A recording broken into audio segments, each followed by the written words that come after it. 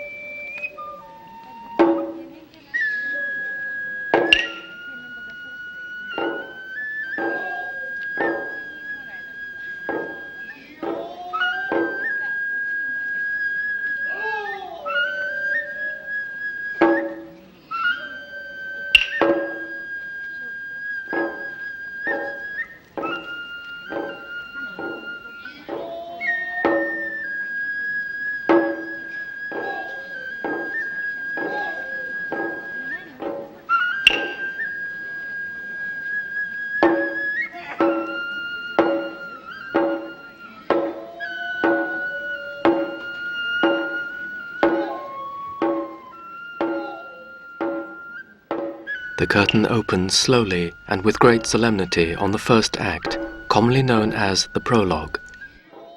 This is the beginning of the play Kanadehon Chushingura, the Treasury of Loyal Retainers, first written as a bunraku puppet play in 1748, but adapted within months for the Kabuki stage.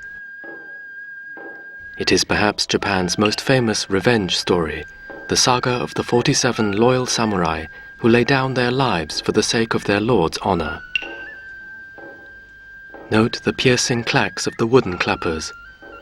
A stage assistant must strike the clappers together exactly 47 times before the curtain is fully open, each stroke representing one of the loyal retainers. The story of Chushingura is based on a true incident that occurred in 1701, though due to government censorship, the playwrights were obliged to disguise the events by setting them in an earlier age and by giving the characters different names. A brief summary of the historical event is as follows. A feudal lord was taunted by the insults of a senior official into attacking him while both were on duty in the shogun's palace. Even though the official escaped with only minor wounds, the drawing of a sword within the confines of the palace was a crime punishable by death, and the lord was sentenced to commit ritual suicide called Seppuku. His lands were confiscated, and his retainers became Ronin, masterless samurai. Nearly 2 years later, 47 of these Ronin staged a surprise attack on the official's mansion, killed him, and carried his severed head to the tomb of their deceased lord. For this act, they too were sentenced to death by Seppuku, but in so doing, they earned the admiration of the nation and eternal fame as paragons of loyalty and honor.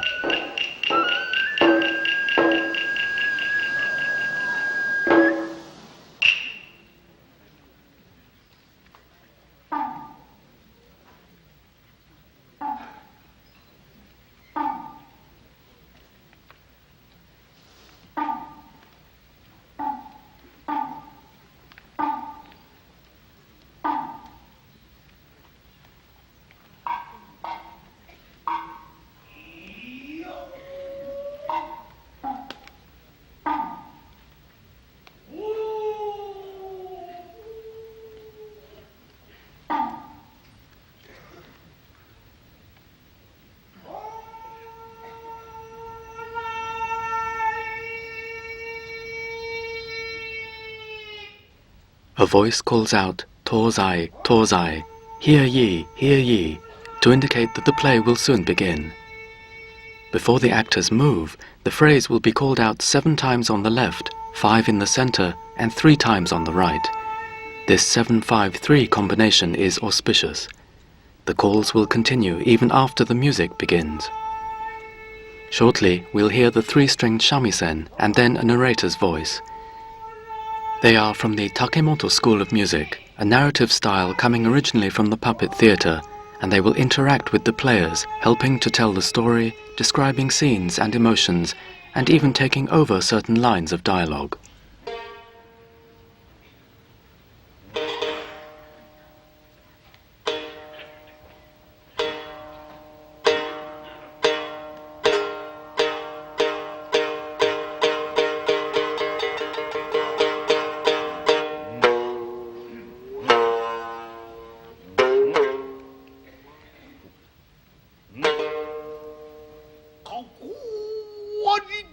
The narrator delivers the opening lines. Though there be a feast before you, without eating you will never know its taste. So, too, in a country at peace, the loyalty and courage of its soldiers will be hidden. But stars, invisible at noon, will shine forth in plenty at night. Such is the tale we will see today. We find ourselves in the precincts of the Tsurugaoka Shrine in Kamakura, dedicated to Hachiman, the god of war.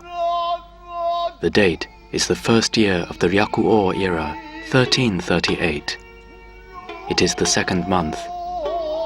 Here at the shrine have gathered several feudal lords to take part in a solemn dedication ceremony.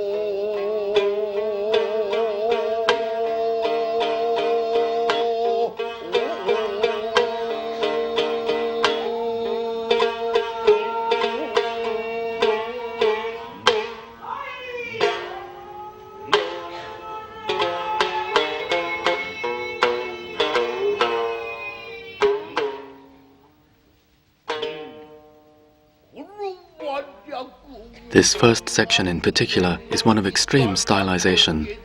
All the main characters here are as yet lifeless puppets, and only when the chanter mentions their names will each character in turn come to life. Firstly, the one of highest rank seated in the center. He is the shogun's younger brother, Ashikaga Tadayoshi, who has come here to oversee the dedication ceremony. The actor is Nakamura Fukusuke VIII. To the right of him is the Lord of Musashi Province and Governor of Kamakura, Kono Morono. His black robes and the abrupt jerks of his head culminating in a pose called Mie all indicate his evil nature. The actor is Onoe Shoroku II.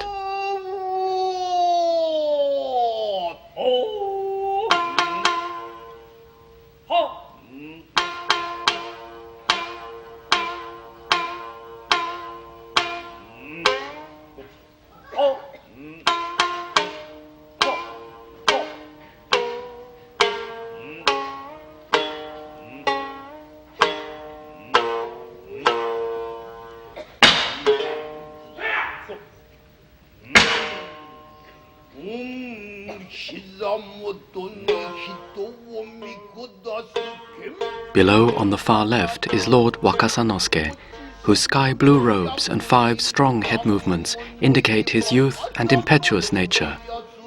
He is played by Ichimura Uzaemon XVII. And seated in yellow robes, which, with the smooth lift of his head, indicates a calm temperament, is Lord Enya Hangan. He is played by Onoe Baiko VII. Both Wakasanosuke and Hangan have been entrusted with Tadayoshi's reception.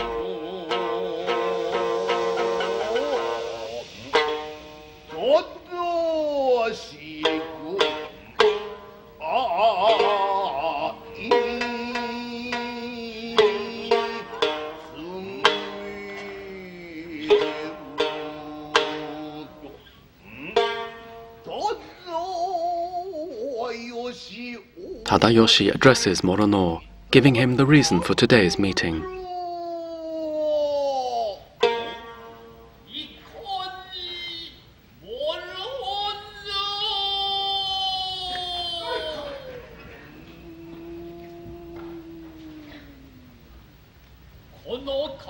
There is a famous helmet given by the Emperor Godaigo to the enemy general Nitta Yoshisada, who has now been defeated in battle by the present shogun.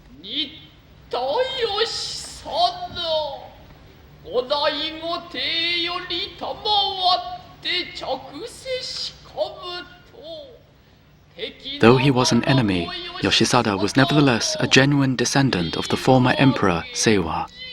Therefore, that helmet must not be allowed to go astray.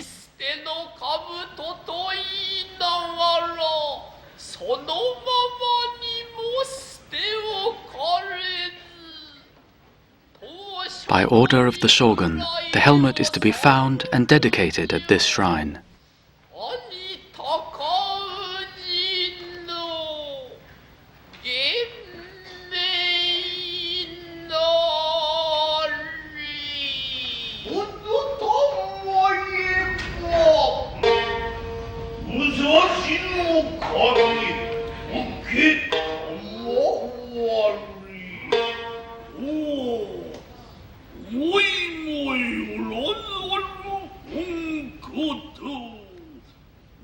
Morono is surprised.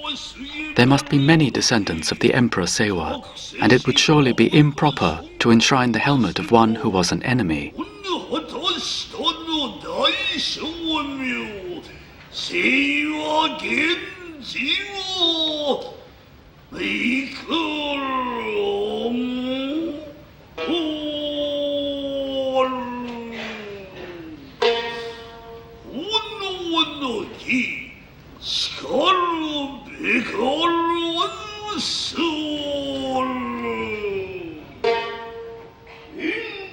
Rashly, we're told, Wakasanosuke speaks out.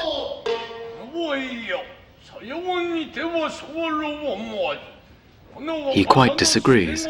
Surely, he says, it is a clever strategy on the shogun's part, for by enshrining the helmet of this enemy, the enemy's followers will be tempted to surrender in appreciation of the generous act. Morono has been too hasty.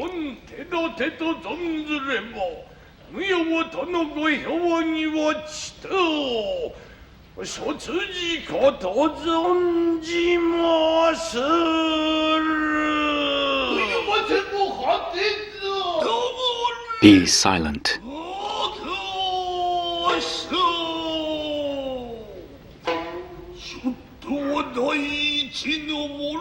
How dare a young upstart like him presume to call Morono hasty, he who is first among all their lord's retainers?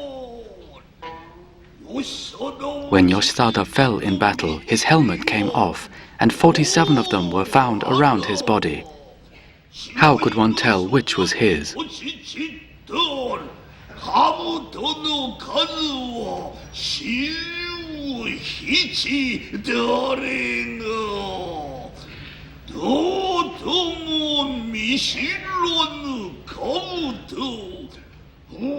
It would be to their eternal shame if they enshrined the wrong helmet.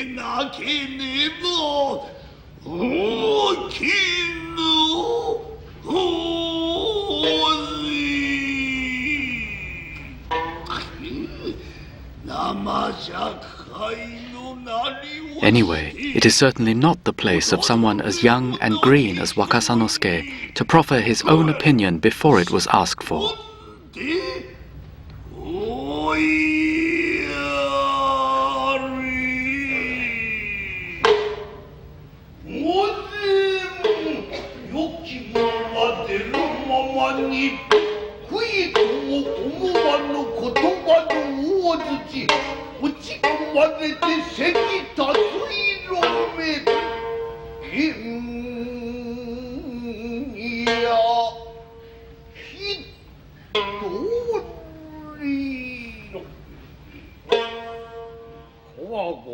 Sensing the rising tension, Enya Hangan tries to smooth things over by deferring to Lord Tadayoshi's judgment. 収まる身よの軍法これもって捨てられずこの上は双方全き忠義公のご権量ひとえに青に立てまつる申しは無礼もご機嫌ありも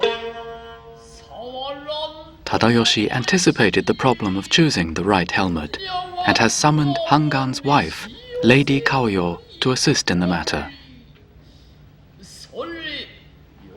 He orders that a samurai go to call her.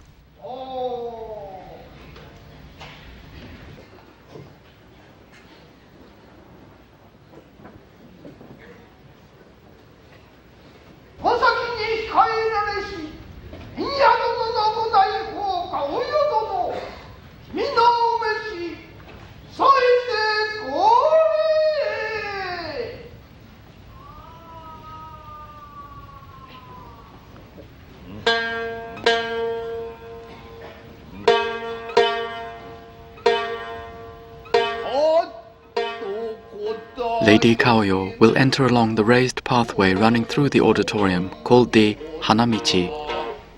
As you may know, all roles in Kabuki are played by men, and those who specialize in female roles are known as onnagata.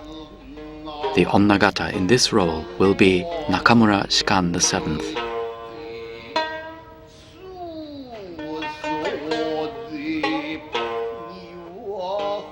The narrator describes her respectful approach to the shrine, walking in pure white footwear, her long robes brushing the white sand as she comes.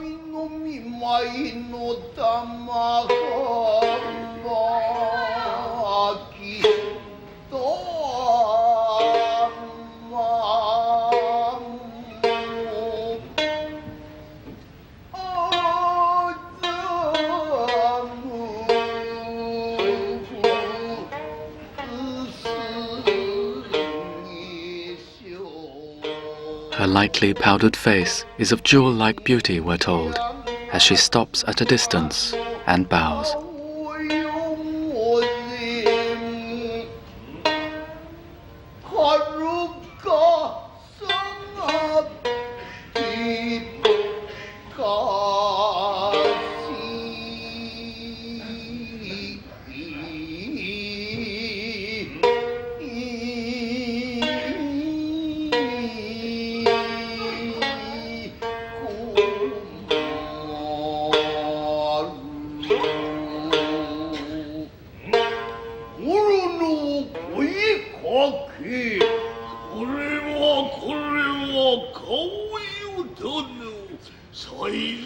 Morono says that they have been waiting for her and instructs her to come a little closer.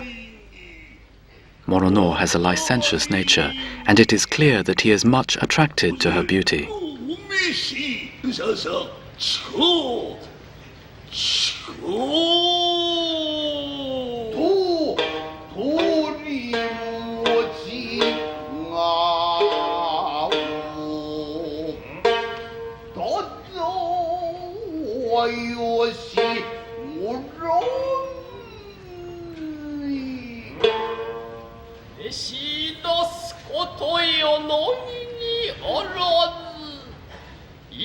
Tadayoshi explains his reason for summoning her. The helmet was once worn by the Emperor Go-Daigo himself at the time of the Genko civil wars, and was later given by him to Yoshisada. It is certain that Yoshisada was wearing it at the time of his death. However, they knew of no one who could identify the helmet.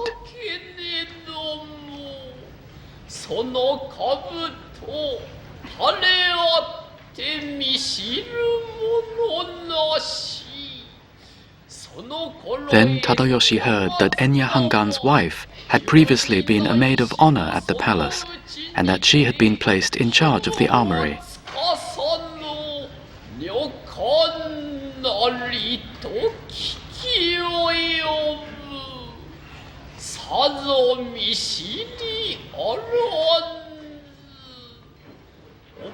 Surely she would have come into contact with the helmet and can perhaps identify it for them now.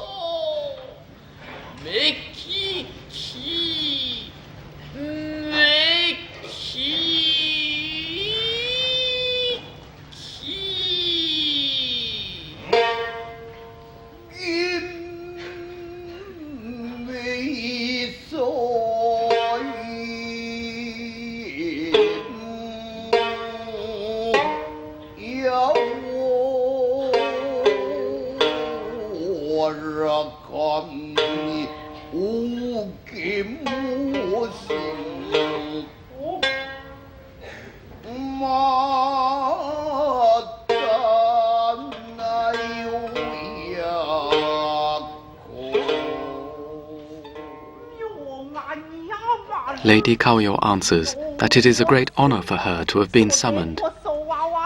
She often handled the helmet, and when it was given to Yoshisada, it was she who presented it to him, along with a famous incense called Ranjatai.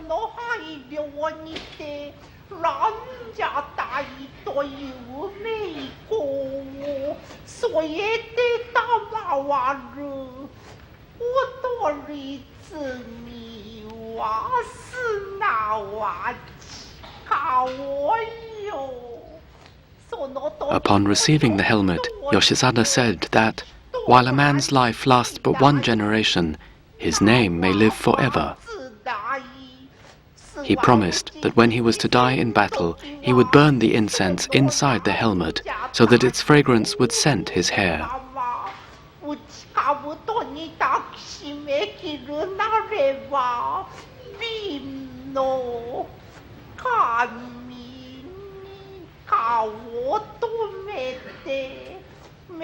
He did this so that, should an enemy take his head, people would easily recognize it as Yoshisada's.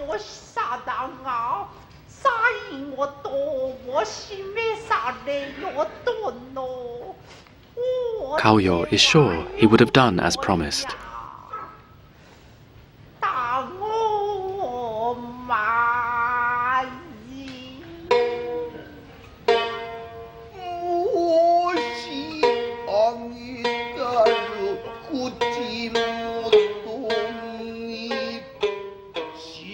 The narrator describes Morono hanging lustfully on Kaoyo's every word and listening with dilated nostrils.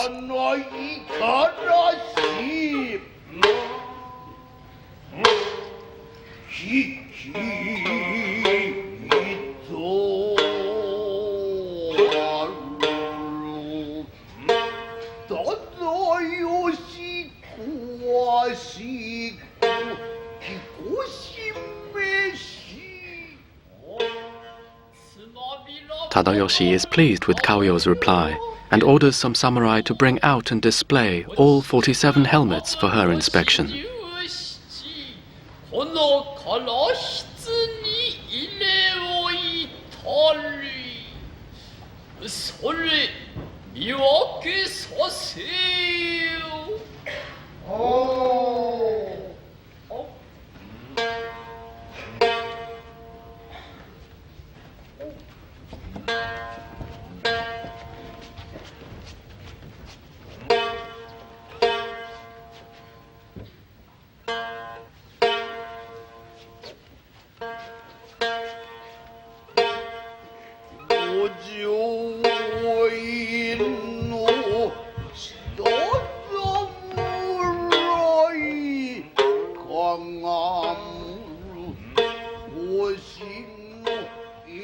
Kaoyo herself approaches.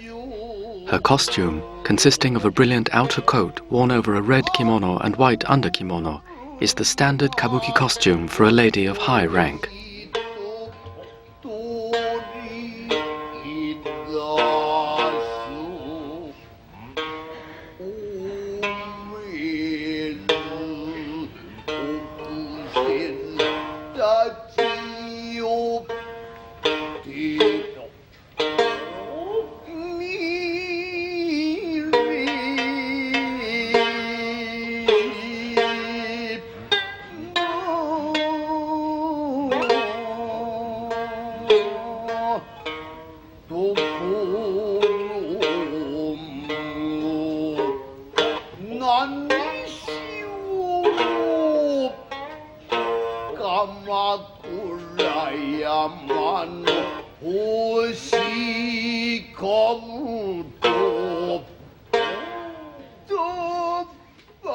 The samurai take out and show her various helmets of differing shapes and sizes, but none are the one for which they are searching.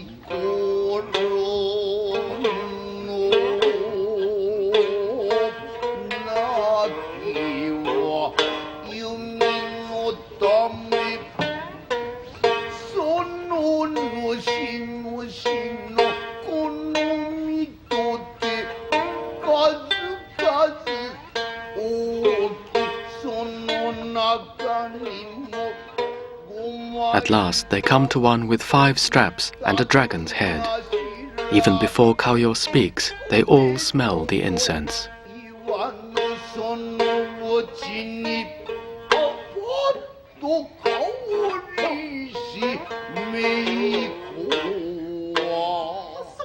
She has no doubt. That is Yoshizada's helmet.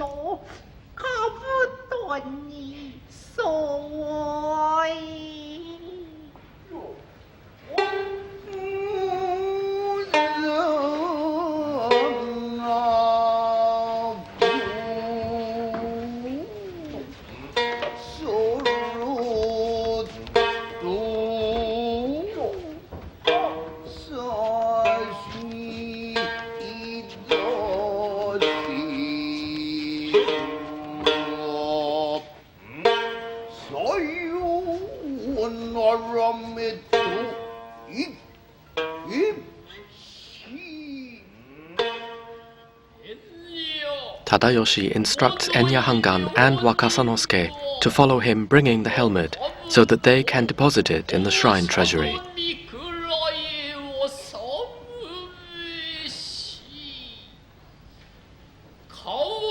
He thanks Kaoyo for her services.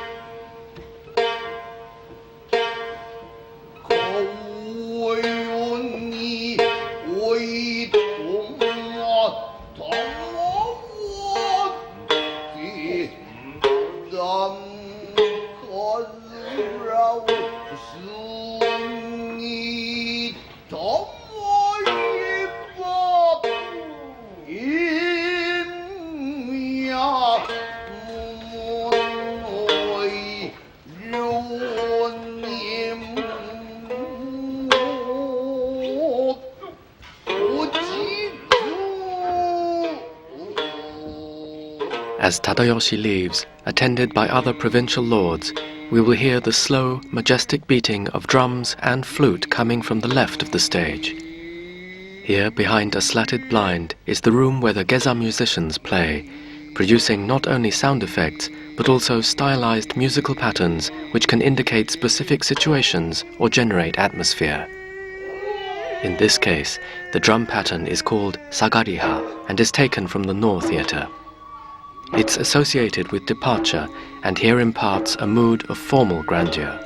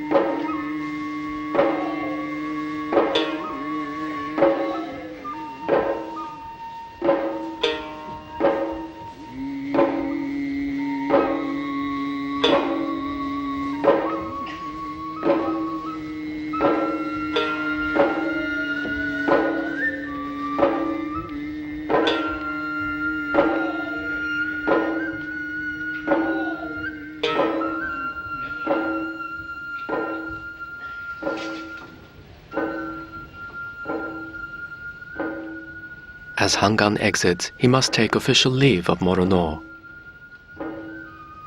The costume he and the other lords wear is known as daimon, after the family crests emblazoned on their wide sleeves. It is said that the long trailing trousers were deliberately developed to hinder the movements of rival feudal lords at court, thus discouraging sword fights.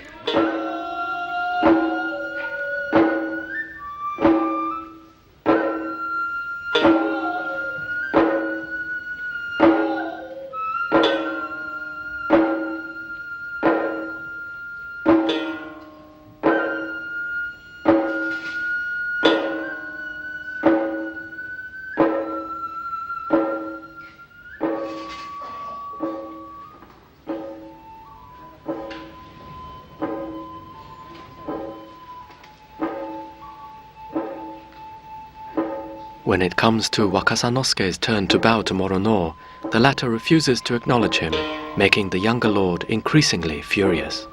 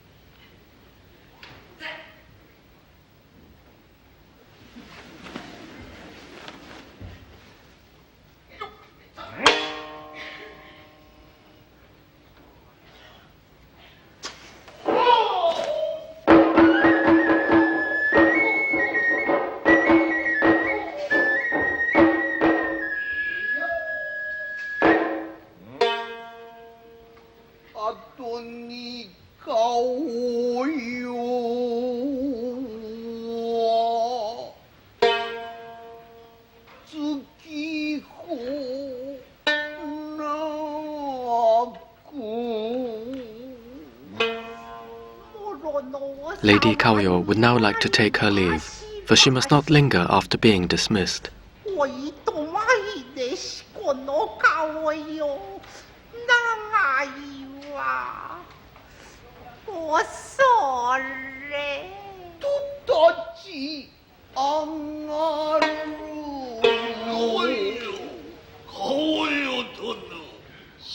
Morono asks her to wait. He thanks her for her efforts earlier on.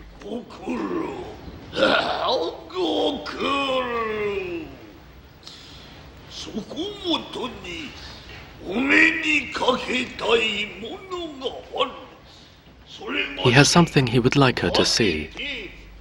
He is, in fact, a great lover of poetry, and has as his teacher the poet Yoshida no Kenko. They write to each other daily. His teacher has a written request that he has asked Morono to deliver to her, and she should not hesitate to give her reply verbally here and now. This request is in fact a love letter from Morono himself.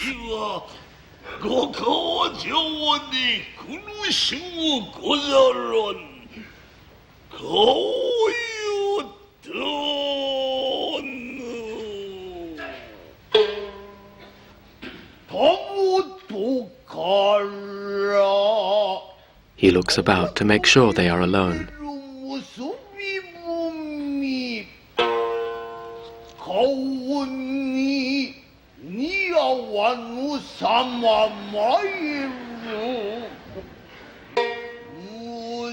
When Kaoyo looks down at the folded note, she is astonished to see that on the cover there are the words, "From your Musashi suitor." She is filled with embarrassment and wonders whether she should flatly turn him down or take the note to show her husband. Either way, Hangan would lose face. Therefore, without a word, she purposely drops the note.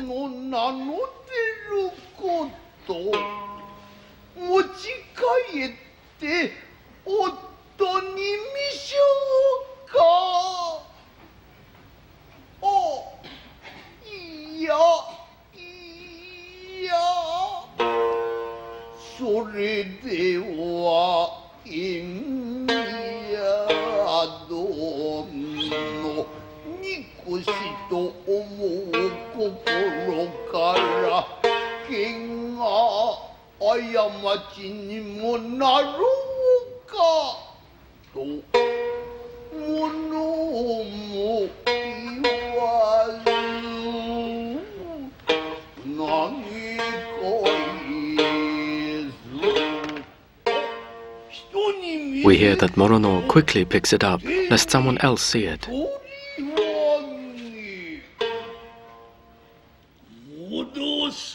He continues with a line of classical poetry. When I think she has touched it with her hand, even though rejected, I cannot throw my letter away.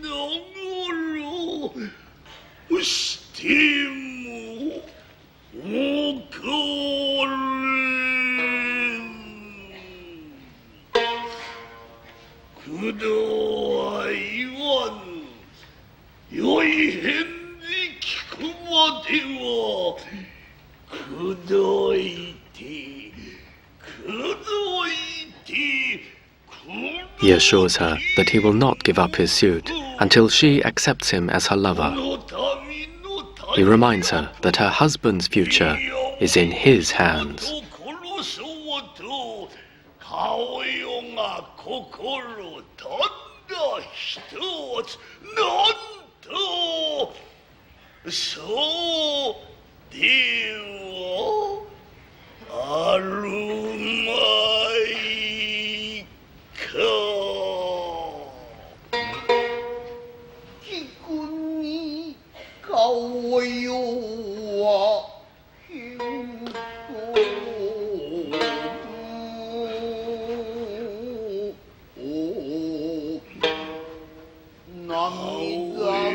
Kaoyo's only reply we hear is tears.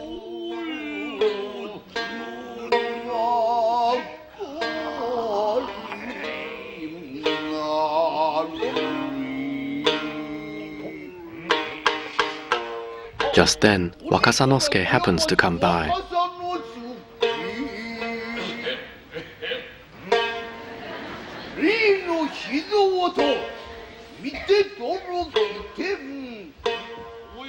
He is surprised to see Kaoyo still here, and reminds her that her presence so long after being dismissed may not please Lord Tadayoshi. He advises her to leave at once, which she is only too happy to do.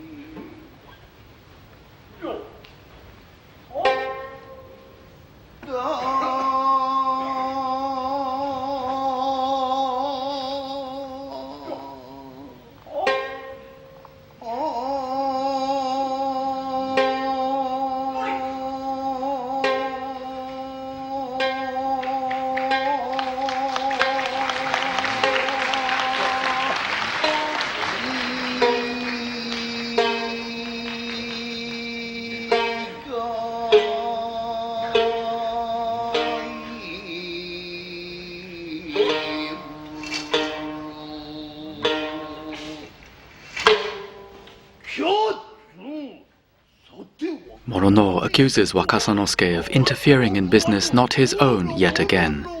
He can tell Kaoyo to leave when he pleases.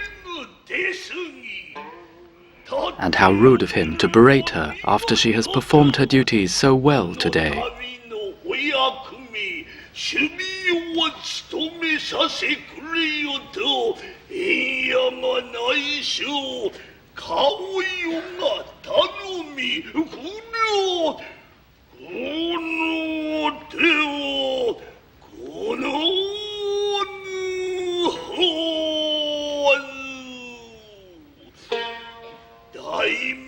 Wakasanosuke may think he is a lord, but he's a mere fledgling, a young upstart who still shows his ignorance.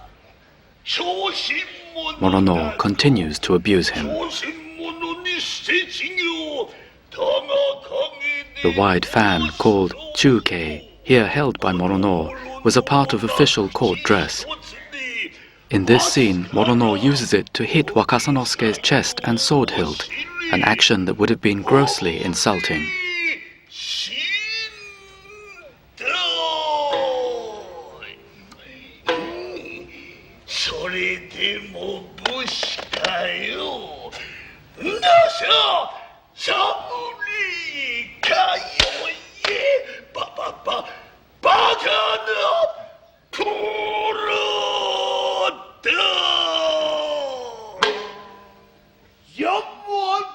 Almost mad with rage, Wakasanosuke clutches the hilt of his sword. He is on the verge of attacking Morono, but remembers that to draw one's sword in the presence of Tadayoshi and within the shrine precincts is an offense punishable by death.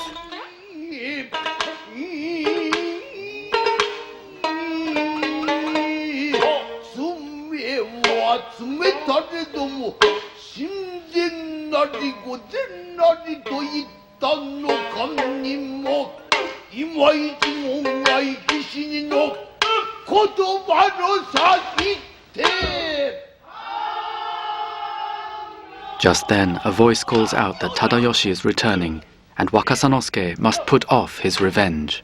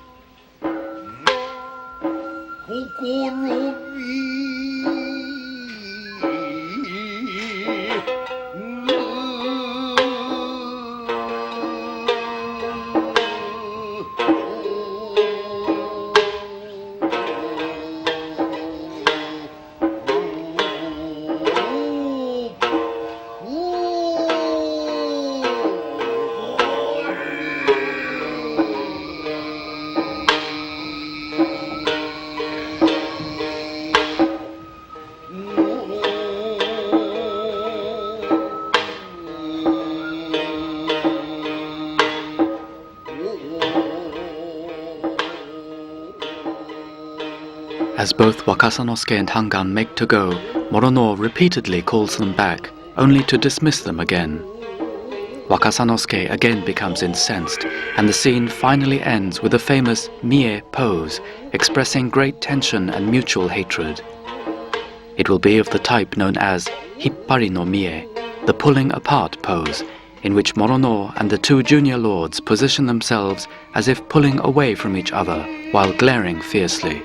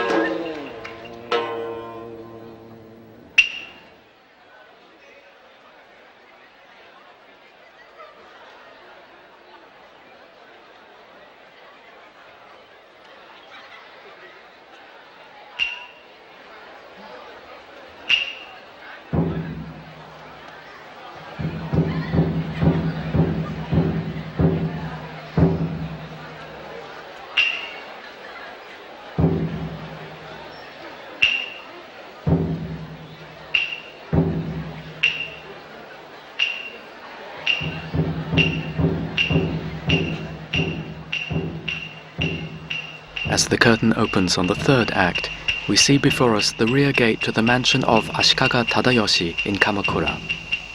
Inside the palanquin is Morono, conversing with his retainer, an equally obnoxious character by the name of Sagisaka Bannai. Bannai is in fact one of Kabuki's greatest comic roles, called Dokeyaku, and is here played by Ichikawa Nedanji. Bannai is speaking to Morono, who himself will not actually appear in this scene. He is ridiculing both Hangan and Wakasanosuke for their lack of etiquette at the shrine the other day. Their behavior, he says, was like dogs on a roof.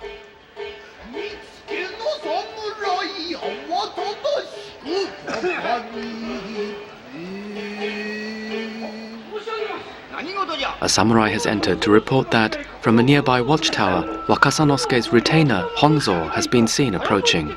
The men would like to know how to treat him. Bannai flies into a rage. What impudence for Honzo to expect an audience with the governor of Kamakura. He orders him sent away. Just then, however, a sound is heard from inside the palanquin.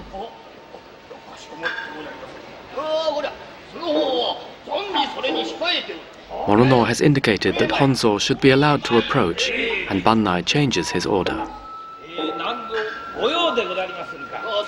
Bannai warns his men, explaining that the day before yesterday at the Tsurugaoka shrine, their lord Morono had cause to insult Wakasanosuke, and that his man is probably coming here to seek revenge. When Honzo gets here, the men should not wait to be told, but should attack him. They must not let him escape. The men repeat the order.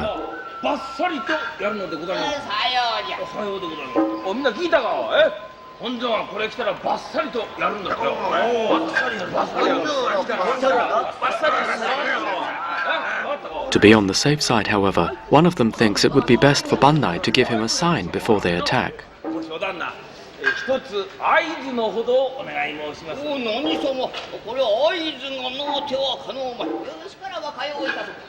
In that case, Bannai says he will cough, as though clearing his throat when it's time. 咳払いをいたすによって、それを合図にバッサリとひもて取るのじゃ。よい。さようなれば、お旦那がえへんとおっしゃったらバッサリとやるのです。さようじゃ。さようでございます。みんな聞いたか？お旦那がえへんとおっしゃったらバッサリだとよ。The men now ask for a small rehearsal in order to get it right. 相少年、稽古したそうで。相手は侍だ。もしお旦那、お稽古のほどお願い申します。よしからば稽古をいたしてつか。Very well, Bannai says. When Honzo comes before them, he'll start by greeting him, and then cough. これはどなたかと存じましたら、桃の井若狭之助様がご家老、加古川本蔵殿でござったが、ようこそようこそお越しなされた。俺だ。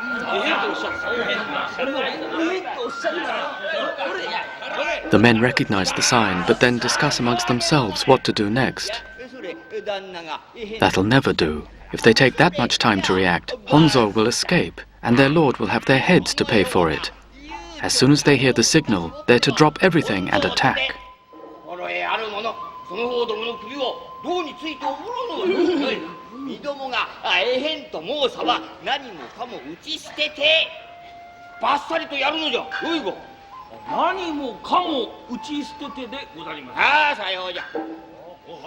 They ask for another rehearsal.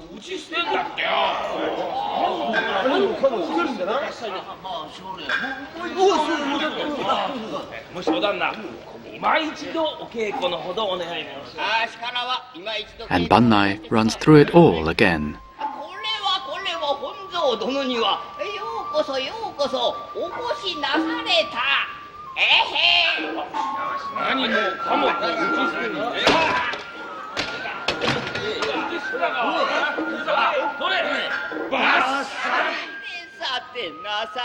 Bannai can't believe it. He said drop everything, but that was only a figure of speech. They weren't supposed to throw down their swords.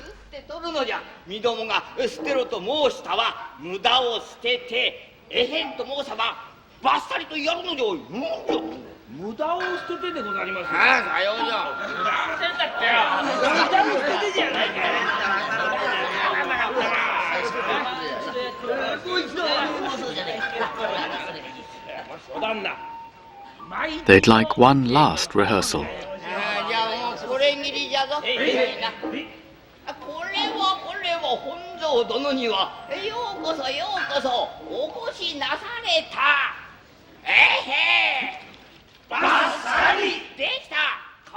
At last they've got it. Bannai orders Honzo to be shown in.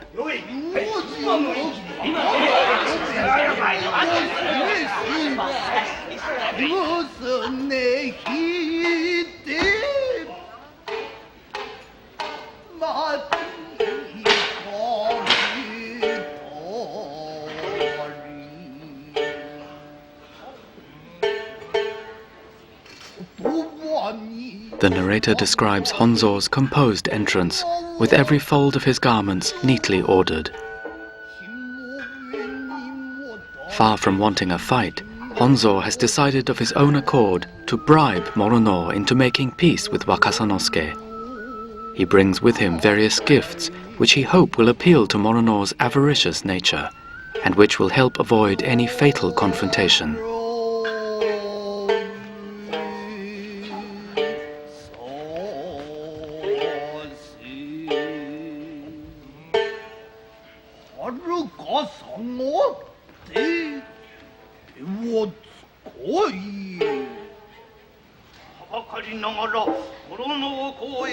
Honzo would like, very respectfully, to address Lord Morono.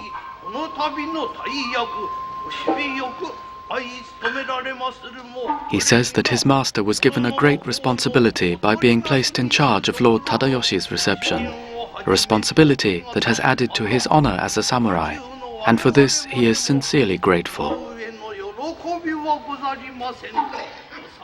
Lord Wakasanosuke is still young, and it's entirely due to the guidance of Lord Morono that his duties were discharged successfully. Lord Wakasanosuke, his wife, and his entire household would like to thank Lord Morono. For this reason, Honzo has brought some small tokens of their appreciation, which he begs Lord Morono to accept. He requests that Bannai take and read out the list of gifts.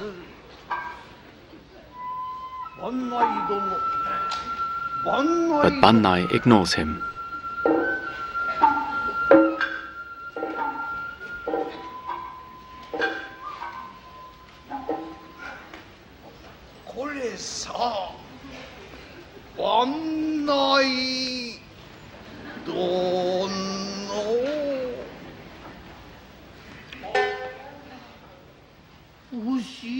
Bannai is at first baffled. Only after feeling the large packet of coins dropped into his sleeve by Honzo does his attitude change completely.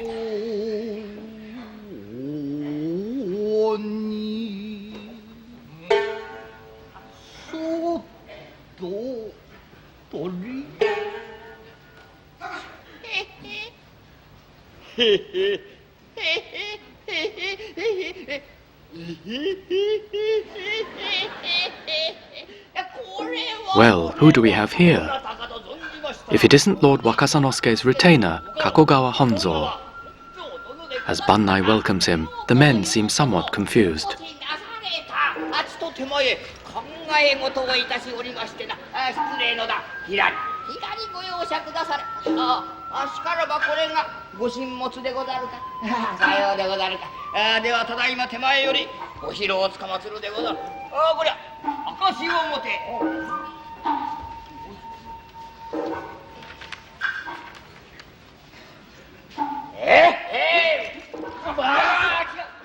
Stopping the men in the nick of time, Bannai apologizes for their rude behavior.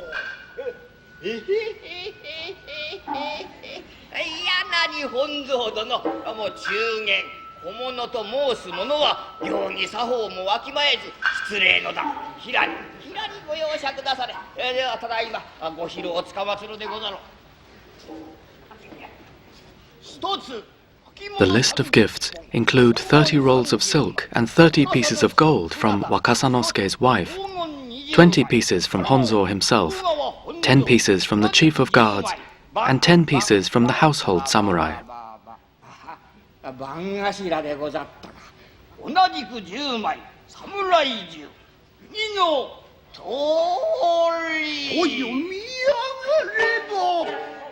As Bannai presents the list for Morono's inspection, we hear how both Lord and Retainer exchange approving glances.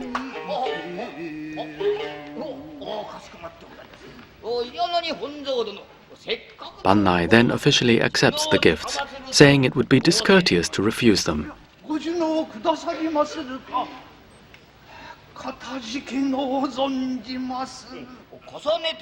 He thanks Honzo and offers to show him into the mansion to watch the ceremonies.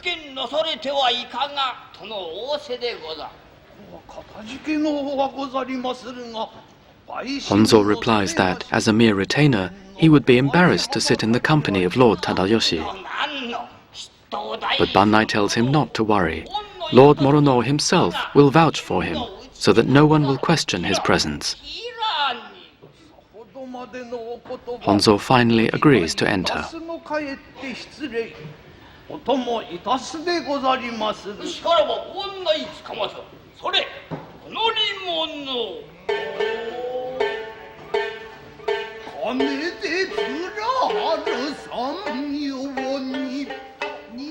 Honzo follows them, satisfied that his bribe has been successful. In the lines of the narrator, Honzo, sure that money would win the day, has bought the life of his master. The faithful retainer has calculated well.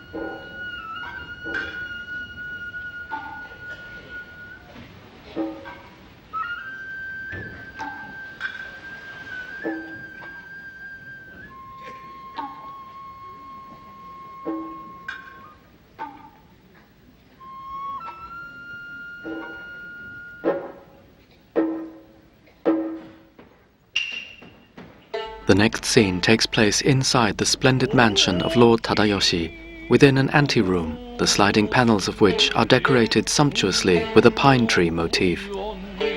It is at this mansion today that many provincial lords and their retainers have gathered to take part in the official festivities. The main entertainment is to be a Noh play given in another room, and the narrator here tells us that a large drum has just sounded in the dressing room as a signal for the actors to proceed to the stage. The festivities are to celebrate peace and prosperity throughout the land, and Lord Tadayoshi himself, we hear, is in high spirits.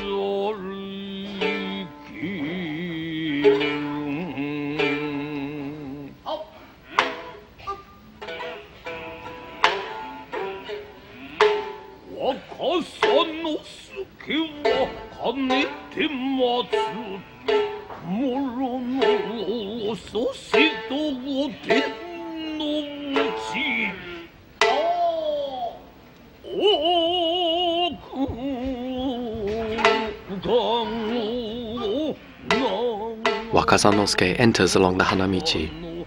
Unaware of Honzo's previous actions, he has been waiting here impatiently for some time and looks with steadfast gaze into the pine room to see whether Morono has yet arrived. As he loosens his sword from its sheath, he is on the alert. He holds his breath. As he waits, there is only one thing on his mind, we're told, and that is to cut Morono in two.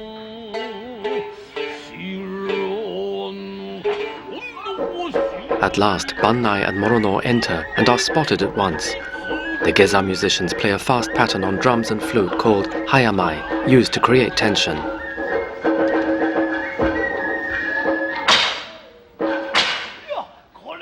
Having thrown down his sword in front of him, Morono's attitude seems strangely different.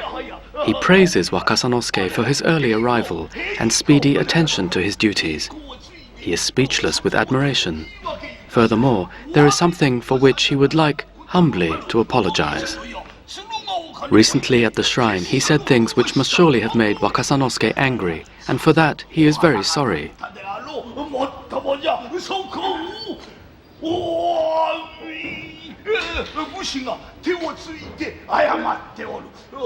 If Wakasanosuke hadn't been such a calm and experienced man, if it had been someone else who easily lost his head, then he, Morono, would certainly have been sliced in half.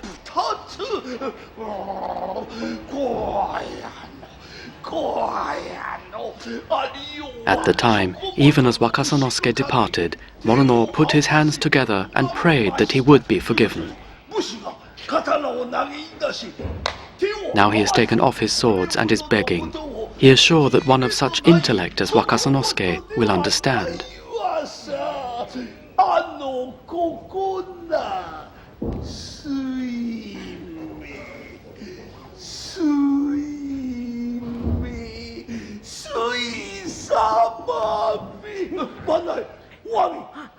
He humbly apologizes.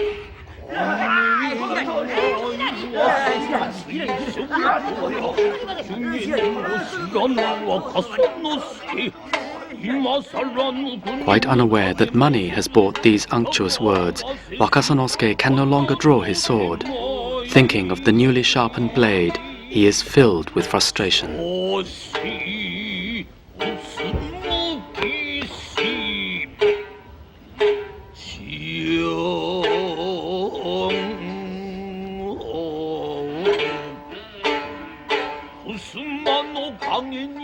From behind the standing screen, Honzo looks on with thanks and great relief.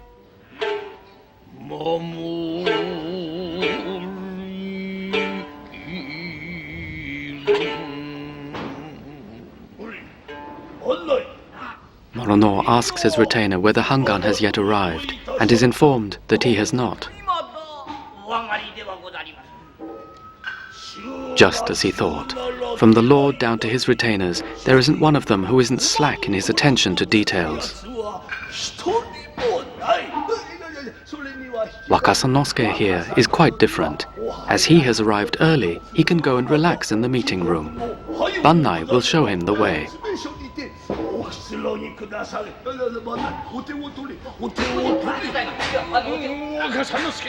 But Wakasanosuke says he is feeling out of sorts. Then Bannai will massage his back. It is not that bad. In that case, Bannai, don't dither about.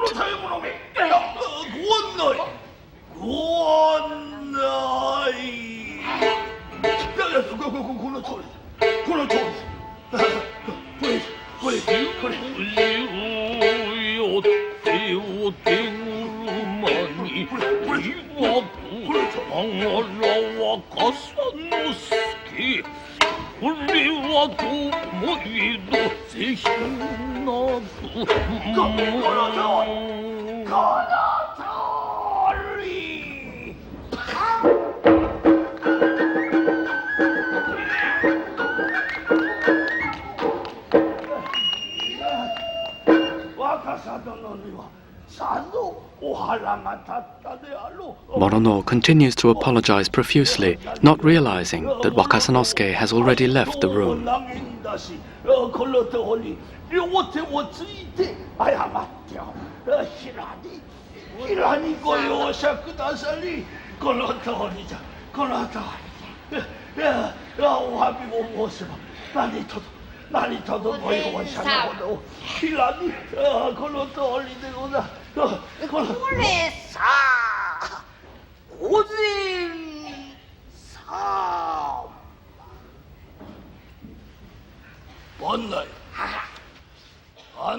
The little brat. So he wanted to cut him down, did he? Morono could never be frightened of such a fool.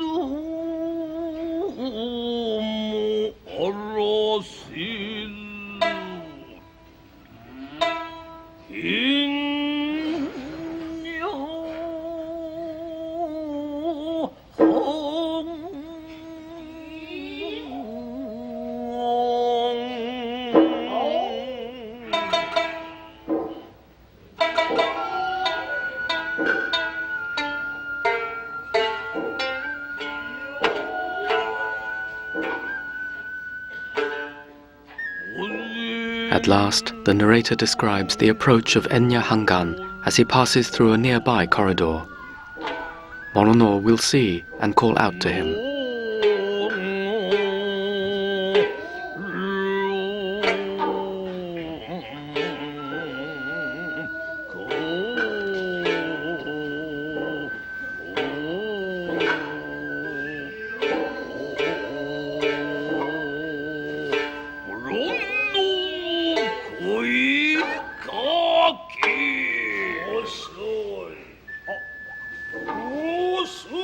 Hangan is late. Was he not told to come to the mansion at precisely 4 o'clock?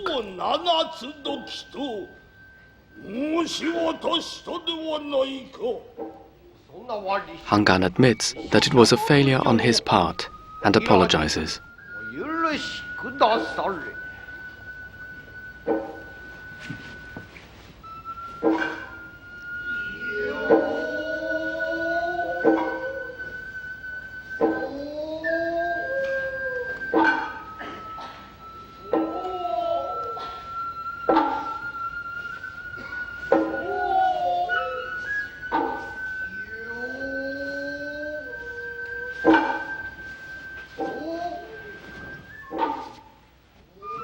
Just then, a young acolyte enters, bringing a letterbox.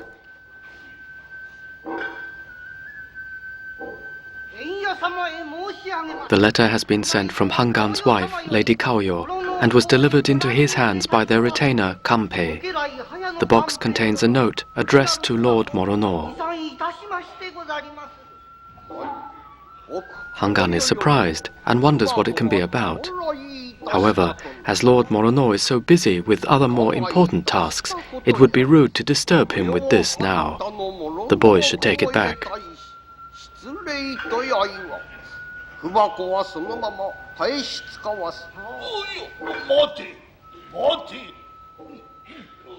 But Morono is more than willing to see the note. He says that, when they all gathered at the shrine, Lady Kaoyo requested that he look at some poems of hers for correction. Surely it is one of those poems.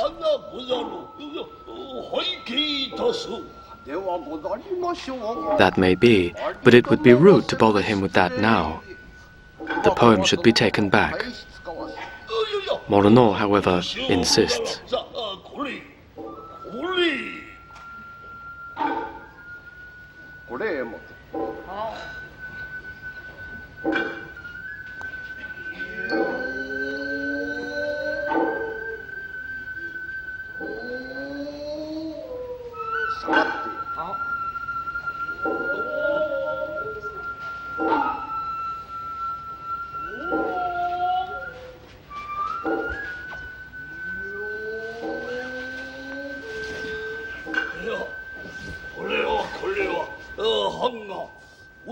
He thanks Hangan for his trouble.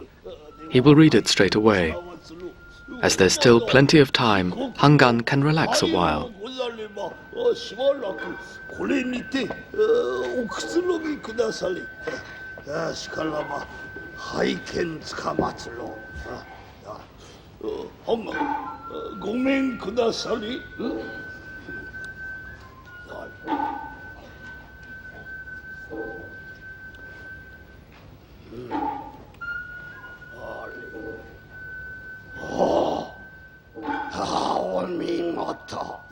He is impressed with the lovely writing and begins to read the poem. These night clothes of mine are heavy enough without adding to their weight. Do not pile onto my robes a robe that is not my own.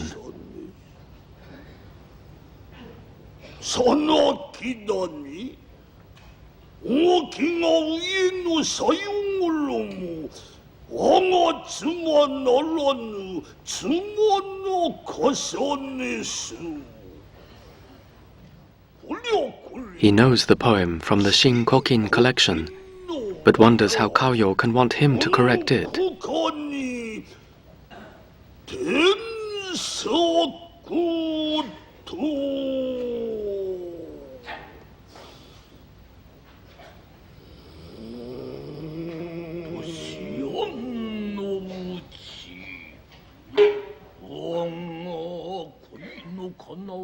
At last, he realizes that she means to reject his advances and that she has probably told her husband as well.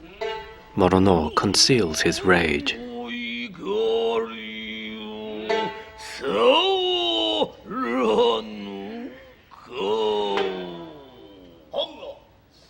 He asks if Hangan has already seen the poem.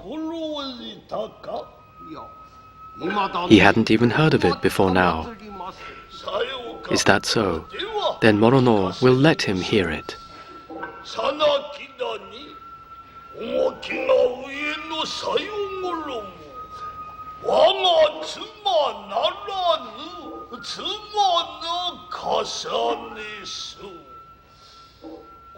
This is the poem that she sent. Hangan's wife is certainly a paragon of womanly virtue, is she not? Both the handwriting and her own appearance are beautiful beyond compare. Hangan is a lucky man. He must be proud of her. Morono's praise turns to bitter sarcasm.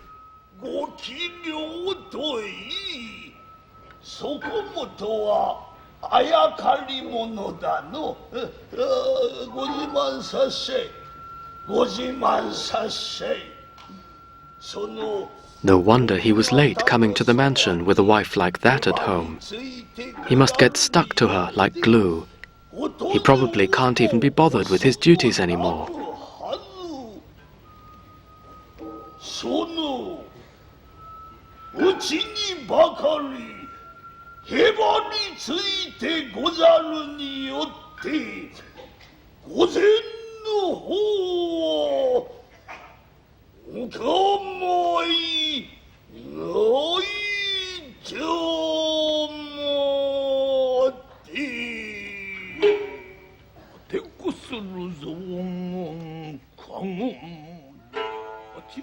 The narrator tells of Hangan's confusion at Morono's sudden rudeness, not realizing that his anger has been caused by other events.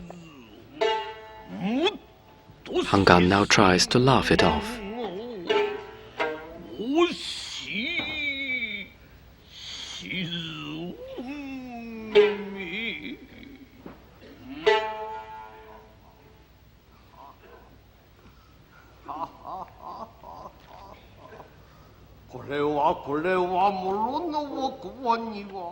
Surely Morono has been speaking in jest.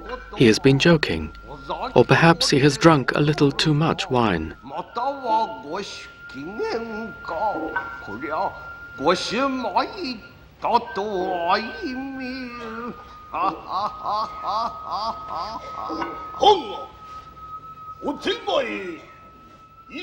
But Morono is offended at the suggestion that he has been drinking while on duty and demands to know when he was given wine. Anyway, whether he drinks or not, when it comes to fulfilling his obligations, he always performs without fail.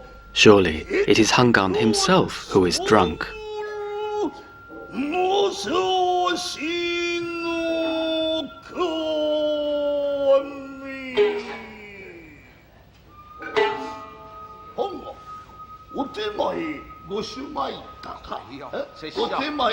Hangan begins to say he is not drunk, but Morono insists that his breath reeks of alcohol.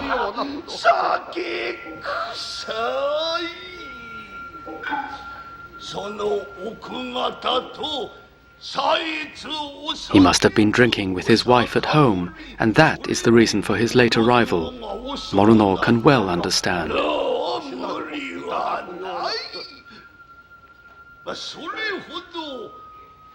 If his wife is really that important to him, then from tomorrow he needn't bother attending their lord at all.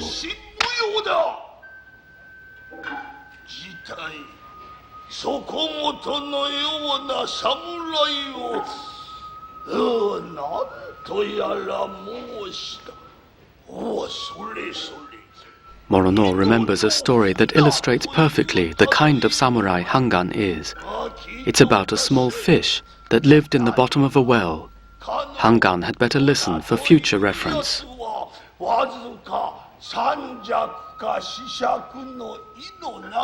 The fish was a kind of carp and lived in this well, which was only 3 by 4 feet in size, thinking to itself that it was the best place under heaven.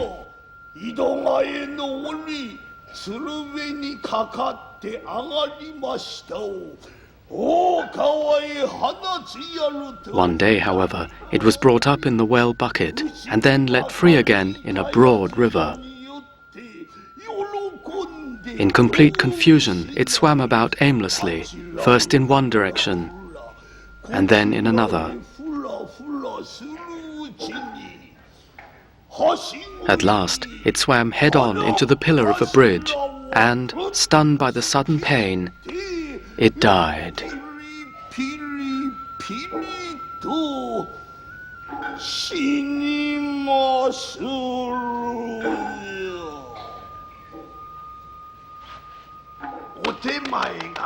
Hangan himself is just like that little carp, coming from his tiny little mansion into this magnificent big one.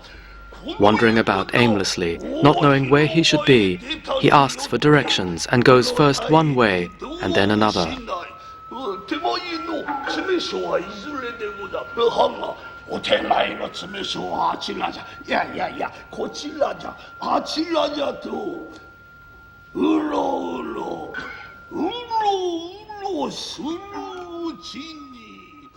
Before long, he'll run straight into a pillar in the corridor, and like the carp, he'll die in shock. Sorry. Piri, piri. Piri, piri. Piri, piri, piri. To. Shinimasu.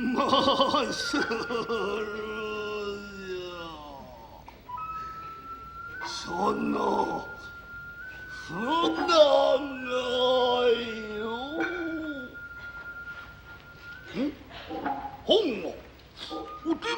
To look at him, Hangan really does resemble the carp, and the way he swaggers about is exactly like a fish.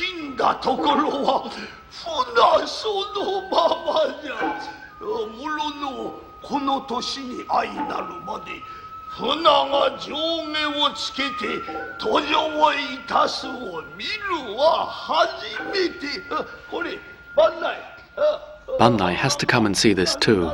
It's the first time in all his years that Morono has seen a fish dressed up in formal robes.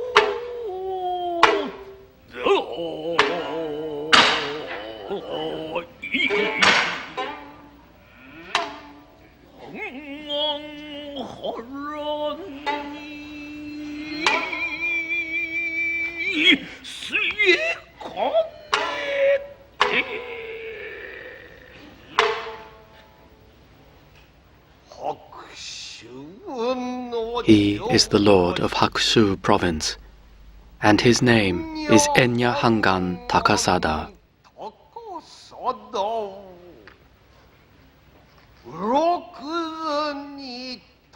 Does Morono really mean to compare him to a fish?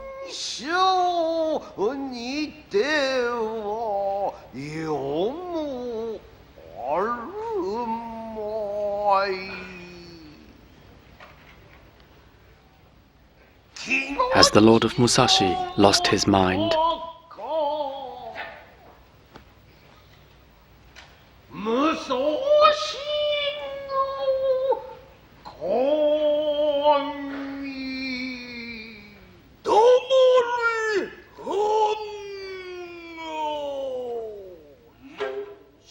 Be silent. How dare he accuse Morono, first among all of them in rank, of having lost his mind?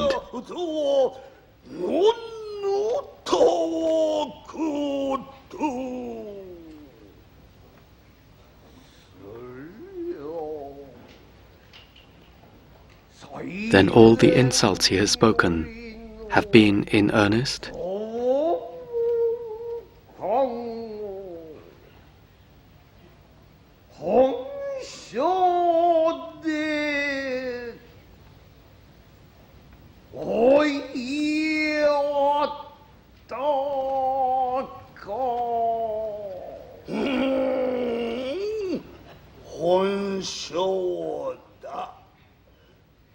They were all in earnest, and what will he do about it?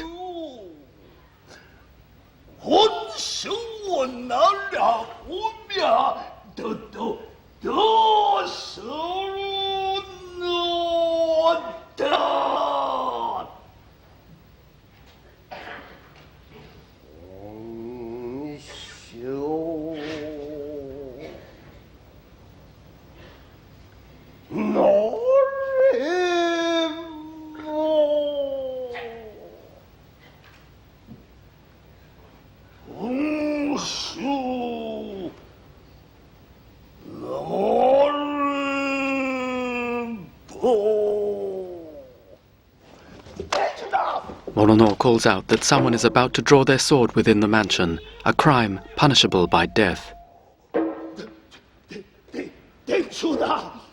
Even to loosen his sword from its sheath by as much as 3 inches will mean dissolution of Hangan's household and confiscation of all his lands. This, of course, is precisely what Morono wants, and he continues to taunt Hangan, daring him to strike. He asks him repeatedly if he understands the consequences of drawing his sword.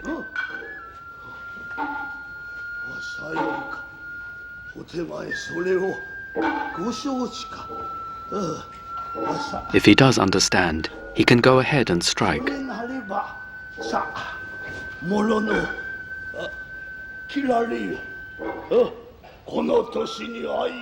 Having lived to such an advanced age already, it was his only remaining wish to be killed by a carp.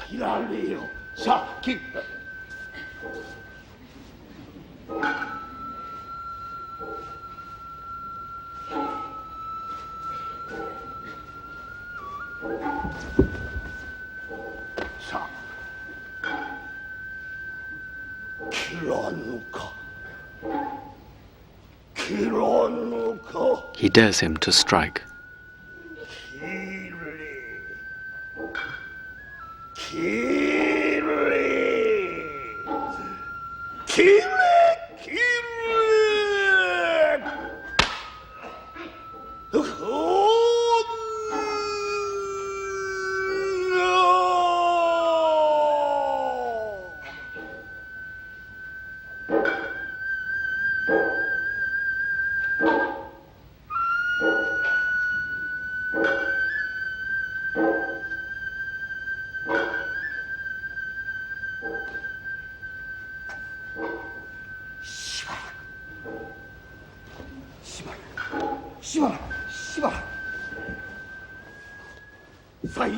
Suppressing his emotions, Hangan formally apologizes for his failure to arrive on time.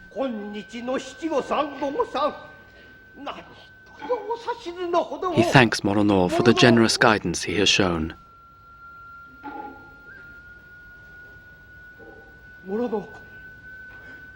But Morono will not acknowledge his words. What's that hand doing? That hand?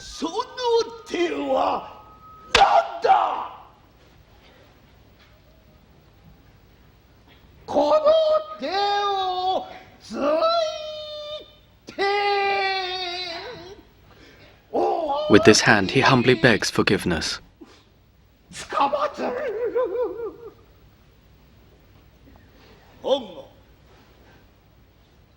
So the Lord, Hangan, is apologizing.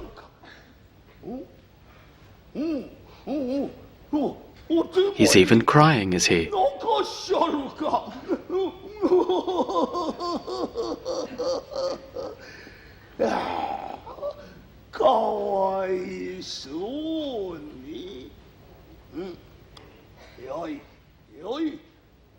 What a shame. Well, in that case, the responsibility for managing the day's festivities will be given to...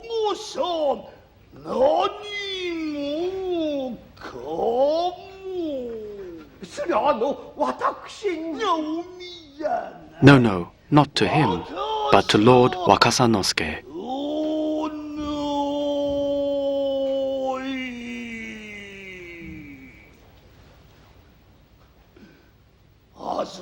The duties would be too much for a barbarian like him.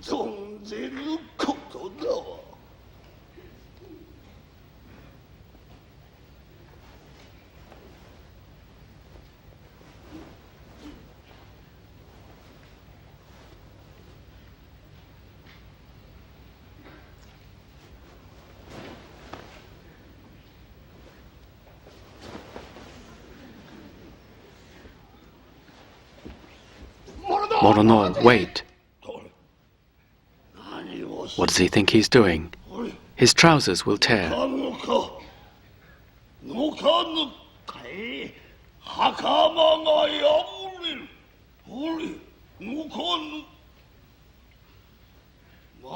What further business does he have?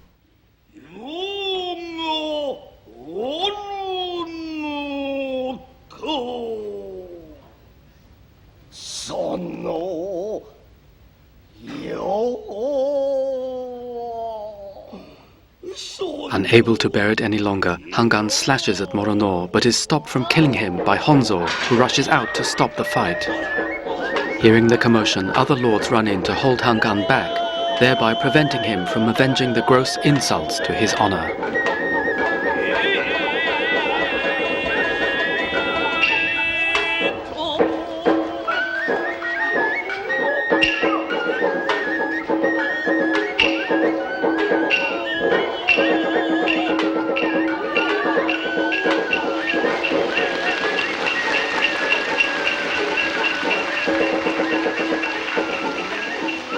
The translation and commentary for the prologue and Act 3 of Kanadehon Chushingura was written and narrated by Paul Griffith.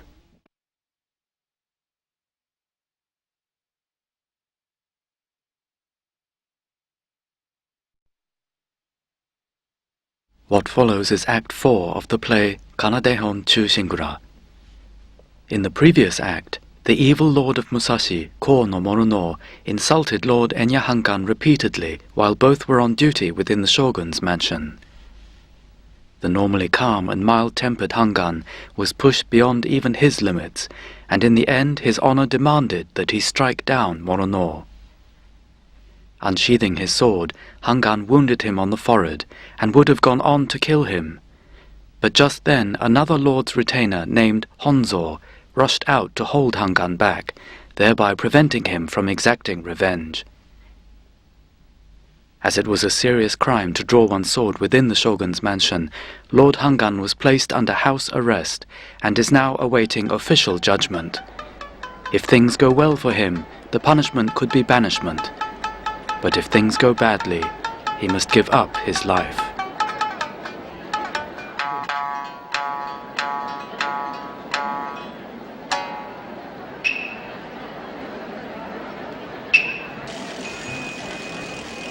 The tinkling sound in the background is a striking clock.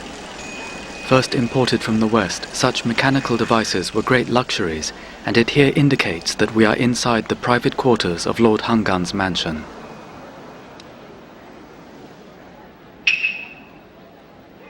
All the sliding doors of the room are decorated with Hangan's crest of crossed feathers.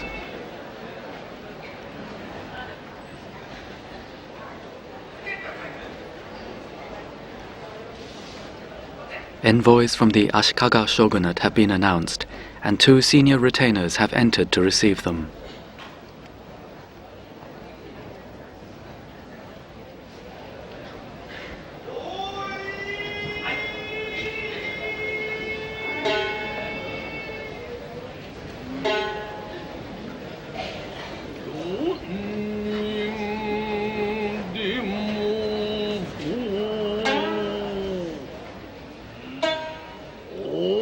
The envoys come to deliver the official judgment from the authorities.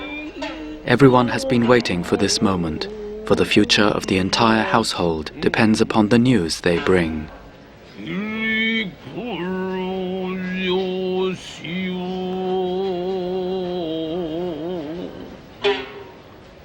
First to enter is the honest and fair-minded Ishido Umanojo.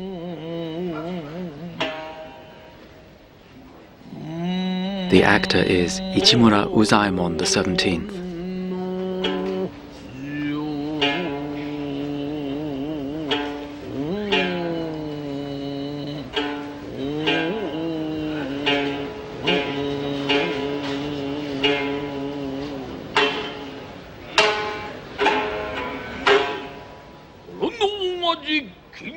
The second envoy, the narrator tells us, is a close friend of Morono's, and his name is Yakushiji Jirozaemon.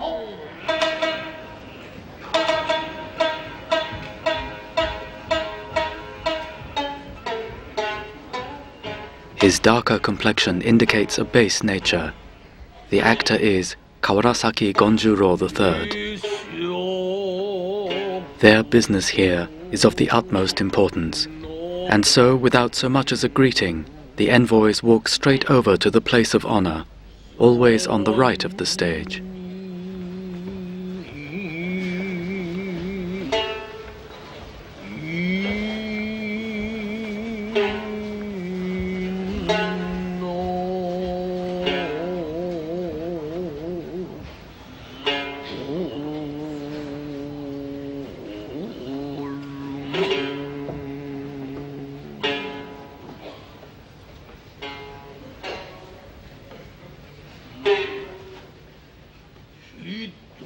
From an inner room, Lord Hangan has heard of the envoy's arrival and prepares himself to meet them.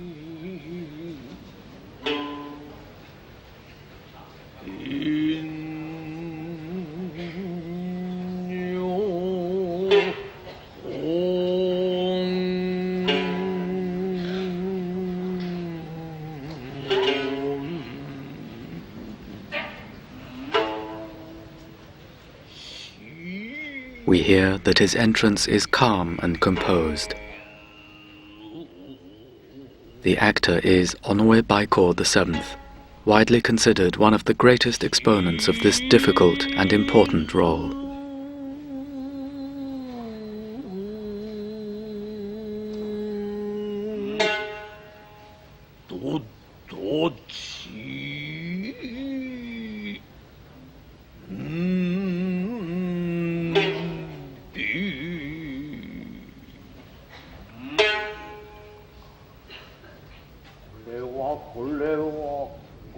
It is an honor to receive Lords Ishido and Yakushiji.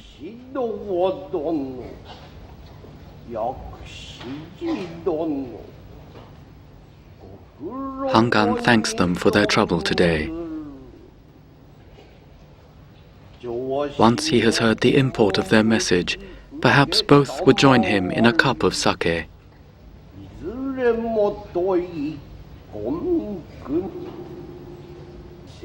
To share a cup would lift his spirits.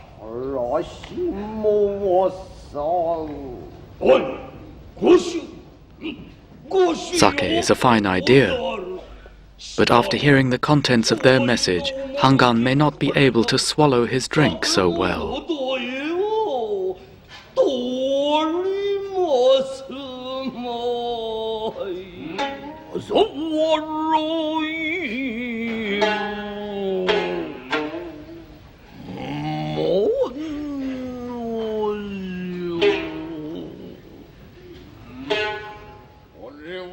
Ishido is ready to read out the judgment.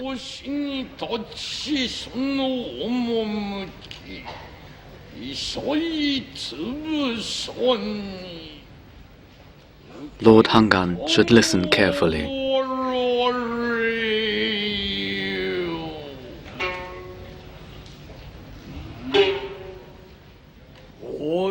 The folded slip of paper is first shown to Hangan. On the outside it bears the character Ge, indicating that it comes down from the official government authorities.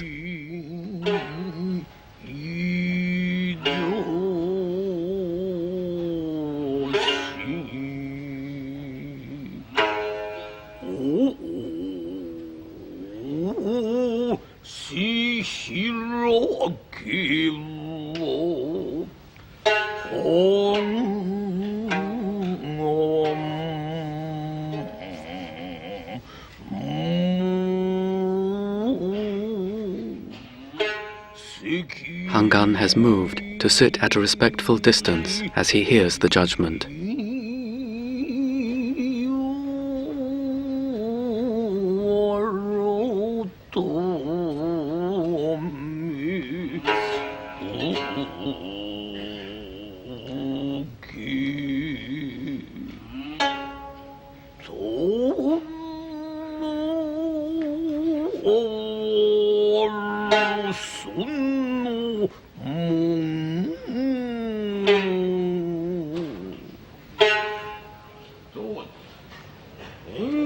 Concerning Enya Hangan Takasada, who, bearing a deep-seated resentment towards the chief councillor Ko no Morono, did draw his blade and wound him, thereby causing great upheaval within the shogun's mansion.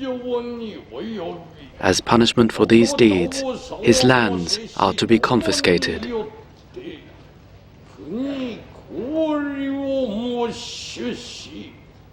And he himself is to commit seppuku, suicide by disembowelment.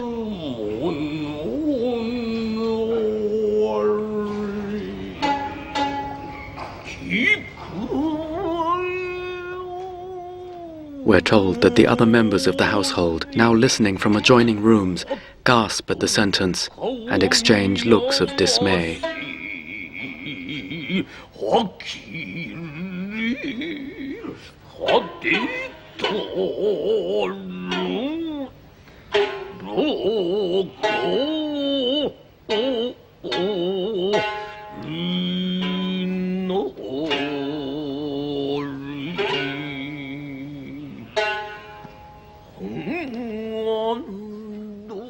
Lord Hangan himself, we're told, remains calm.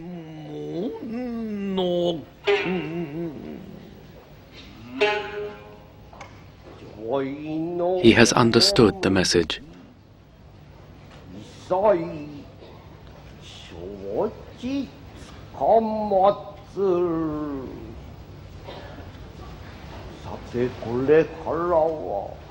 Hangan suggests they now relax with a cup of sake. He calls for the drink to be brought in. He is to wait. Does he still go on about drinking sake? Why, by rights, his sentence should have been one of hanging by the neck.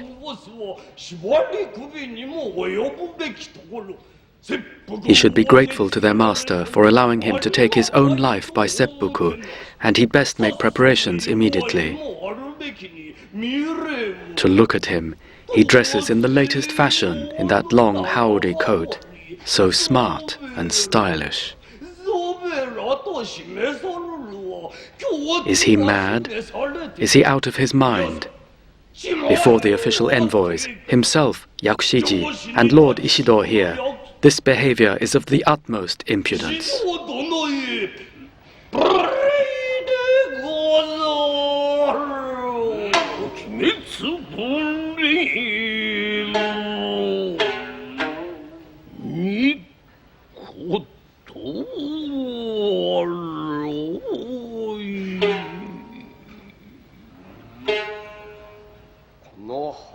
Hangan is neither mad nor out of his mind.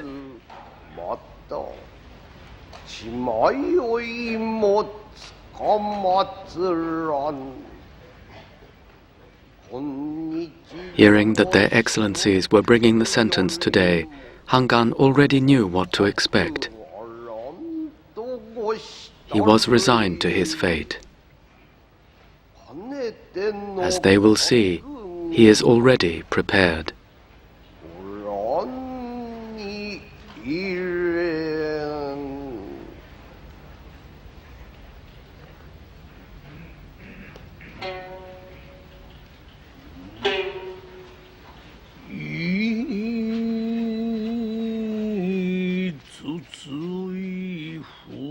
The retainer Goemon comes to help his master take off the outer layer of kimono.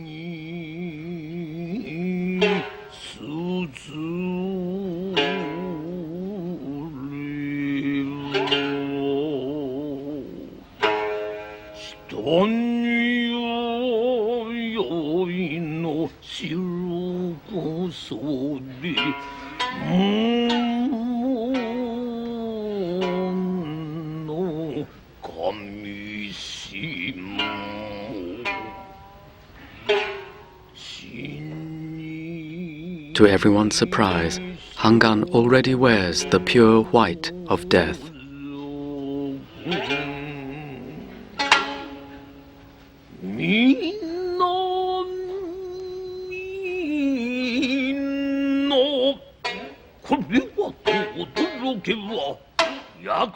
The narrator tells us that Yakushiji can find nothing to say. Dumbfounded, he can only pout.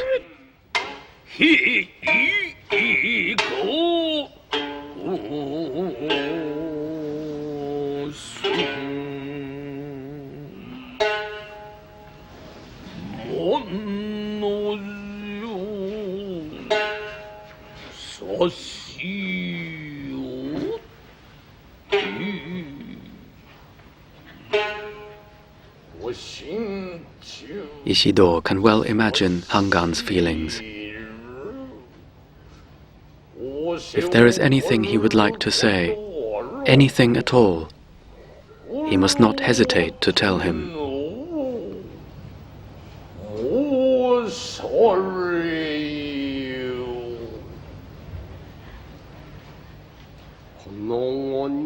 He has no final words to speak.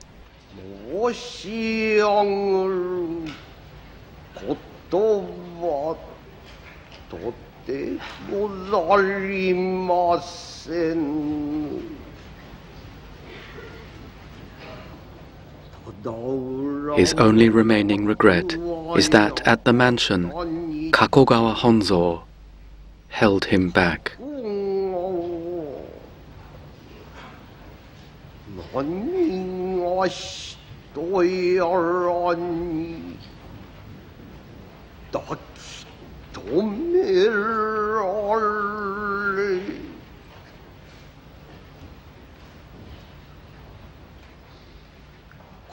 He begs Ishido, imagine.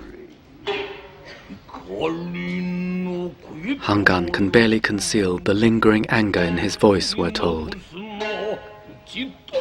In the next room, there is knocking at the sliding doors. Hangan's retainers ask Goemon to intercede. Before he takes his life, they beg to look upon their lord's countenance once more.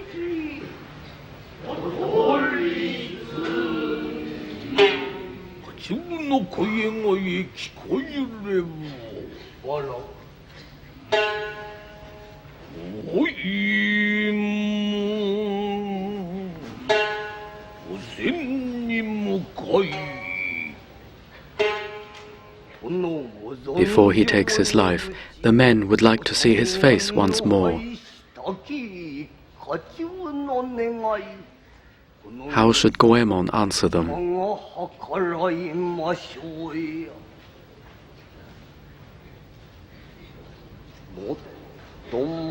An understandable request.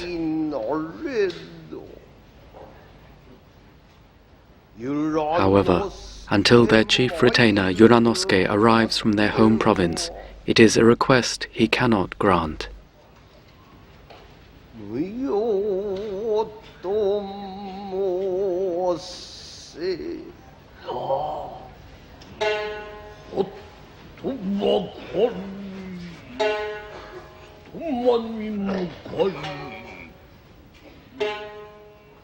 Goemon passes on his lord's words.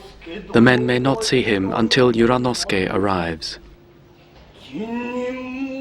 At the time, feudal lords were obliged to have two residences. One was a castle located in their home domain, and another was a mansion in the capital, where they were required to present themselves before the shogun. This is Hangan's residence in Kamakura, and Yuranosuke is now on his way here from the country.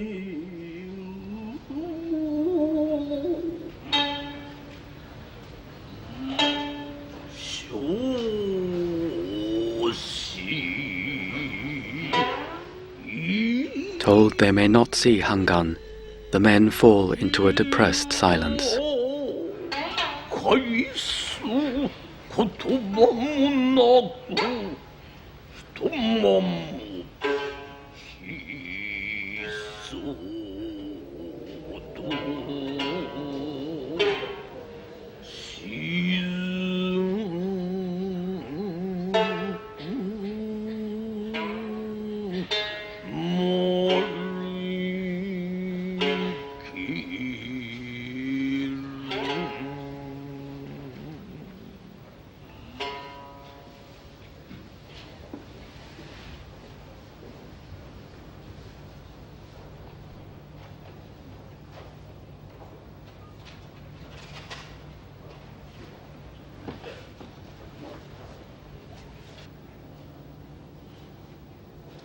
Hangan walks to the back to make way for the preparations.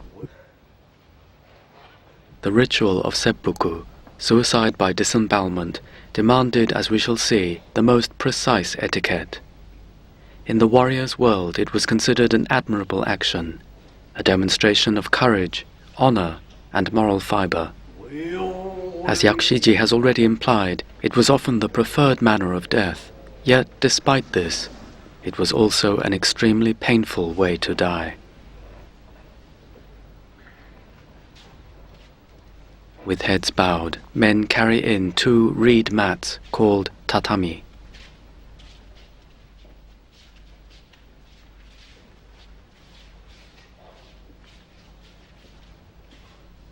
The mats are placed upside down, so that their surface will not be defiled by blood.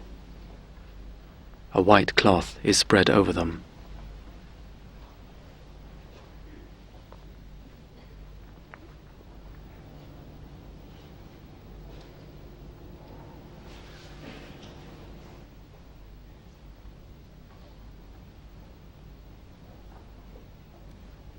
At the four corners are placed vases, each containing a twig of the Japanese anise tree known as shikimi. This is often planted in cemeteries, and its branches commonly offered by the side of graves. The idea is that its sweet smell will be purifying.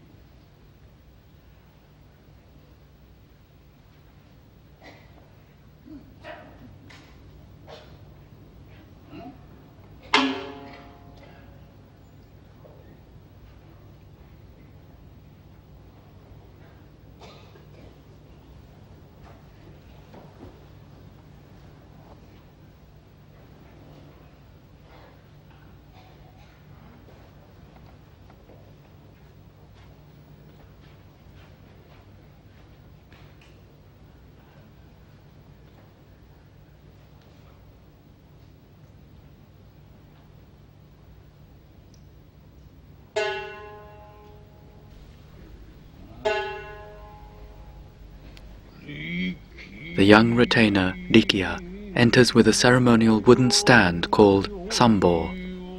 Placed upon it is the blade that will be used to cut the stomach.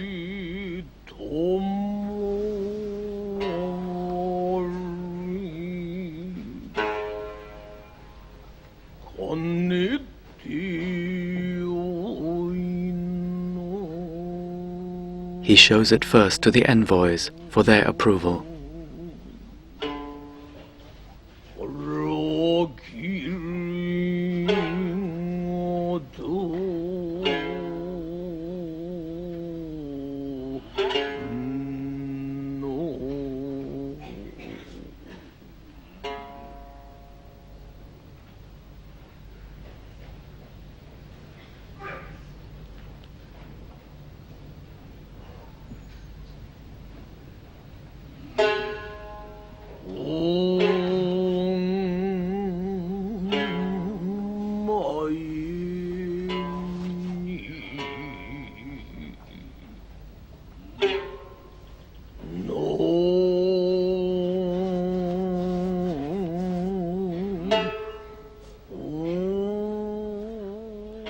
With the deepest respect, he presents the blade to Hangan.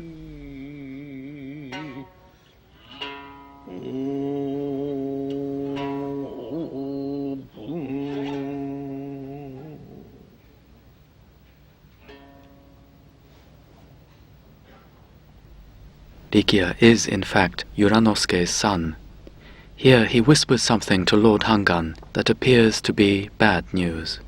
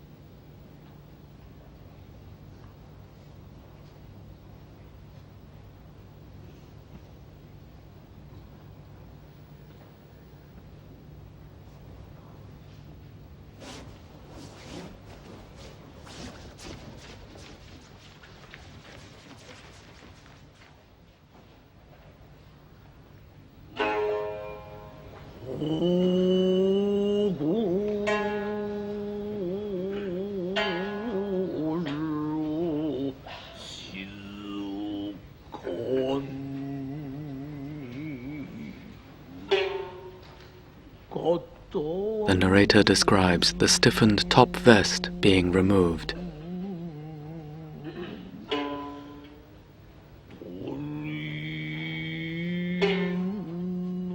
Hangan places the flaps under his knees so that they will pull him forwards once the deed is done. It was considered dishonorable for the body to fall backwards, for then the terrible wound would be exposed.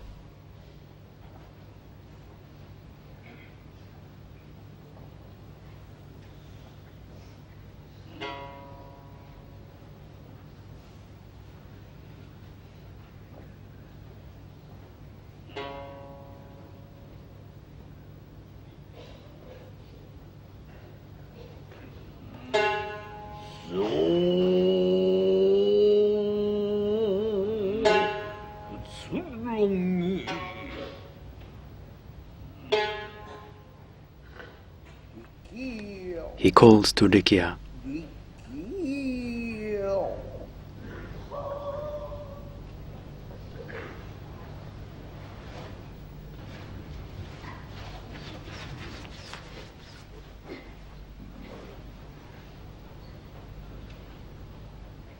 Check for Uranosuke.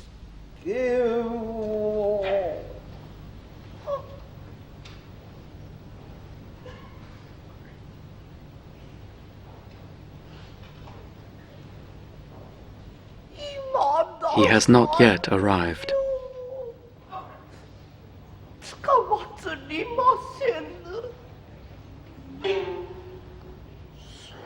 Unable to wait any longer, Hangan draws the tray close and lifts it to his forehead in respect.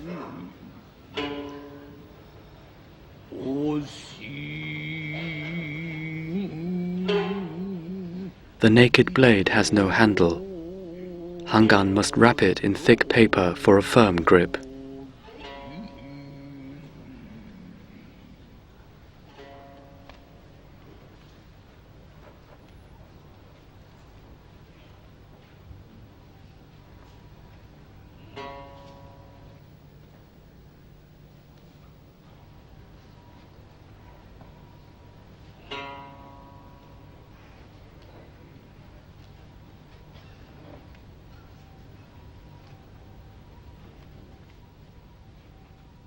As part of the prescribed ritual, he holds it in his left hand and turns the blade towards himself.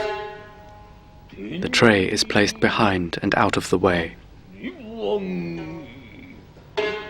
Rikia.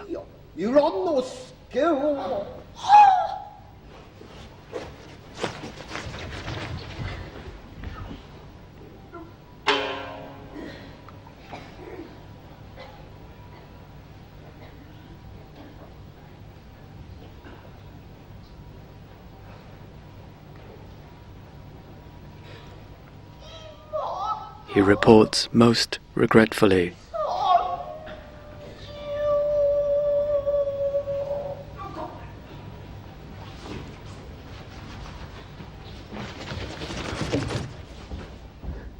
He has yet to arrive. It is a great pity indeed that he could not see him.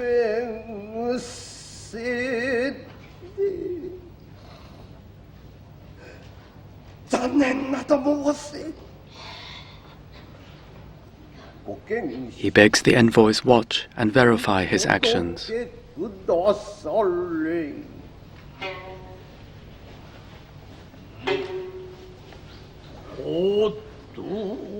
The narrator describes the blade, its point directed inwards, now thrust into the left side of the belly.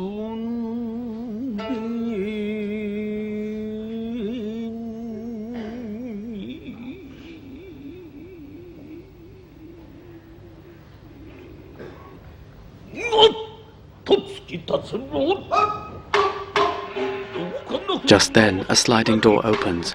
Uranosuke dashes in, but seeing his lord, he is stunned.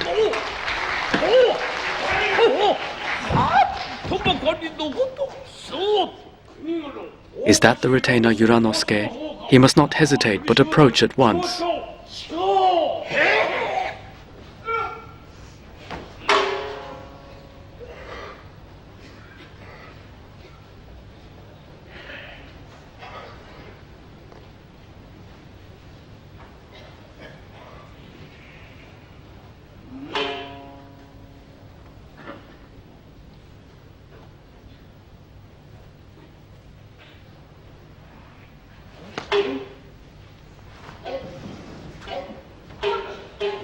Rushing in behind him are all the other retainers of the household.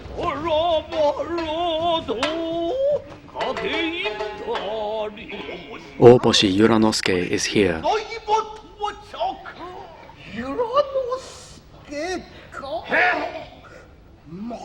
He has been waiting.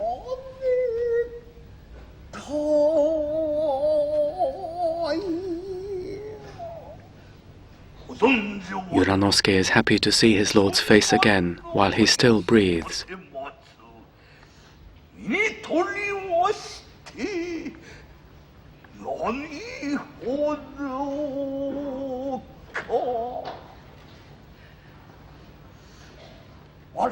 Hangan is also pleased. Uranosuke surely knows everything.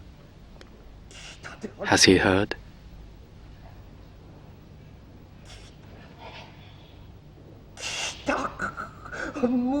He is filled with bitter regret.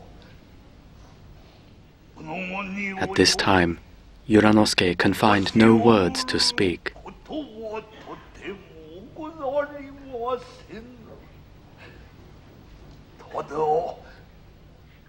He can only beg his lord to die as he lived, with honor.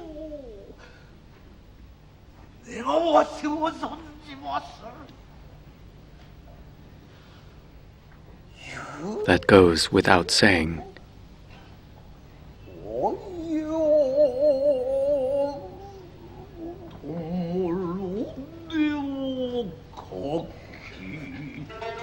Again, as prescribed, the blade is drawn across the belly. Hangan must gasp for breath.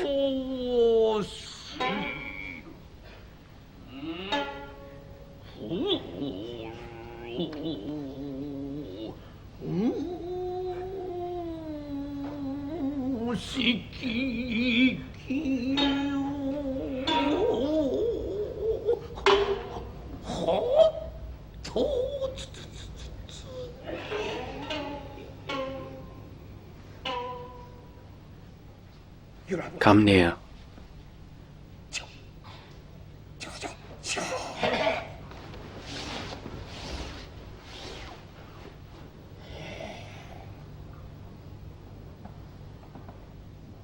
This blade is to be his keepsake.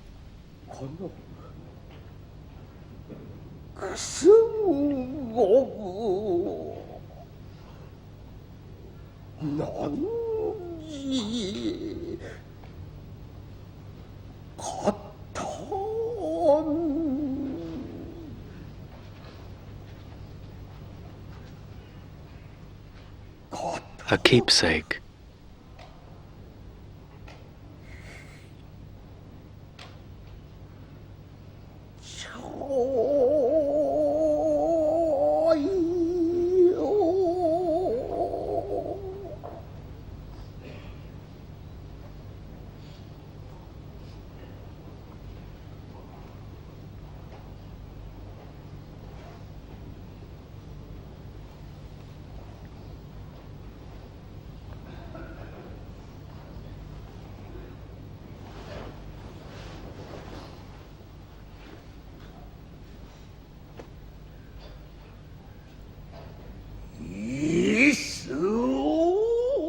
He knows.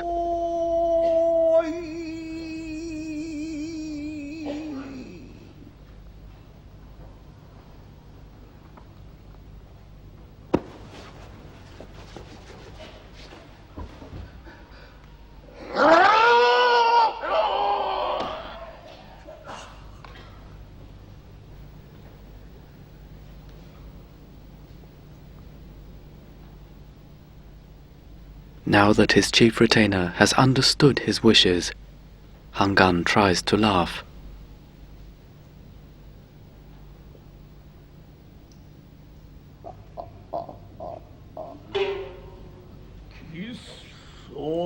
We hear at last how the blade cuts through the jugular, and Lord Enya Hangan will breathe his last.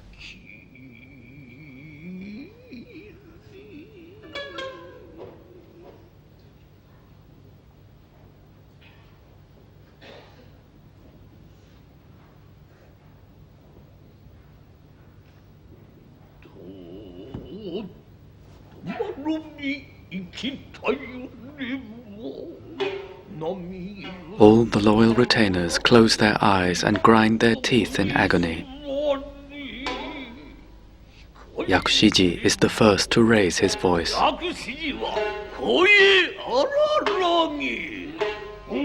Now Hangan has kicked the bucket. They're to hand over the mansion at once. But Yakushiji should be more considerate. He was the lord of an entire province. There will be a funeral ceremony to arrange.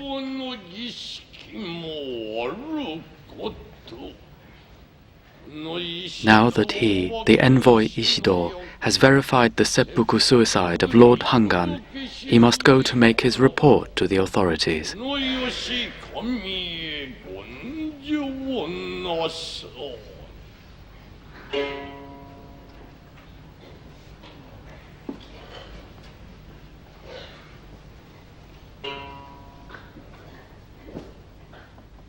To signal that the sentence has been duly carried out, he places the letter on his open fan and leaves it on the body.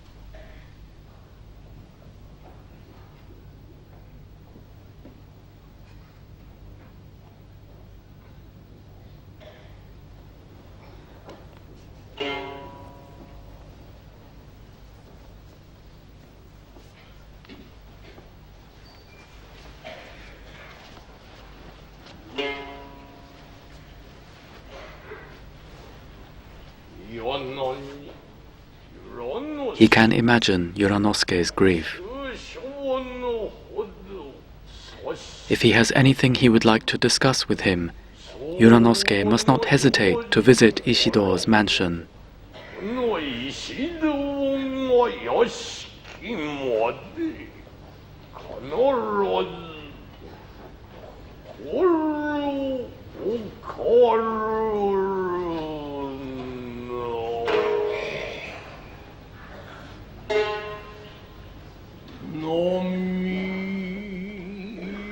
Paying his last respects, he glances towards the men.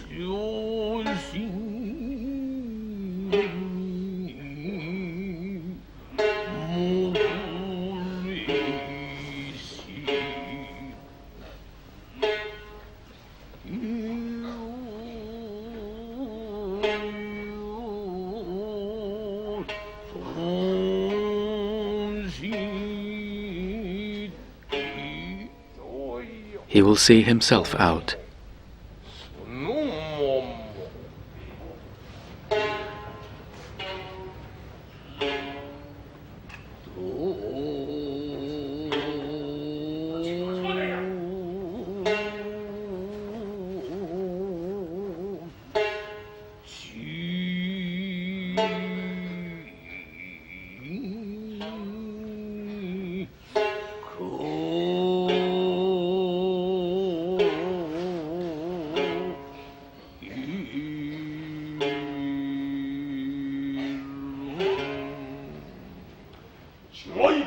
While they clear away the corpse, he will rest in another room.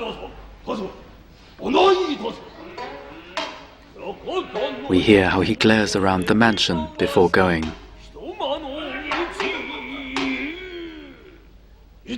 My, how they must grieve.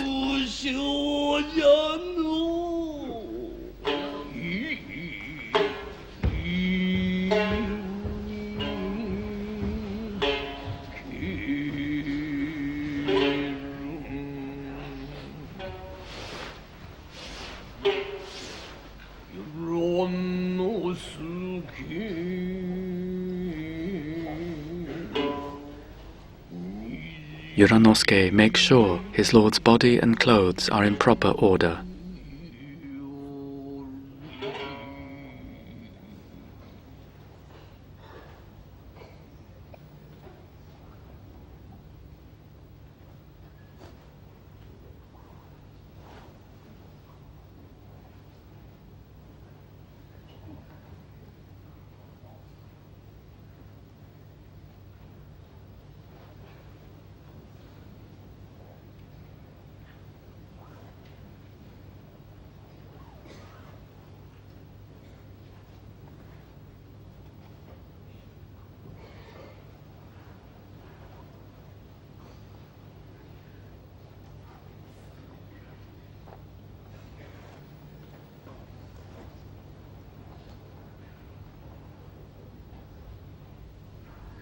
Hangan's grip was so tight, it is still hard to take the blade.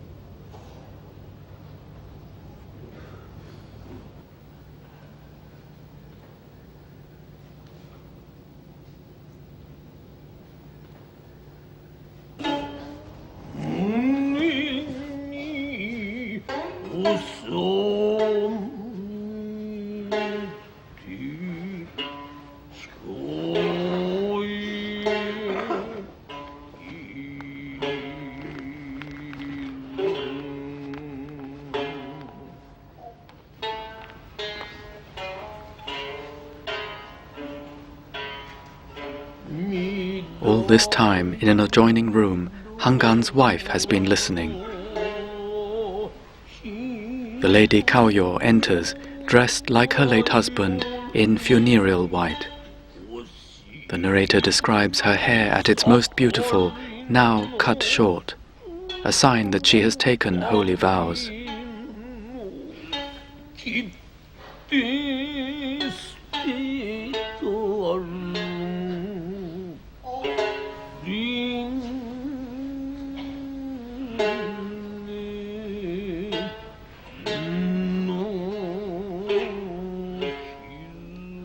The actor is Nakamura Shikan VII.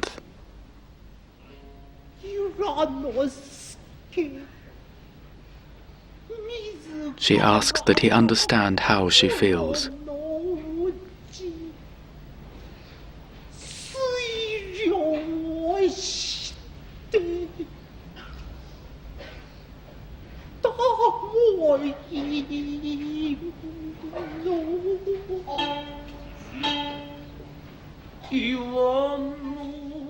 Though she would cry out and vent her grief, we're told, as a warrior's wife she must suppress her emotions.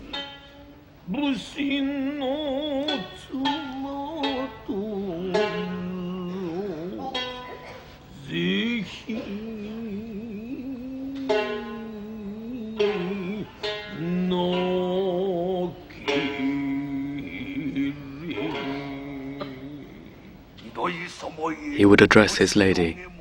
This is so unexpected a tragedy that has befallen them.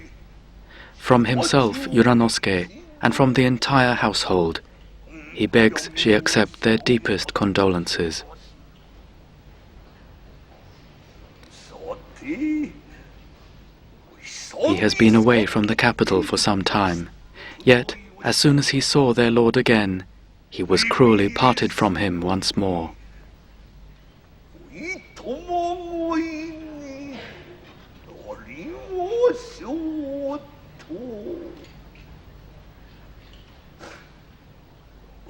Respectfully, he asks that she imagine his own suffering as well.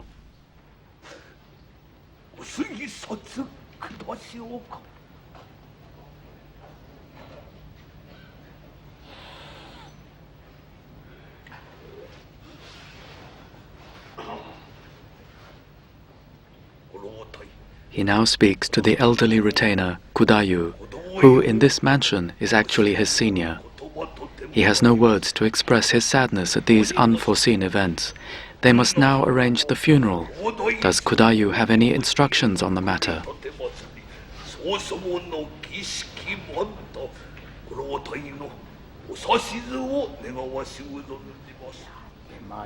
Kudayu says he is old and would prefer to leave the details to Uranosuke.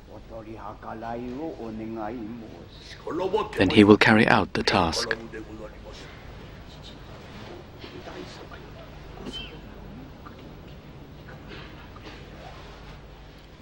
How should they arrange for their lady's departure?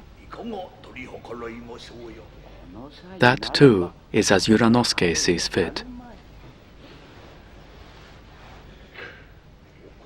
Then he will give the instructions himself.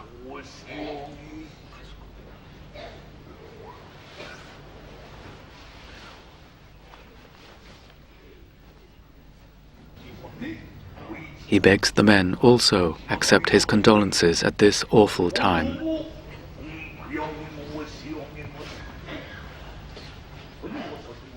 Firstly, their lord's remains are to be delivered to the family temple Komyoji. He himself will follow on later to give further guidance. He calls for 8 of the men to stay behind with him now.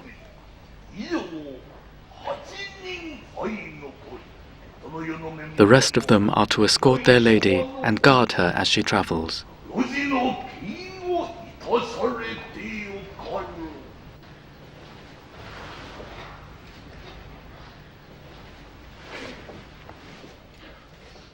Bring the palanquin.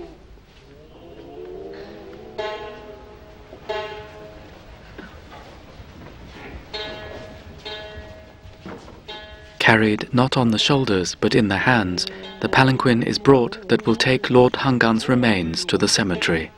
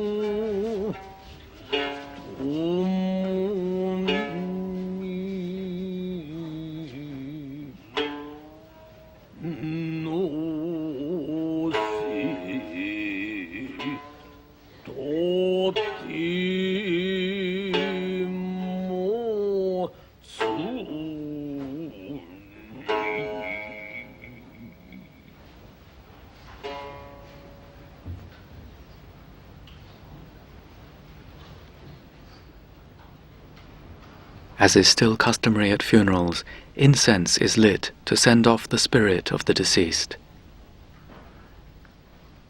Rikiya here brings a lacquered incense tray to set before Lady Kaoyo.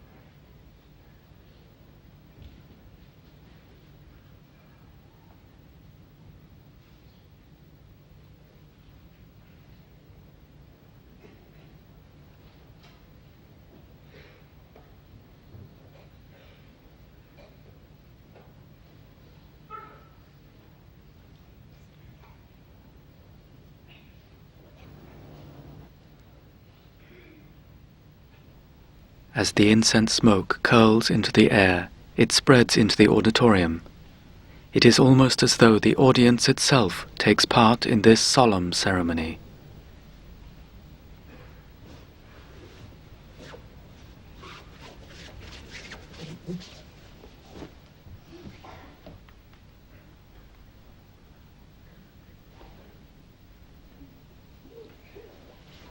The incense is placed in front of the open palanquin.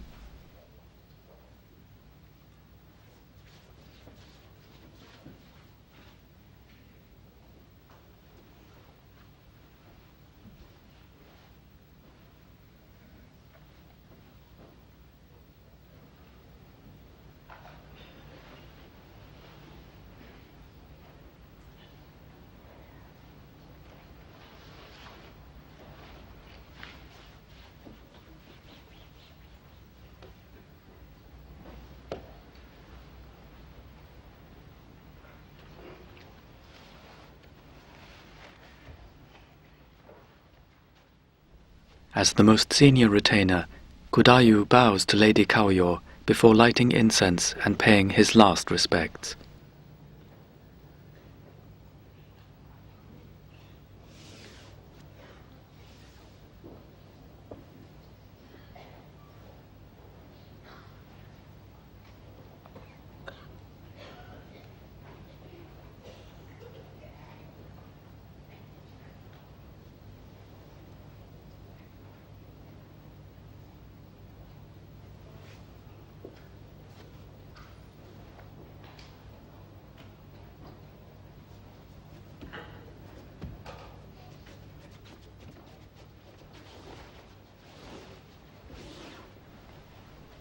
The second in rank, Uranosuke, follows suit.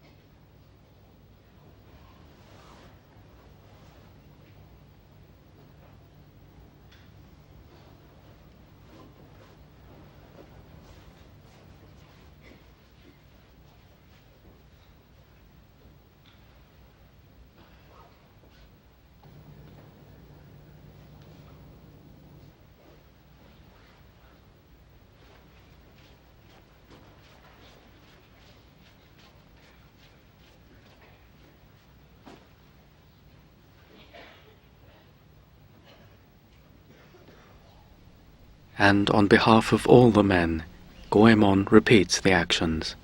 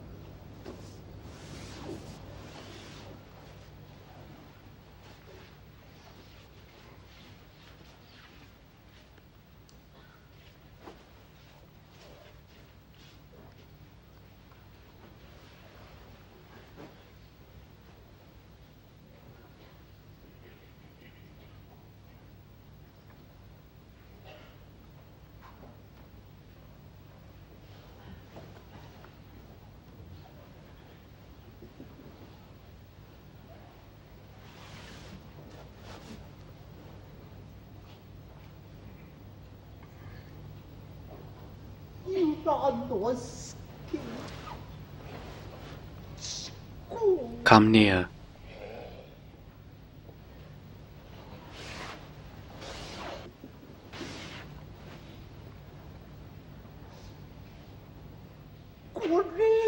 Please look there.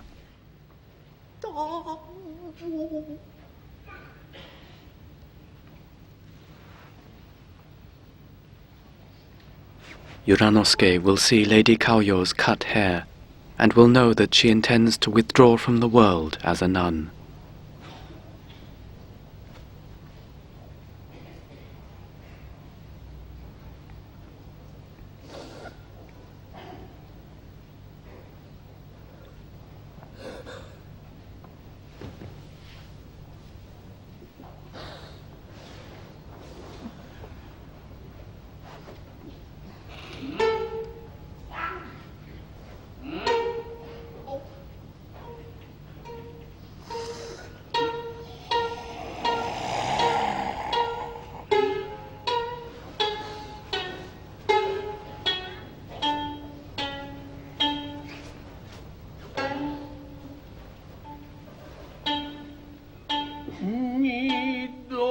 we hear that, despite herself, the lady weeps and weeps.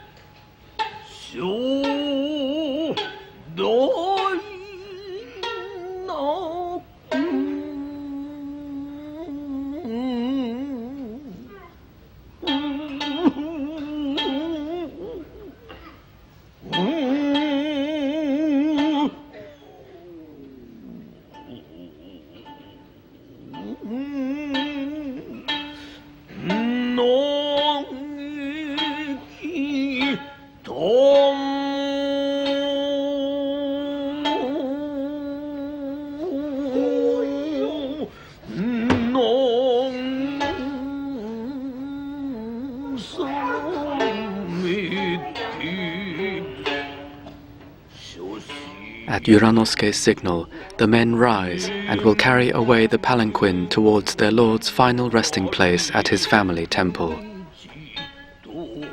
Others go after it, escorting their lady.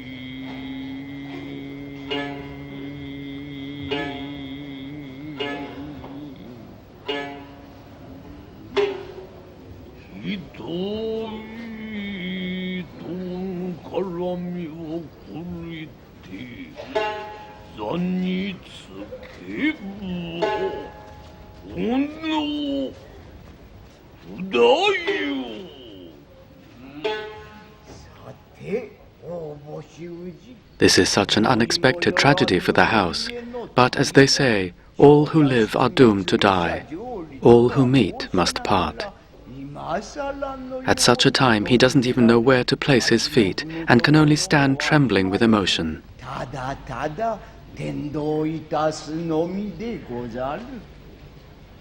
But there are yet many important things they must discuss.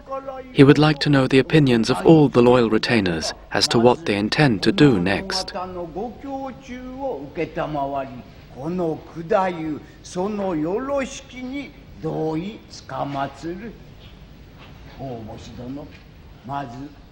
Firstly, he would like to know Uranosuke's thoughts on the matter.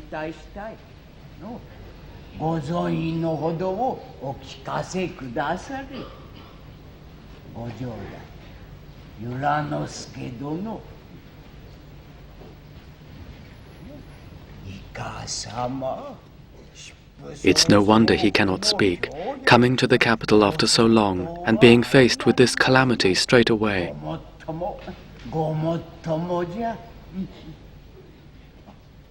But if not Uranosuke, then he must ask Goemon for his thoughts.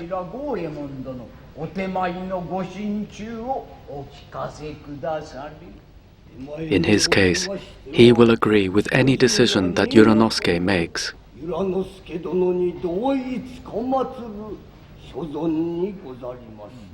Is that so? He will go along with anything Yuranosuke says. Well, well, that may well be.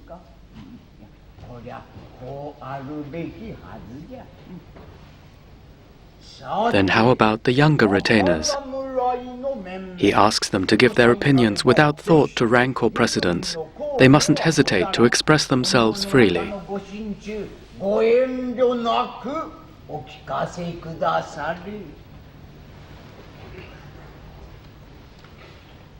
The first is mortified that they must hand over the mansion to the Ashikaga authorities.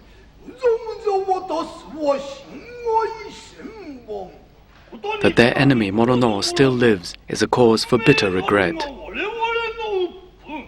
For them to live on in shame after their lord's death is the greatest dishonor. It is the men's duty to avenge their lord.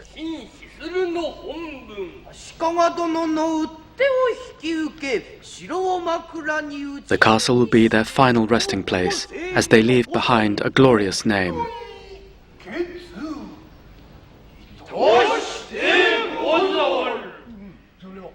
What's that they said? They will take on the Ashikaga forces and make the castle their final resting place?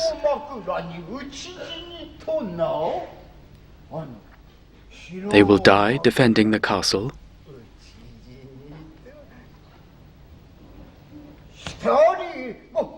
What wonderful loyalty! What a magnificent sense of duty! That is just how one would want a warrior to behave.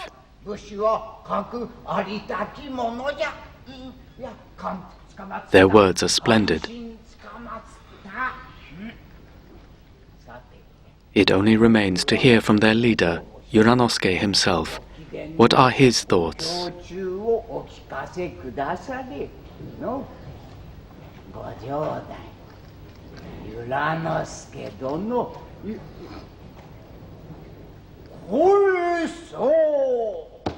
Chief Retainer.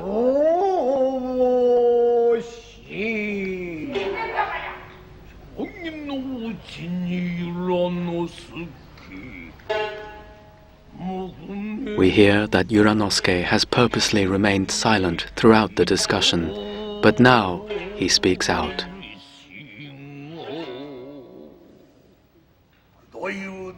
Kudayu has good reason for saying those words.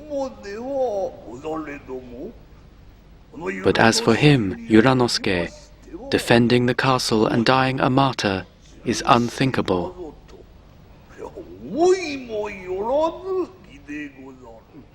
Then what are his thoughts? To divide up the money. He thinks it would be best, first of all, to hand over this mansion speedily to the envoy. The money that their lord put aside should then be divided up amongst all of them, down to the lowest footman, and distributed evenly.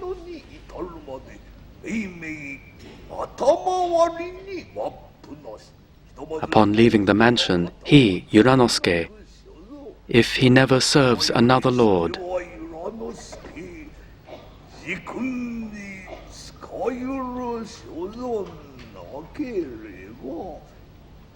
he will abandon his weapons and become a merchant.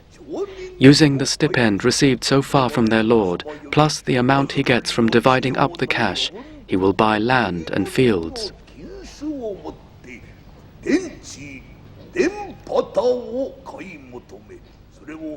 Leasing the land to farmers, he will start some business on the profits for the sake of his descendants' future prosperity.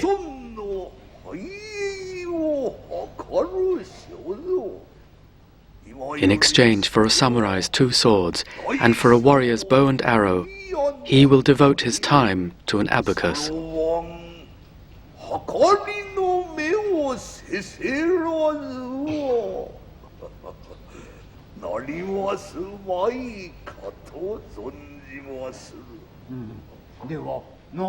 What's that, he said? Their lord's money is to be divided up among all the retainers, so they can buy fields in the country to rent to farmers?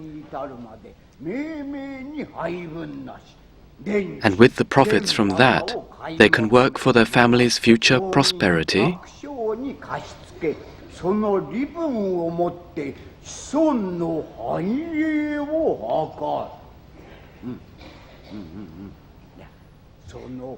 They'll use the profits for their future prosperity?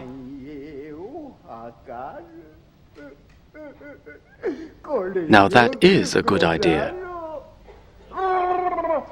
He means a bad idea. Did Yuranosuke hear what the young samurai said just now? They intend to take on the Ashikaga forces and die fighting.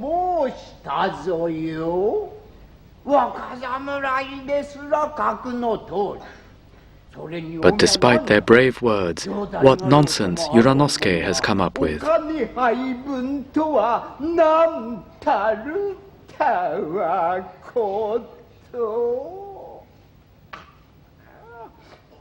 He's never encountered such offensive talk.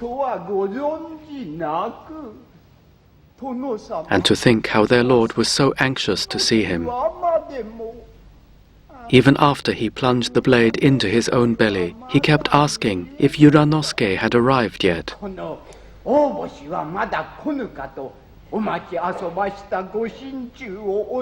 Kudayu thinks of how he suffered while he waited for him, he can't hold back his scalding tears.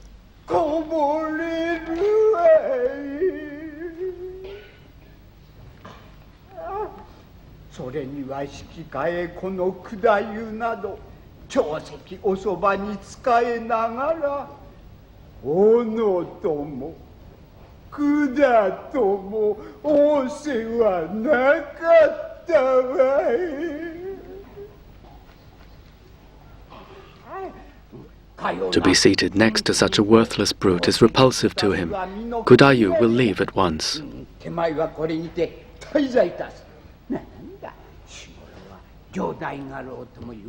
What was that he said about giving up his weapons and becoming a good-for-nothing merchant?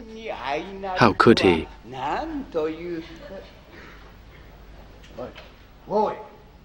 Goemon intends to follow Yuranosuke, does he? Well, he can go straight ahead.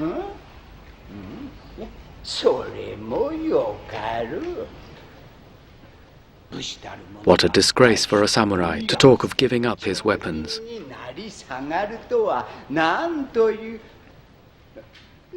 But in contrast, these young samurai are admirable in their courage and loyalty. He, Kudayu, agrees with them wholeheartedly. He invites them to come to his own house so they can talk together and make further plans. He'll be waiting for them.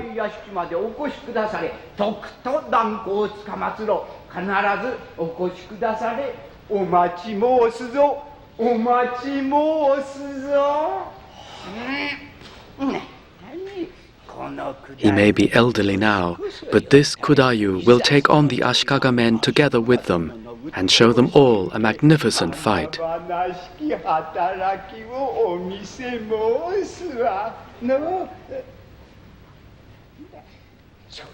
But that no-good chief retainer intends to become a merchant or farmer and will split up all the lord's cash between them.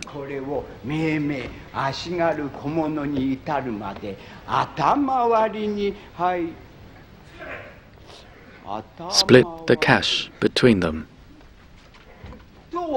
That's what he said, wasn't it?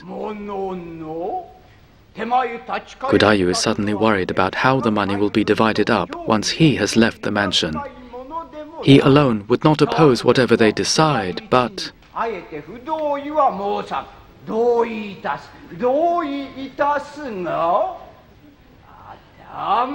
Kudayu does not agree to splitting it evenly. They must divide the money up according to rank. Since Yuranosuke is chief retainer, he should get 1,500. But as the senior man, Kudayu is allowed 2,000. The difference between them is 500. Does he understand? It's wrong to split all the money evenly.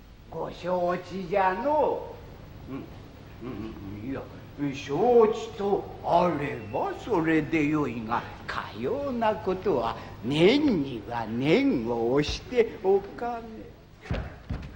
And another thing. まだある。 His son Sadakuro was a favorite of their lords and should get 200 for himself. So he gets 2,000 and his son gets 200. That's a total of 2,200 altogether.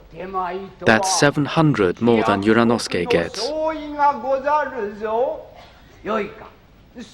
If there's the slightest iota of a mistake or any attempt to cheat, Yuranosuke won't be living up to his name.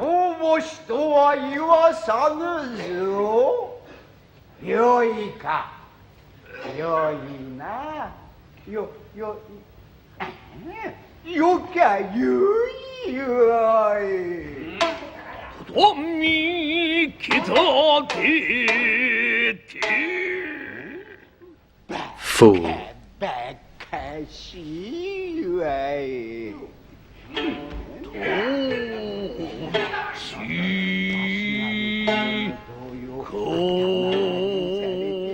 At last, Kudayu leaves the mansion.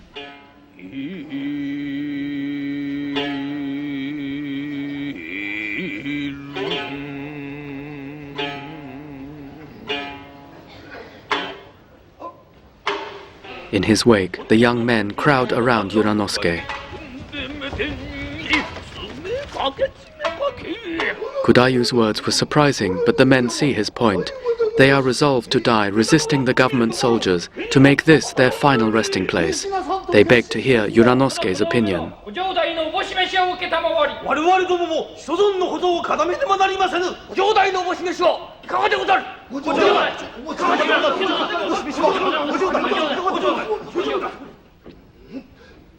If he will not answer, they must do as they had arranged.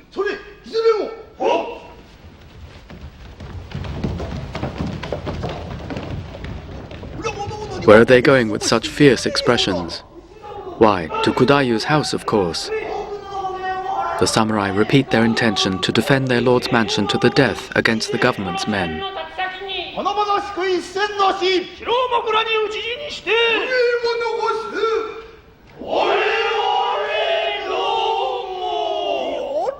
They are too hasty.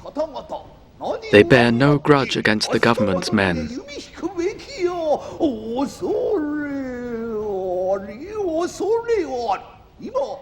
Did they not hear Kudayu's words just now? Though he spoke of dying a glorious death, his concerns soon changed when it came to money. He spoke about dividing the money according to rank. How could one who really meant to die fighting at this mansion still be so worried about the distribution of the money?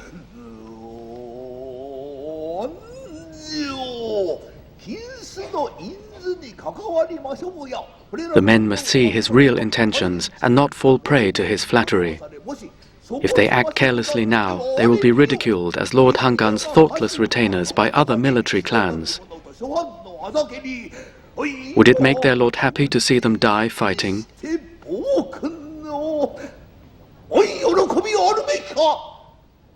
Would that be a fitting tribute to his memory? This is no time to lose their heads and act rashly.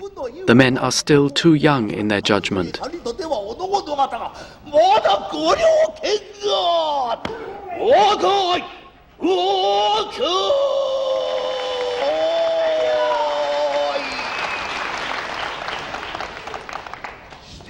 Then what are their leaders' thoughts?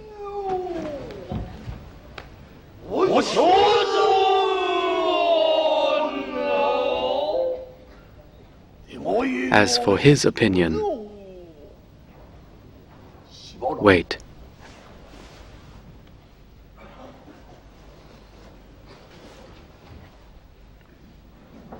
He signals for all the neighboring rooms to be checked to make sure no one else is listening.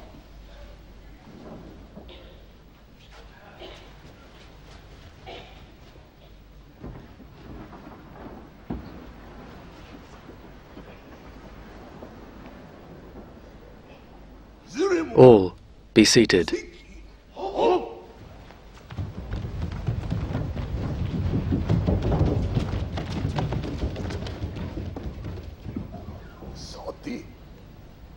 Firstly, he must thank them for staying.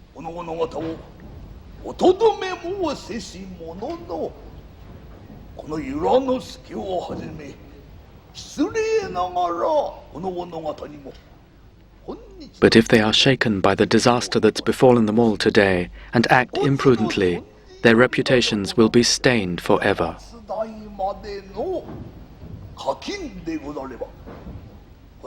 Today, they must hand over the mansion to the Ashikaga men promptly.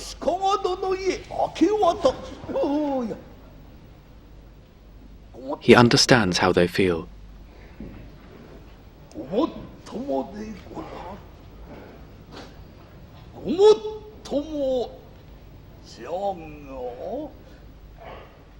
He understands how reluctant they are to surrender the mansion. But they have no argument with the government's men.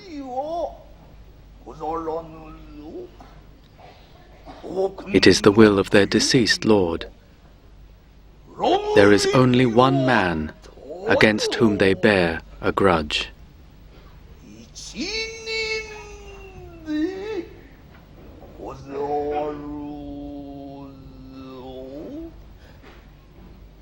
After all, from the start they have known what they must do at the end. Yuranosuke indicates his stomach.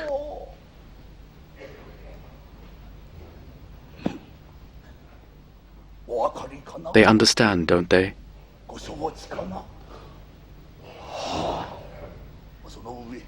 And they must also consult their lord's younger brother and the main household and relatives before any action can be taken.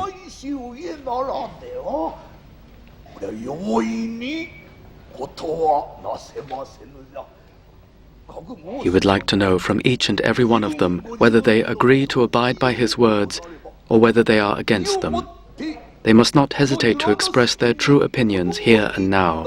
Yuranosuke would like to hear.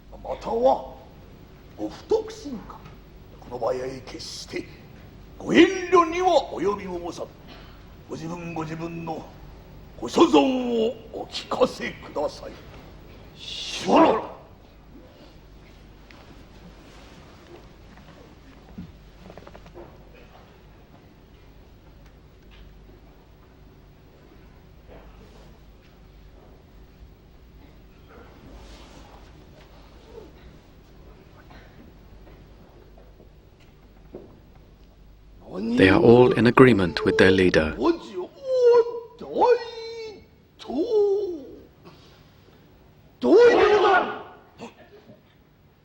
So they will go along with his ideas.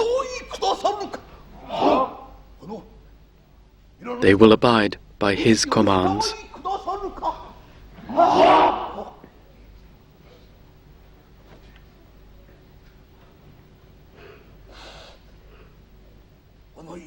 Yuranosuke is moved and overjoyed.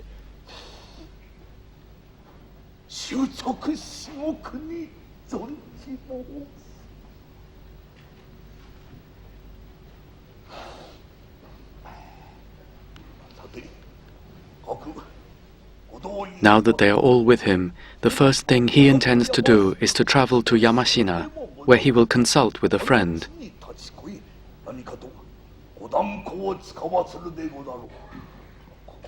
But there remains one difficulty. When the young men return from escorting their lord's remains to the temple, they will doubtless not be thinking straight and will want to fight.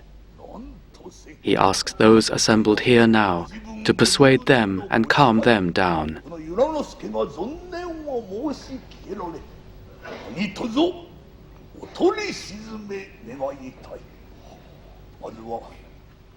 For now, he will part from the men, and they will meet again at Yamashina.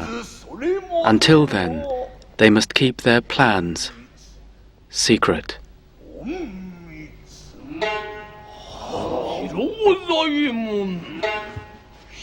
Just then, Yakushiji steps back into the room.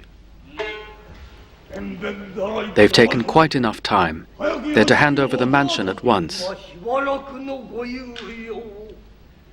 Be quick about it.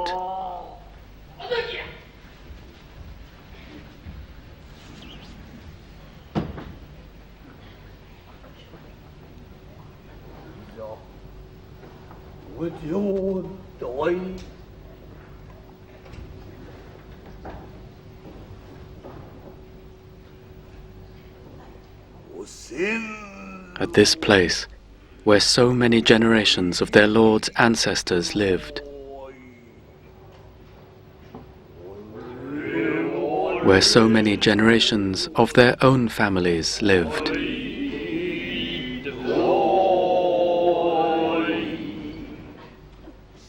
serving constantly, day and night. Here, at this mansion,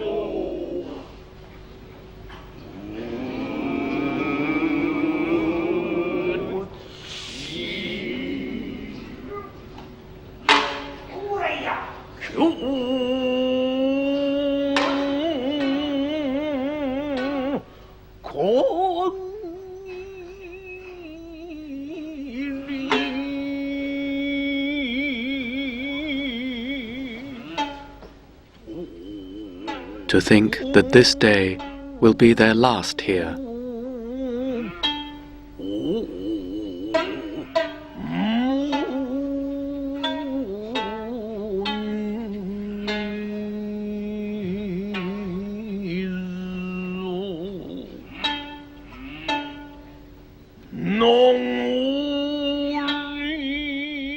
How sad they are to leave.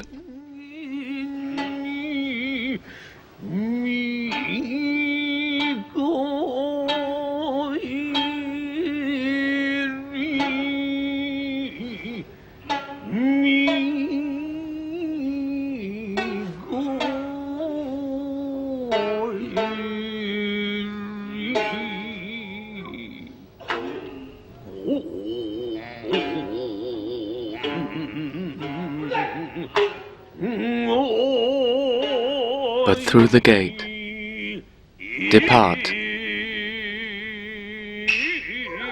they must.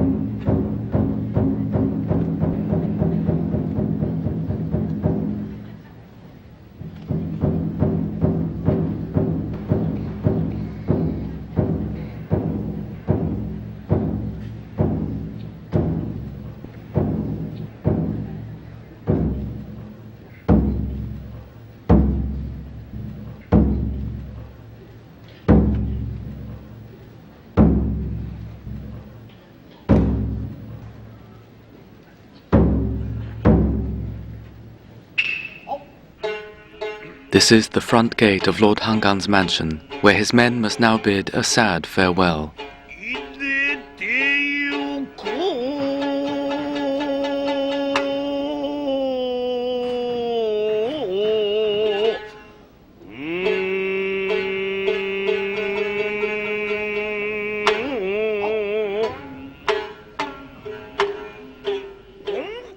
Having seen their lord's remains safely delivered, Rikia and the others return.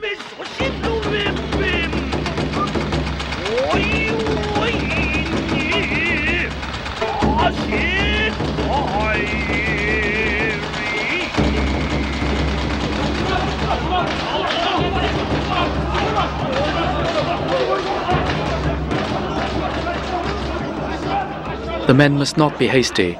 They have consulted and reached an agreement. Is that Rikia? They mustn't do anything foolish.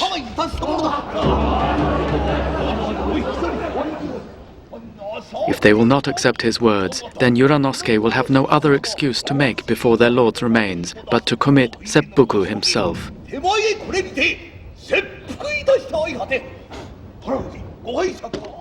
Not so fast. Then will they withdraw? Then must he die?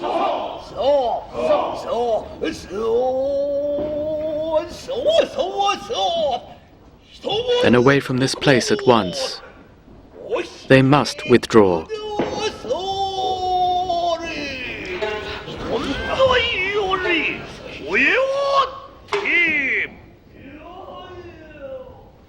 From inside the mansion, Yakushiji's voice is heard, ridiculing these new Ronin.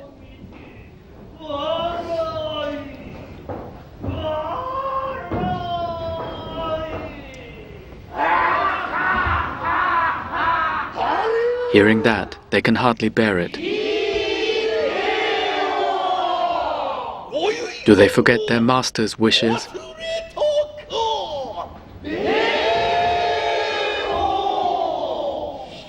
Withdraw. Withdraw.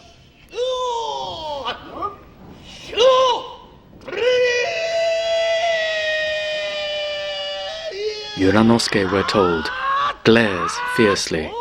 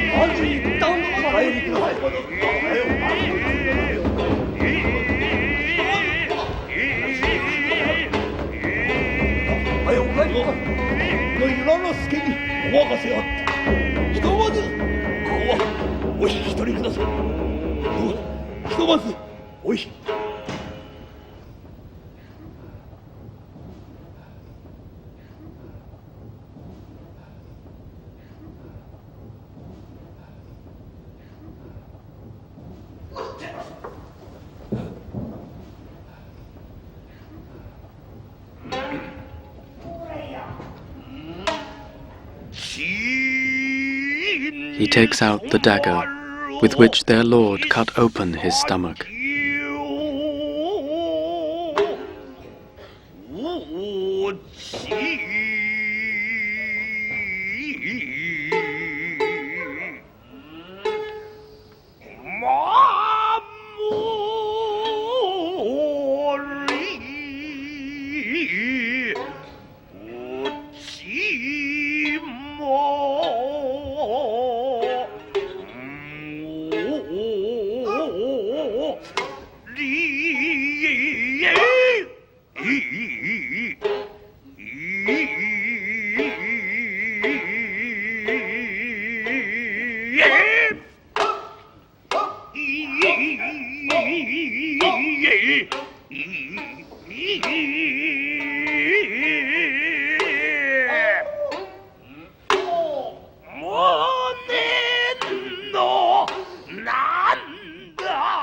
He sheds tears of bitter anguish.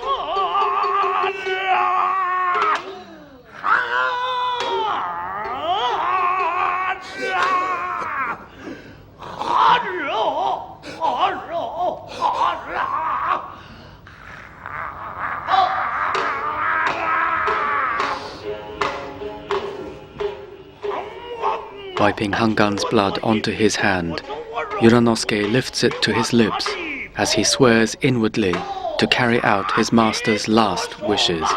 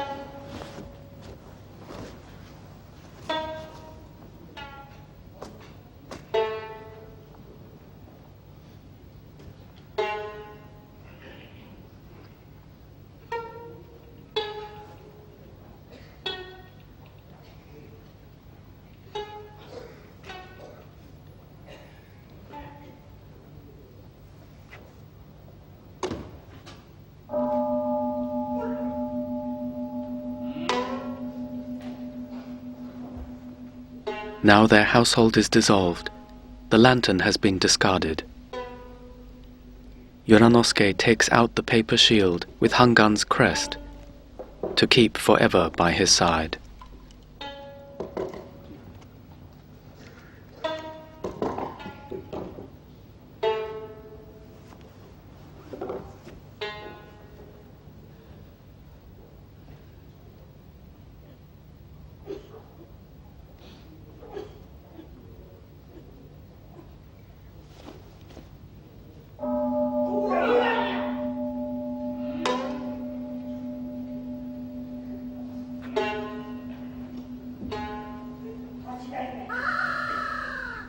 The crows of night.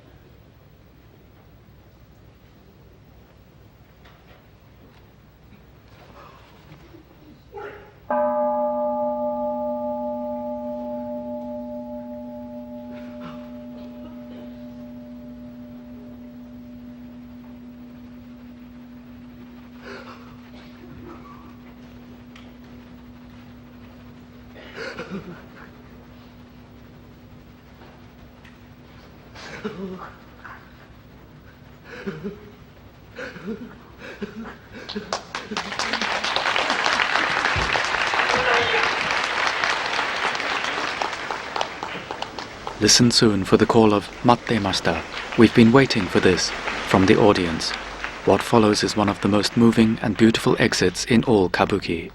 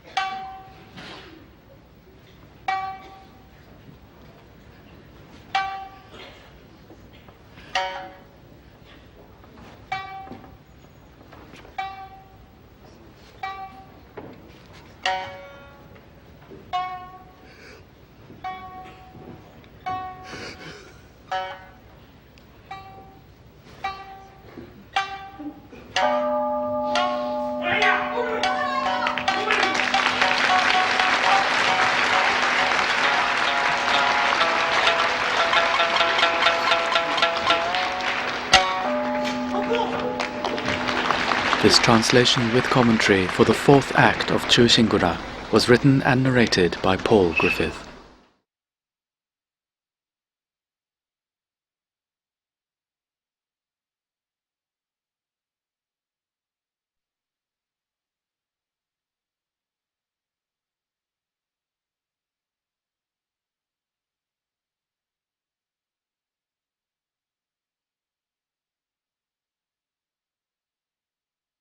The following is the dance, Michiyuki Tabiji no Hanamuko, the groom's journey.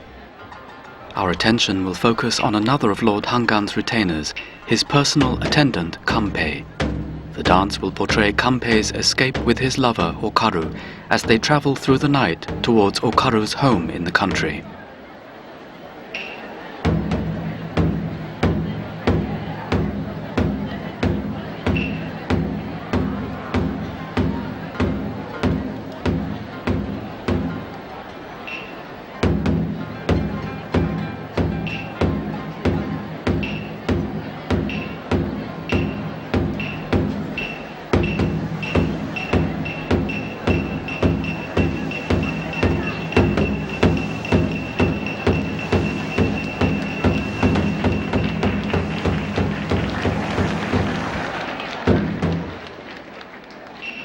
Intermittent drumbeats indicate a passing shower of rain.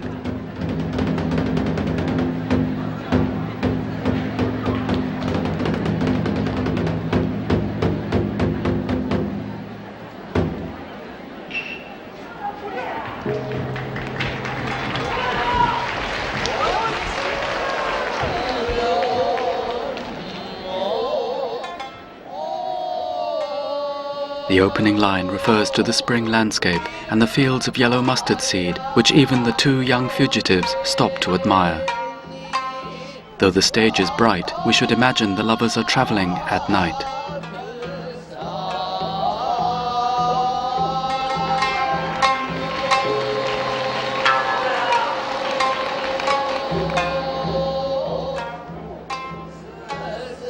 Kanpei had accompanied his lord Enya Hangan to the shogun's palace on that fateful day when Hangan drew his sword and struck Ko no Monono. But though he should have been in attendance at that time and should have done something to prevent his lord's rash action, he was instead dallying with his sweetheart Okaru outside. He is therefore guilty of gross negligence.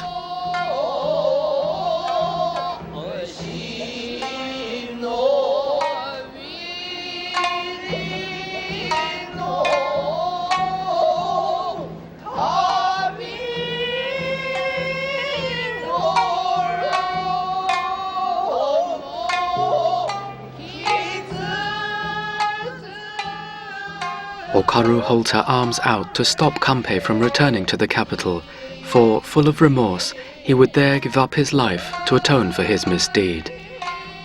It's at her suggestion that they escape to the country to await a chance to beg forgiveness from Kanpei's seniors.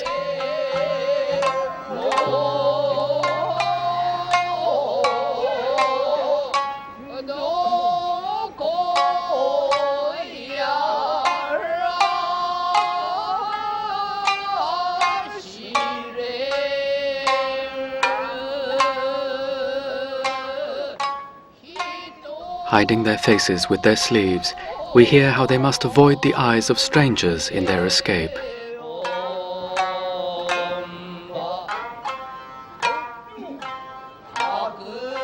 Yet the lyrics tell us that, though it is masked, the beauty of Okaru is like the fragrance of plum blossom and is all-pervading. Seated in the center is the lead singer, Kiyomoto Shizutayu.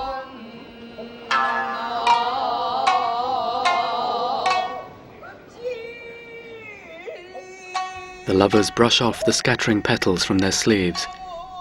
We hear that, even should the flowers fall, their fragrance will linger. The actor in the role of Okaru is Onoe Baiko VII.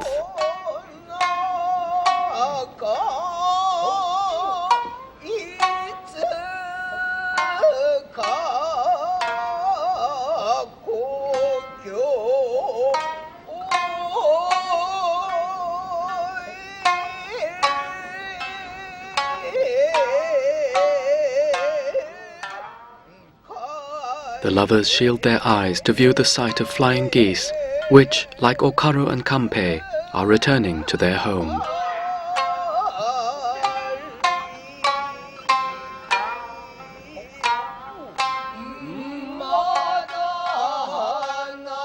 Kanpei kneels, wrapping his kimono sleeves close about him, as the singers tell that the spring wind is still cold.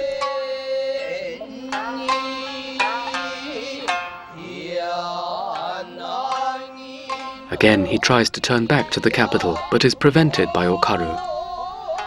The actor playing Kanpei is Nakamura Kanzaburo the 17th.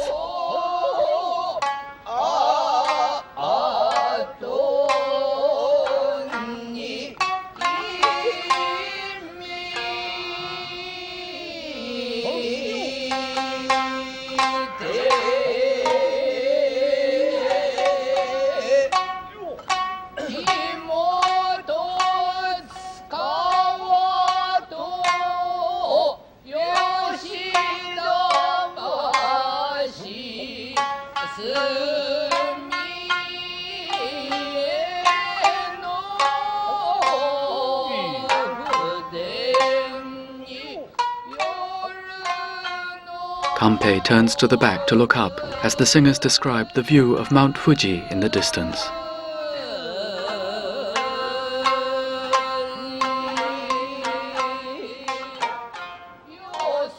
The music for this dance is of a style called Kiyomoto. Like all music in Kabuki, it features the voice and the three-stringed instrument called shamisen. Kiyomoto is distinguished, however, by its higher vocal pitch, and because of this lighter tone, the style has been described as very sweet, the perfect accompaniment for romantic scenes.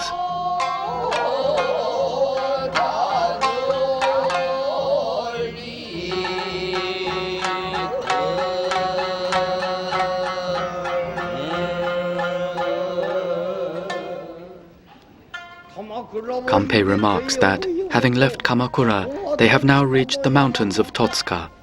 The road has been hard. Are her legs not tired?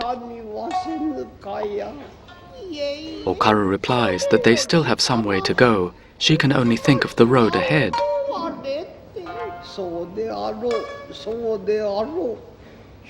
But seeing that it's daylight, when they most fear the prying eyes of others, they will rest their feet a while in the shade of a nearby pine tree.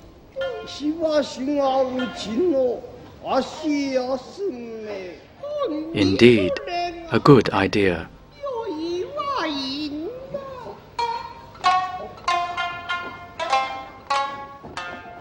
Okaru helps Kanpei take off the bag strapped to his back, which in Kabuki usually represents a much larger knapsack.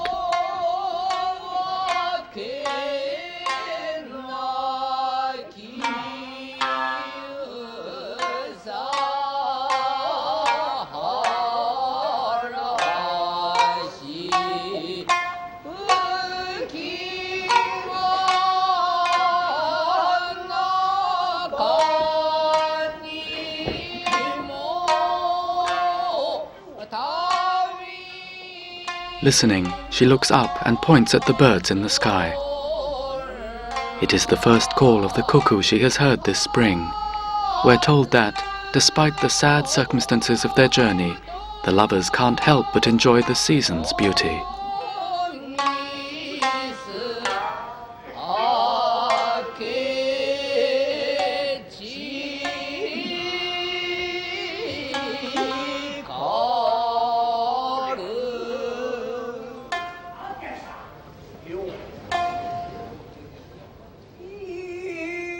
The next section of the dance is called the kudoki, the entreaty. It is a section in which the woman alone will express her feelings towards her lover, and it is often accompanied by some of the most beautiful passages of music.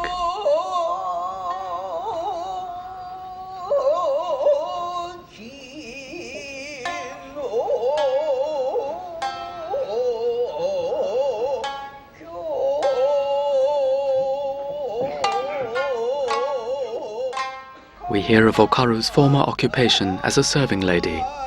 Here, she still wears the hairstyle and costume with the broad sash formed into a distinctive slanting bow at the back, that is typical of all such women. Only the pale silk cloth tied around her waist is a stage convention indicating that she has tied up her skirts for travel.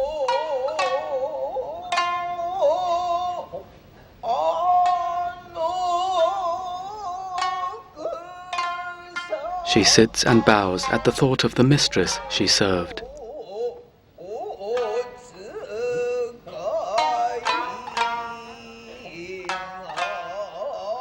The small brocade wallet with which she now dances is called hakoseko and was part of the uniform of such serving ladies.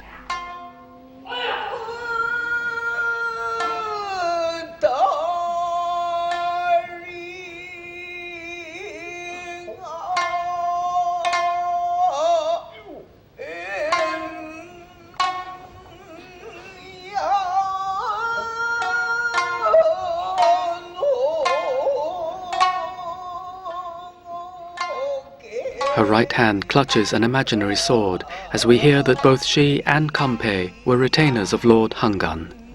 Samurai retainers like Kanpei would always wear two swords at their sides.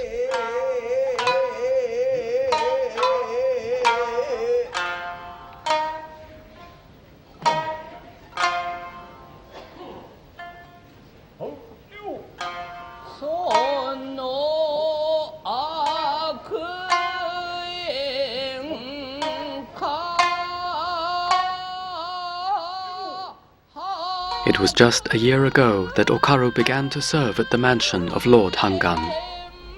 Though love was customarily forbidden among servants and retainers, Okaru and Kanpei could not resist their mutual attraction, and they enjoyed secret trysts where and when they could.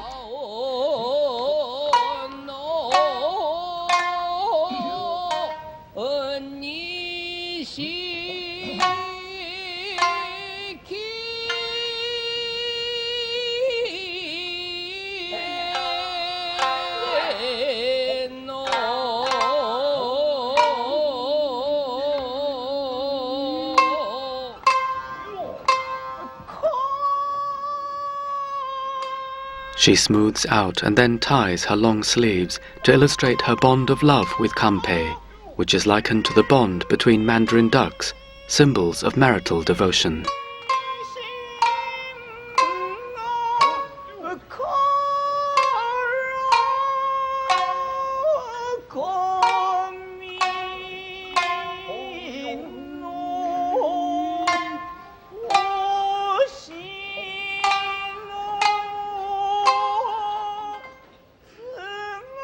Two fingers brought together represent their union.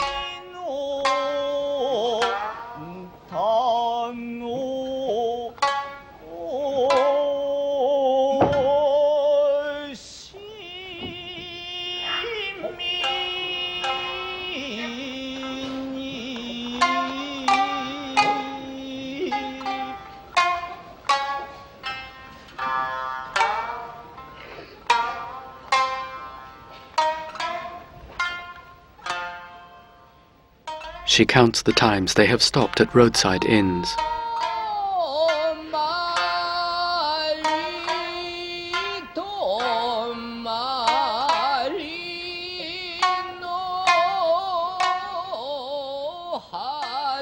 And rubs her tired leg at the thought of their long journey.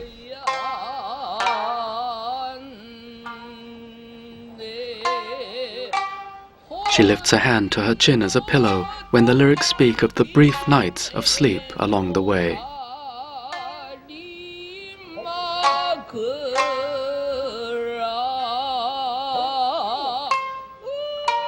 Yet, though the road has been difficult, she has been happy to be together with her lover.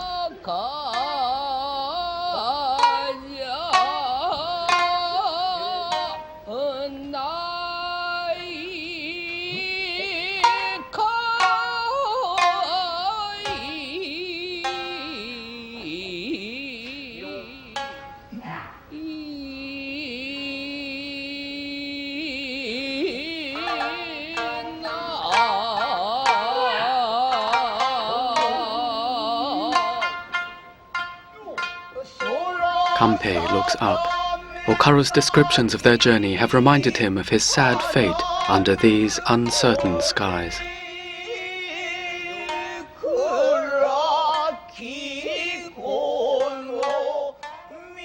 He glances down at his arms, despising his own person, for he allowed his heart to be stolen from his duties by a woman.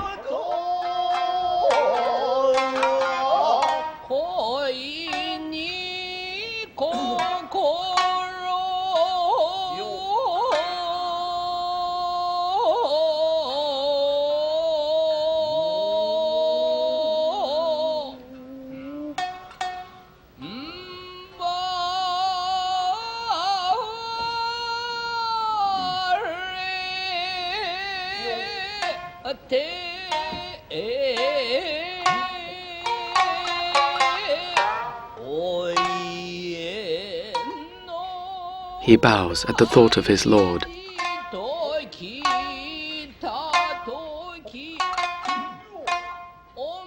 Kanpei blames himself for his sinful nature. At the time of his lord's greatest need, he was negligent in his duties. He still wears his lord's crest on his sleeve.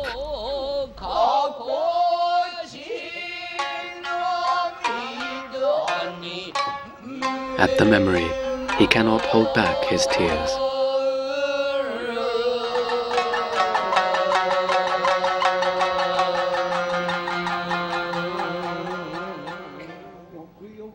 Thinking carefully, Kanpei decides that he acted too rashly in following Okaru here.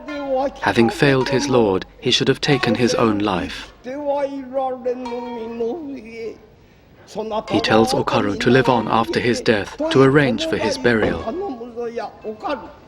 He bids her farewell. But she begs him to wait. She was the cause of his disloyalty, and if they can't rectify the matter and he dies, then she too must take her own life. But if they both died, who would be left to praise his deed? People would just think it was another double suicide by a pair of hopeless lovers.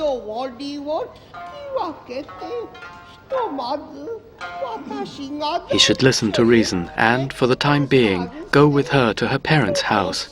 Both her father and mother are trustworthy folk.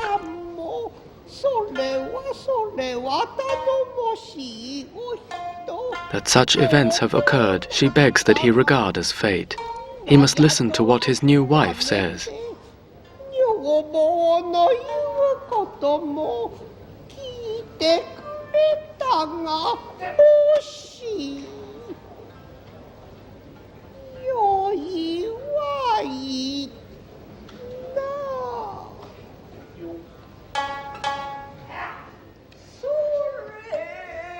Okaru now begins a second kudoki, in which she will try to persuade Kanpei of the depth of her feelings.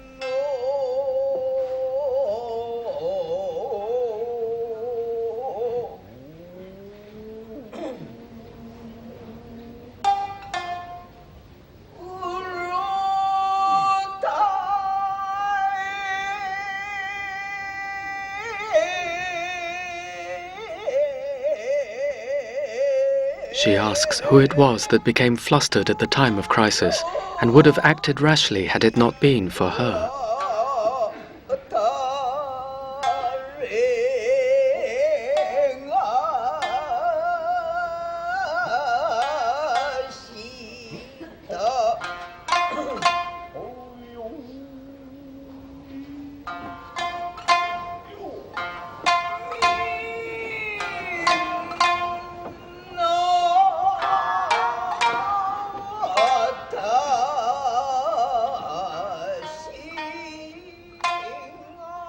She brings her hands to her breast as we hear how she begged him from her heart not to take his life.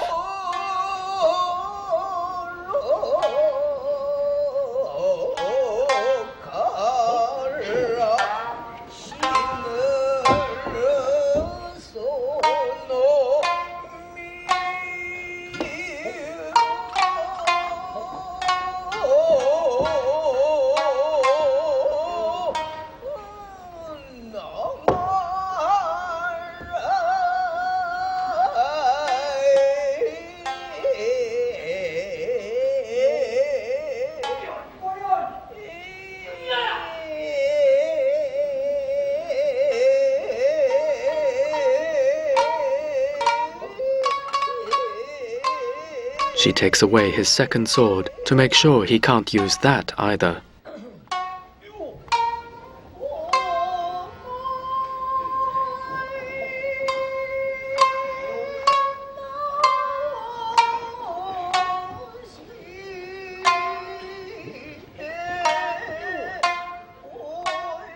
She persuaded him then to accompany her to her parents' village, and she mimes taking him by the arm and leading him away.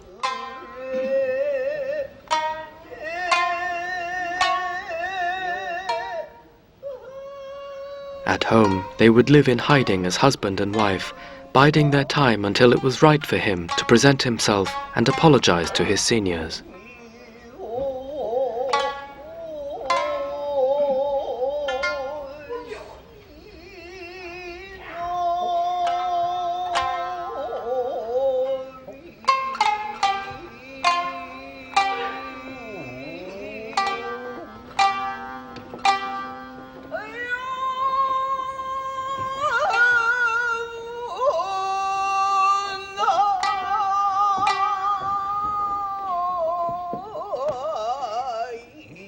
She begins to describe the rustic lifestyle of country folk.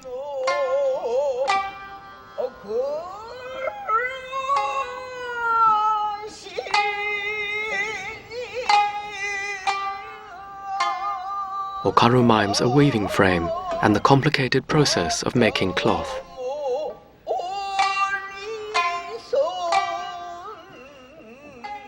Sewing with needle and thread would also be one of her wifely duties.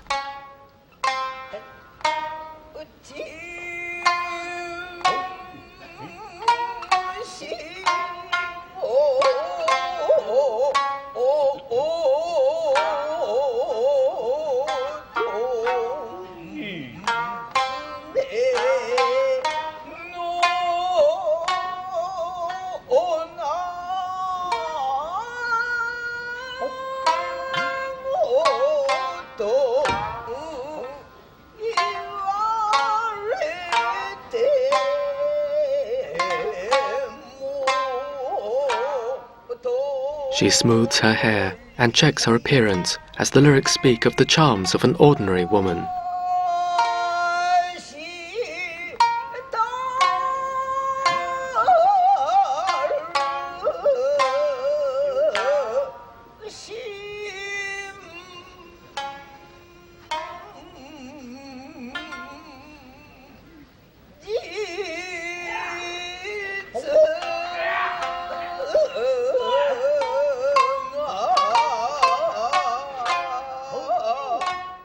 She indicates the route they must follow, for before long they will arrive at her home in Yamazaki.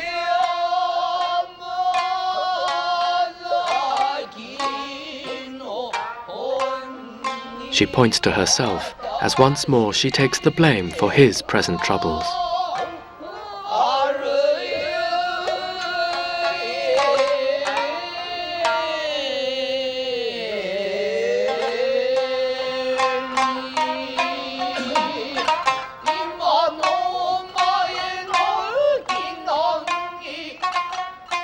And she brings her hands together to beg his forgiveness.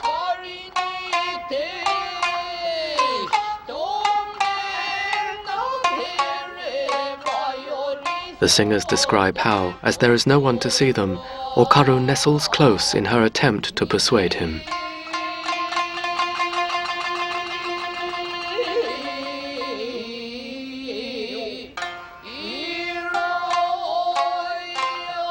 Her words are full of tender passion, and they shed tears at the thought of their present state.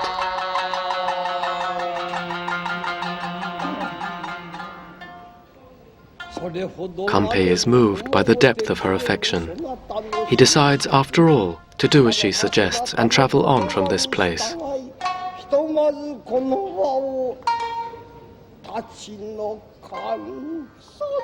Then he will comply with her wishes. He tells her to get ready.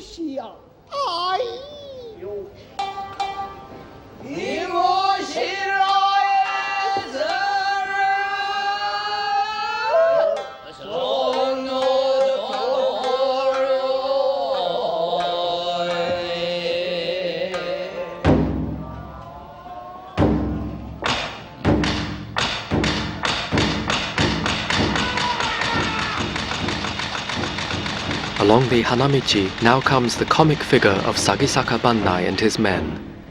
Bannai, we remember, is in the employ of Lord Morono and has now been ordered to search for Kanpei.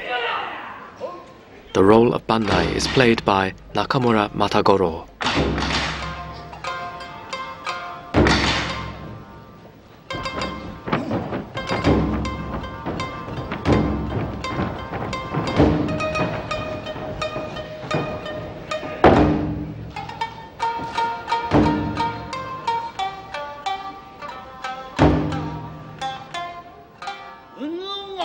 In a special rhythmical style of delivery, Bannai identifies Kanpei as Enya Hangan's retainer, while he himself serves Lord Morono.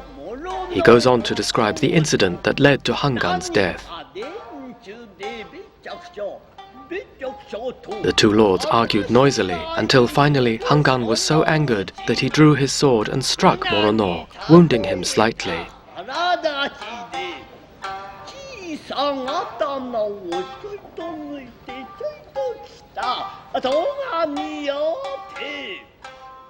As a result, Hangan was arrested and escorted in a palanquin back to his mansion where he was confined. Bannai mimes the palanquin bearers carrying off the disgraced lord.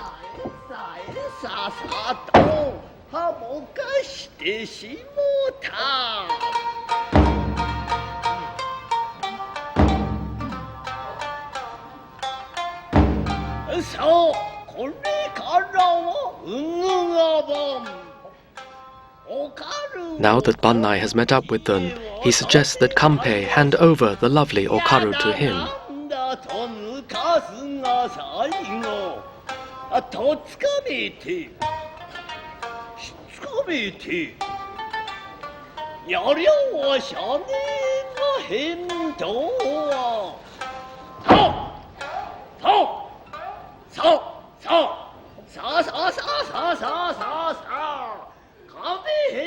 He asks for Kanpei's reply, with Nanto, what is your answer?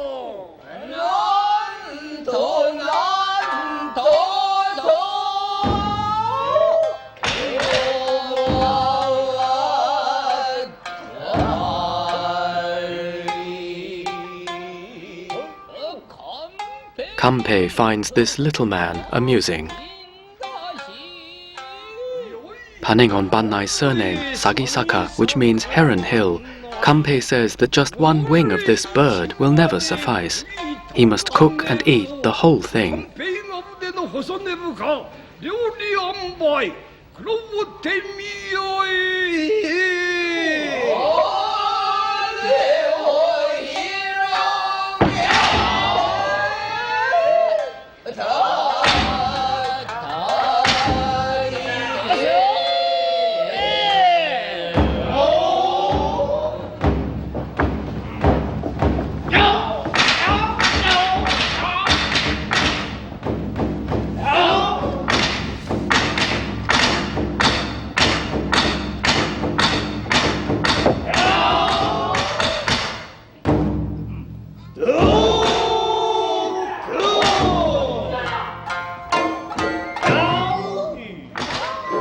What follows is a carefully choreographed fight scene, which, in dances, is called shosadate.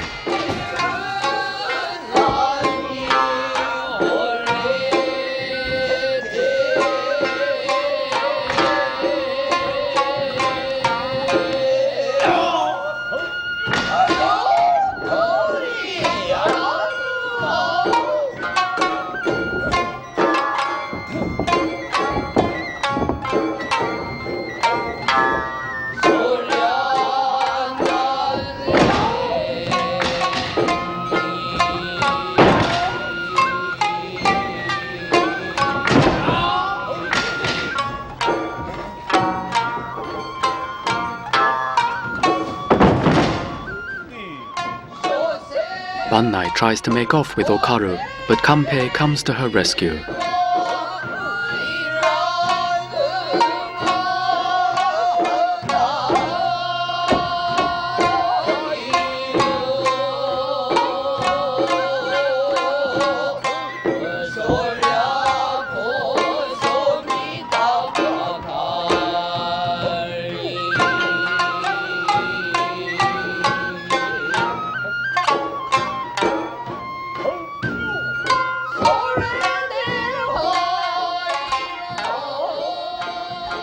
The lyrics tell us that no matter how much he covets the beautiful flower, Bannai will never possess it for himself.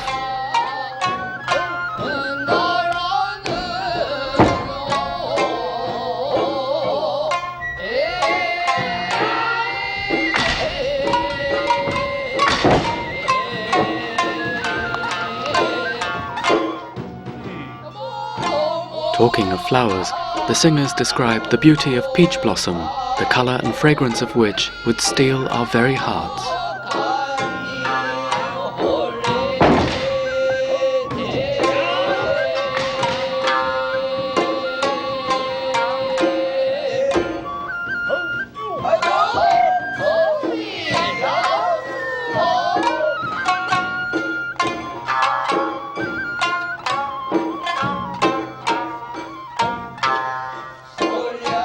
But this also we can never gain, for the wind will rob us of the flower's beauty.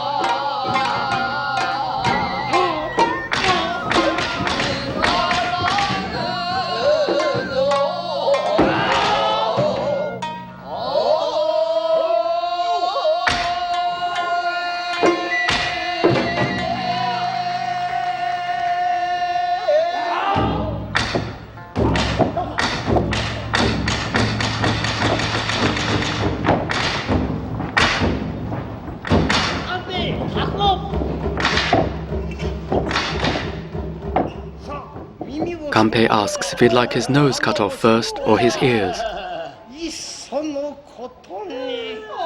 But Okaru warns that killing Lord Morono's retainer would make a pardon from his seniors impossible. He must stop.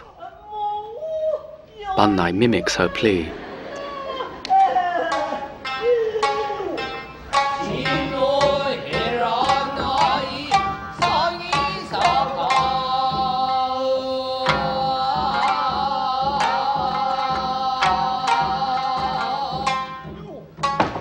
He barely escapes with his life, we hear. Bannai will soon make his famous exit in the halting steps of a heron. He holds the sword in front of his face to represent a heron's beak.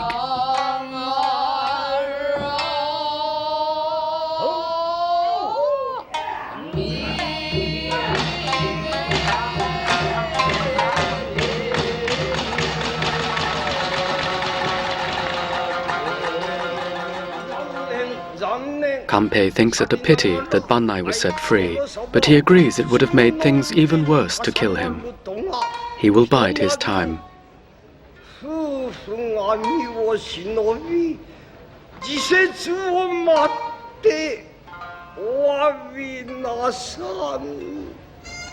cockcrow of dawn. Soon the sun will rise. Over the distant mountain ridge, to the east, all is white, with the gathering mist.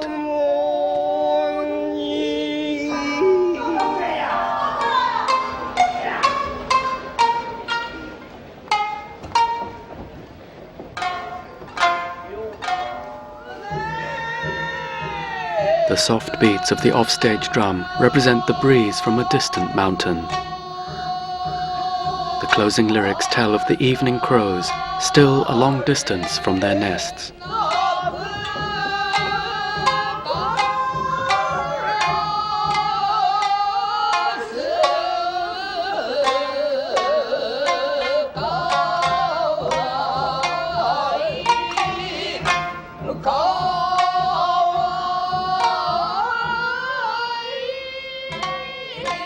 The call of the crows, kawaii, kawaii, sound like the Japanese word for charming or sweet, as we picture the two young lovers.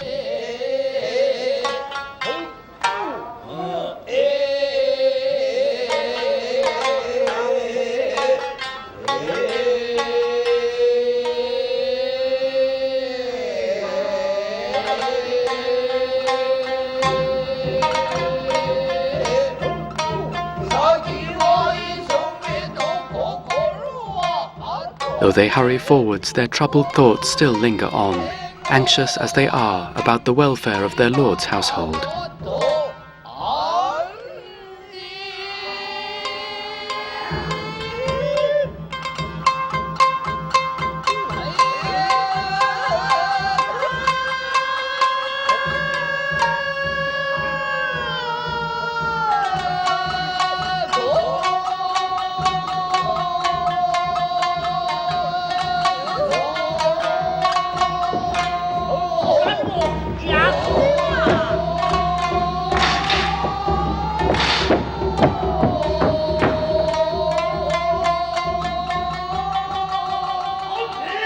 Kanpei, wait. You have business? My business is... nothing. Fool.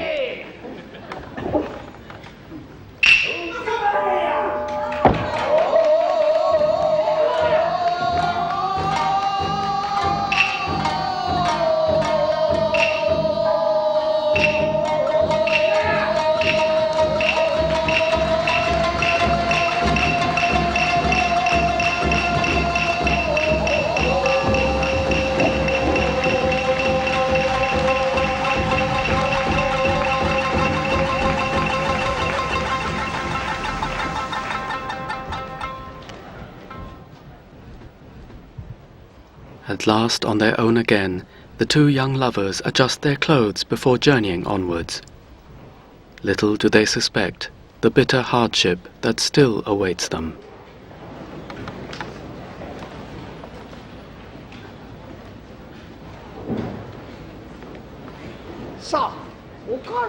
Okaru, let's go.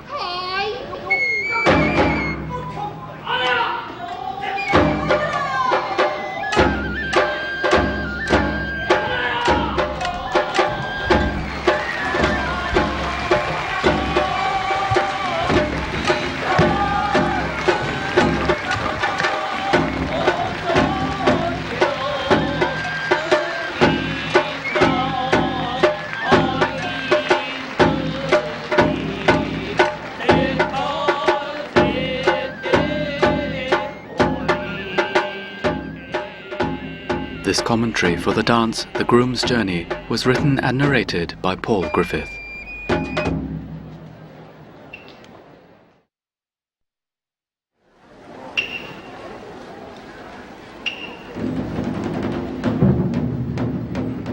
Kanadehon Chushingura, The Treasury of Loyal Retainers, continues with Acts 5 and 6. After Enya Hangan's death, his retainers plan a vendetta, but keep their preparations a closely guarded secret. Ayano Kanpei, one of the retainers, is now living with the parents of Okaru, his lover, with whom he was dallying when his master most needed him. Feeling guilty at deserting him at such a time, he is now desperate to join his former colleagues in the vendetta. The drum pattern played by the offstage Geza musicians represents the sound of stormy rain. It is night, and we are on a country road near to the village of Yamazaki between Kyoto and Osaka. The sharp clack of the wooden clappers accompanies the opening of the curtain.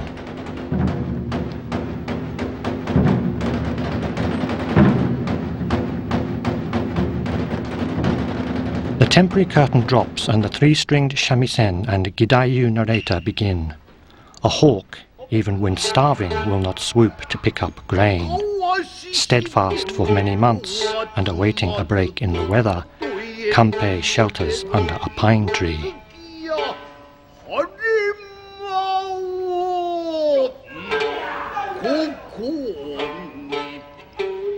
In the distance, he sees a lantern coming his way.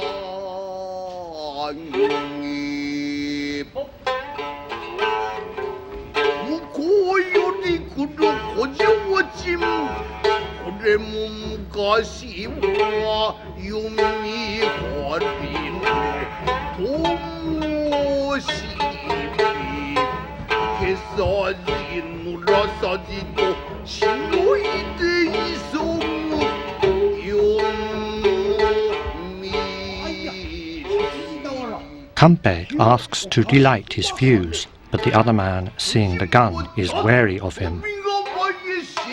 この街道は物騒と知ってか天の一人旅見れば飛び道具の一口商いえこそはかさじ出直せ出直せわらこを配れば Kanpei says he is only a local hunter.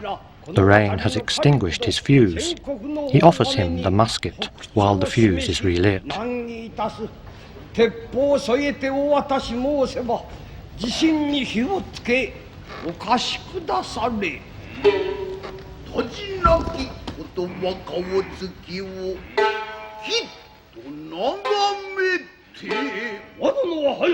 They recognize each other. He is another of the retainers, Senzaki Yagoro.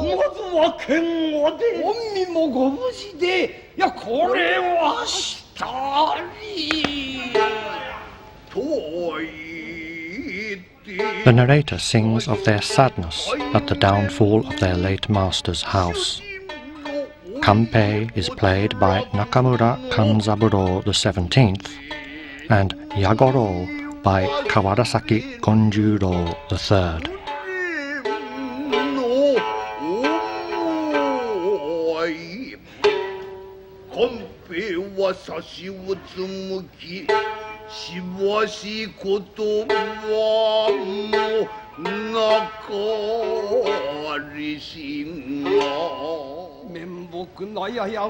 Kanpei says that his disgrace is such he can hardly bear to lift his face, even to an old friend like him.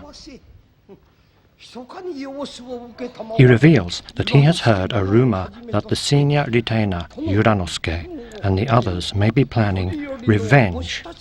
Kanpei begs to be included.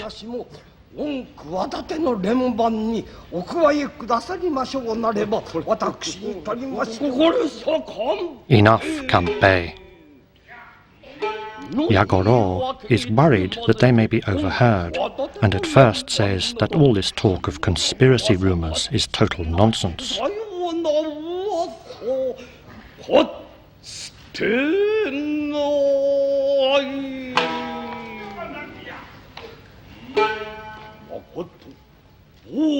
As he believes Kanpei to be loyal, however, he agrees to let him into the secret.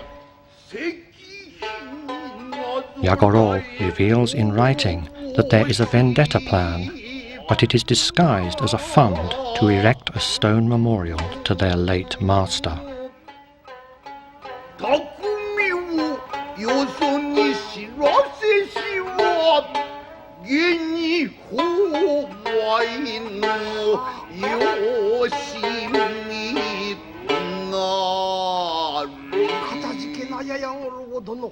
Kanpei is grateful, but is sorry that he cannot raise any money to help them.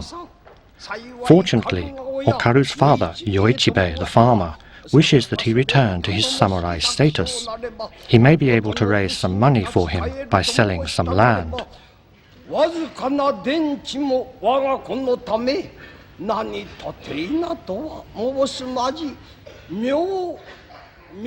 He may be able to get the money by tomorrow, and Kanpei asks that his request be conveyed to Yuranosuke.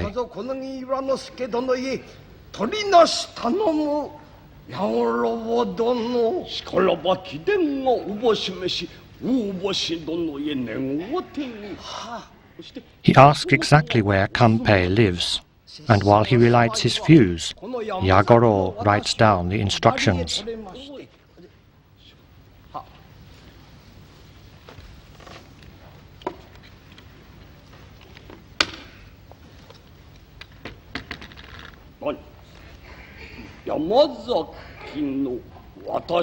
He should turn left at the Yamazaki ferry crossing, and then ask for the farmer Yoichibei.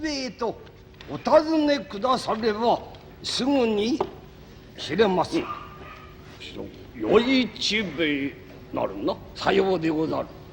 して In turn, Kanpei asks where Yagoro is residing. すなわち和右衛門殿と同宿にて三条小橋家主吉兵衛方に分かりある。三条小橋家主吉兵衛でござるよな。承知いたした。しからばこれにて。ごめん。あ、八五郎殿。これより The road ahead may be dangerous. He should take care. ともにご油断あるの。何そう何そう。 In rhythmic speech, used at important moments, Yagoro says that until the memorial is erected, he will be so alert that not even a flea could bite him. He awaits Kanpei's contribution.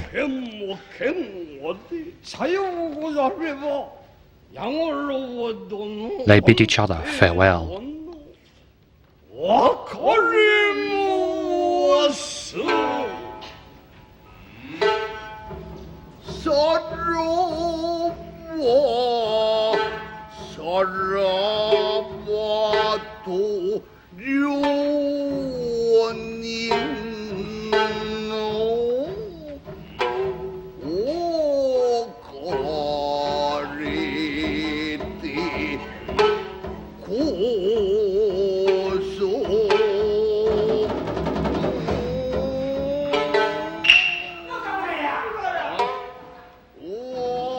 In the still stormy night, Kanpei resumes his hunting.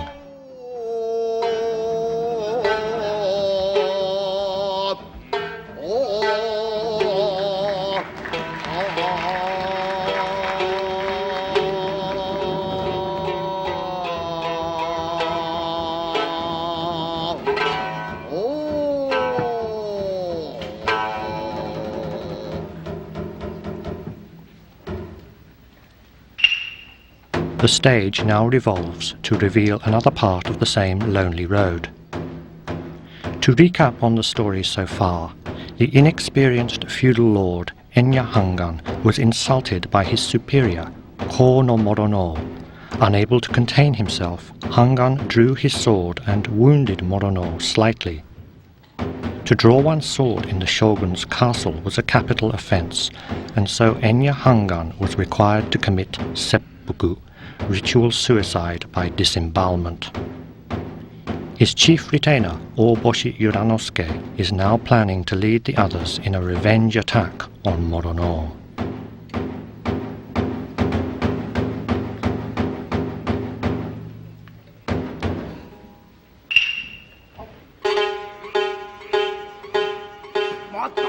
The narrator tells of the heavy rain and of the footfalls of the elderly Yoichibei, who is on his way back from Kyoto, having obtained money in advance for the sale of his daughter, Okaru, into prostitution in Kyoto's Gion pleasure quarter.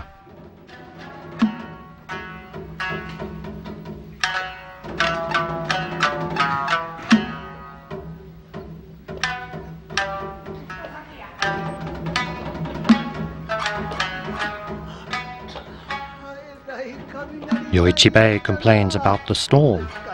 He must hurry and get home.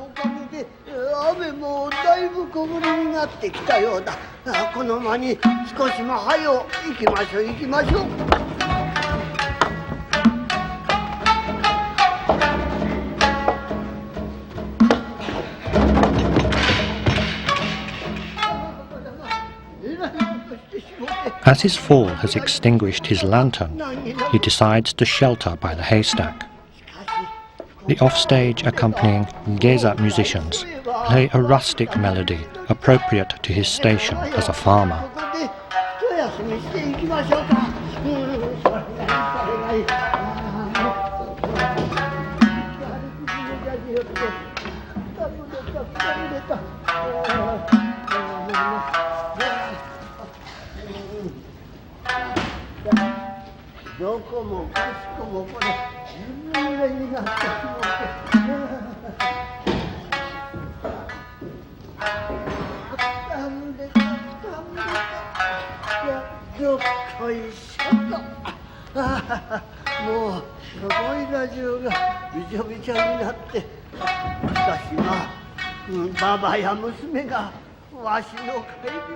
Yoichibei recalls that his son-in-law, Kanpei, is in need of a large sum of money.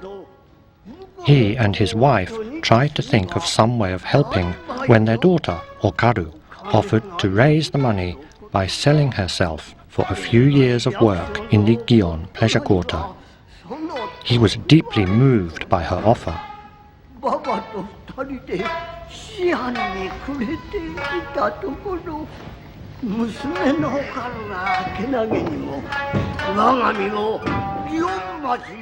He approached the Ichimonjia house in Gion, and they agreed to take her for 5 years for the sum of 100 gold pieces. This evening, he received half the money.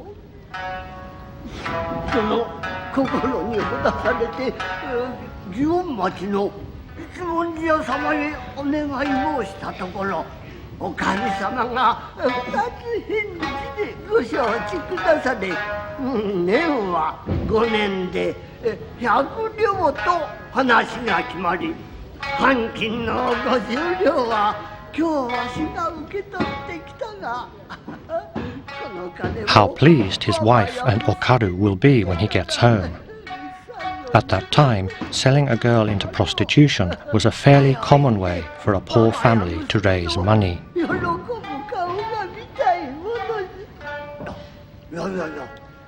However, this is all thanks to the proprietors of the Ichimonjia house, and so he turns and bows in gratitude to them.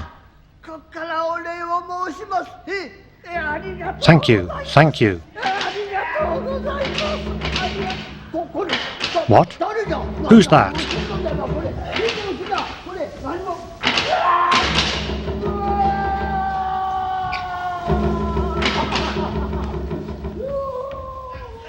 The thief is Ono Sadakuro.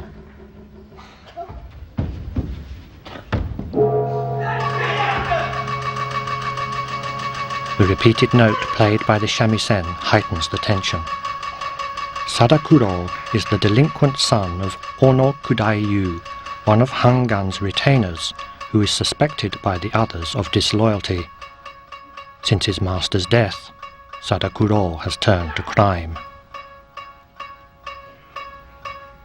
This is Sadakuro's only appearance in this play, and he says only 3 words. But his elegantly evil character and the dramatic contrast between his white makeup and black kimono make this one of the play's most famous roles. It's always played by a leading actor, here Ichikawa Ebizo the 10th.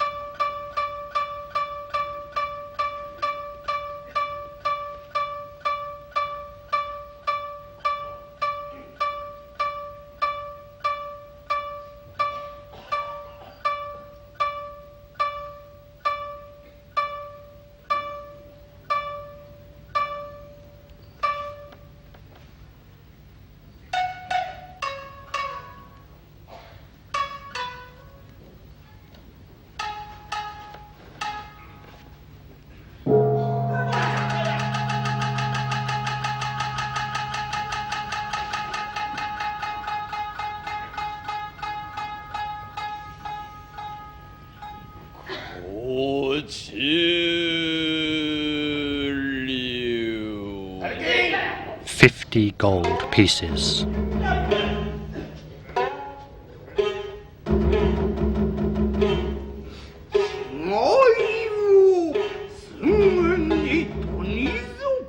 The narrator describes his attempts to hide the body, kicking it into a valley.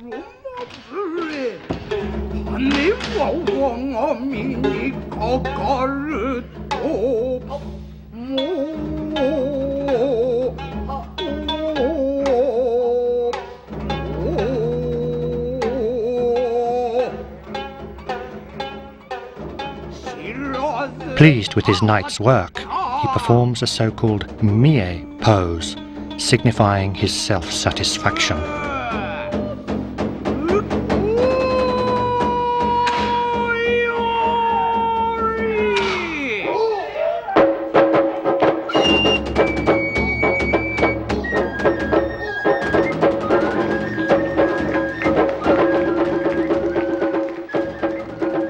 But suddenly his path is blocked. A wild boar, pursued by Kanpei, is heading straight towards him.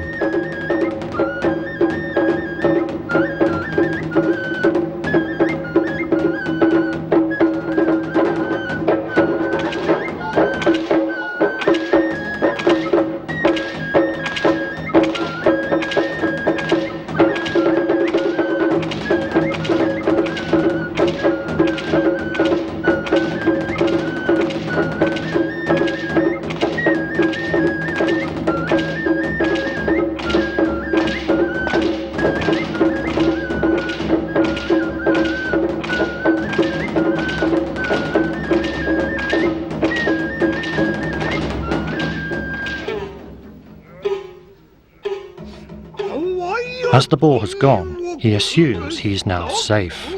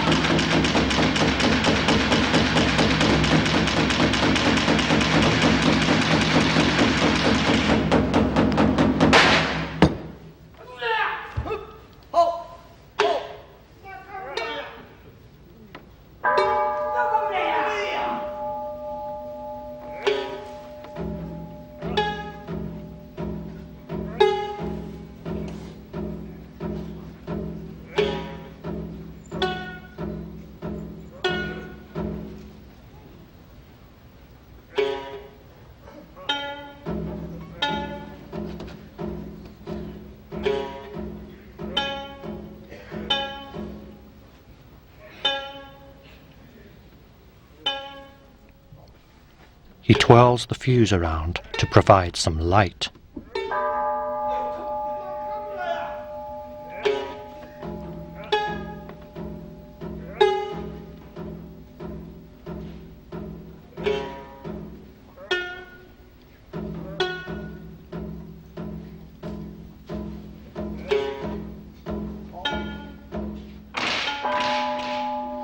Brushing into the damp straw, it goes out again.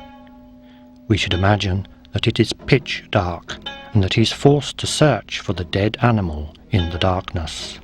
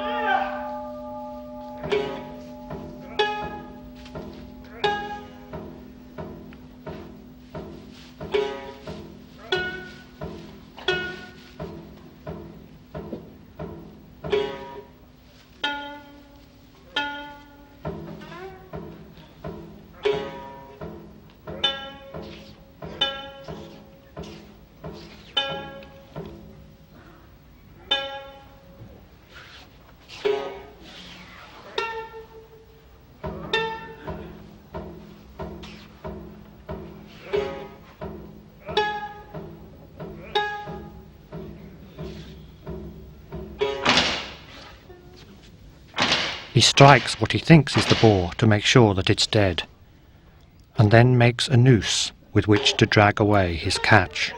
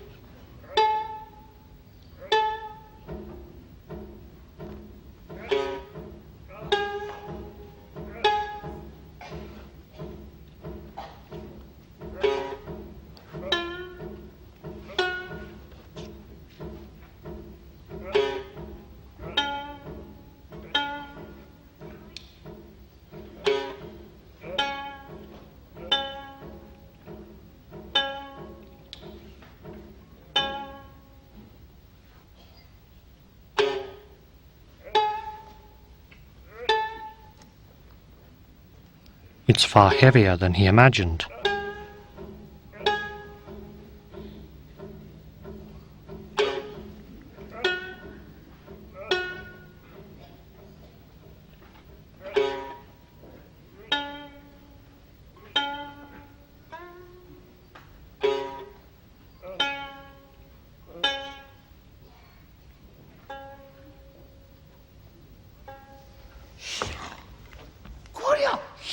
He's killed a man. What if somebody saw him?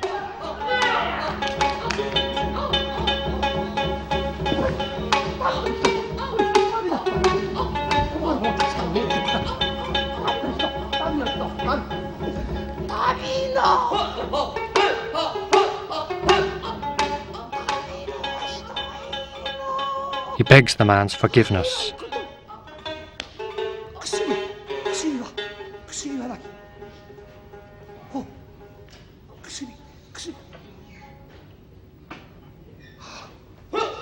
He realizes that the packet is money, but doesn't want to be thought a thief.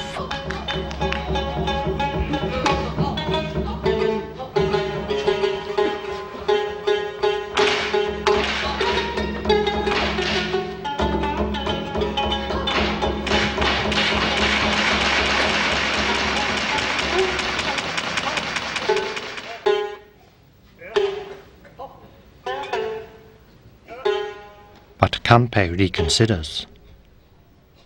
Such a heavy packet would be just the amount he needs for the vendetta.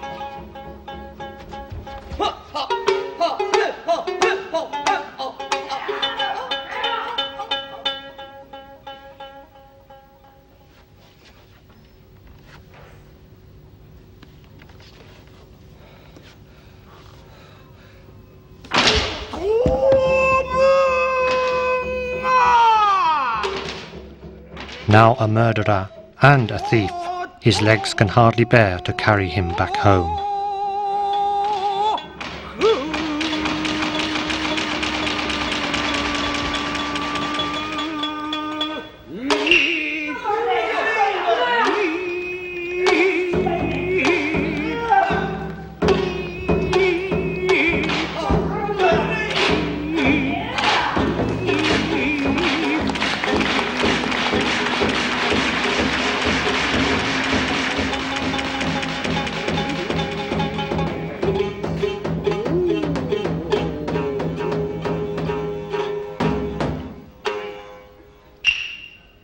The signal clappers, called ki or hyoshigi, signal the end of Act 5. The stage revolves for the beginning of Act 6, the Seppuku of Kanpei.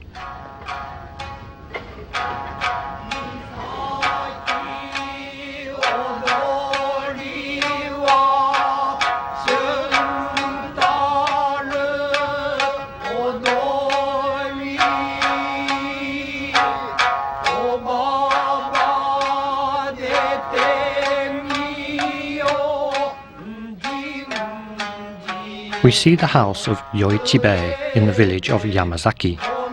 It's here that Kanpei has been living with his wife Okaru and her aged parents. Strangely, Yoichibei has yet to arrive home. Osai, the mistress of the Ichimonjiya house, has arrived to take Okaru off to the pleasure quarter of Gion in Kyoto. A servant of the Ichimonjiya called Genroku introduces her.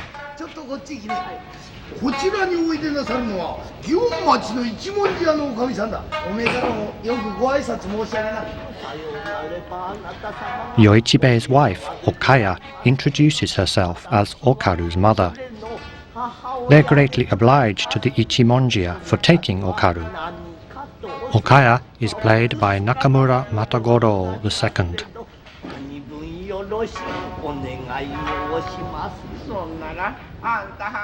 Osai says that she met her husband last night. Okaya need have no worries on account of her daughter. Osai is played by Kataoka Gado XIII.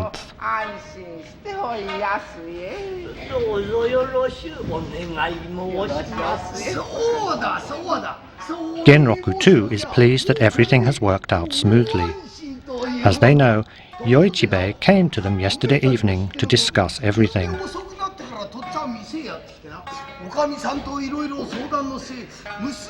Her daughter's contract will be 5 years, and they will pay 100 gold pieces for her services. Yoichibei was so pleased to get the money, he shed a few tears. They paid 50 in advance yesterday, and the rest will be paid when Okaru is handed over. Yes, he was so pleased.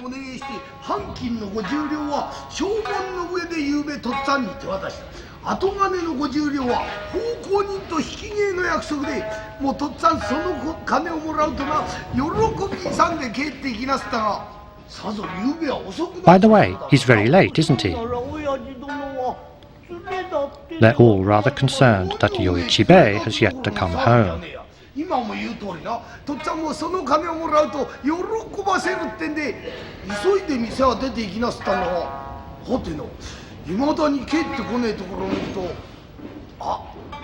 Genroku jokes that perhaps he was bewitched when he went by Inari, the famous shrine dedicated to the fox spirit and the deity of wine and sake.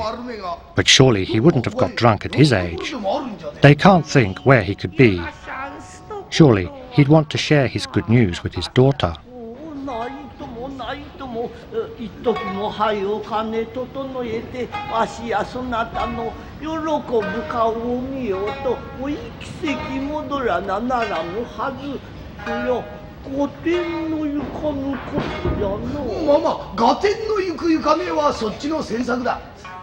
Genroku, however, would like to get on and asks Osai for the remaining 50 pieces of gold.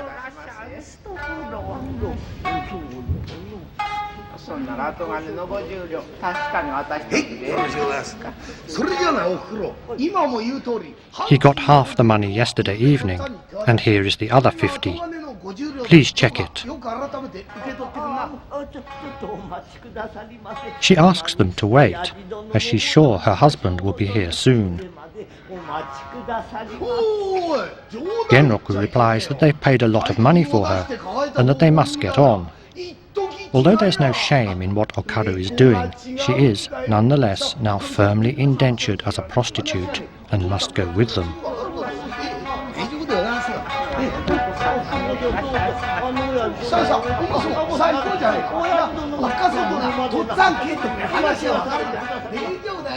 As he bundles her off to the palanquin, he says that they need have no worries about her future.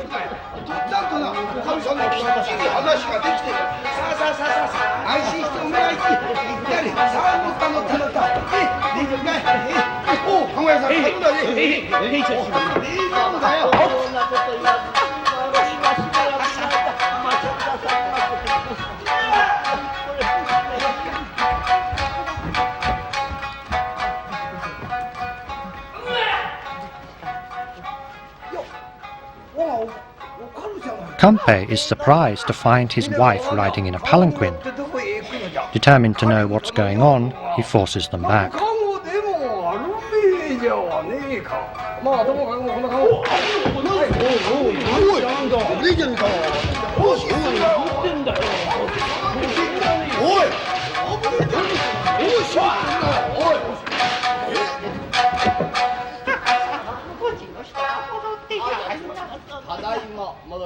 Pleased to see him, they welcome him home. Genroku and Osai are forced to wait.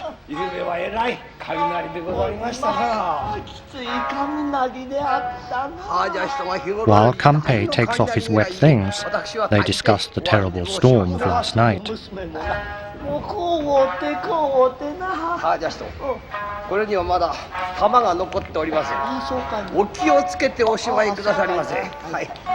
まあえらい降りでございました。まあきつい雷であったわい。どうしてあの時はあなたどこにいらっしゃった？私は一本松の下で雨宿りをいたしております。はいはい。それはまあ難儀なことだ。はい難儀でございました。そうであろうそうである。By the way, these people, who are they?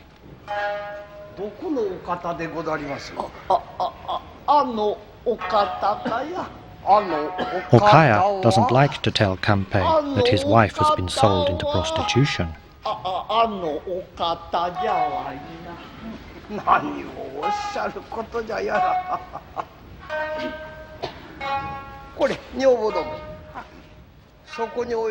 He tries asking his wife, but she too cannot bring herself to tell him.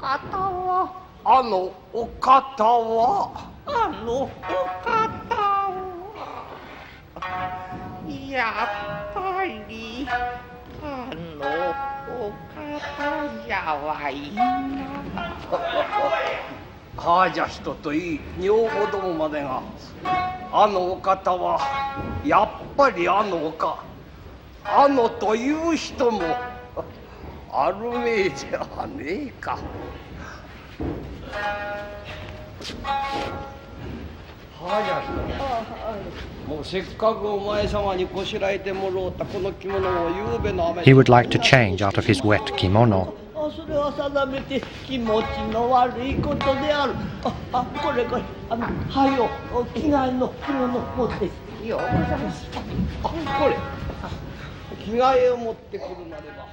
She should bring the kimono decorated with the crest of his former household. His thoughts are filled with how he can now assist in the vendetta. He also asks her for his samurai swords. Now without a master, she's surprised by his request.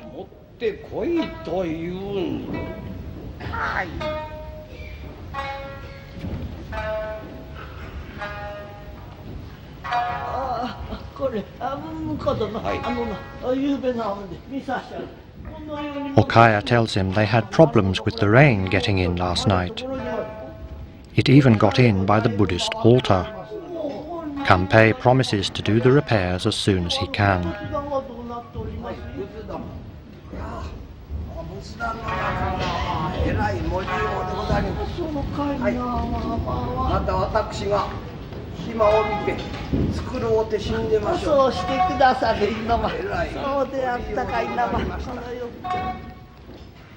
She finds the purse which contained the money, which he has already passed on to the retainers.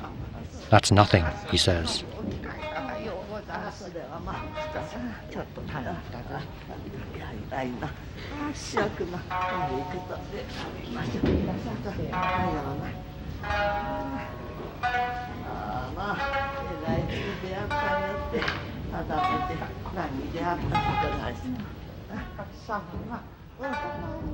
This kimono will need laundering.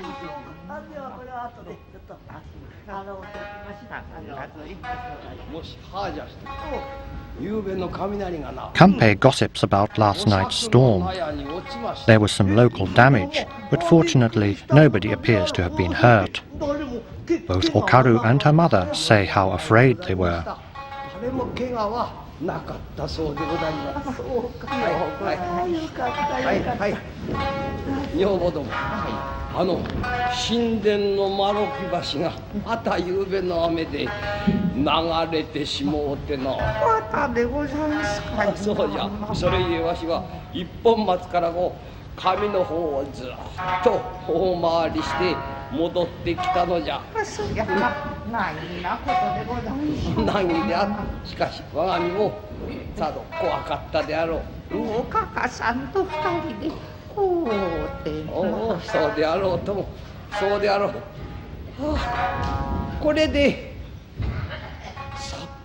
He's pleased with his dress. The only thing which gives away his masterless status is that the hair on the crown of his head is unshaven, a sign that he has too many troubles to attend the barber. He does, however, now demand an explanation and formally seats himself to hear it.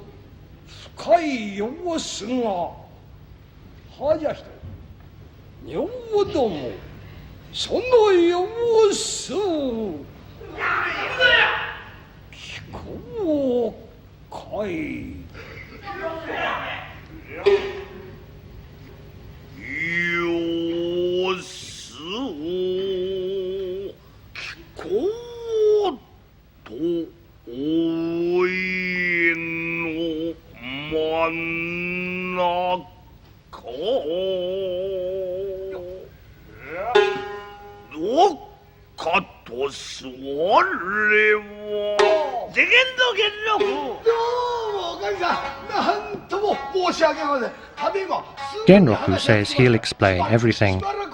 He tells the palanquin bearers to wait, and then decides to tackle the problem of Okaru's husband. He's wary of Kanpei's samurai status.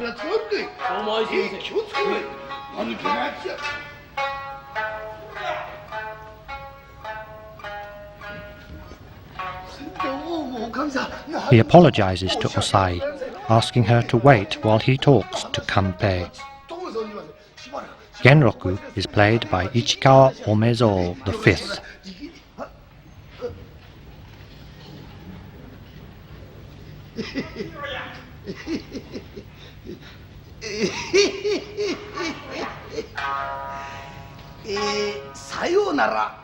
So, Kanpei is the son-in-law in this household.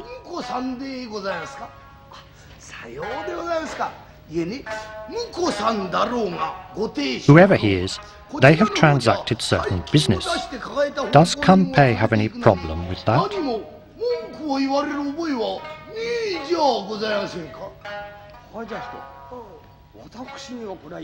Kanpei would like to know what this is all about, and so Okaya explains everything to him.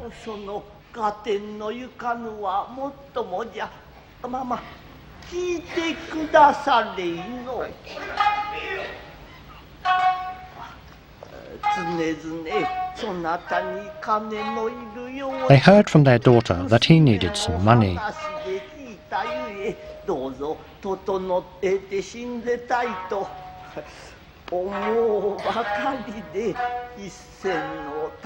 They thought that he really wanted to raise some money by selling his wife, but was hesitating because of their feelings.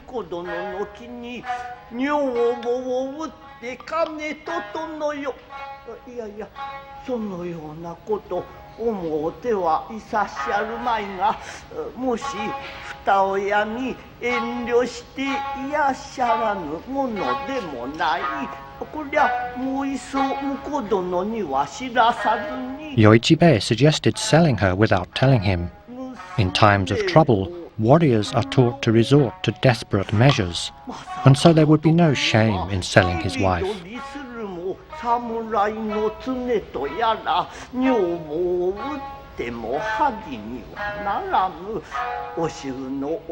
And as this is for the sake of his lord, he couldn't get angry. And so, yesterday evening, Yoichibei went to Gion, but has still not come back. 折決めに行かれたが今に戻ってござらぬゆえ親子案じている中へあの衆がお見えなされて Then these fine people arrived, saying that they'd paid her husband half the money for Okaru, 50 gold pieces. They paid her the rest, which she has here, and now they want to take Okaru away.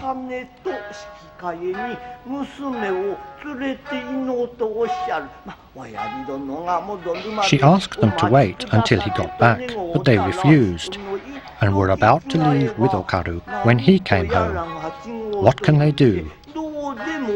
連れて行こうとおっしゃる。お待ちくだされと、やっさもっさのその中へそなたが戻って見えたのじゃが、こりゃ同省添いの寛平殿。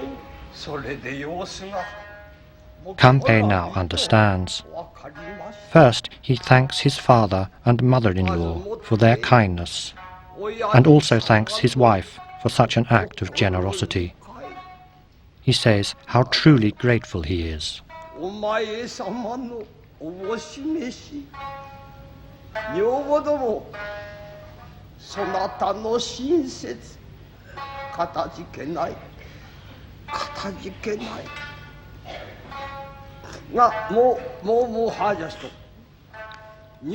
However, it won't be necessary for her to go. Something good has happened to him too.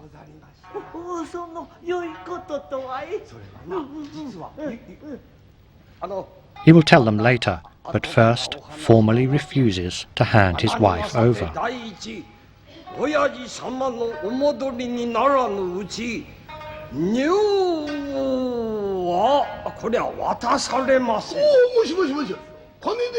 Genroku, however, says that they've been paid. Why won't they hand her over? He asks who Genroku is, and then prepares to hear what he has to say.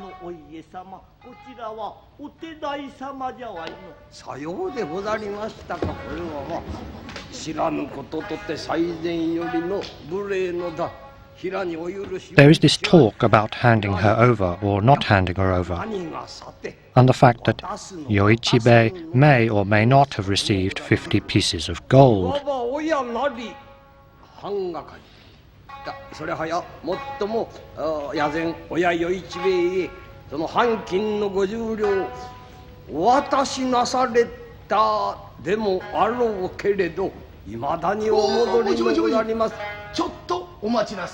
Genroku interrupts him. This discussion is all very well, but this talk about Yoichibei may or may not have received the 50 gold pieces is nonsense.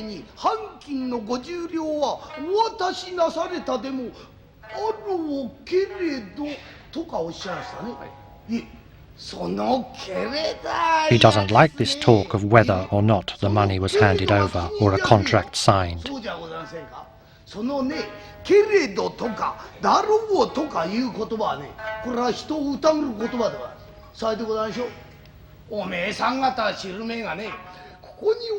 This person is the mistress of the Ichimonji in Kyoto.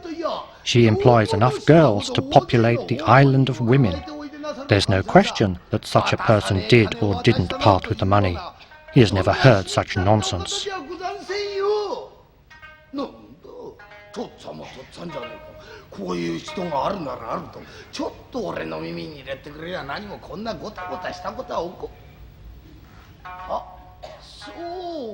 The thought suddenly occurs to him that they're trying to swindle them out of the money.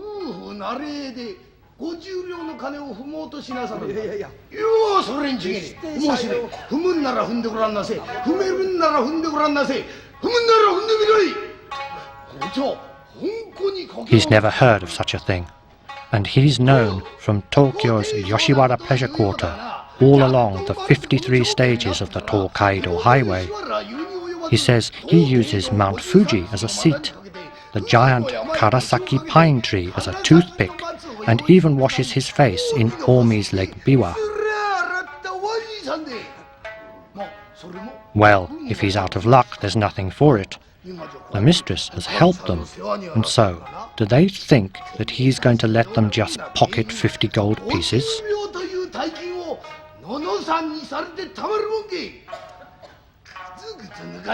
Having worked himself up into a fury, he lowers his sleeve and puts on a headband in preparation for a fight. They'll sort this out at the local law court.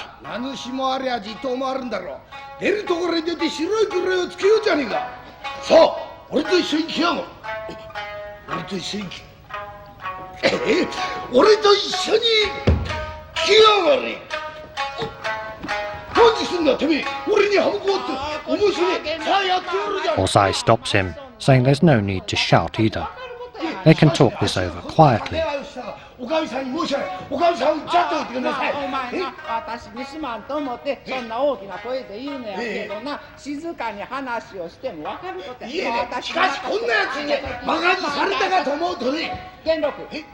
Genroku, stop it and leave this to me.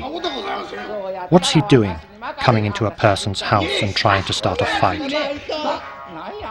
She orders him to take off his headband and put his clothing back in order.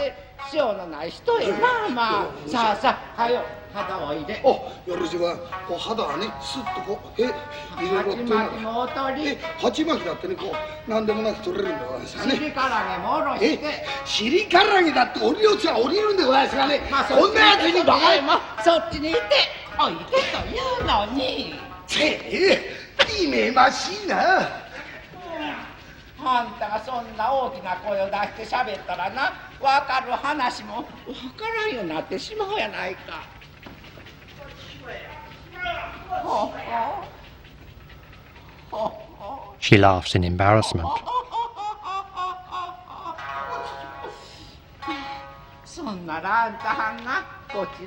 Asking if he is the husband and son-in-law, she then introduces herself. Kanpei too formally greets her.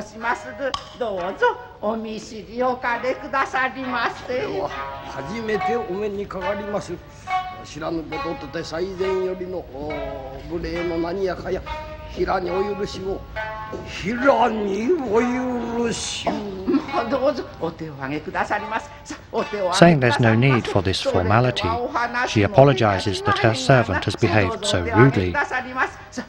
She asks him to forgive them.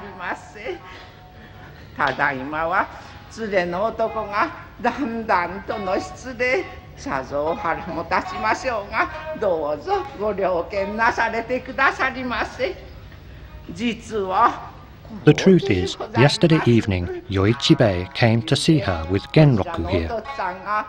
He said he was urgently in need of money, and his request was that he wished to sell his daughter into service. At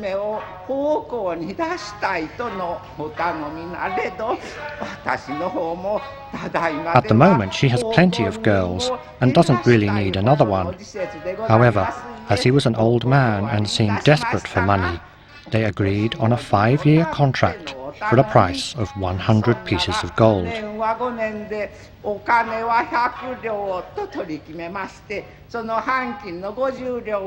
He took half of it yesterday evening, and she has the contract here. She asks him to look at it.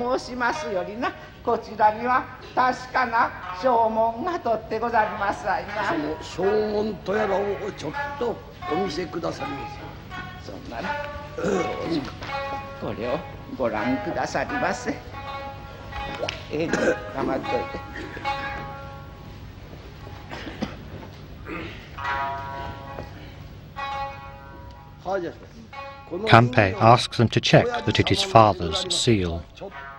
They confirm that it is.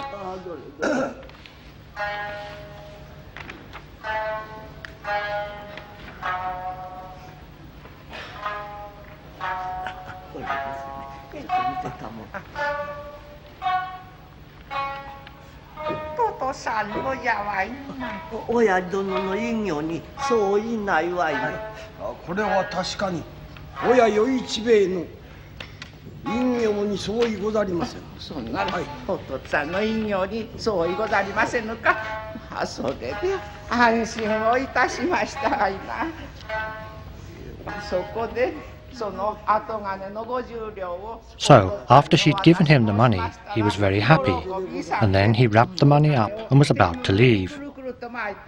She said that he should stay the night and leave in the morning.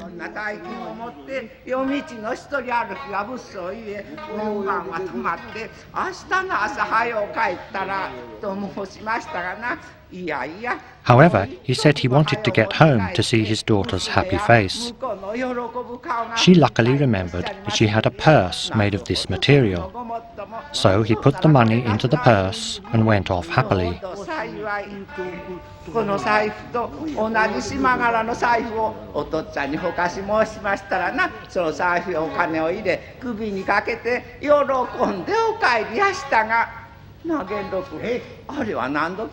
She asked Genroku what time that would have been, and he replies that it was after they had closed.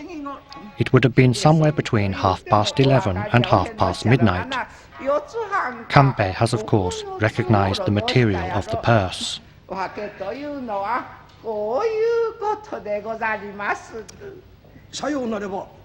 So, Yoichibei had a purse of that same material you have there. She confirms that's correct. He asks to look at it.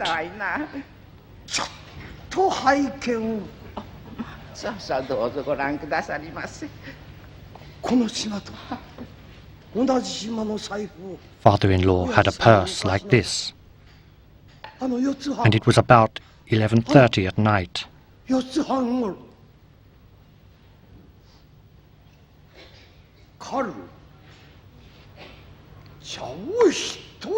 Okaru, some tea, please.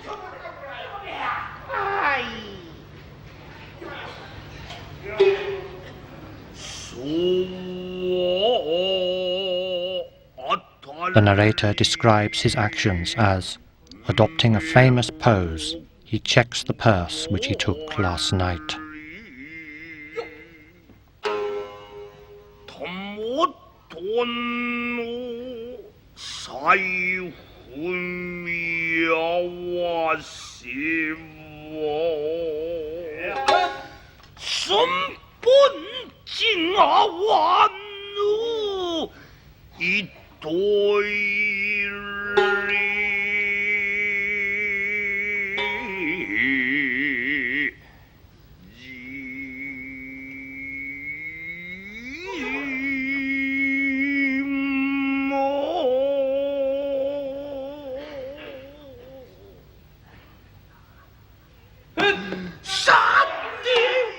So the man he shot was his father-in-law.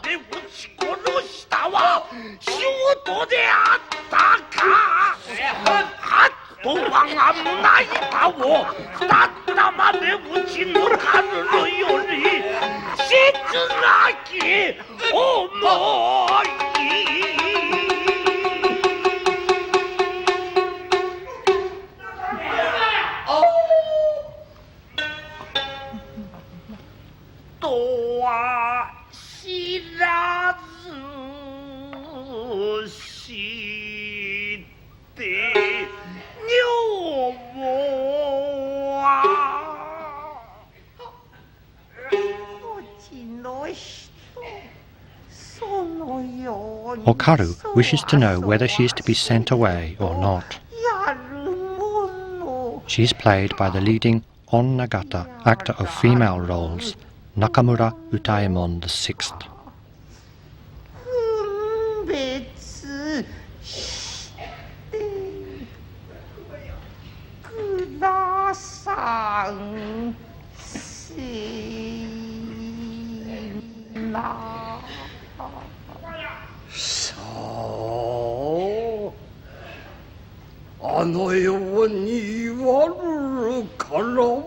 Kanpei replies that he has no choice in the matter. He goes on to mistakenly say that he met her father, but then tries to correct himself.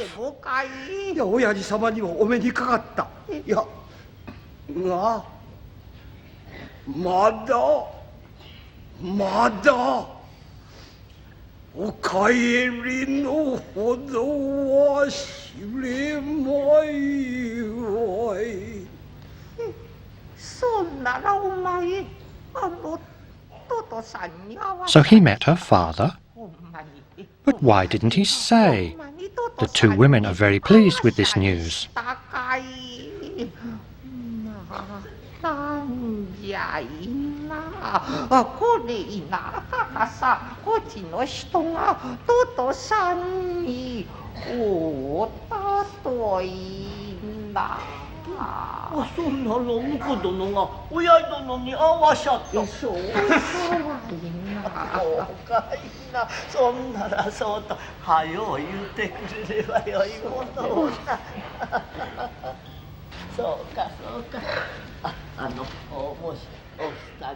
She tells them that Kanpei did indeed meet her husband last night.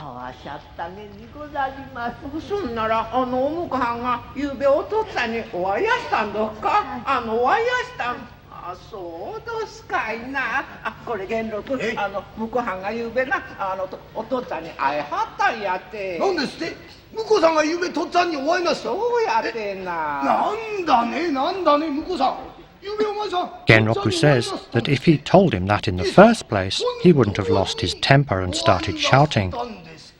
Thinking that it's all been a misunderstanding, he hopes to meet Kanpei sometime in a more sociable atmosphere.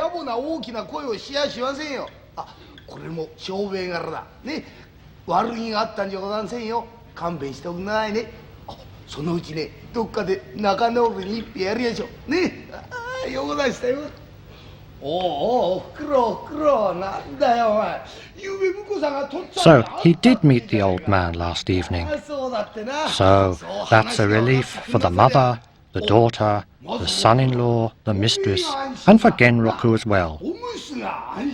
They can now get on their way. これが本当のご安心だ。さあ、おかみさん、メールやりましょうか。ね。入りますね。ありがとうございました。ようございました。そうね、話が分かってくります。どうせ帰ります。おかみさん、顔が立つというもんだ。ようございました。ようございました。Okaya begs him to give the young couple a few moments together before Okaru has to leave. ちょっと待ってやっておくね。早いとこ頼むよ。お、早いとこだね。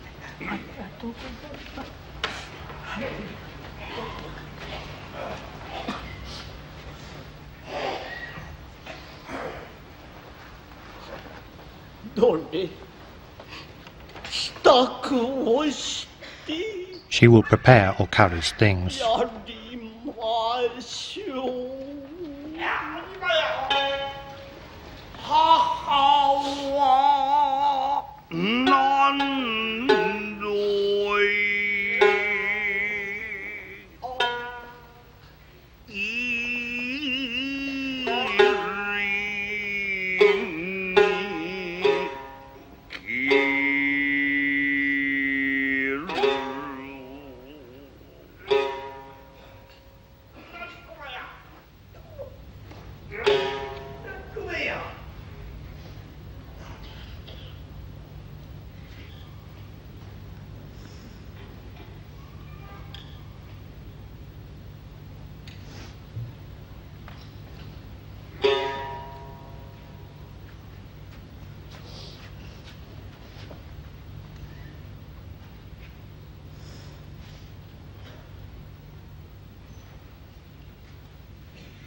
Okaru fetches the tobacco box for them so that she can close the door and talk to her husband in private.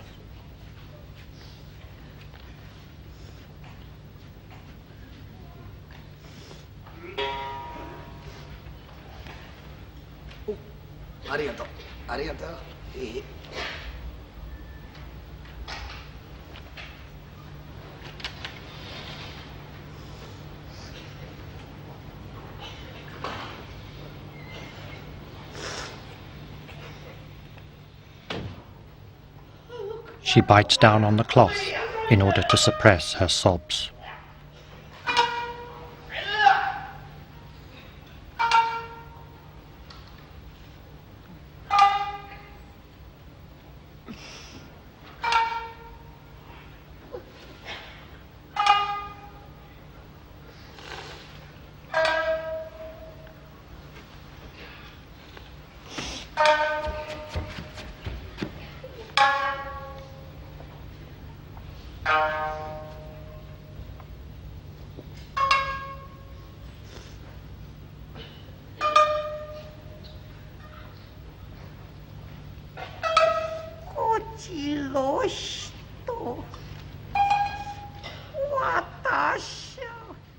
She will soon be leaving.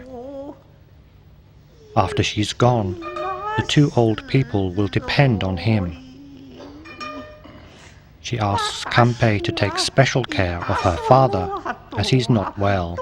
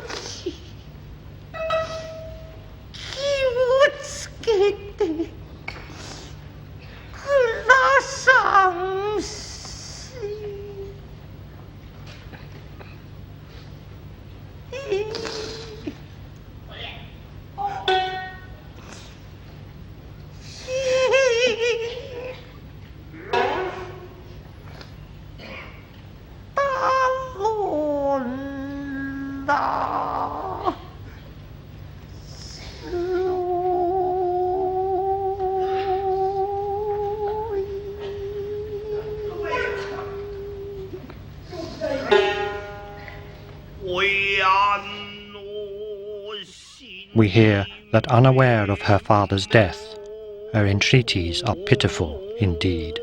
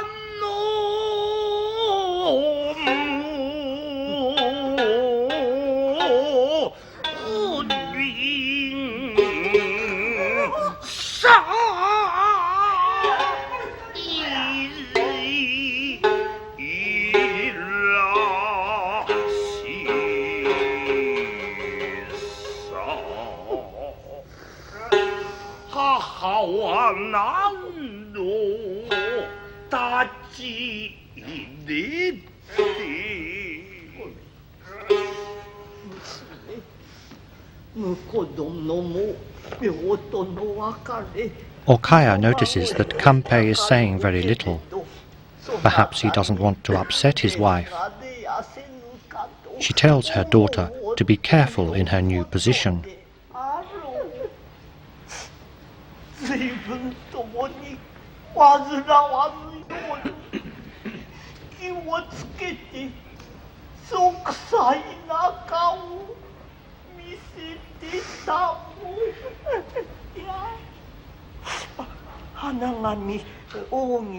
She can't do without handkerchiefs and fans, and so she's packed them in here.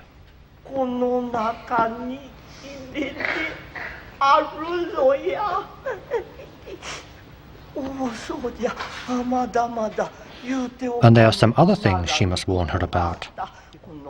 As she is going into the Gion pleasure quarter, she must be careful, because some customers may get drunk and want to commit lover's suicide with her. They may want her to enter into a love pact and cut off a lock of her hair, or even a finger.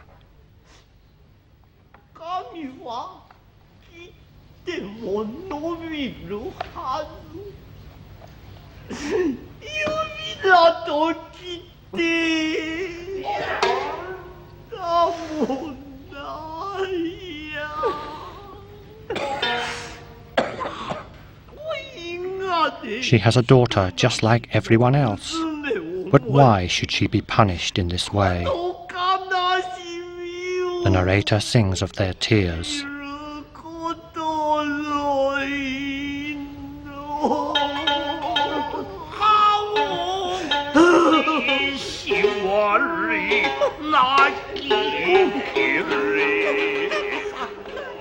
Okaru is upset by her mother's words and asks her to say no more.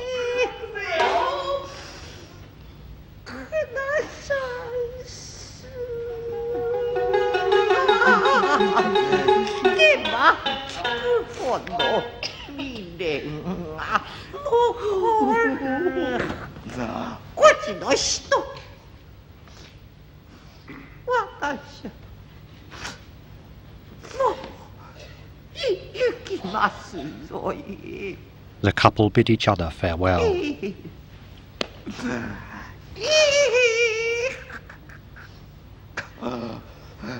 さらばでございます。よぼんばせ。Distraught, he tells her to work hard.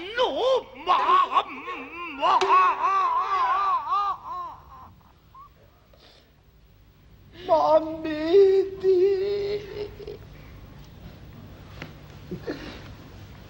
やれよ。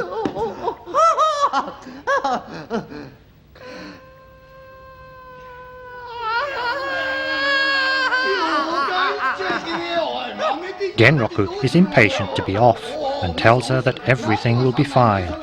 After all, she's not going far away. The lively off-stage shamisen music already reminds us that she will soon be working in the pleasure quarter.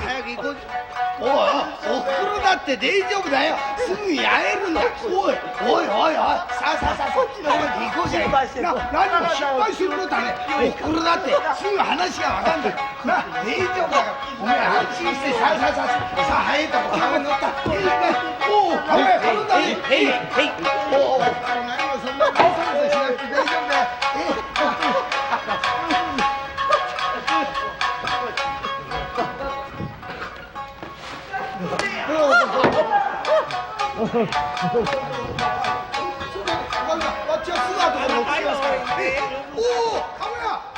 He calls to the palanquin bearers to watch how they go, and assures Okaya that there's nothing to worry about, and that she should come and visit.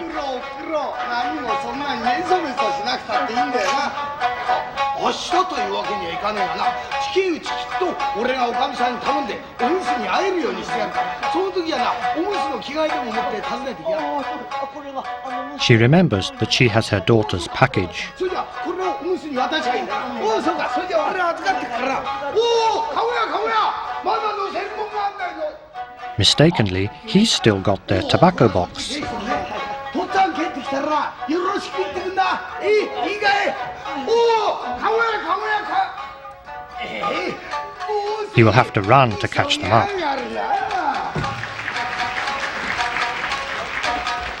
体に気をつけてな。のことはもう何にも心配せぬようにな。よいか。体に気をつけて煩わぬように。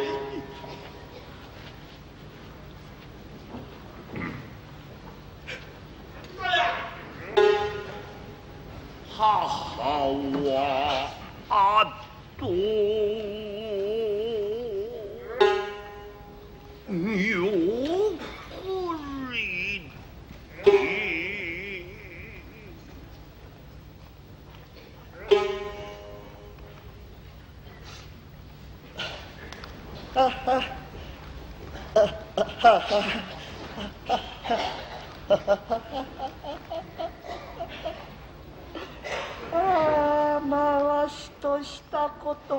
Okaya is sad that her daughter has finally gone. They must resign themselves, and Kanpei should not let his grief overcome him. これ婿殿どうしたものじゃ。もう親の足さえ諦めたに、女房のことなどくよくよ思うて煩わぬようにしてくだされや。 From now on, she and her husband must rely on Kanpei to support them. 私も親父殿もみんなそなた一人が頼りじゃほどにな。おお、そうじゃ。親父のといえば。 Talking of father, you said you saw him last night. Where was that? どこで会わしゃった？はい。親父様に。 Where did I see お father? 目にかかったところでござりまするか。 It was at Fushimi. No, ああ、不思議。 it was Yodo. No, it was Takeda. As Kanpei desperately tries to get his story straight, 3 local hunters arrive.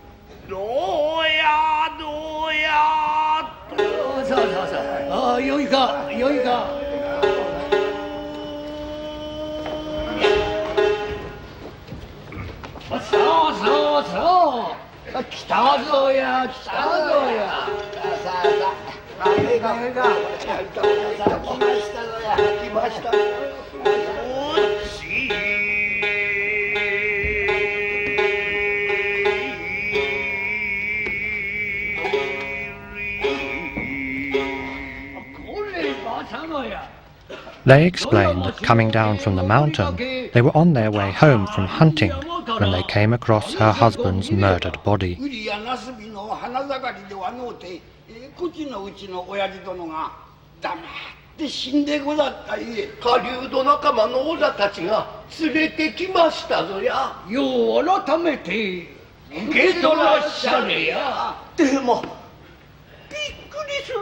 Okayo is surprised, but then thinks that the men are joking and that her husband is just dead drunk. They really shouldn't joke like that.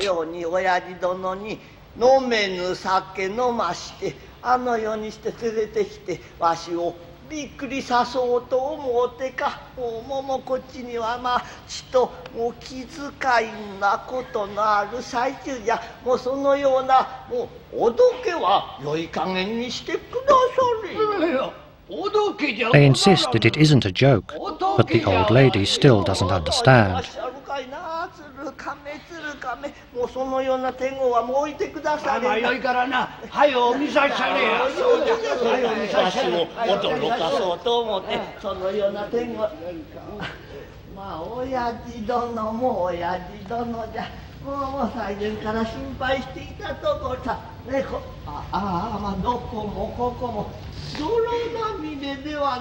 She tries to make her husband wake up, but then realizes that he really is dead.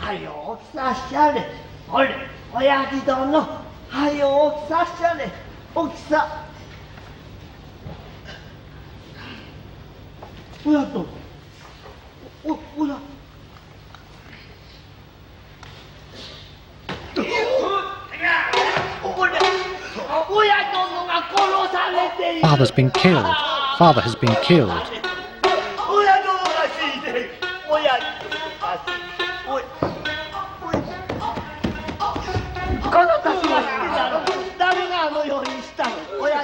She demands to know what happened.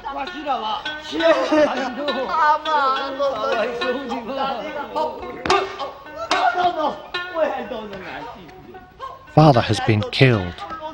Kanpei is of course sure that he was responsible.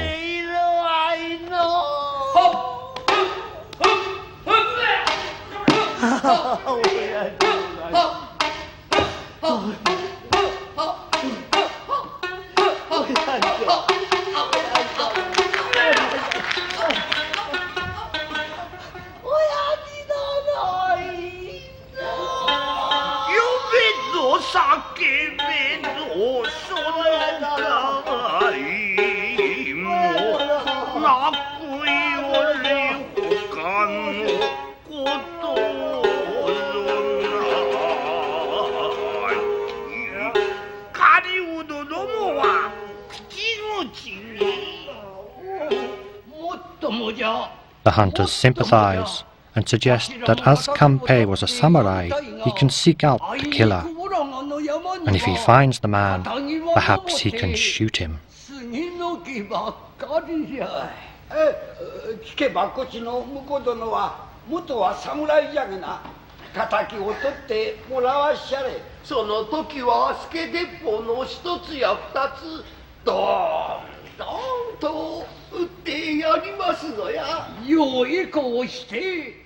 It is indeed a terrible business. 少子少子皆々我がやい。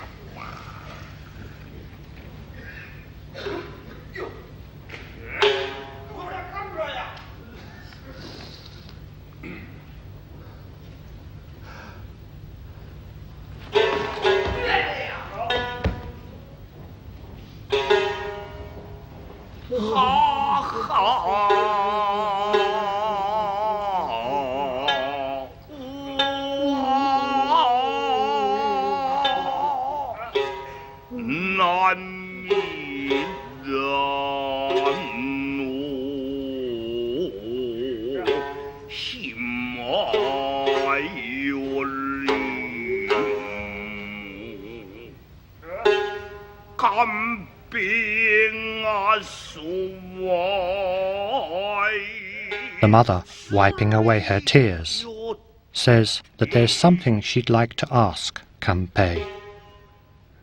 She orders him to come to her.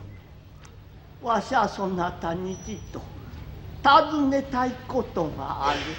さ、ここへござる。ここへござる。はてまあここへござれというに。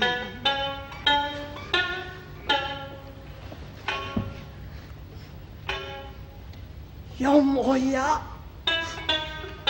よもやよもやとは思え。 Although she can hardly believe what she's thinking, even though he is a samurai, he showed no surprise at the sight of this body.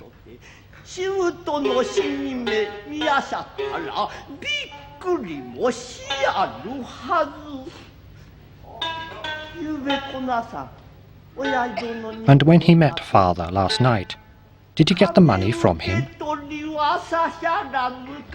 Did father say something? What did he say? Kanpei should tell her quickly.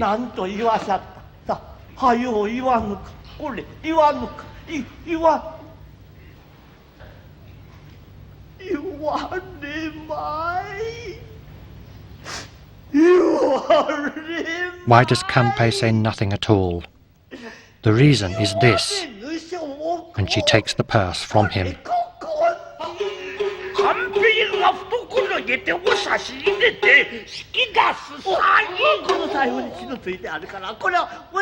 He killed her husband. He tried to hide it, but the truth will out. The gods see everything. He killed the old man and stole the money, never thinking that the money might be for him.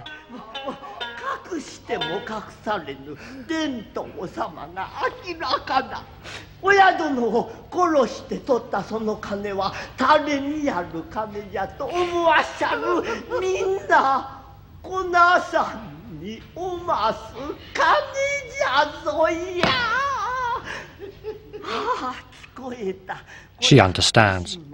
He thought that father was going to keep half the money from selling his daughter for himself. That's why he killed him.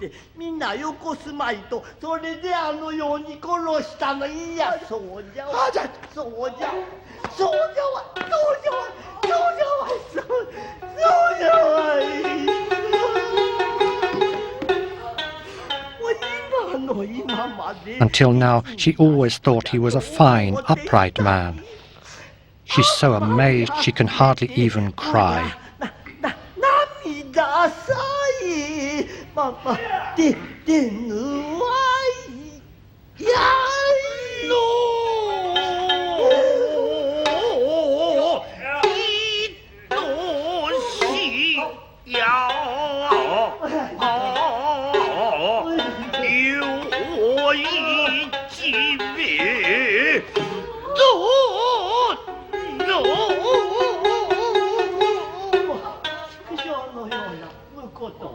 He tried to help Kanpei become a samurai again, but like a dog, he bit the hand that fed him.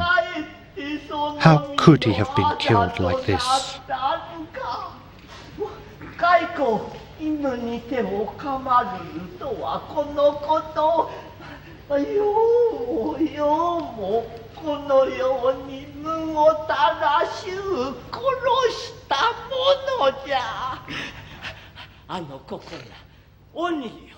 Calling him a devil and a snake, she demands that he bring her husband back to life.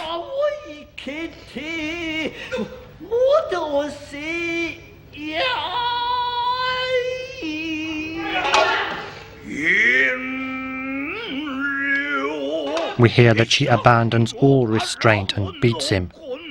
Even if she cut him to pieces, she would still not be appeased.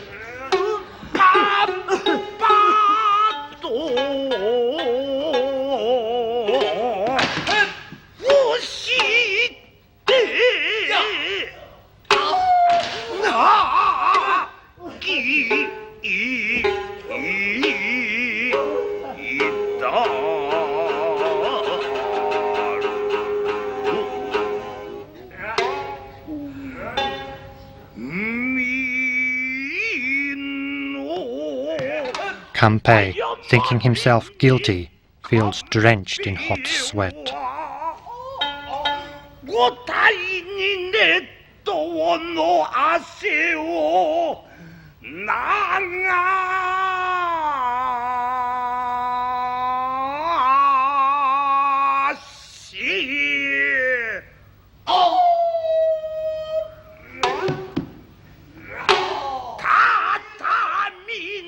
The narrator sings that casting the purse to the matting, he feels the wrath of heaven's vengeance.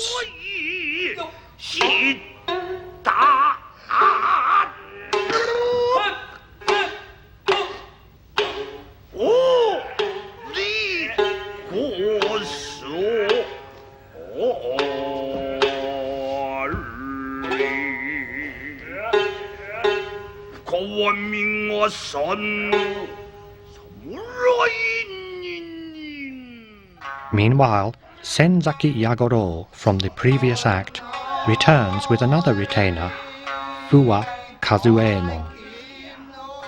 He is played by Ichimura Uzaemon the 17th.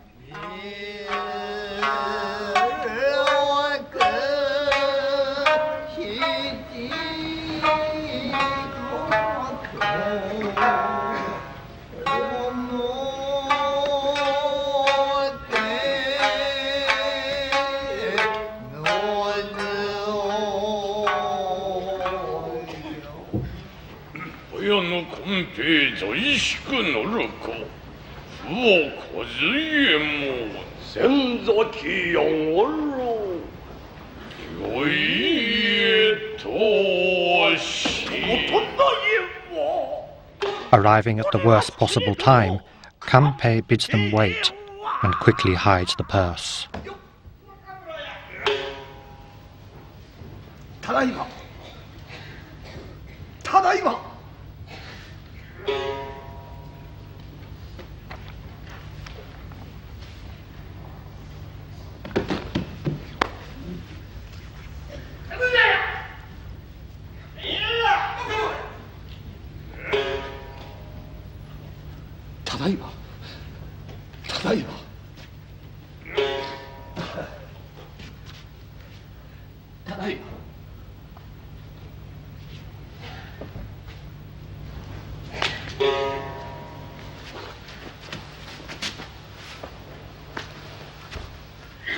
ただいま。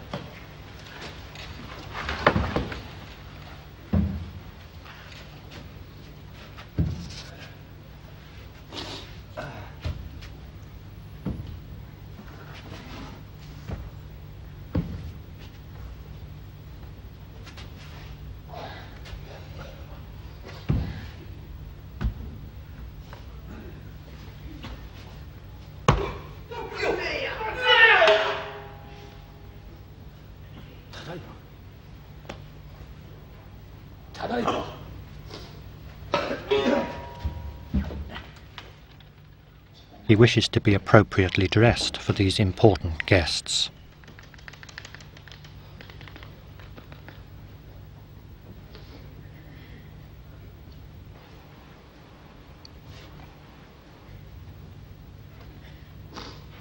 His appearance is reflected in the blade of the sword.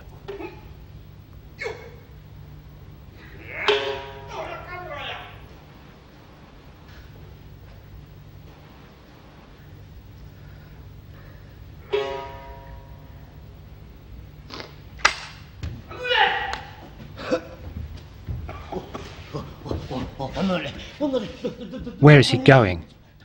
He explains there's someone at the door, but Okaya is sure that he's going to run away.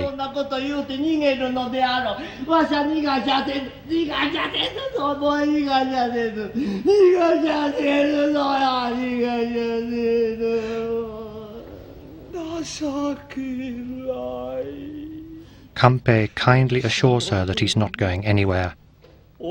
He tells her to stay close behind him. 私の腰へしっかりとついておいでなされませ。主さん、わきもさん。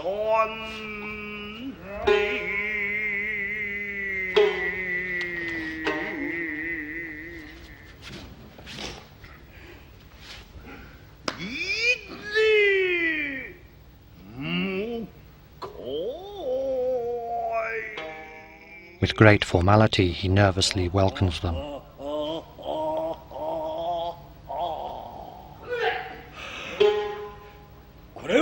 これはご了承には見苦しきおもらやい。ようこそご来。They have perhaps come at a bad time. Kanpei, however, insists that they may enter. お構いなくともいざまず我へおともにくだされ。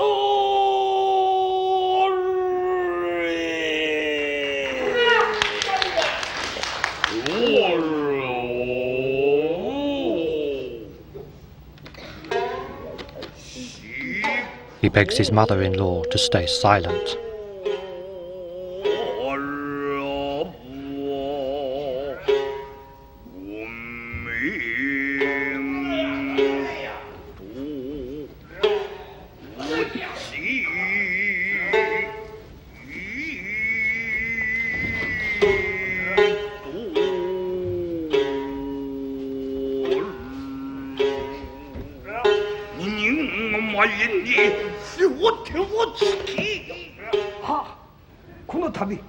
Kanpei formally apologizes for being absent when their lord most needed him. He has no words with which to defend his actions. He begs them to intercede on his behalf so that he may participate in the memorial services on the anniversary of their lord's death.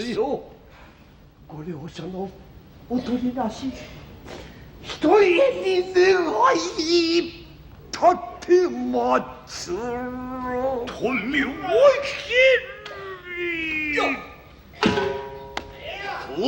だり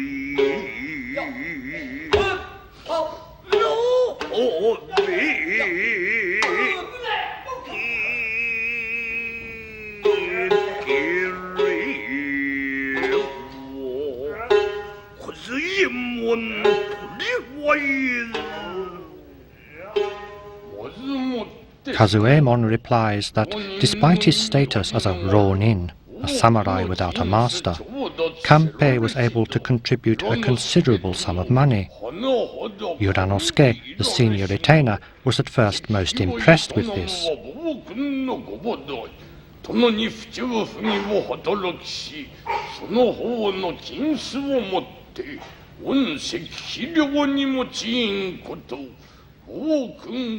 However, in view of his previous act of disloyalty, it has been decided that it would be offensive to the spirit of their lord to accept.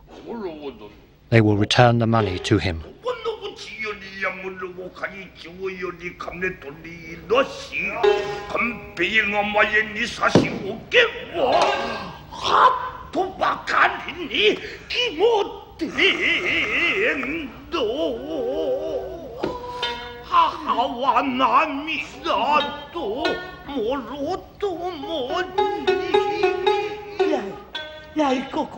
Through her tears, Okaya calls him an evil man. Does he now understand the meaning of a father's vengeance?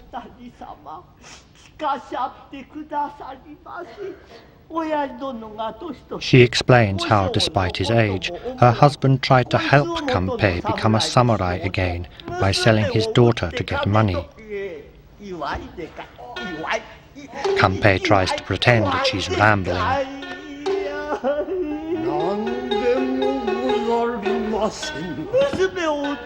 After he sold their daughter and got the money, Kanpei waited for the old man and killed him. That tainted money can no longer be of any use. She begs them to take revenge on him, as she cannot do it herself.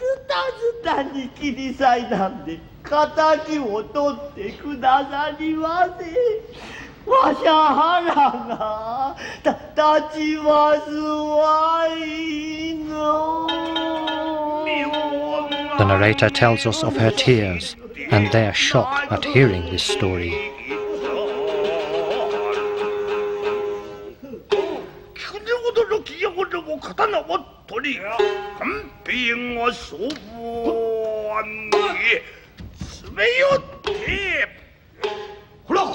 Yagoro is furious that Kanpei should have tried to raise money in this way.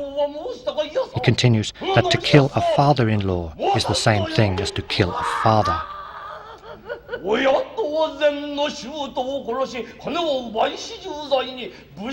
Has he never heard of the way of the warrior? He will skewer him like a piece of food.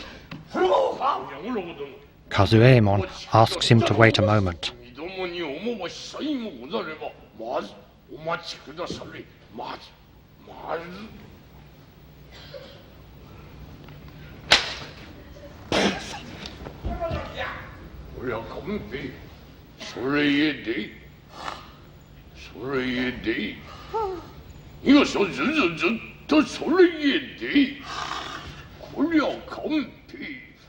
He tells Kanpei that warriors, even when thirsty, do not drink tainted water. Did he really think that this money could be used for their master's cause?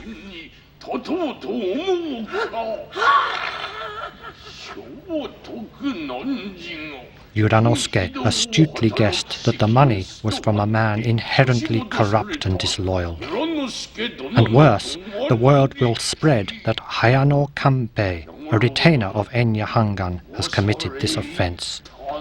This will bring disgrace on both Kanpei and their master.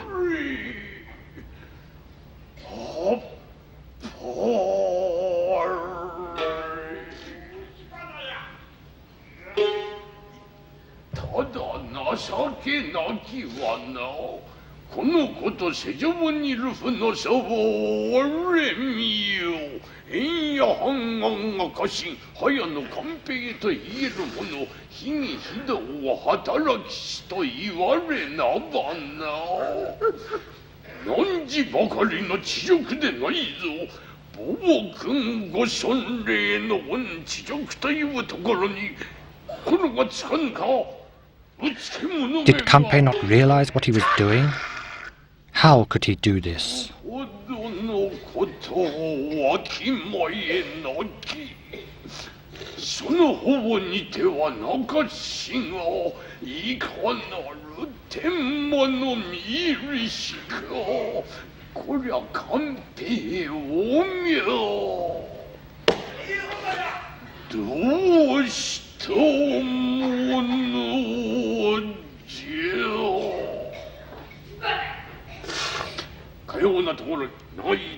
They decide to leave, but Kanpei bids them wait.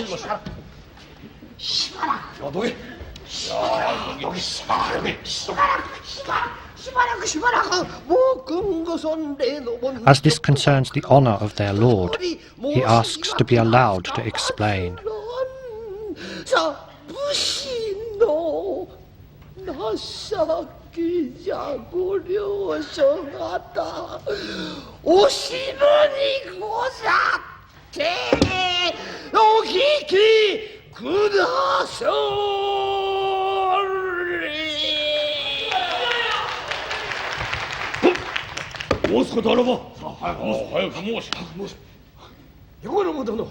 After he met Yagoro last night, his mind was filled with thoughts of how to obtain money for the vendetta.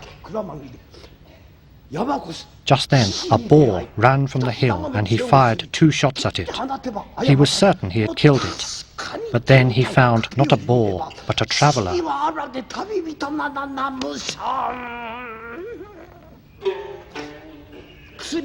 He searched for medicine, but what he found was a pouch of money. He knew it was wrong, but he thought the money was sent from heaven. Wanting to join the conspiracy, he went straight to give them the money. He says how happy he was.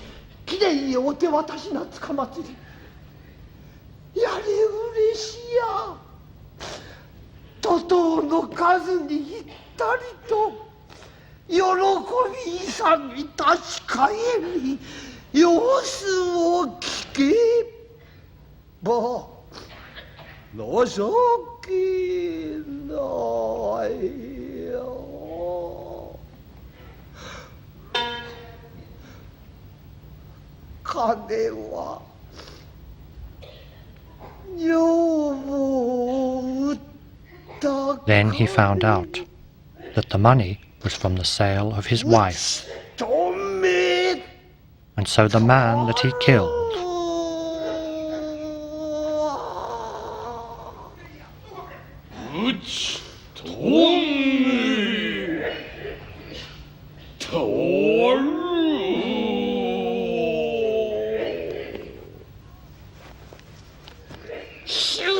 the man he killed was his father-in-law.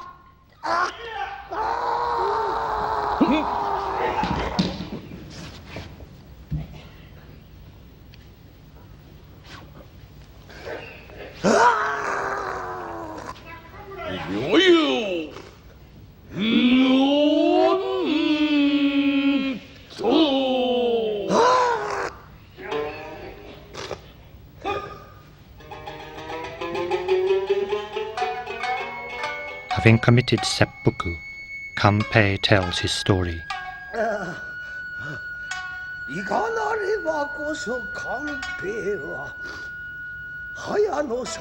He was born the son of Hayano Sanzaemon, and at 15 became apprentice to their lord.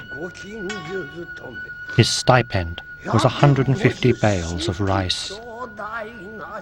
For generations, he and his family received their stipend from the Hangan family.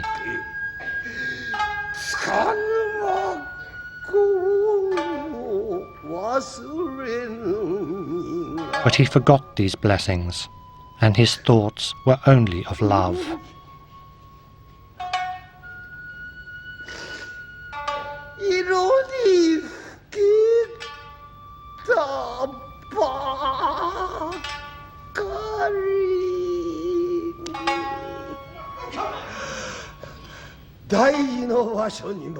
He left his post at a vital time, and that punishment from heaven has broken his heart.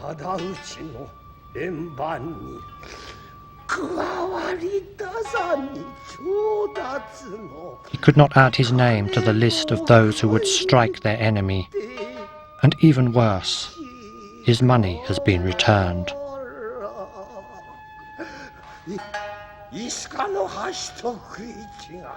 Nothing that Kanpei does goes right, and so Seppuku is his only course. He begs them to imagine the pain in his heart.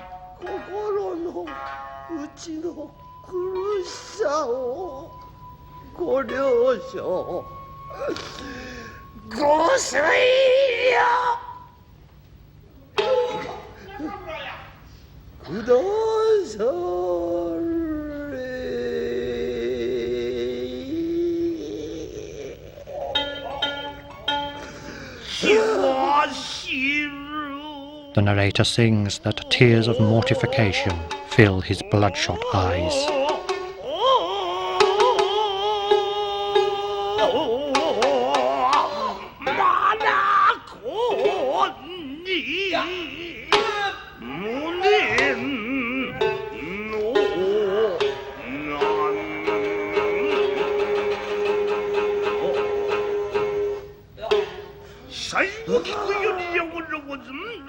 Yagoro decides to check the body.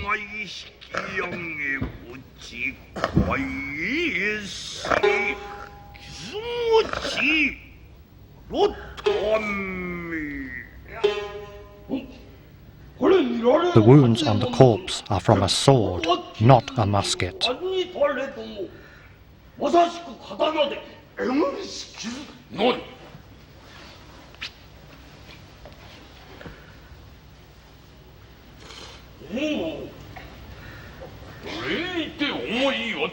On their way here, they saw a dead man killed by bullets. They found the body was that of Ono Sadakuro, a man so corrupt even his evil father, Kudayu, disowned him. They had heard that Sadakuro had become a thief. Kanpei must have shot him.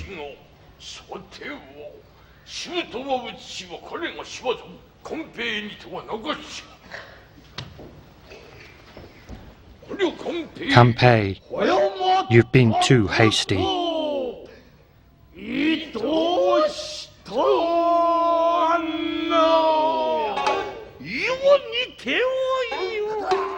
They help him move to see the body for himself.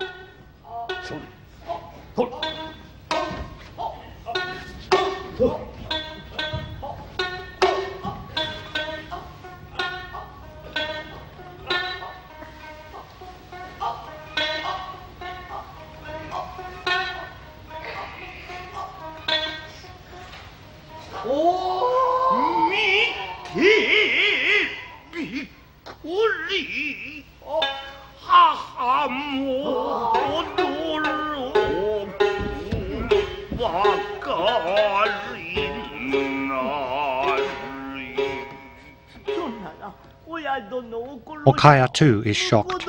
She asks him to forgive her, saying that she has been a foolish old woman.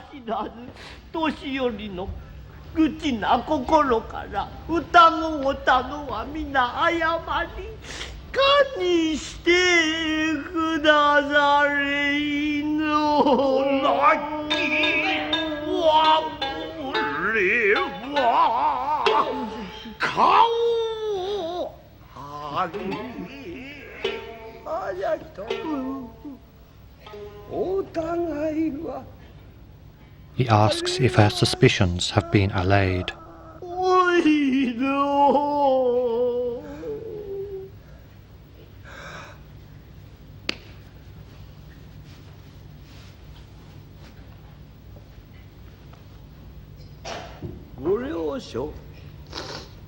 And do the two men also believe him?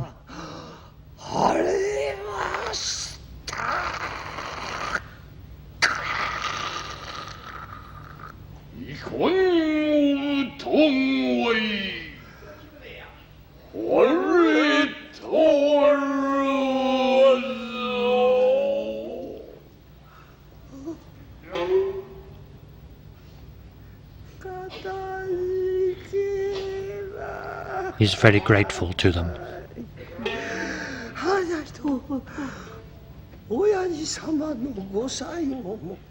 With the help of his father-in-law, his wife has made a great sacrifice. He asks her to rewrap the money in the purse and quickly give it to the men.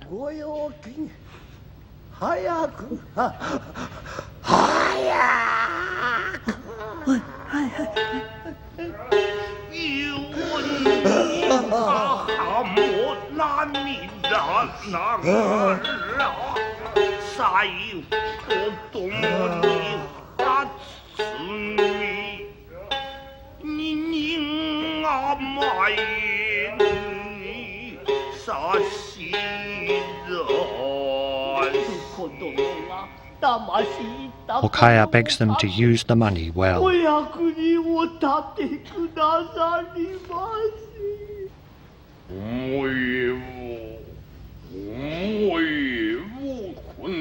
Thinking about it, the money in this striped purse seems blessed.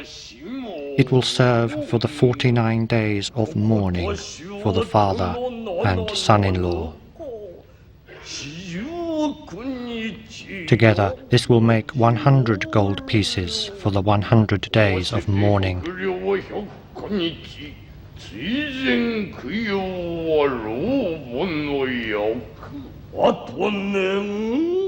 They asked her to arrange the remembrance services.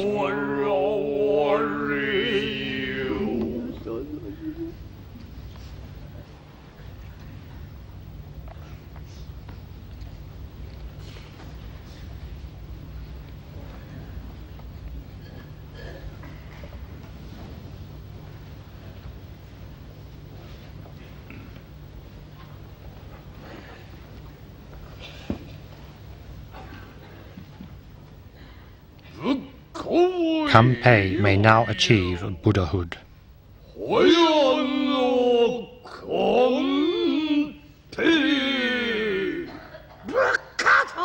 Buddhahood is filth, exclaims Kanpei. His only desire is to live and join with them in their vendetta and kill their enemy.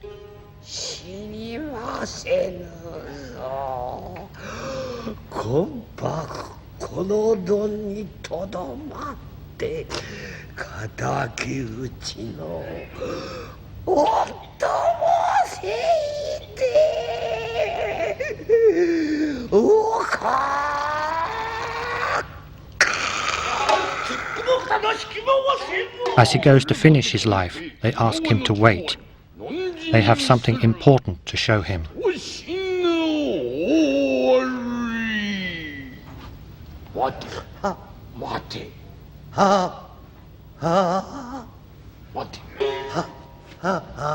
He checks to see that they're not being watched.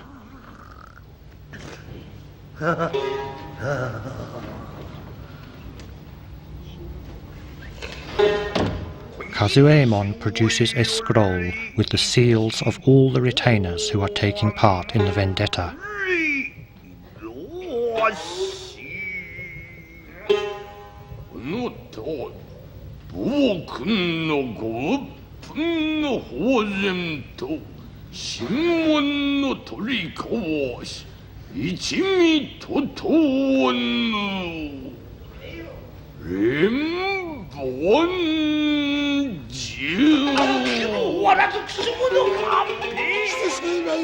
He wishes to know whose names are on it.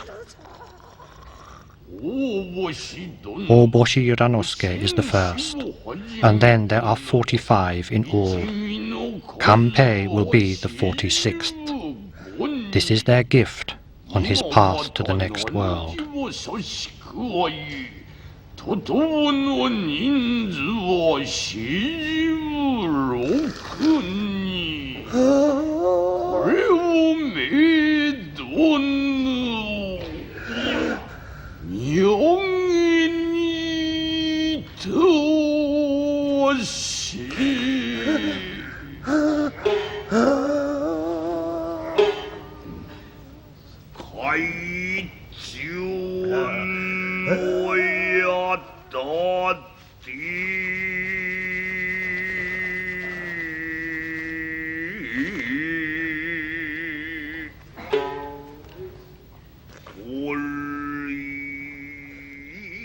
As Kazuemon adds Kanpei's name to the list, we hear that he cuts across his stomach and, grasping his entrails, presses them firmly to the paper.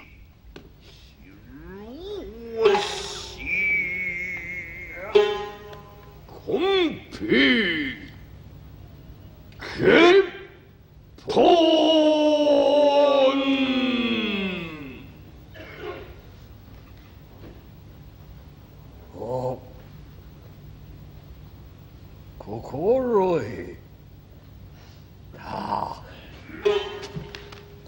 心得りとはら自問書ききり臓腑をつかんでしかとおし結本とし Sealed in blood, he is accepted into their group.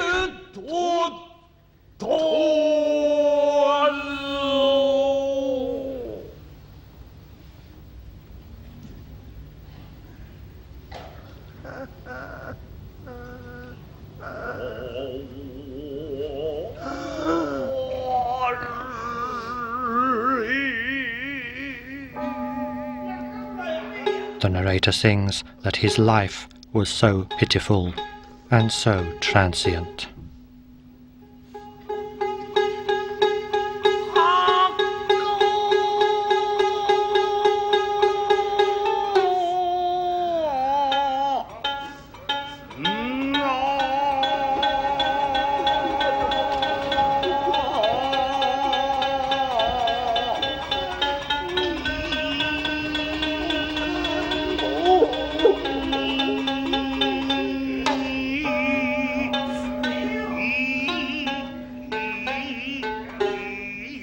Kanpei searches for his sword. He will kill himself by cutting his own throat.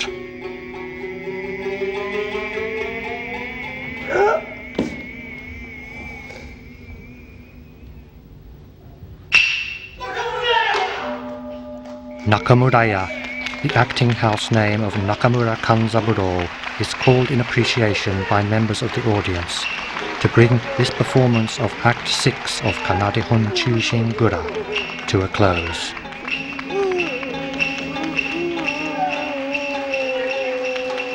This commentary was written and narrated by Ronald Cavey.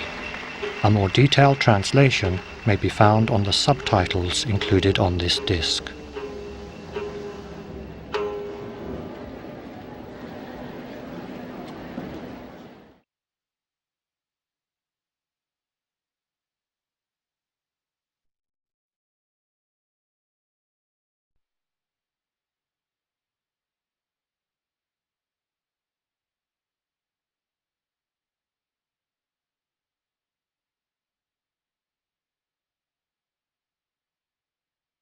The following is Act 7 of the play Kanadehon Chushingura.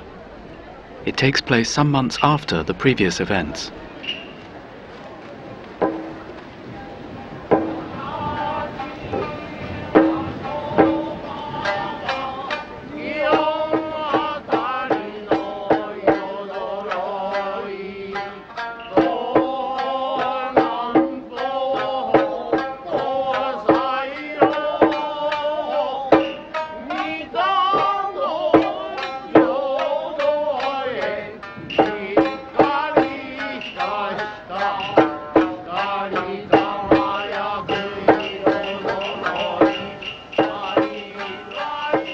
As the curtain opens, before us is the Ichiriki Teahouse, situated in the Gion pleasure district of Kyoto. In the front parlour, a group of serving ladies chat idly. how pretty the Gion district looks at night. Though they see it all the time, it's a sight of which they can never tire. The lanterns hanging from the eaves form a line along the riverbank, and even in the dark of night, they light up the river like twinkling stars. How the air is filled with the sounds of jesters entertaining and geisha singing the latest tunes from the eastern capital.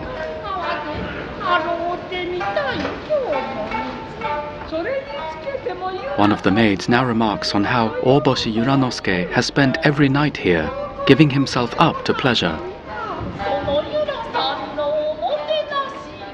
Indeed, before they're called, they'd better go to see if there's anything he wants.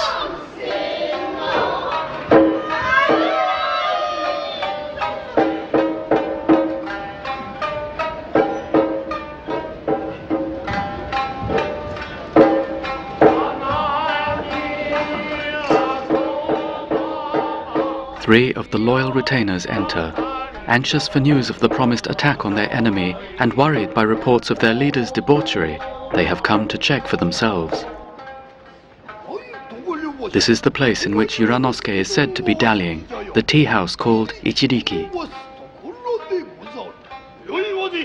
They must at all costs see him today to verify the reports. As agreed, they'll see if Yuranosuke has really abandoned himself to pleasure.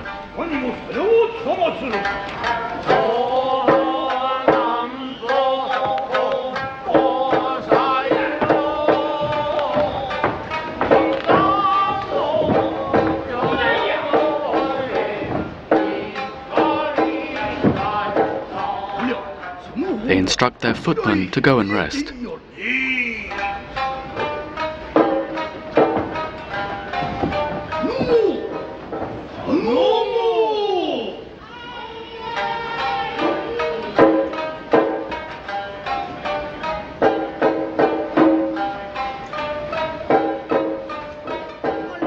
The maids ask what their business might be. They have something to say to Yuranosuke and have come to see him.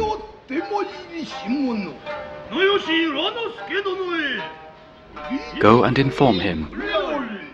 The first maid apologizes, but informs them that Yuranosuke has been drinking steadily for 3 days now. Yes, even if they see him, it'll do no good. He really isn't himself just now. Go and inform him anyway.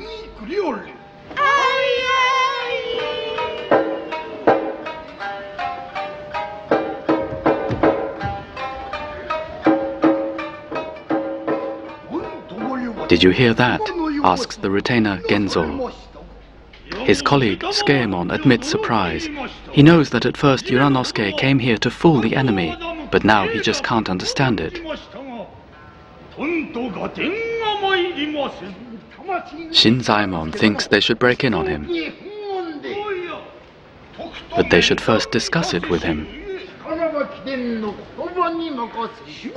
They agree to wait where they are.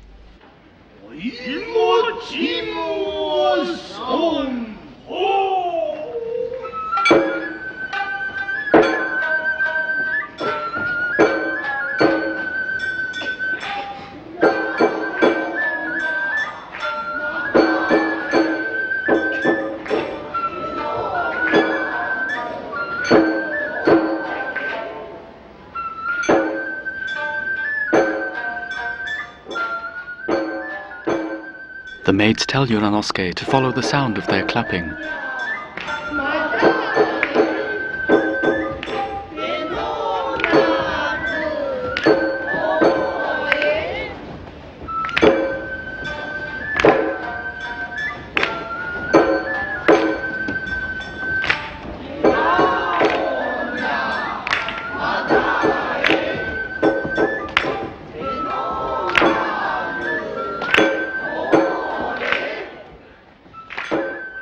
In a drunken stupor, Yuranosuke himself enters with a hand towel masking his eyes. They are playing the game of blind man's bluff. The role of Yuranosuke is taken by Onoe Shoroku II.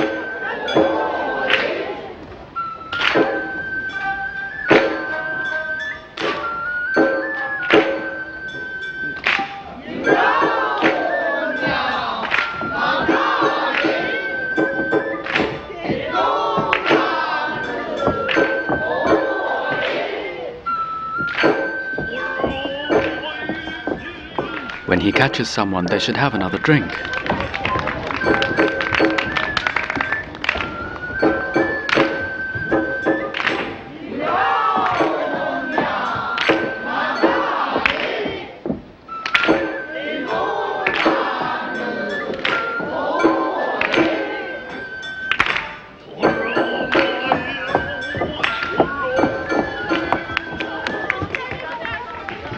Aha, caught you.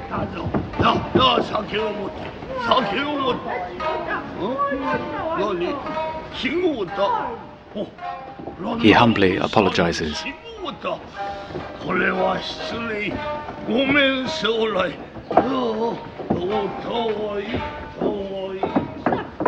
The maid suggests they all go in for a drink, but they're rudely shaken off.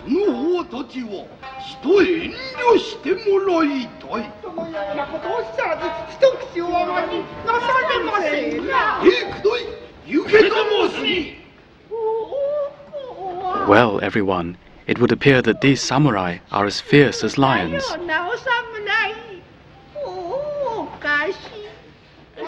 They all exit, mockingly in search of a real lion.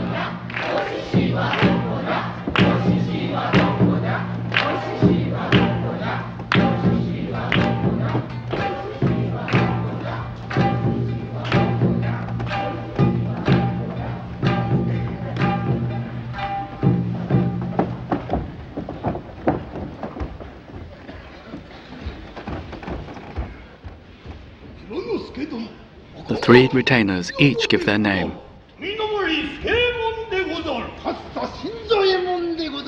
And urge Uranosuke to come to his senses.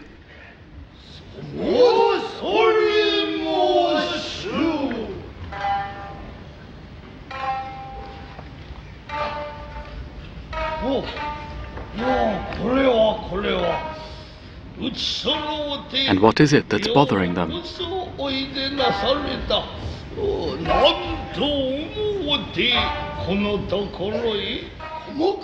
When do they leave for Kamakura?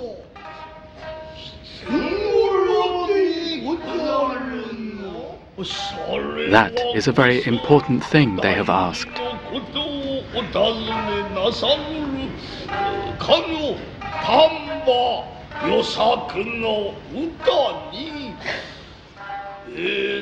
His men stare in disbelief as Uranosuke makes frivolous reference to a popular song about leaving for the east. He begs their pardon. He's had too much to drink. In that case, they will soon dispel the alcohol's effects. A voice calls for them to wait. It is the foot soldier, Heiemon. Heiemon begs the others hold back, for he has something he would like to say to Uranosuke. The role is played by Matsumoto Koshiro VIII.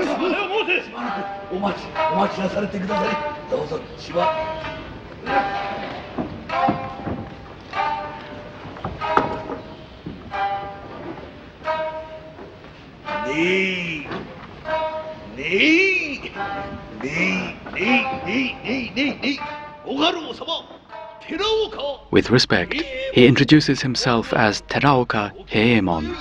He is delighted that they should find Uranosuke in such good health. Uranosuke replies by making fun of the long vowel in Heiemon's name. Isn't he that swift-footed soldier that they sent as courier to the north? Yes, that's him.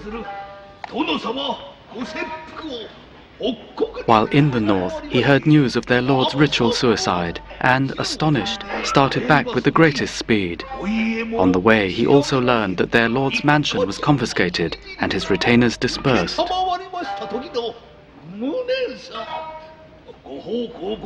He thought to avenge their lord on his own by killing the enemy Morono, so he went to Kamakura and spent 3 months disguised as a beggar.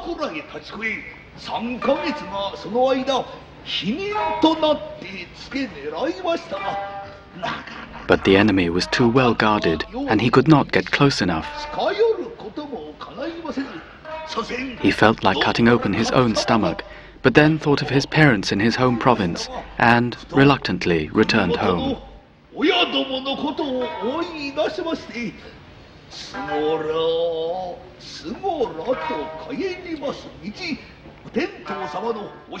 Then, as though by divine fortune, he heard of the secret pact of loyal retainers.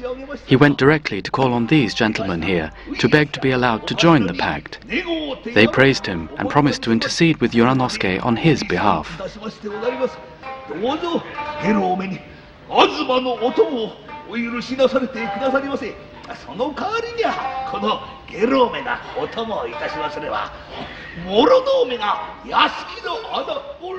Yuranosuke stops him. He is not so much light of foot as light of mouth. Has he tried being a professional jester?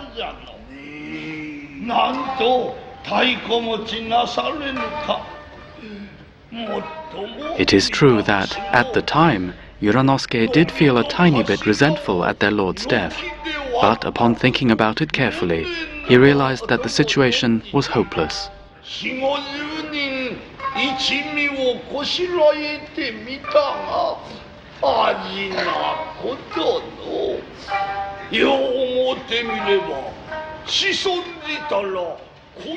If they failed in their plan to avenge their lord, they would lose their heads.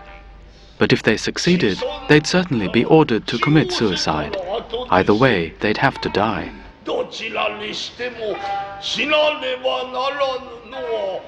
It would be just like a man who took expensive medicine as a cure for illness and then hanged himself anyway.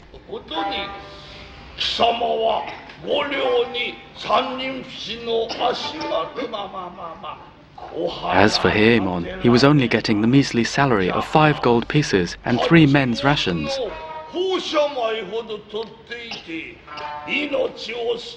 To show that much loyalty when he was only receiving such a tiny sum would be like repaying a small gift of seaweed with a huge ceremony of thanksgiving.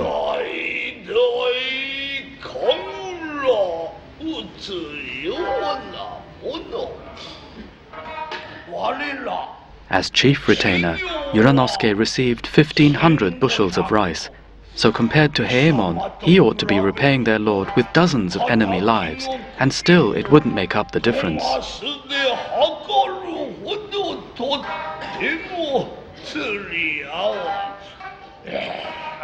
So that's why he's given it all up. This floating world is a transient place.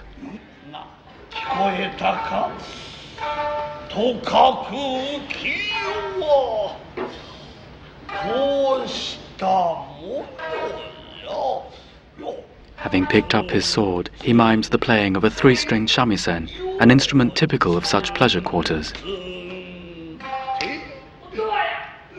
When he hears them play like that, he simply can't resist.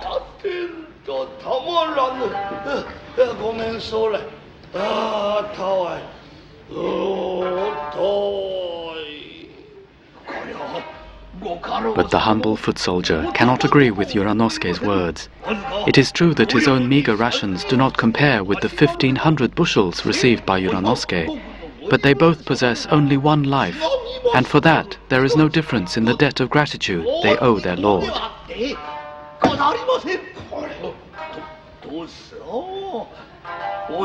However, he understands the importance of family lineage.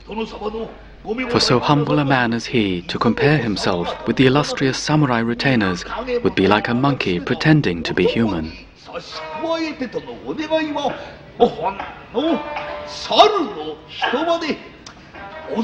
For that reason, he begs only to be allowed to carry their footwear or shoulder their luggage. He would be more than content to do this, provided he could go with them. He continues to plead.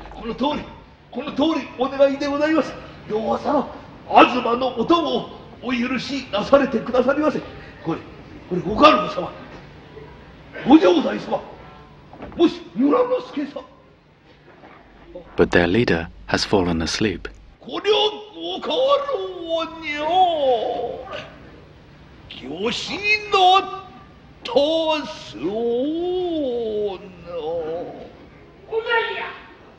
He mustn't waste his breath any longer. Yuranosuke is as good as dead. Now they've witnessed his true colors and should act as agreed. Again, Heimon holds them back.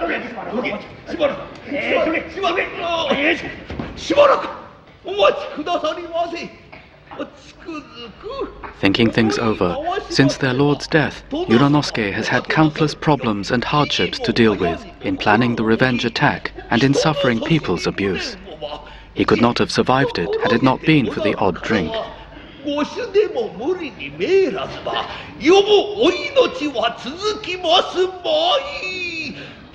He begs them to wait until he sobers up.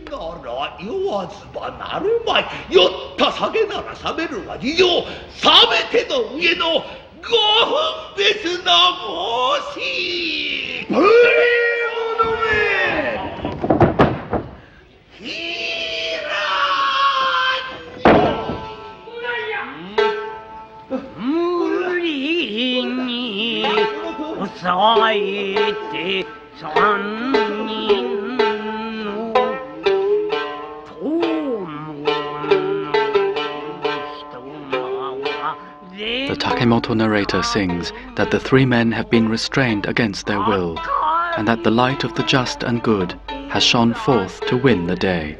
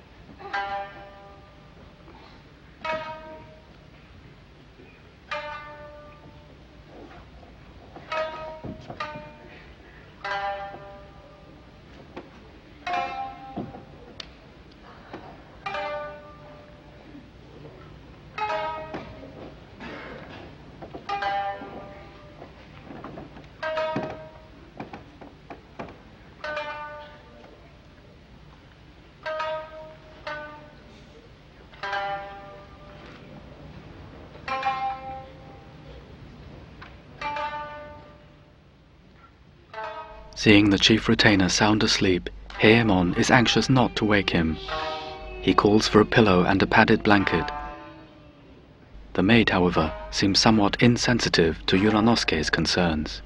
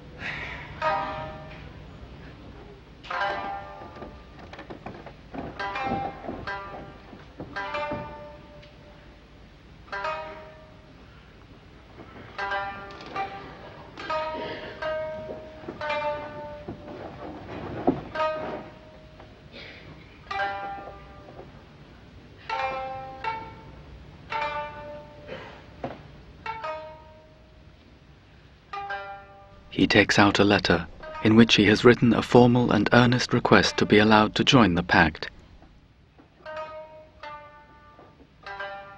He puts it by Yuranosuke's side, only to have it rejected.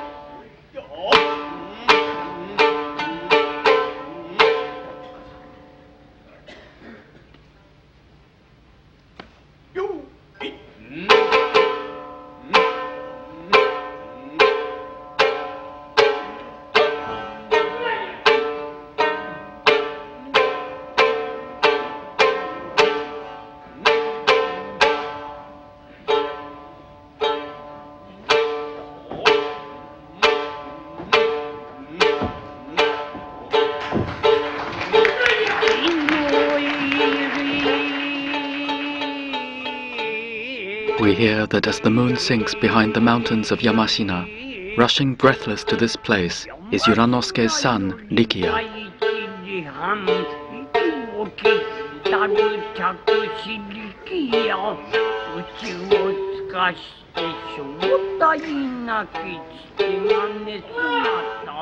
Seeing his father asleep, Rikiya is afraid to call out lest other people hear.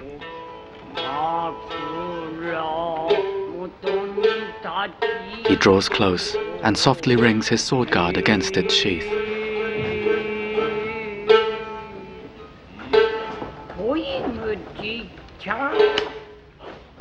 Behind his fan, Yuranosuke is immediately on the alert. No longer in the least bit drunk, he signals to his son to go back to the gate.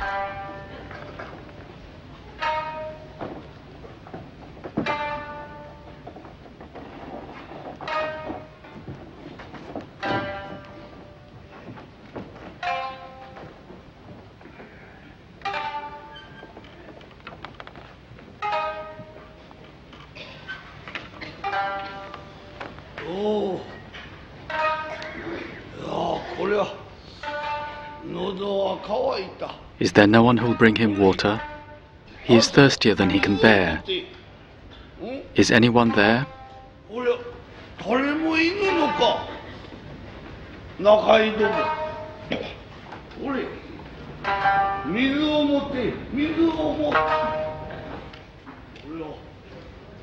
No, there's no one there.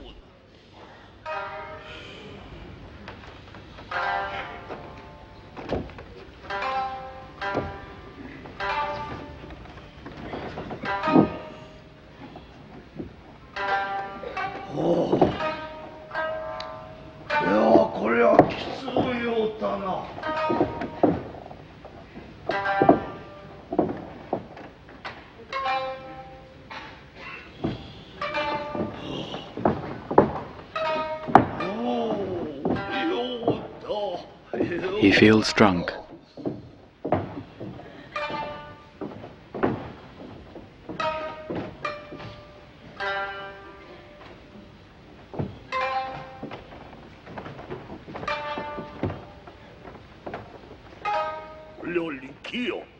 Does Rikiya have urgent business?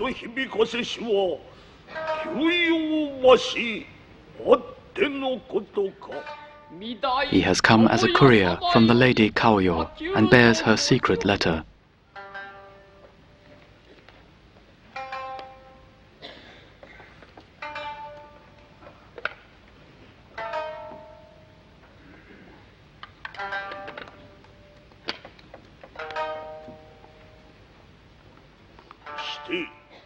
Is there anything else to report? Briefly, he forgets himself and says aloud the word kataki, enemy.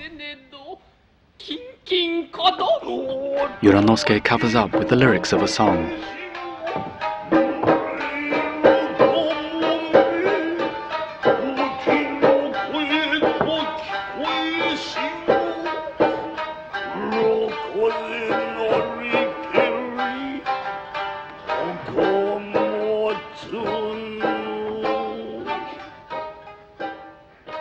Rikiya goes on to report news of Morono's movements. His son is to return home and to order a palanquin for him before daybreak.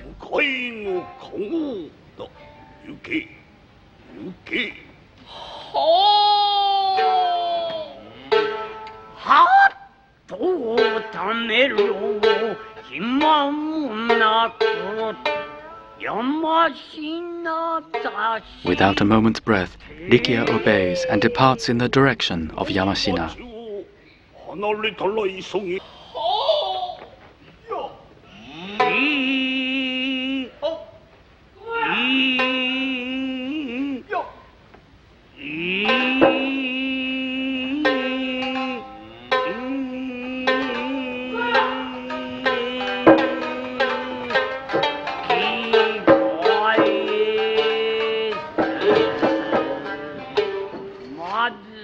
Anxious about the letter's contents, Yuranosuke is about to break the seal when a voice calls out.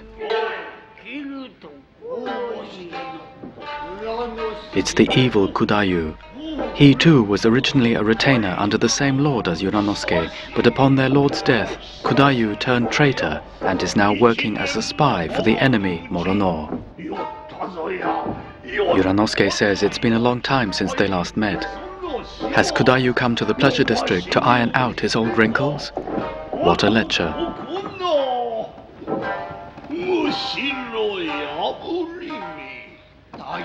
People forget our little defects when we accomplish a great deed, they say. He knows why Yuranosuke is spending time in these pleasure districts, in spite of others' disapproval. He thinks it's a great plan.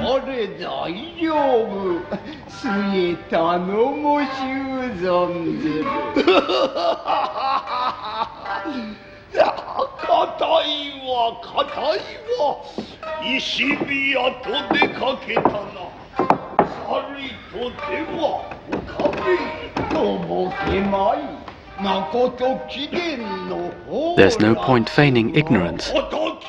He thinks it's to fool the enemy. But of course. Well, that's good of him to say so.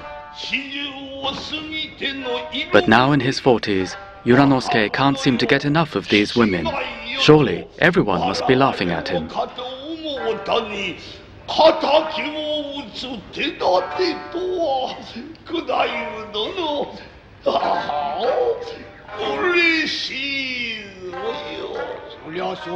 So he's really given up the revenge?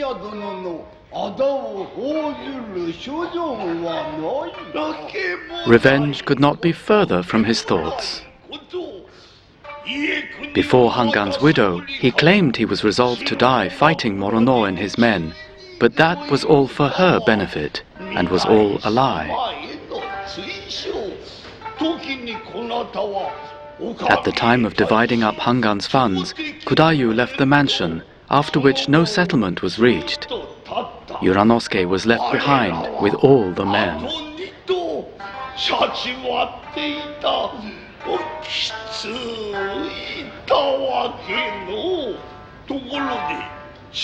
Afraid of others who might see him in his shame, even on his way to his lord's grave, he had to leave from the back gate in secret.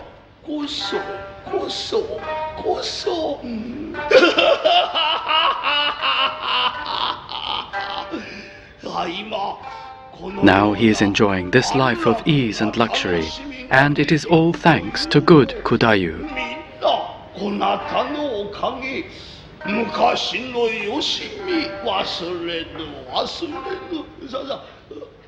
Kudayu is not to be so stiff in talking.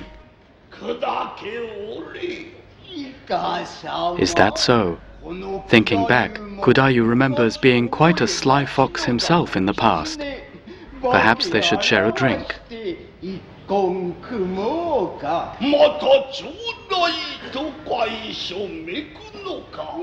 You drink and I'll pour. You pour and I'll drink.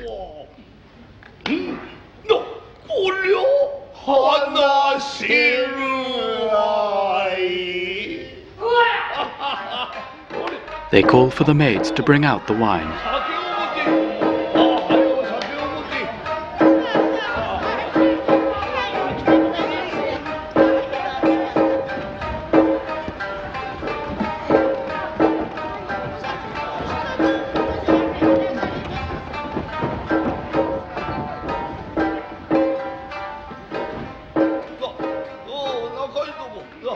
And will there be nothing interesting to entertain them?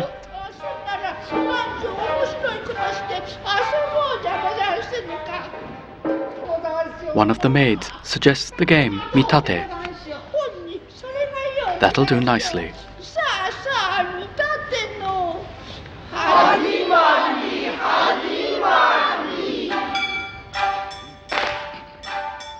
The game Mitate involves the amusing comparison of different objects associated through a series of puns.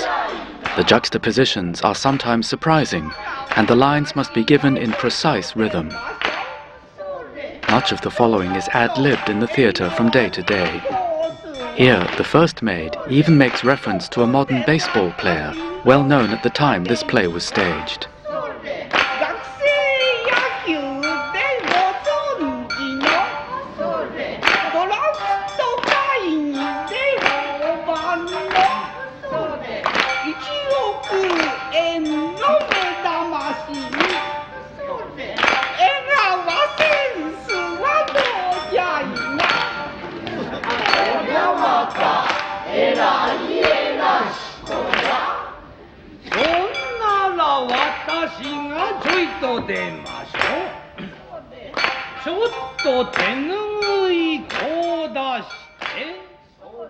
A male entertainer has come forward with his towel to tie it repeatedly into a ball suspended on a string. This is an auspicious symbol and a happy choice for the present celebrations.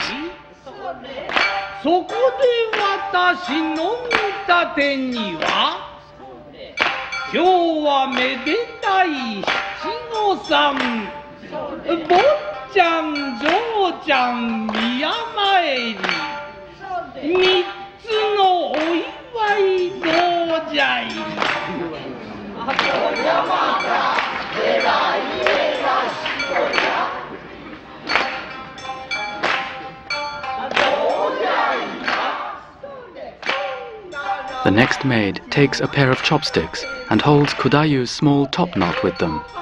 As he is elderly, his hair is thin, and she compares the small top knot to a sour plum called umeboshi.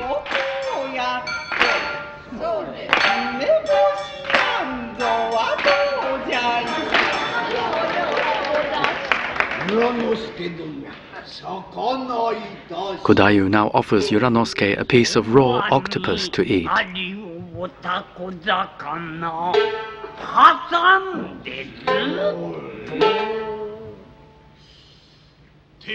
He says he will take it by the hand, but eat it by the leg.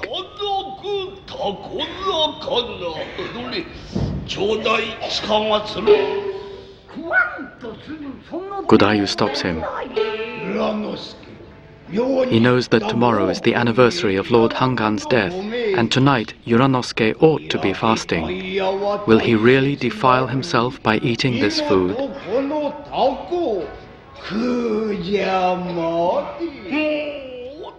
But of course he'll eat it.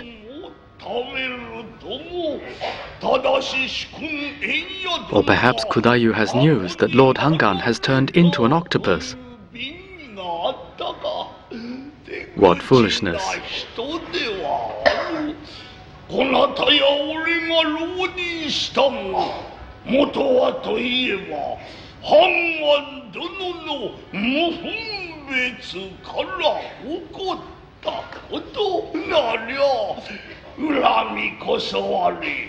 精進する気はみじんもない。 He gladly accepts the food Kudayu has offered.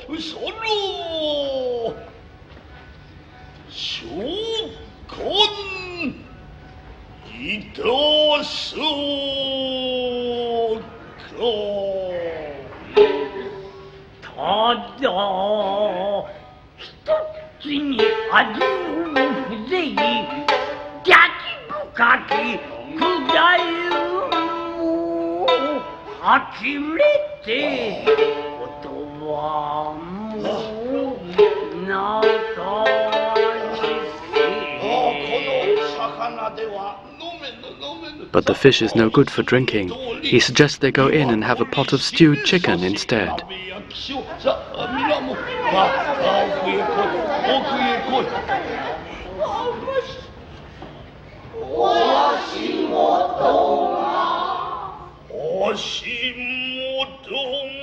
Uranosuke says his faltering steps are meant to be in time with the shamisen rhythm.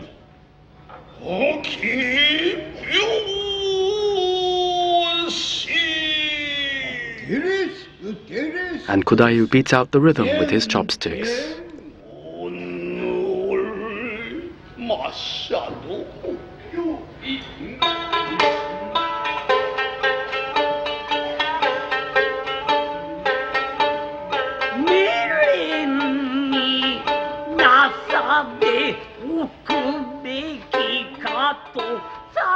With a ladle and hand towel, Uranosuke mimics one of the professional jesters dancing with a doll.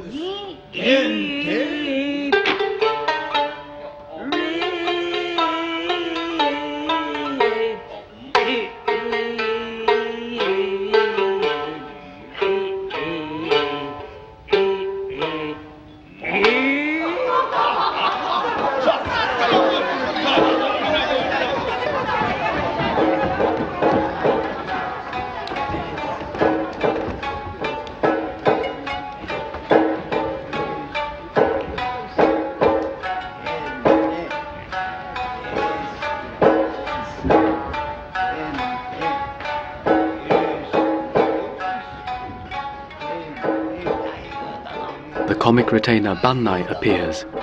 He has heard everything and believes Uranosuke must really have lost himself if he even eats seafood on the eve of his lord's anniversary. Undoubtedly, he no longer plans to take revenge. Bannai will report this to his master, Morono.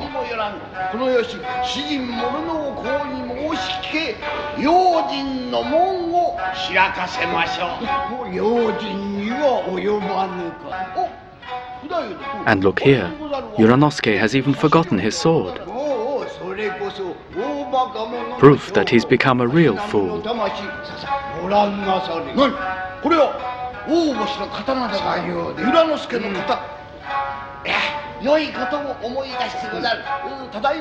He suggests they check the blade to see how well Uranosuke has been keeping it.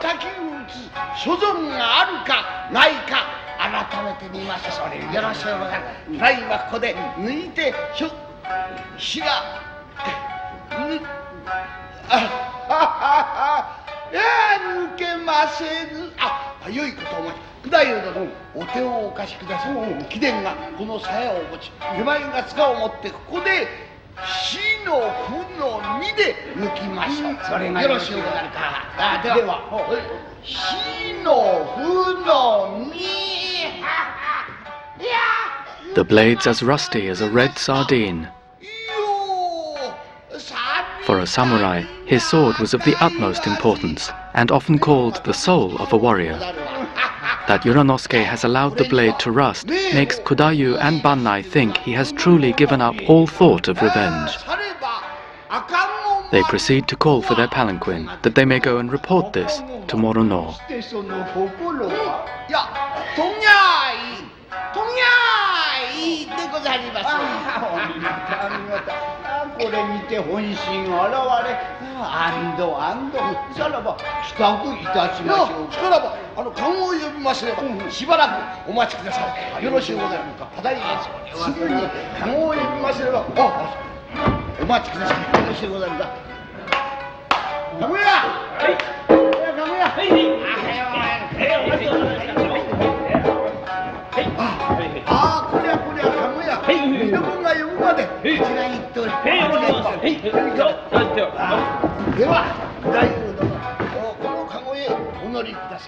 Bannai invites Kudayu to get in. But Kudayu is the elder, he should go first. In that case, he accepts politely.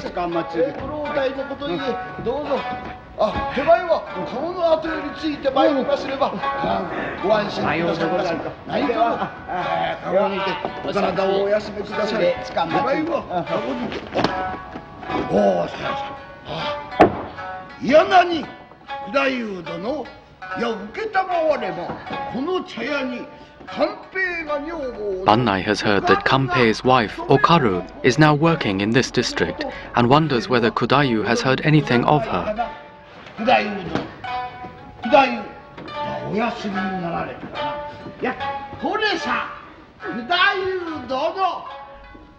But Kudayu seems to have turned to stone, just like the legendary lady Sayo.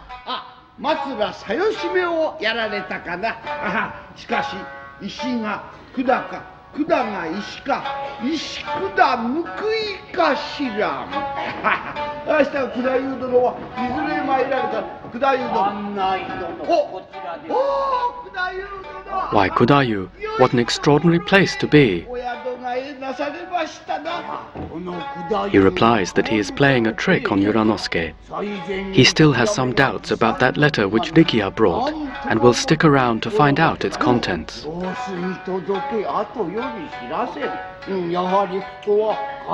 He tells Bannai to be off and to pretend that Kudayu is in the palanquin.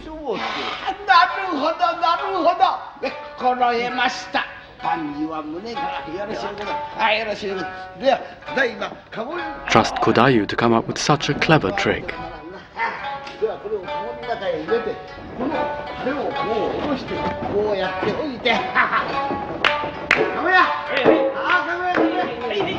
He tells the bearers to proceed.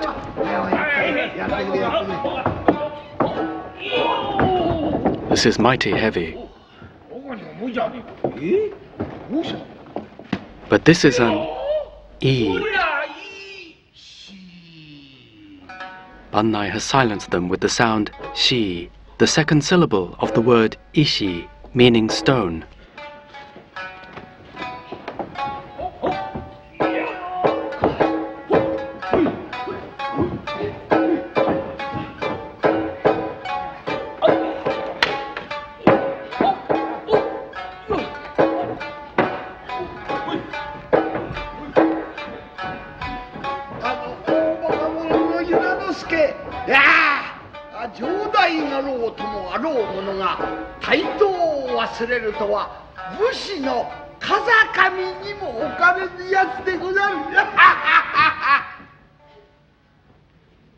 Bannai now proves himself a fool by forgetting his own sword.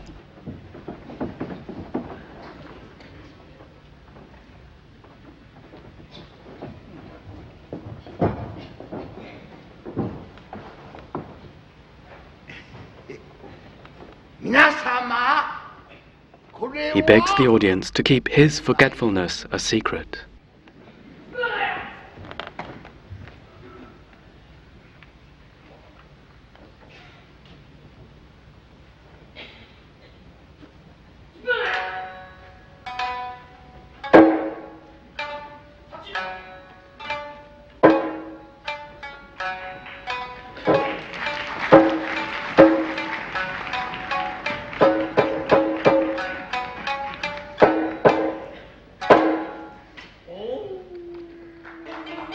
On the right of the stage, the Takemoto narrator and shamisen player have appeared in full view of the audience. This marks the start of the important second half of this act. They sing of Kanpei's wife, Okaru. By coincidence, she is also working here as a courtesan and is presently recovering from tipsiness in an upper room.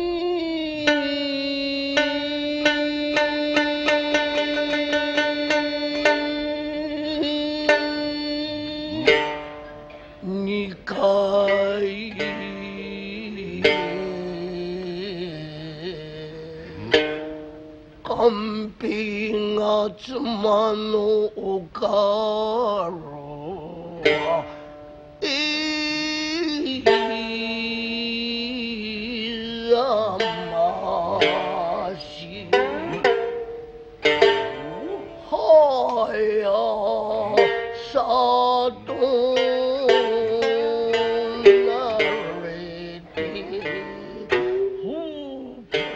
The role of Okaru will be played by one of Kabuki's greatest onnagata, Nakamura Utaemon VI.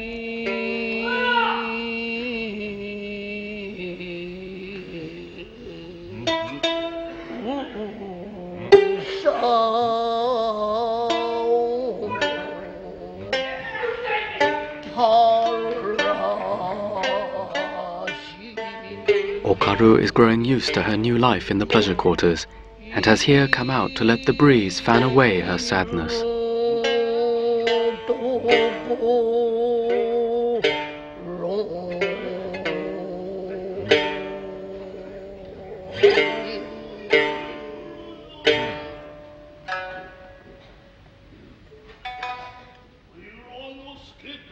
From within, Uranosuke can be heard asking the others to wait. He now realizes that he's left his important sword behind and will go to fetch it. In the meantime, they should change the hanging scrolls and put more charcoal on the fire.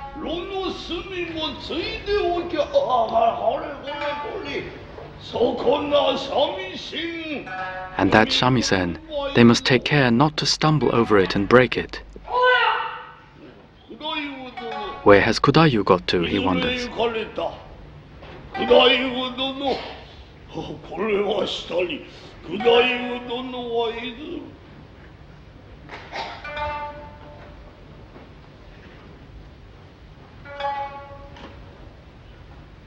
He notices his sword has been drawn, as he intended.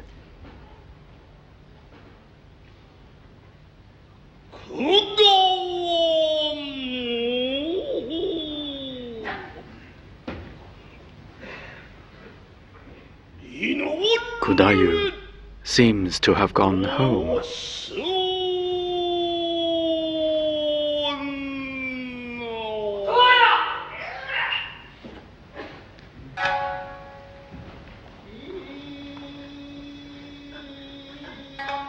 Believing himself totally alone, Uranosuke sees this as a good opportunity to read the secret letter. In the background are the strains of a light-hearted popular song. It comes from a different set of musicians who provide sound effects and mood music. They are called geza, and the lighter, more lyrical tone is of the Nagaota style.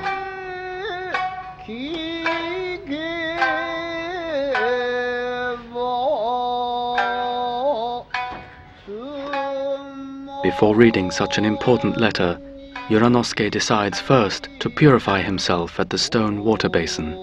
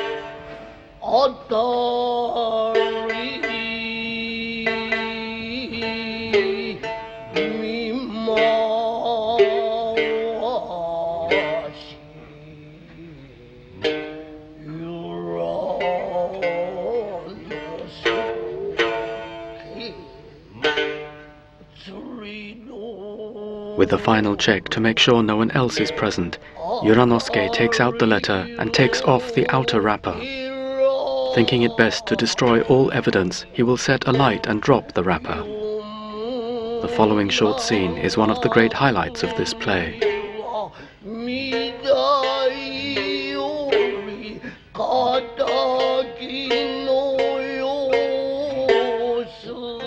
We hear how, from below, the enemy spy Kudayu is anxious to see every word.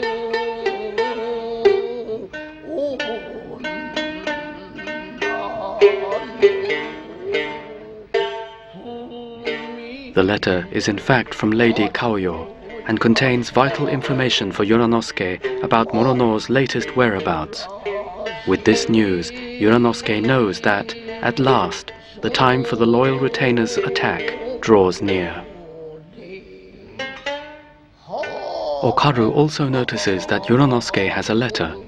She thinks it must be from a lover and is envious, for her own Kanpei has sent no word.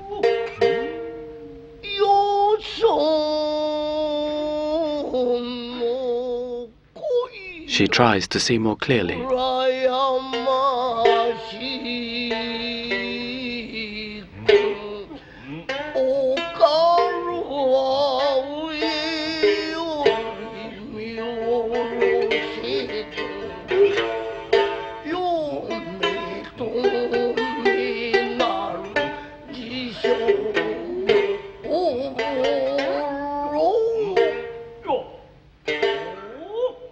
Finally, she has hit upon an idea. She will be able to read the writing through the back of the paper if it is reflected in her mirror.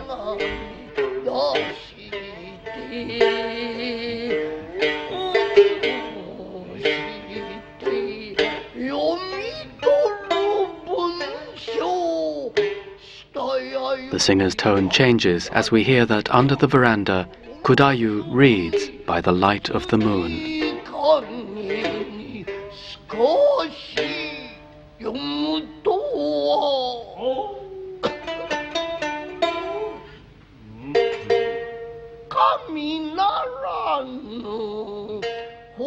Okaru's hairpin drops to the ground and startles Yoranosuke.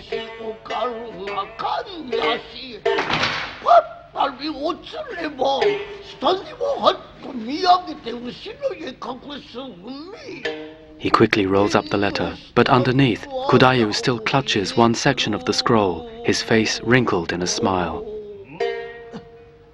As he finishes rolling up the letter, he realizes that the bottom portion is missing.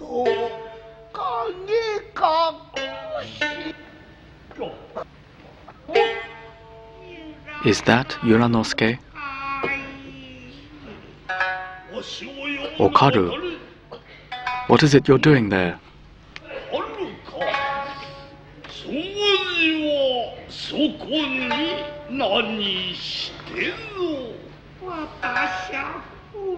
She has had too much to drink. In need of a little sobering up, she came out to sit a while in the breeze.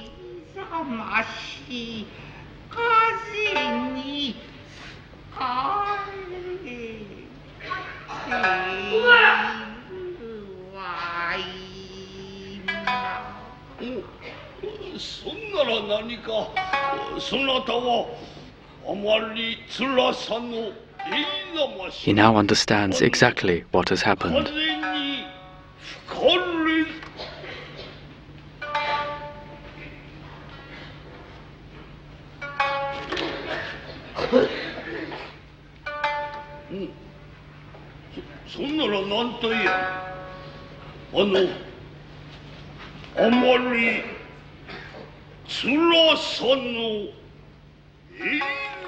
He begins to repeat her words. She had drunk too much. She came out to sit in the breeze.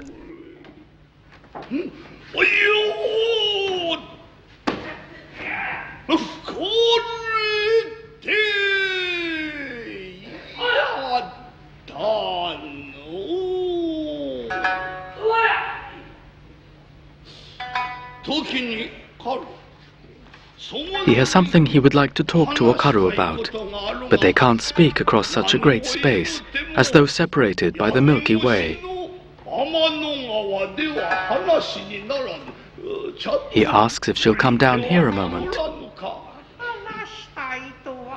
Does he want something from her? Well, in a manner of speaking. Then she'll just walk around to the front room. But that will not be necessary. If she does that, the others will see her and make her drink more wine. Luckily, there is a ladder just here. He asks her to come down that way instead.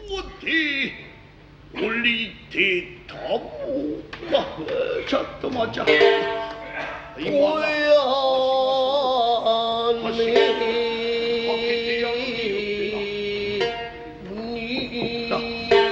それを伝わっておりてたのか。そりゃ。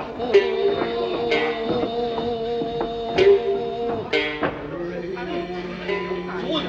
さあ、これをな、ここへかけるに。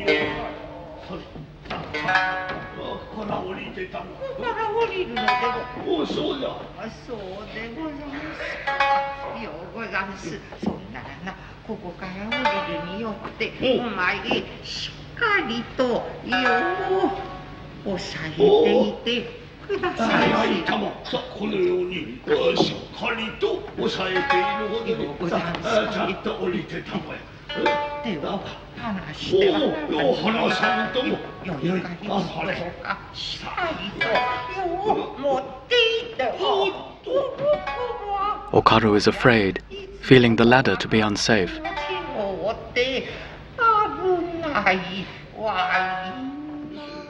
But Uranosuke replies that such fears all belong to the past. She is a grown woman now. Anyone would think she was still a virgin instead of an experienced courtesan. What is he saying? She feels as if she is on a little boat.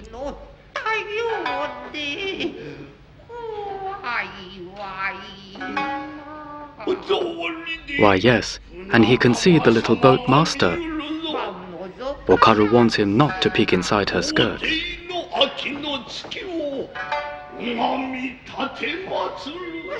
If he says such things, she won't come down.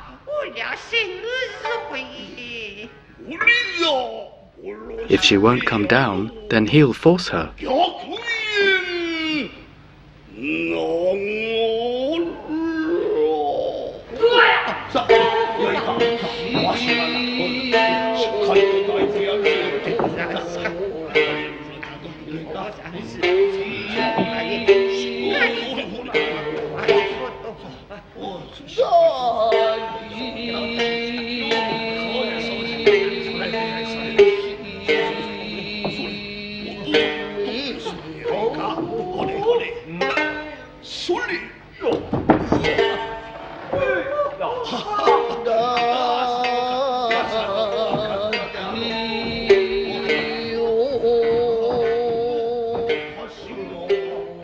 He's found a good place to put the ladder.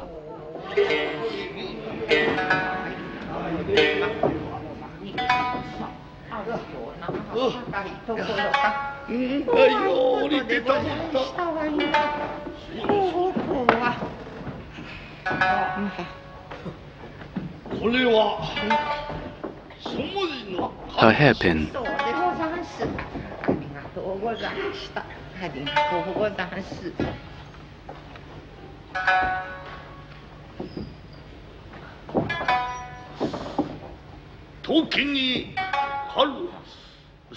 He asks if she saw anything. She did not. But she must have seen his letter. Yes, it seemed like such an interesting note. From up there. Did she read anything?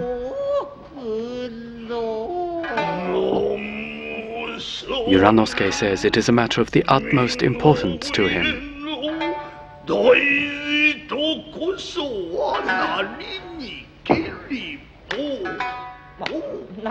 What is he saying?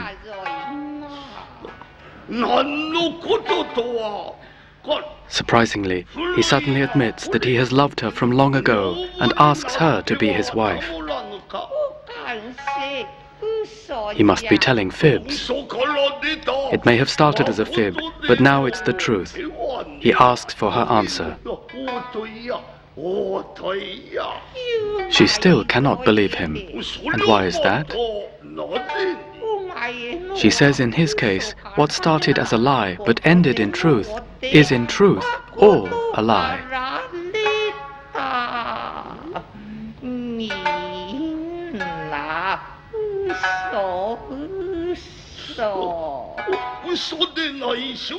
He will prove it is not a lie. If she has a lover, he will let her see him. If she wants spare time, she can have it. He only asks that she be his for 3 days, and after that she can do as she pleases.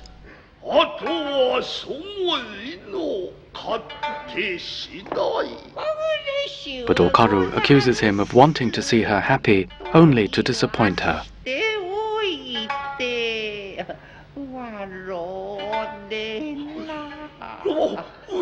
If she still doubts him, he will pay the money to redeem her contract tonight.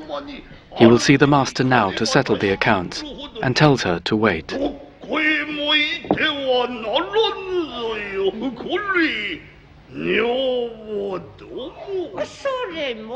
She need only be his for 3 days. Okaru is overjoyed.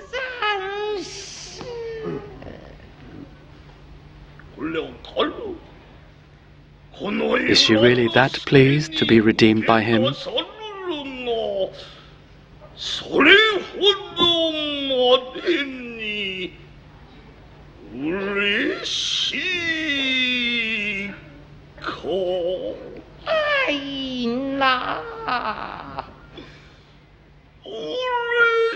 She seems happy indeed.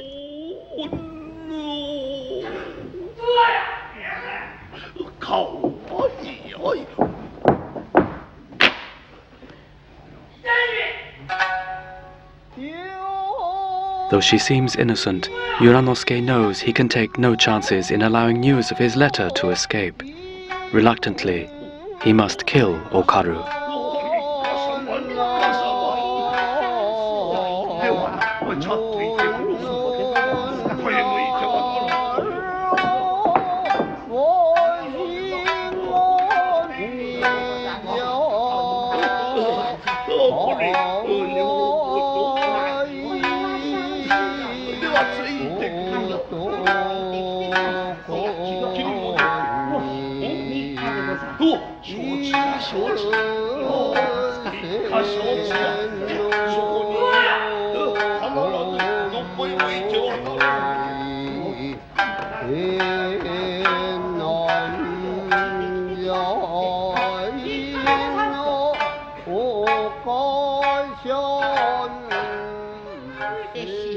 She is happy beyond her dreams.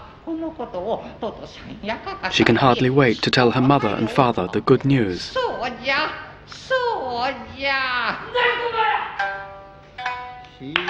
Okaru calls for a pen and paper, for she will write a letter immediately.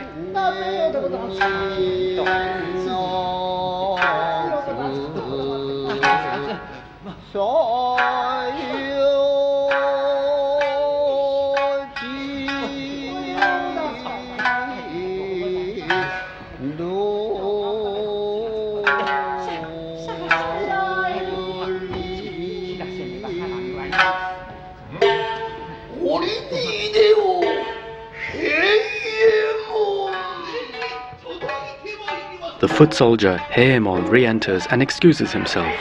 This is his first time in the Gion pleasure quarters, and though he'd heard rumors, he had no idea it was such a lively place.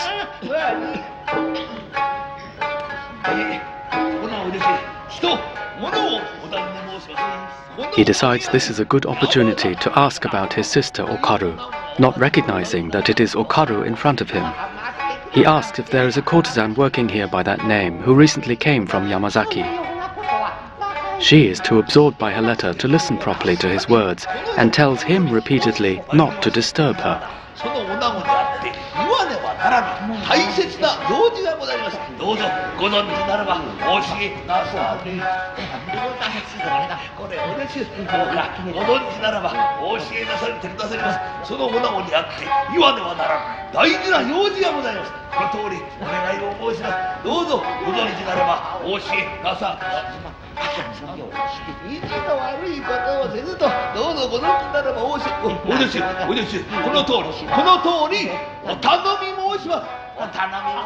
At last, confused and flustered, she sees that she has been writing down his words.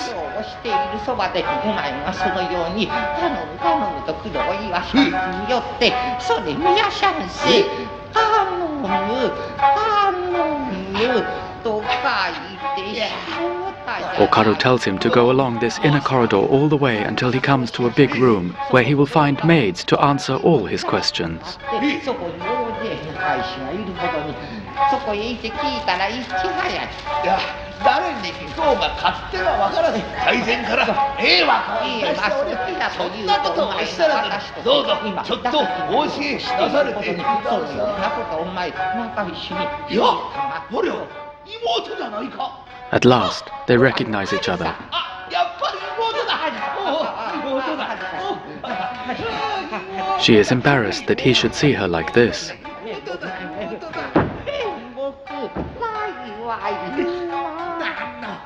But it's nothing to be embarrassed about. He visited their home on his way back from the east and heard the whole story from their mother. For her husband's and lord's sake, she allowed herself to be sold as a courtesan. She's done very well, very well. So he is not going to scold her? What would there be to scold her for? He is praising her.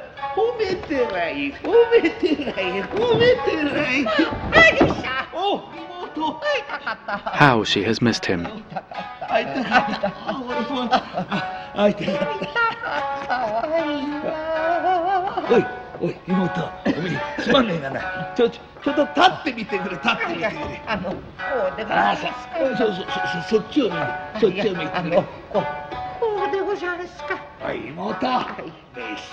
How pretty she's become since they last met.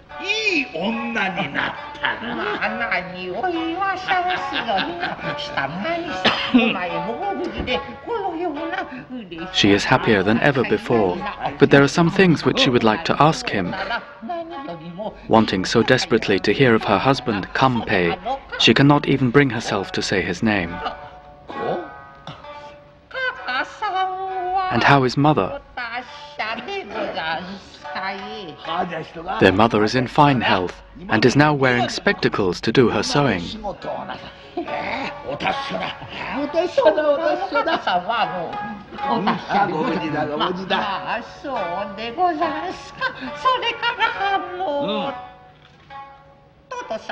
And how is father?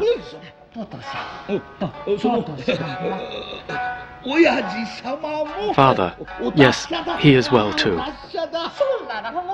In that case, father is well and mother is fine too.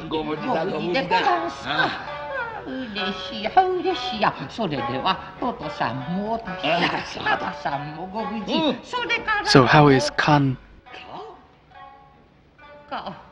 What is Kan? Can't her brother guess a little harder who she might mean?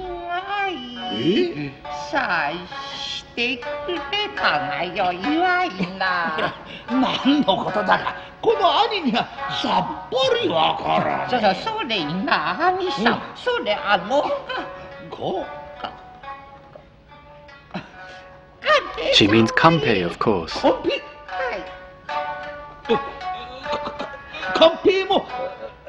Not wanting to upset her, Heimon tells her he too is well.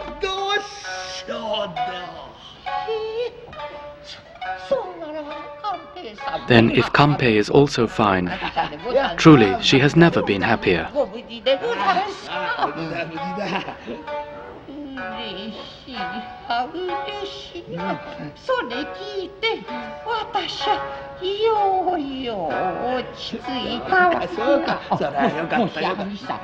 And she has even more good news to tell him.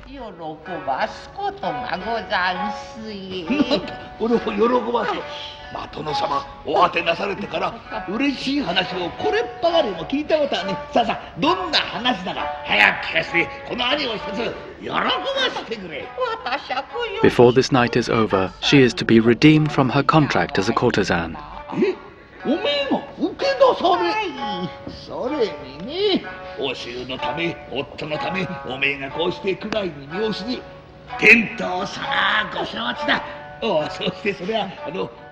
Heiemon asks who her kind patron is. Why, he should know him, Oboshi Yuranosuke.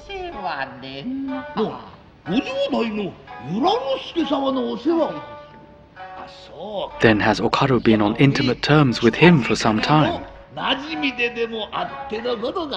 No, not at all. She has only joined him drinking 2 or 3 times. And he even told her that if she had a lover, she could see him. If she wanted time away, she could have it.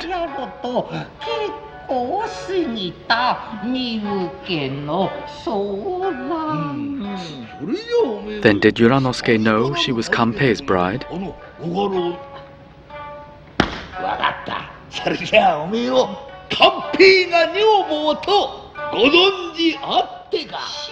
No, he did not know that. She would hardly tell the identity of her father and husband, for her present state would only disgrace them.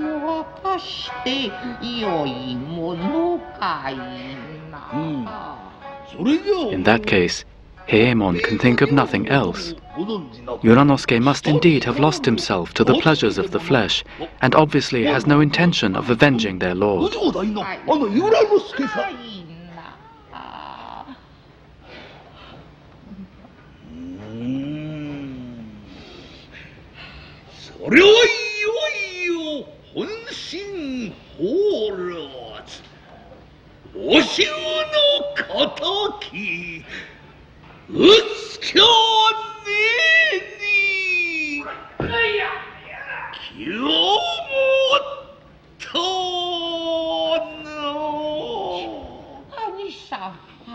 But Okaru disagrees. She can think of one thing, but she cannot say it aloud.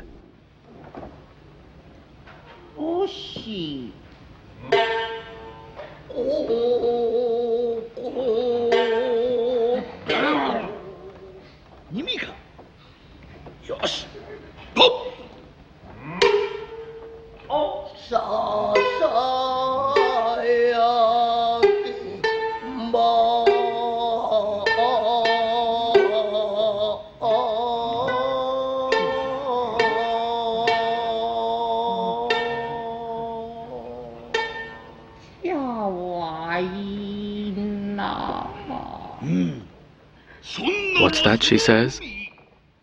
She read the letter. That's correct.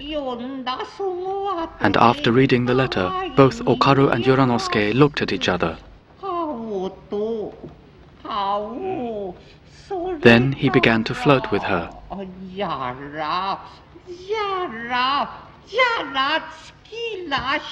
And after flirting, he finally spoke of redeeming her contract. Heiemon tries to understand and repeats to himself Okaru's description of what happened.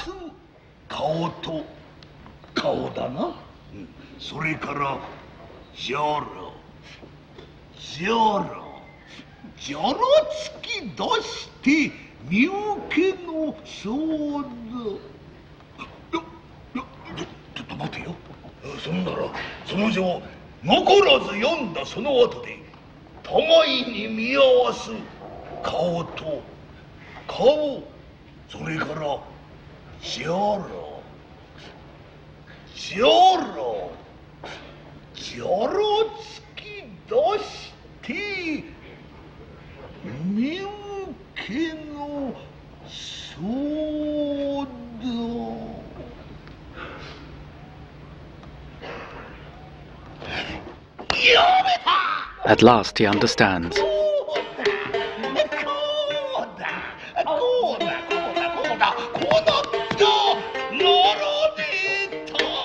Stunned by his knowledge, Heiemon begins to babble hysterically, pleading aloud for his sister's life and apologizing profusely.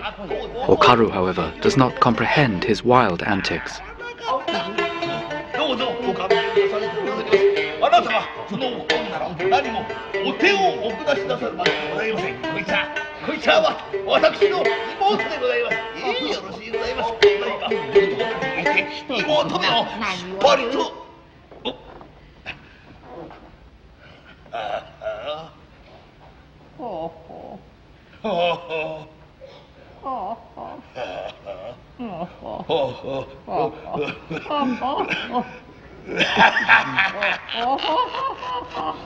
おい妹、これは久しぶりだったな。その久しぶりであったおめえに Heemon has something important to ask her. Will she listen to her brother, whom she has not seen for so long? She agrees to listen.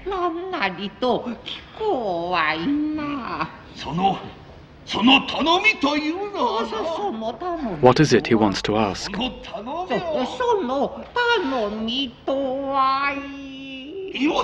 He asks that she give up her life to him.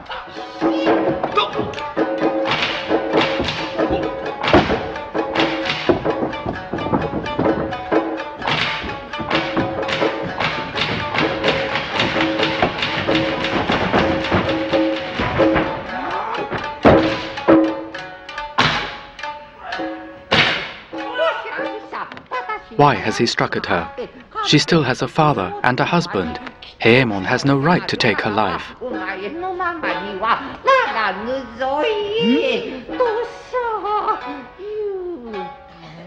If she has committed some sin or made some dreadful mistake, she begs him to forgive her.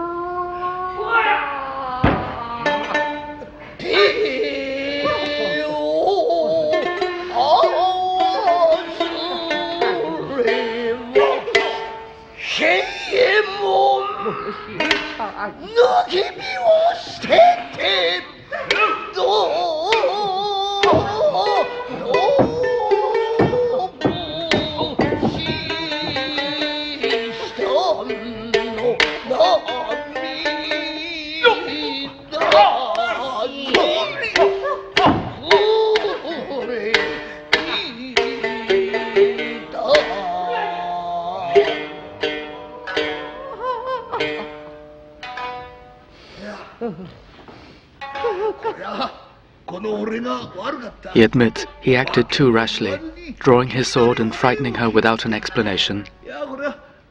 He was wrong, and he asks her to come back to listen to what he has to say.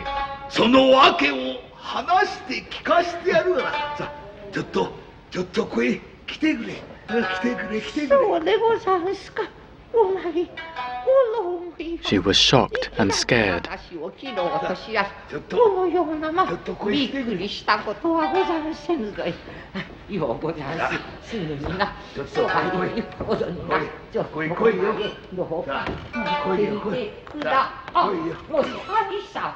But if he still holds that weapon, she will not go near him.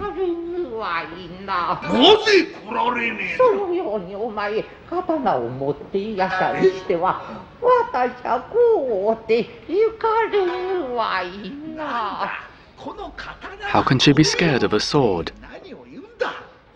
She's the wife of a samurai, Kanpei.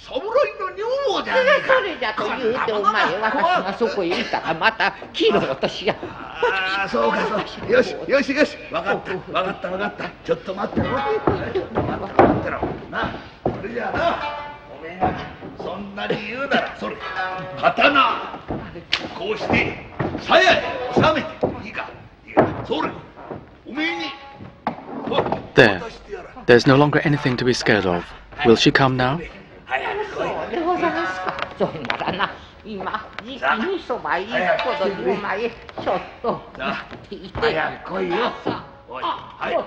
But Okaru still fears his short sword.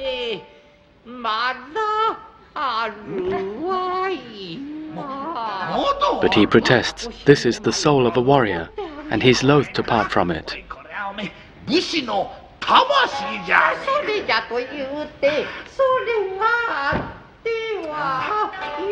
れぬわいな。そうかそうか。よしよし。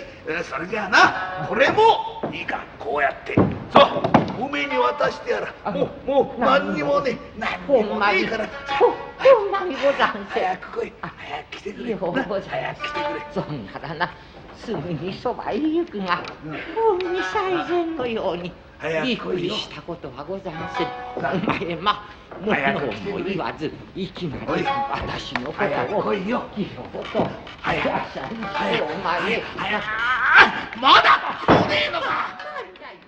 She won't go near if he has such a fearsome face. 私はそこへは行かぬぞい。なんだ、俺の顔が怖え。何を言うんで。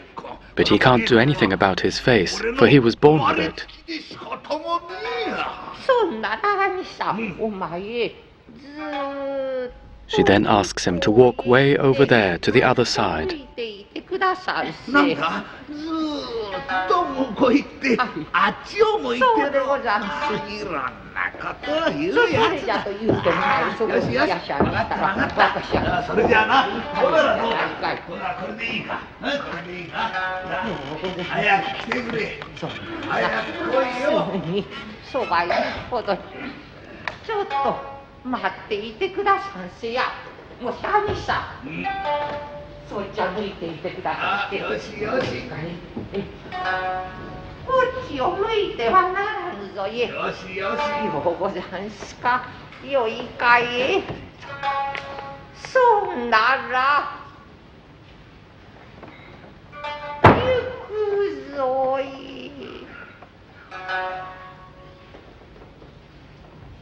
行くぞい。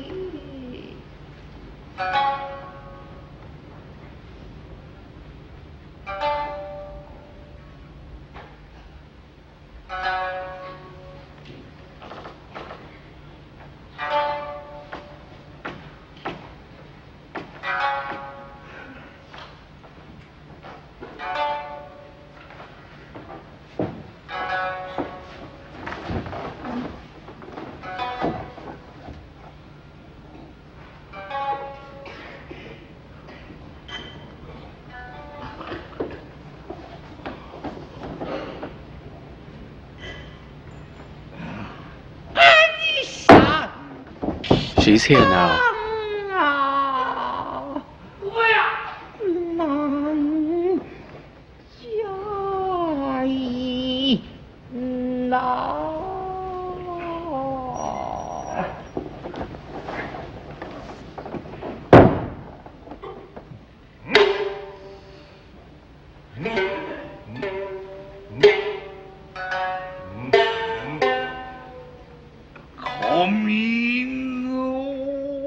How sweet she looks in her makeup and hair ornaments.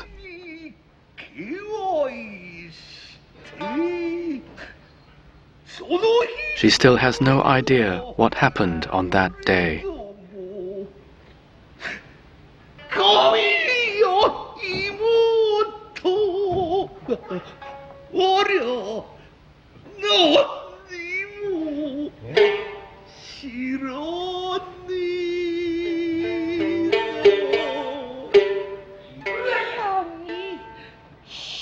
What does he mean?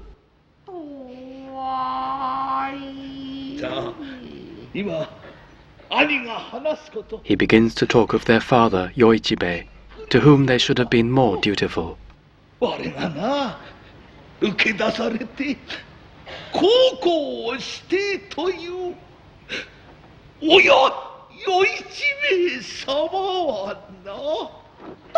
Has something happened to father?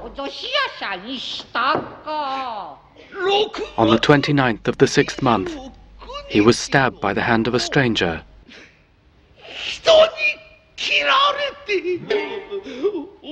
and died.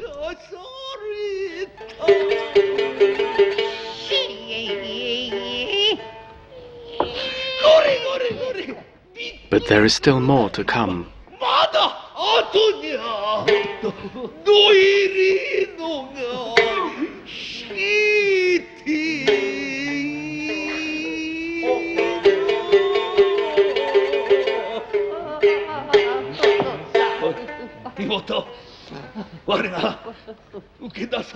She said she was looking forward to being redeemed so that she could at last return to her dear Kanpei. Has something happened to Kanpei? That same Kanpei. What about Kanpei? Kanpei is just Kanpei.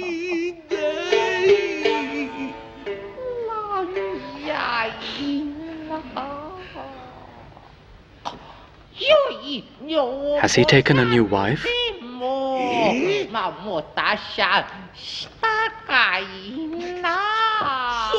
Nothing so frivolous.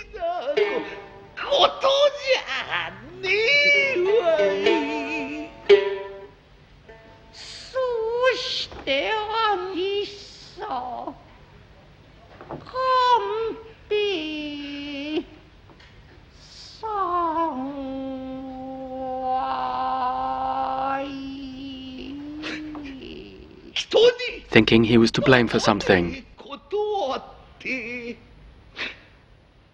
cut open his stomach.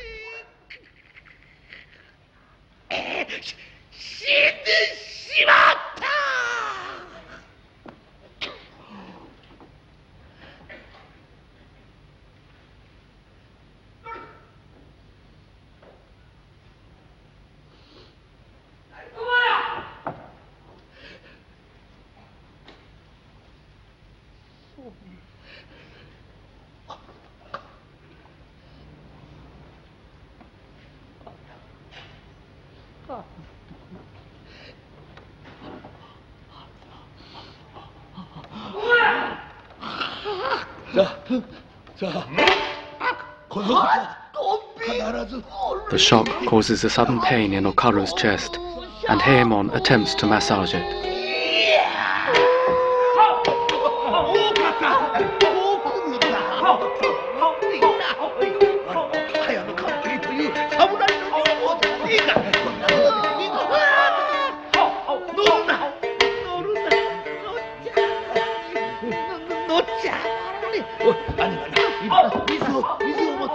He wants to revive her with water, but her cries call him back.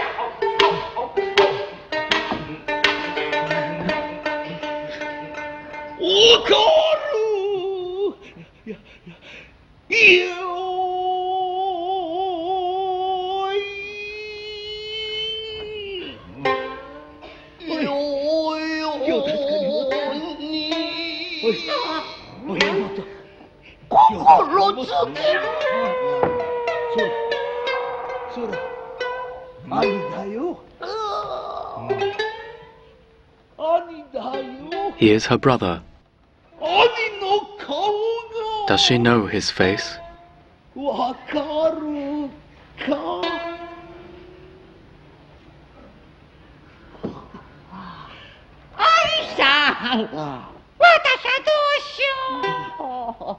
What will become of her now?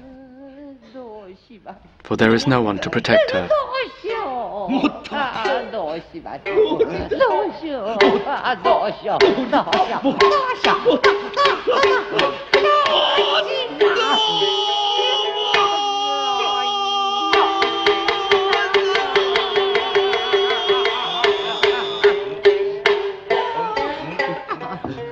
おいたわしや、あじゃしとこのことを言い出してはなき、思い出してはなき、娘カルに聞かしたら泣き。 Their mother had suffered greatly and wept at every mention of the affair. She said Okaru too would only cry herself to death. So Heiemon had promised not to tell her the news, but in the end it would make no difference, for her life must be forfeit. Heiemon explains, Uranosuke is now clearly determined to fulfill his duties in avenging their lord. Not knowing she was Kanpei's wife, and not having been intimate, he had no reason to redeem Okaru's contract. It was obviously because she read his secret letter. He would redeem her, and then put her to death to prevent any gossip about it leaking out. Even the walls have ears.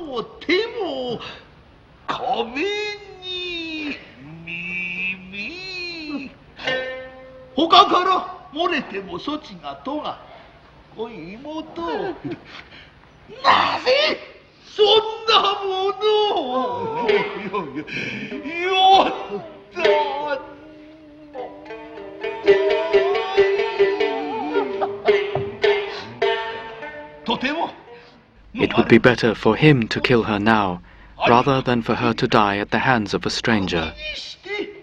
That way also, he could take her head and present it to the loyal retainers in order to be allowed into their secret pact.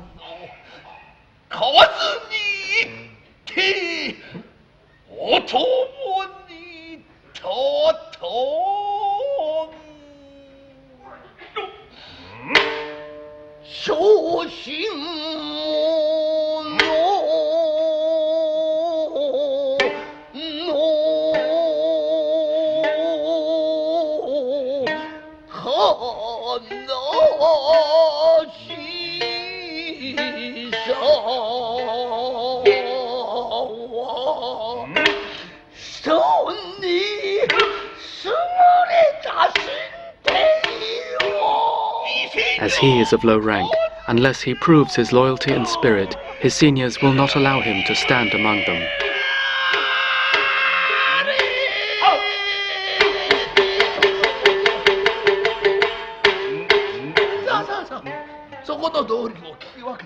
He begs his sister understand and asks her to die at his hand.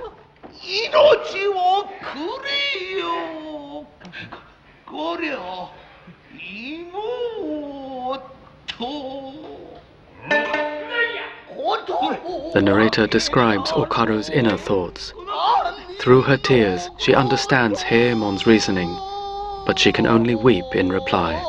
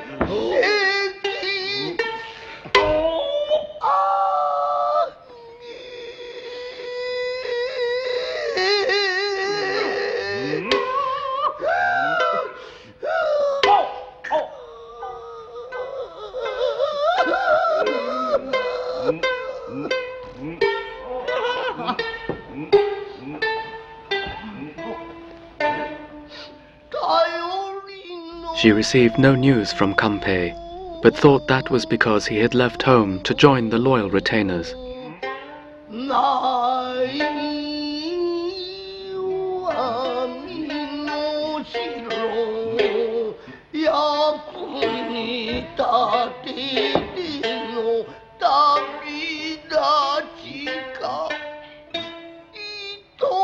She was bitter that he had not paid her a farewell visit. She tears up the letter she was writing.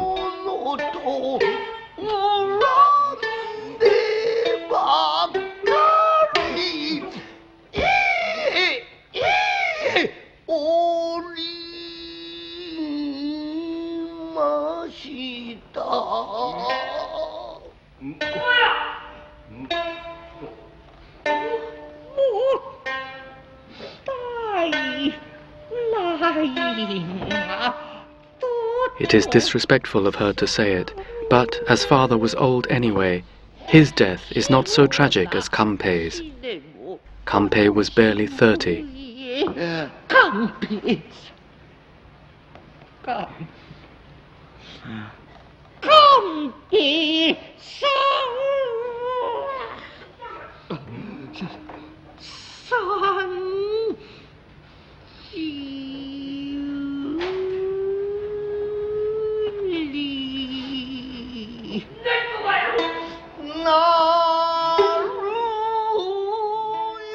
She counts his age on her fingers.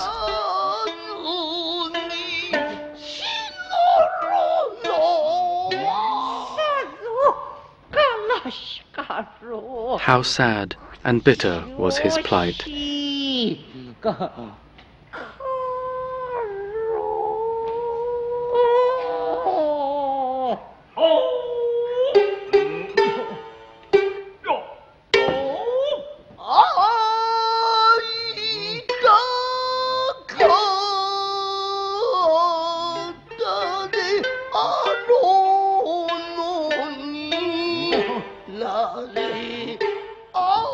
Surely Kanpei wanted to see her, but despite this, why did no one take her to see him?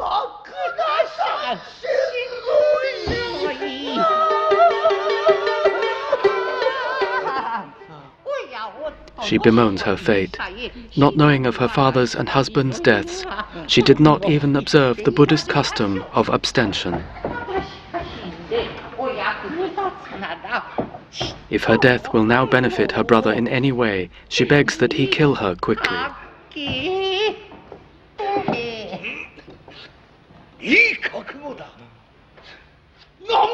He tells her to prepare for death.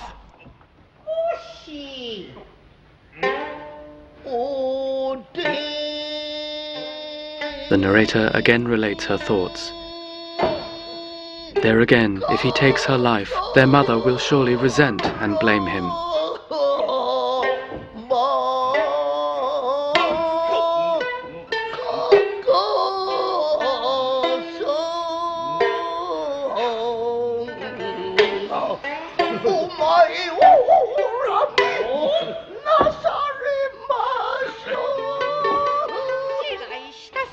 She will take her own life, and then he can use her head as he will. She bids him farewell.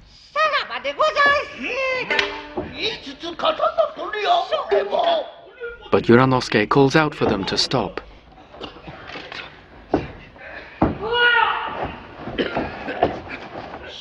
He's seen their devotion, and will now allow Heiemon to join the retainers.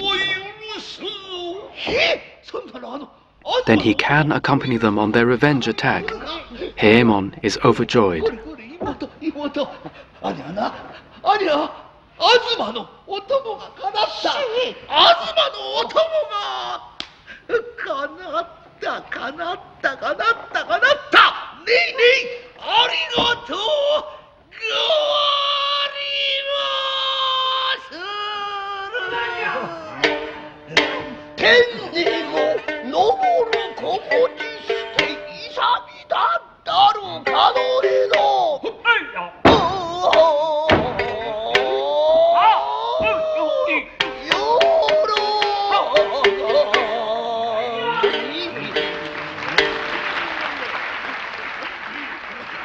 Kanpei was allowed to join the pact without taking a single enemy life. He will not be able to excuse this before their lord in the next world. But now, this will be rectified. He calls to Okaru.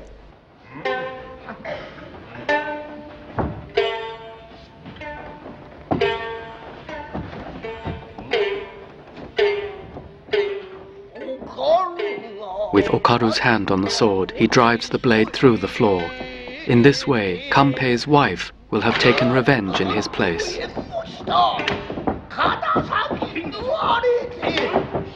Kudayu is dragged out, fatally wounded.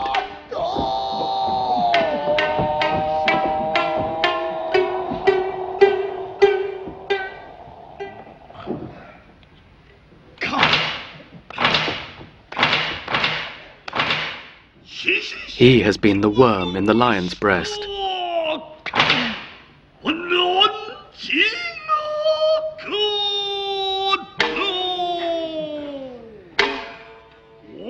Though he received a fine salary and many other blessings from their lord, yet he became a spy working for the enemy, telling him everything.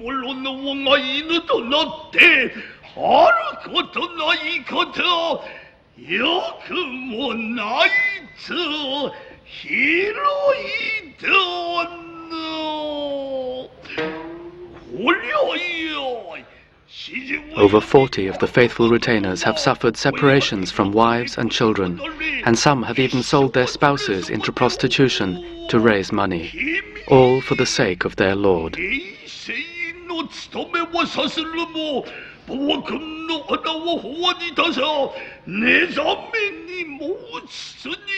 They have been able to think of nothing else but their lord Hangan's forced suicide, and they have all shed tears of anguish and rage.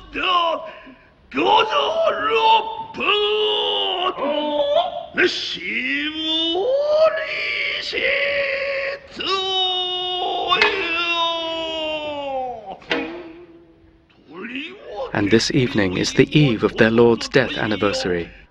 Though Yuranosuke had allowed many obscenities to be spoken, in his heart he was pure. Yet Kudayu specifically forced him to eat animal flesh when he should have been abstaining.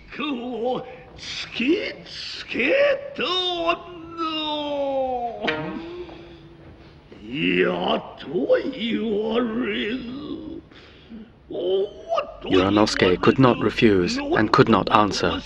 When the food passed down his throat, he felt his very limbs fall to pieces and his bones crumble.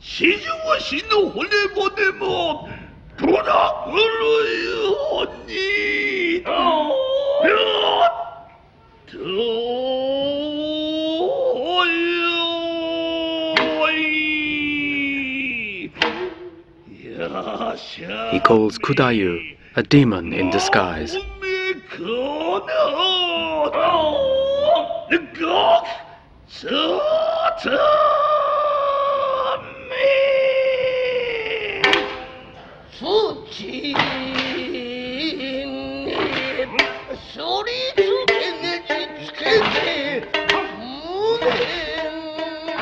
We hear how he sheds tears of bitter anguish.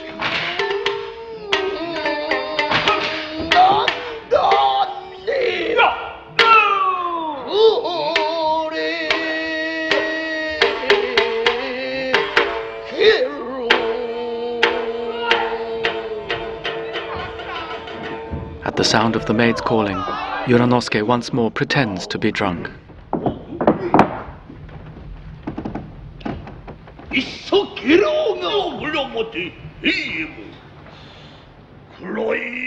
Finally, he tells Heiemon to carry that drunken customer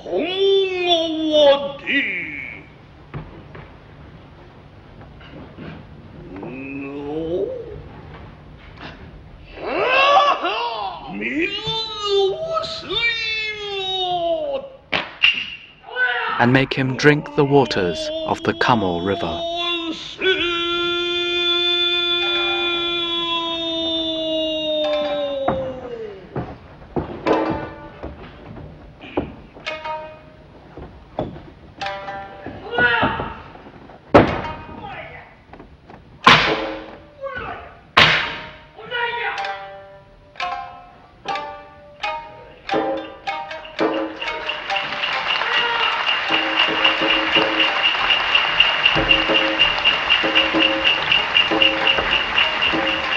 This translation with commentary for the 7th act of Kanadehon Chushingura was written and narrated by Paul Griffith.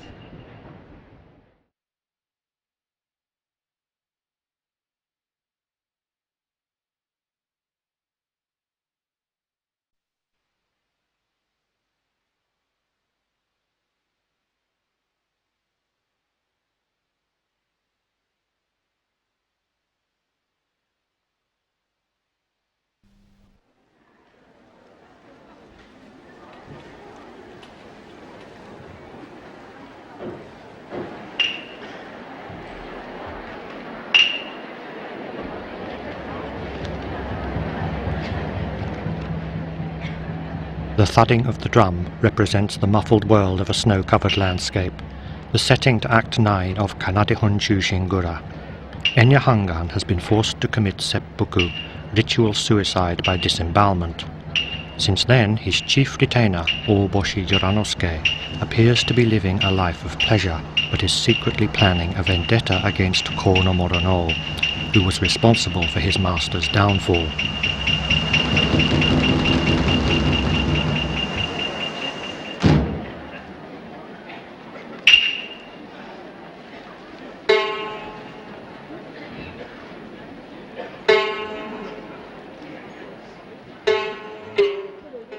The player of the three-stringed shamisen and the Gidaiyu narrator found in the Bunraku Puppet Theatre also accompany this Kabuki version of the play.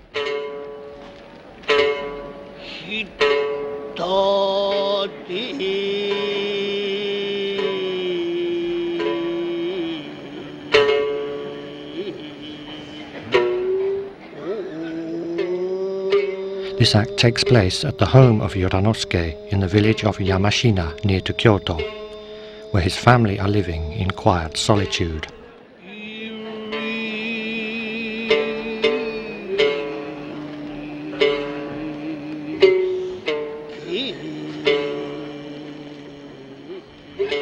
Tonase, the wife of Kakogawa Honzo, who prevented Enya Hangan from killing Morono outright, is on her way to this country dwelling with a request.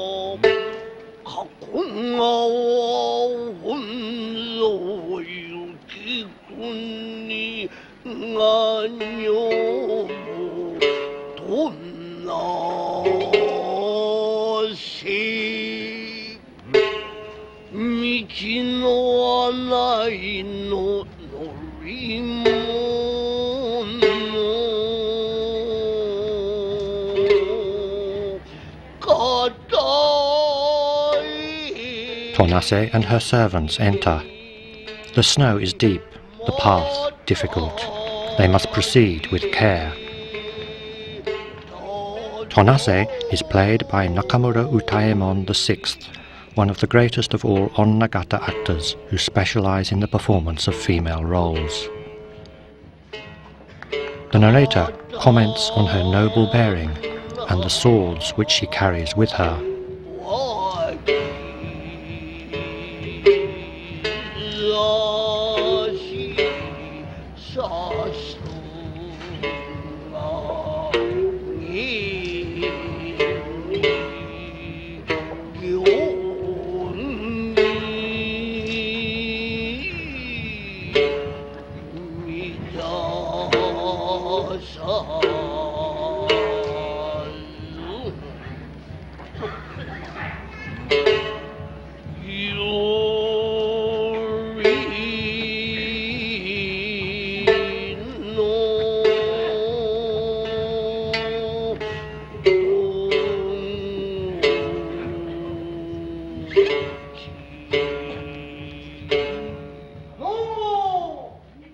The footman calls out that they have a request.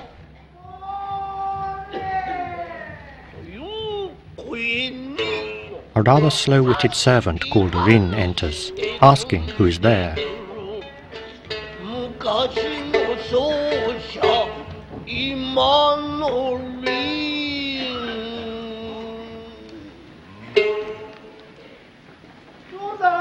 様でござります。 Tonase asks if this is the house of Oboshi Yuranosuke. はい、さようでござりまする。 Introducing herself as the wife of Kakogawa Honzo, she says that they have travelled some distance in order to see the mistress of the house.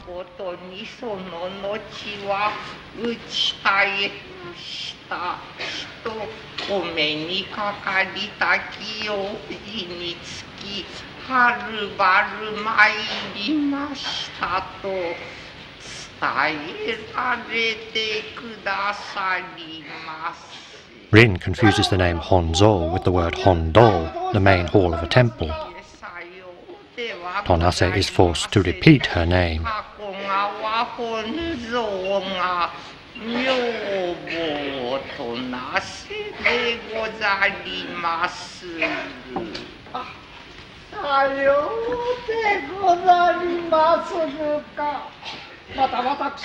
Rin too formally introduces herself.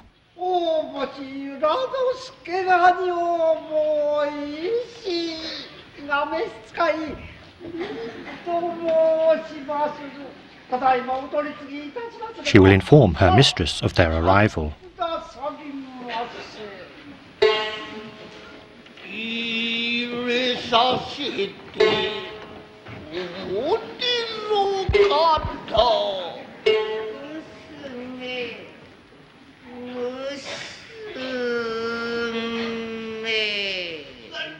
Tonase calls to her daughter, Konami, who is in a palanquin.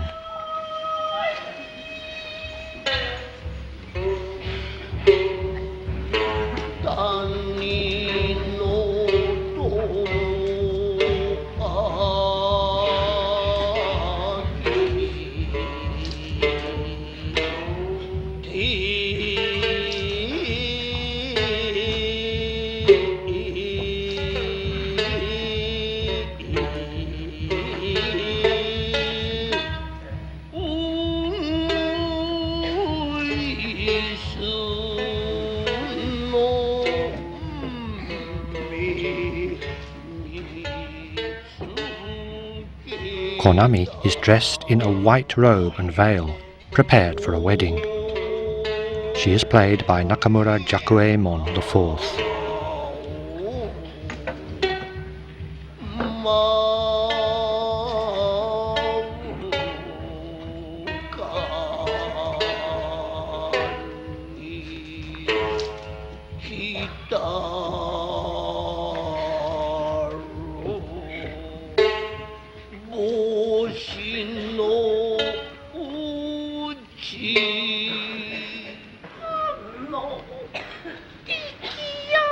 Is this the home of Rikiya, the son of Yoranosuke?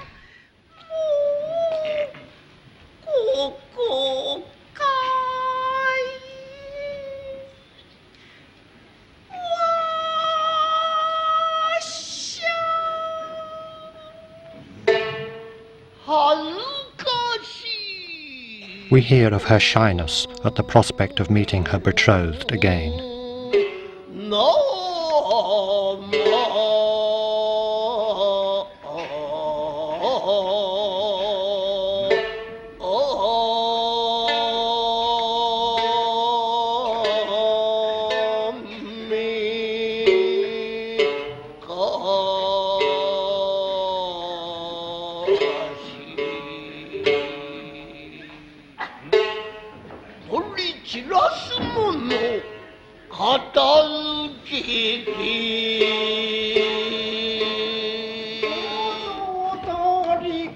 Rin asks them to enter.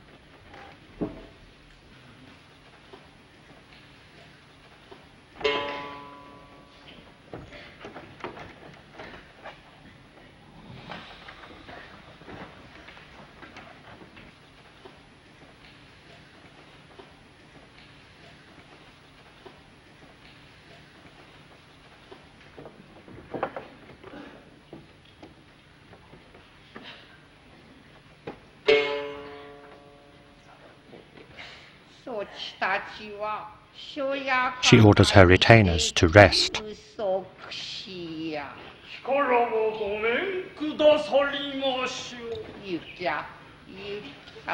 Ho!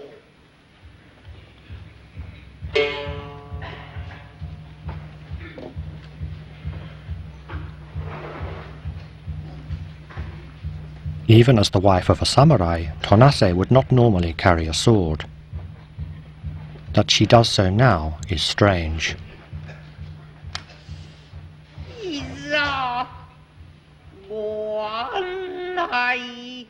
Please introduce us.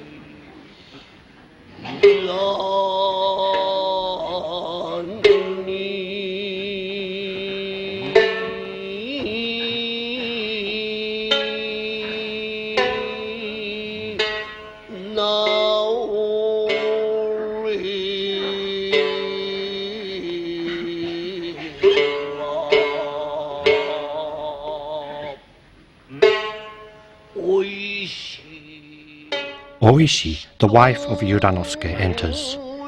She is played by Nakamura Shikan the Seventh.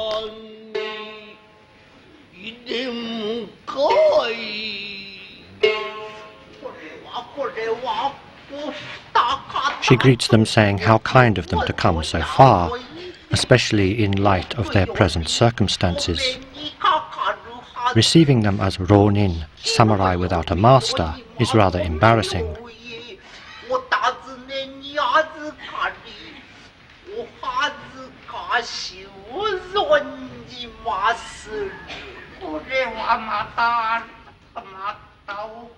Tonase replies that though they are meeting for the first time today since their son Rikia and her daughter Konami became engaged, they have really become like sisters and may dispense with formalities.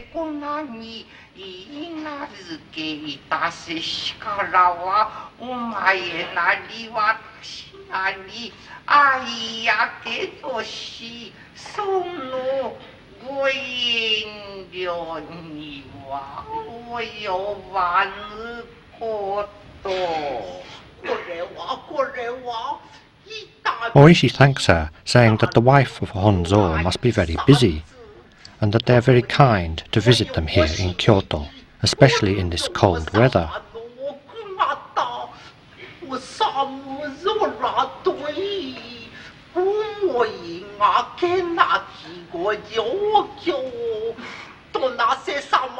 She goes on to say that Konami should see some of the sights of the city, the Gion Pleasure Quarter, the Kiyomizu and Gion-in temples, or the Great Buddha.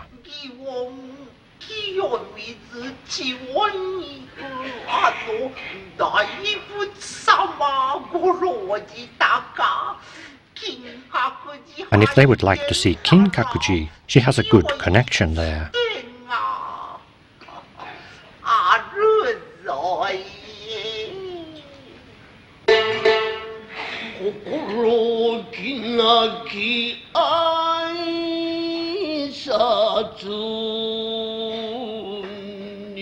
Shyly, Konami agrees.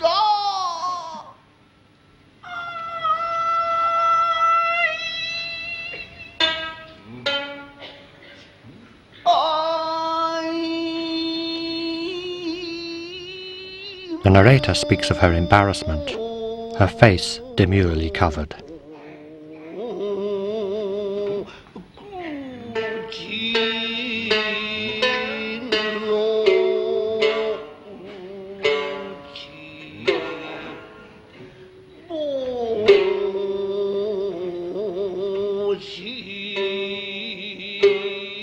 When she impatiently tries to catch a glimpse of her beloved, Tonase rebukes her.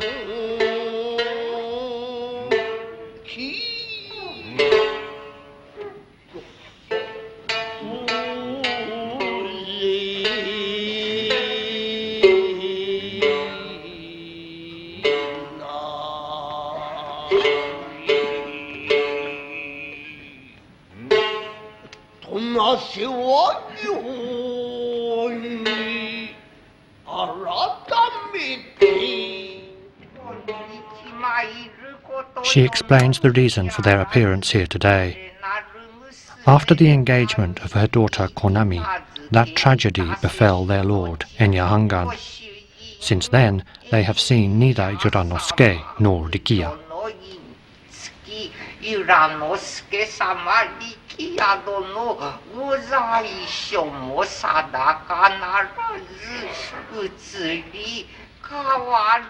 The world may change, but a parent's heart does not.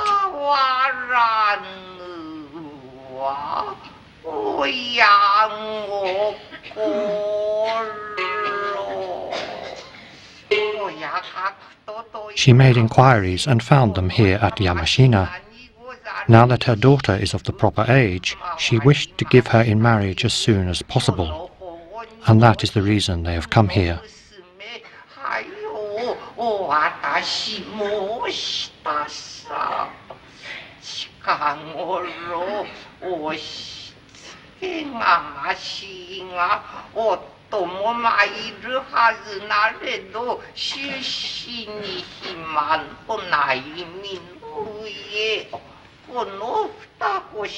These two swords represent her husband's soul. Carrying them in his place, she also speaks on his behalf.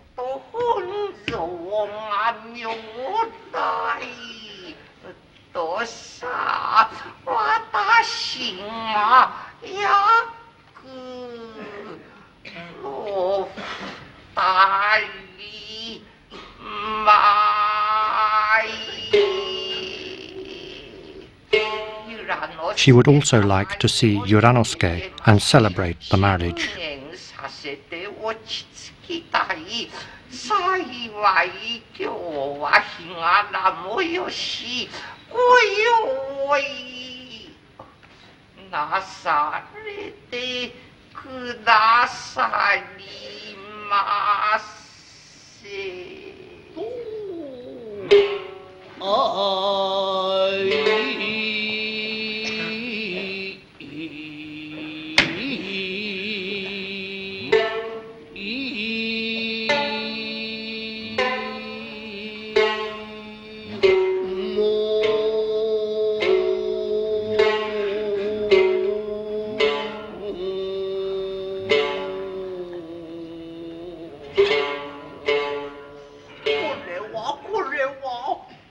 Oishi did not expect such a request.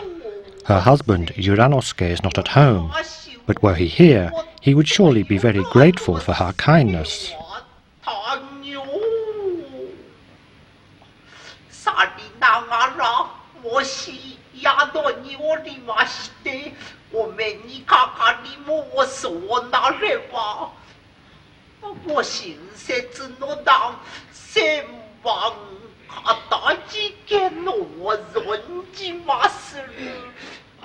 However, at the time of the engagement, they were blessed to be in service to their lord and were receiving a stipend.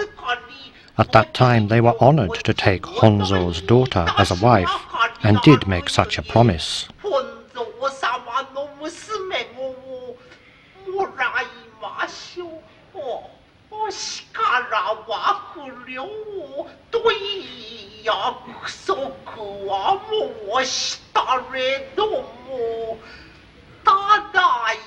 But now they are drawn in, masterless samurai.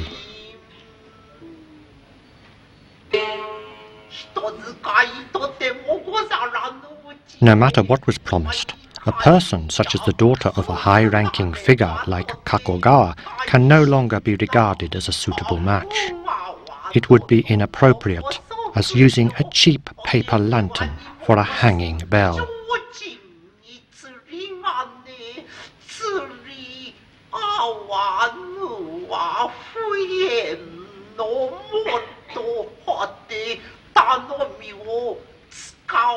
As the marriage gifts have yet to be exchanged, she should feel free to offer her daughter to another person. As if nothing were amiss, she concludes by offering Tonase some tobacco.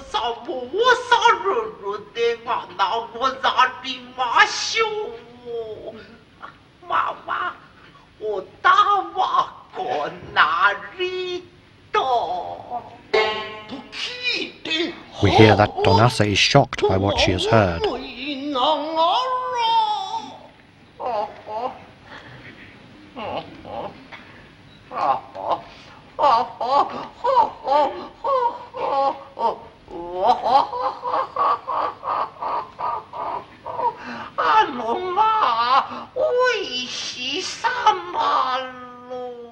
What is Oishi saying?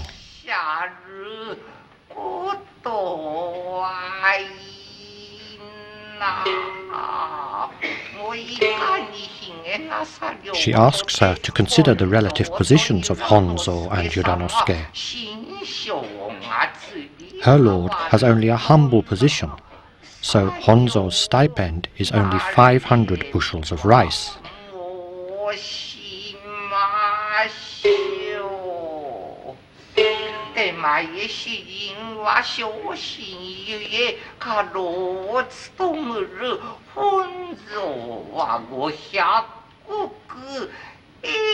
Lord Enya, on the other hand, was a daimyo. As his chief retainer, Yuranosuke received 1,500 bushels of rice.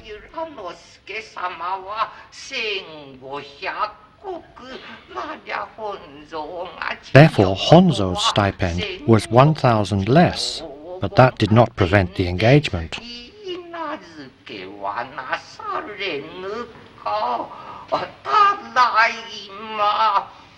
Now Yuranosuke is a ronin with no stipend.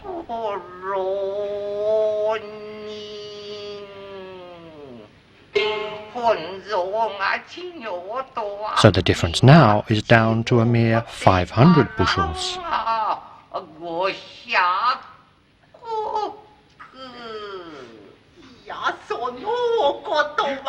Oishi says her reasoning is wrong. Whether the difference be 500 bushels or 10,000 bushels, where one heart and another heart do not match, there can be no marriage.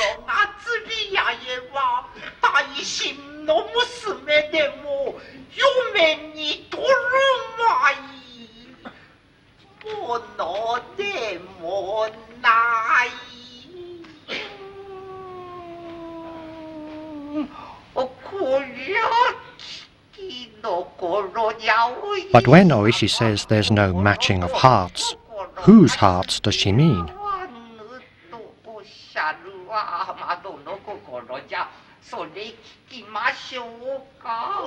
If she really wishes to know, Oishi will tell her.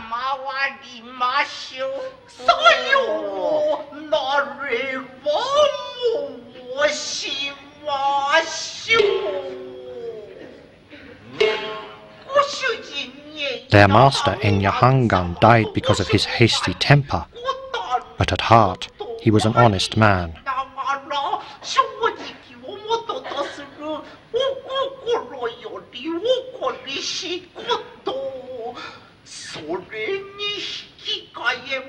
In contrast, using gold and silver to flatter Morono, Honzo takes the stipend of a sycophant warrior.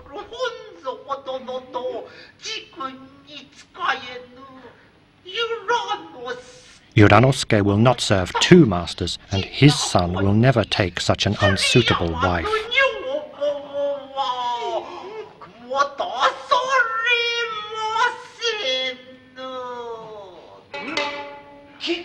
We hear of Tonase's rising anger.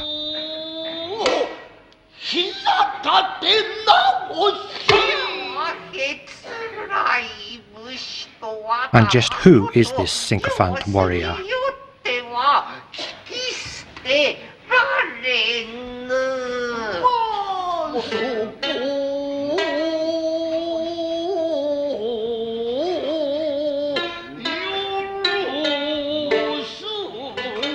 She pauses, however, thinking of her beloved daughter.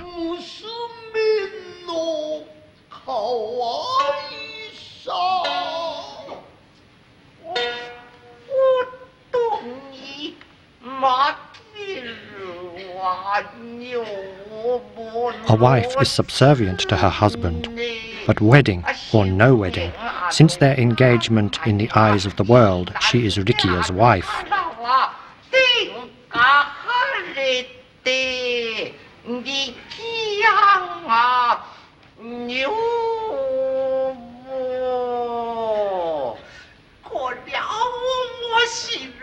Well, that's very interesting.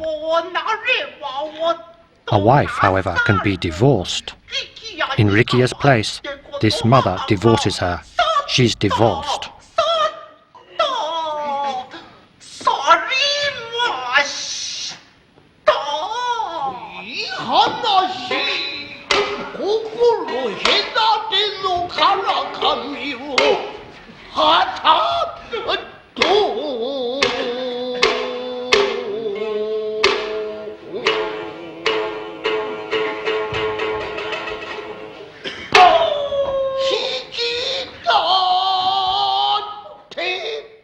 Oishi does, however, feel sorry for the young girl.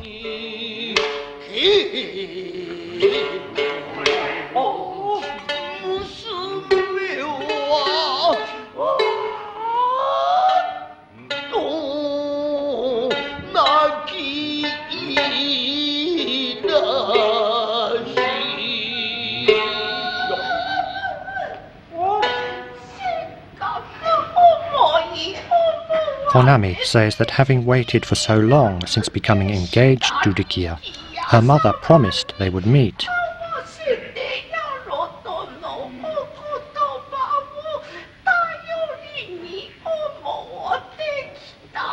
She came here full of expectation, but her heartless mother-in-law has left her only with memories of a divorce.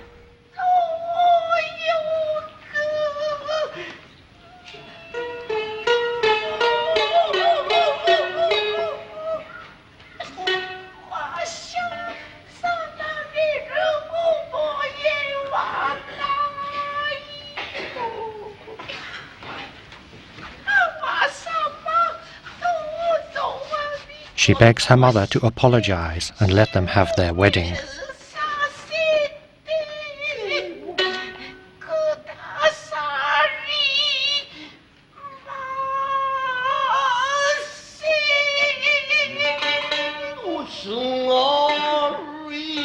In her grief, the narrator tells us that Tonase gazes into her daughter's face.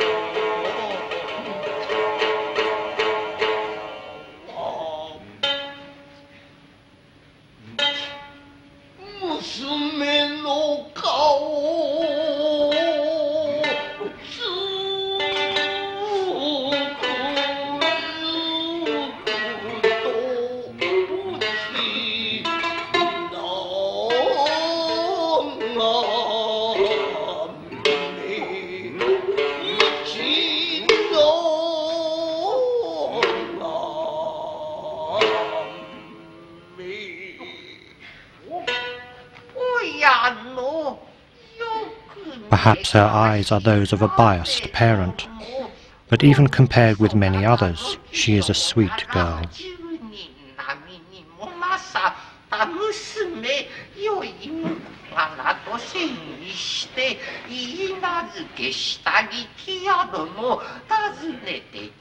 She chose Rikiya, thinking he would be a good son-in-law, but they came here in vain. Oishi has even exceeded her obligations by divorcing Konami without the knowledge of her son.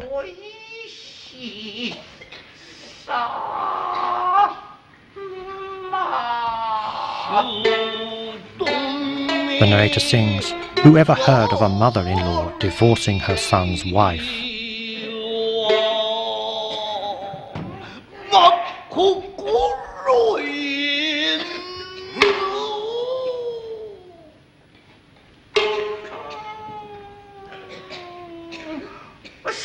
Tonase understands.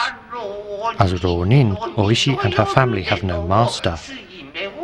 They have used their status to marry him to some wealthy merchant's daughter. They have forgotten both duty and justice.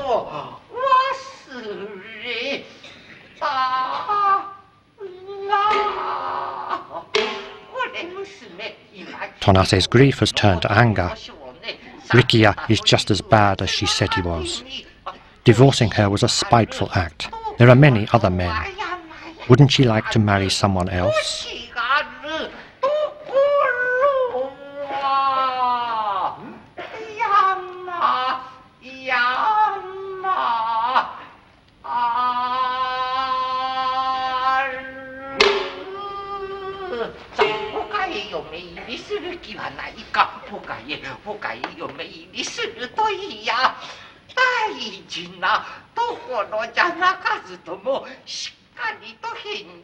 She should stop her weeping and give Tonase an answer.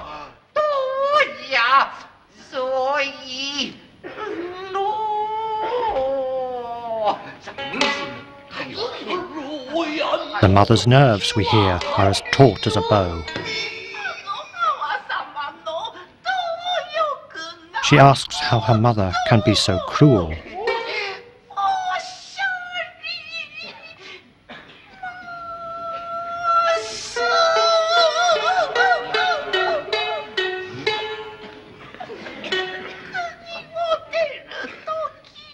When they left home, her father said that Oboshi Rikiya had both manners and talent, and that they had picked a fine son-in-law.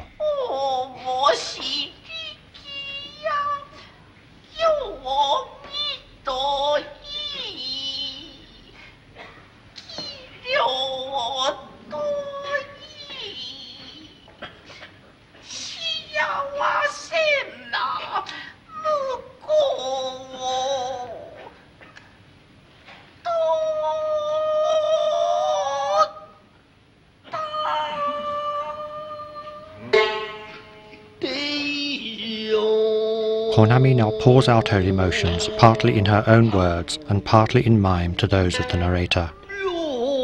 A virtuous woman cannot serve two husbands.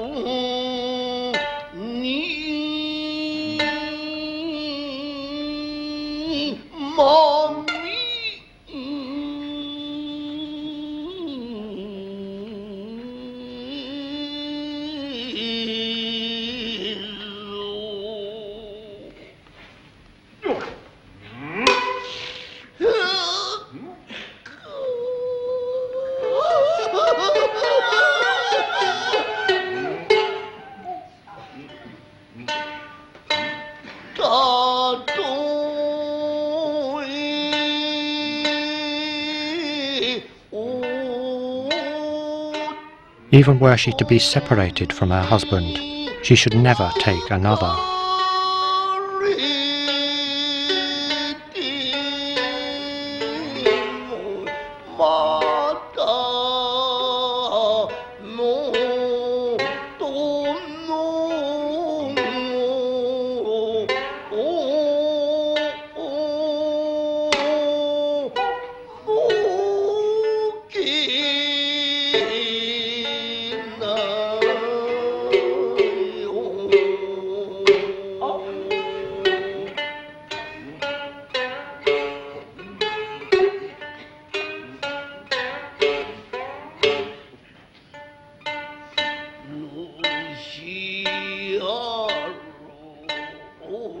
For a married woman, that would be the same as infidelity.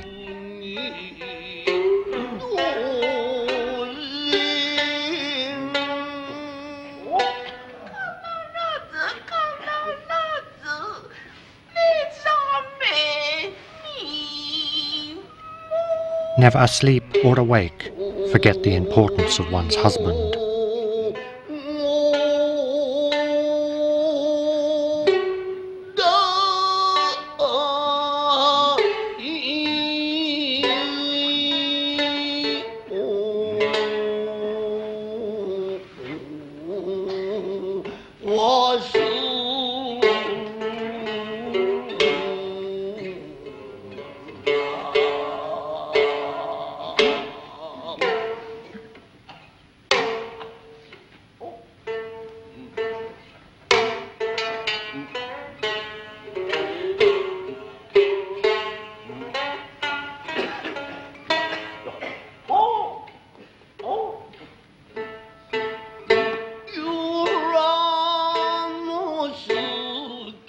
Her father told her to be a good daughter to Yudanosuke and his wife.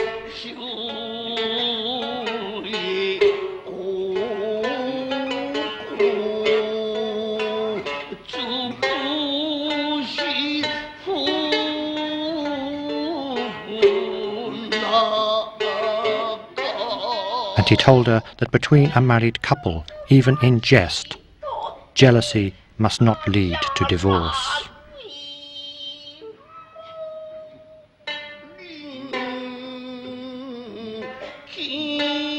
When she makes to look inside and cries out again, her mother rebukes her.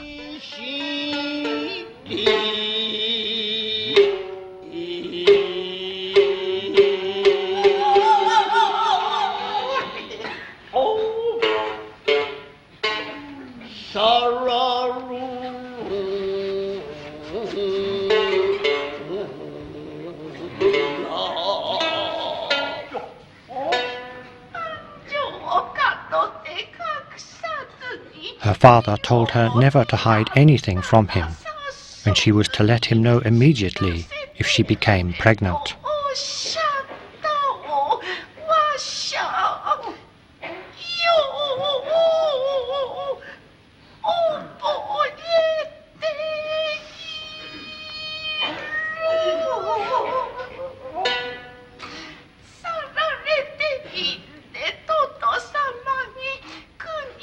Should she return home a divorced woman, her father will be very bitter.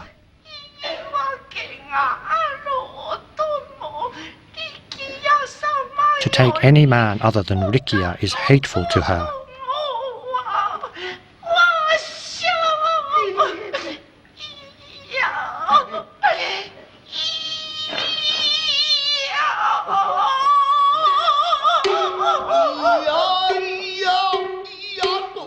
The narrator sings that Tonase finds her daughter's aching heart almost unbearable.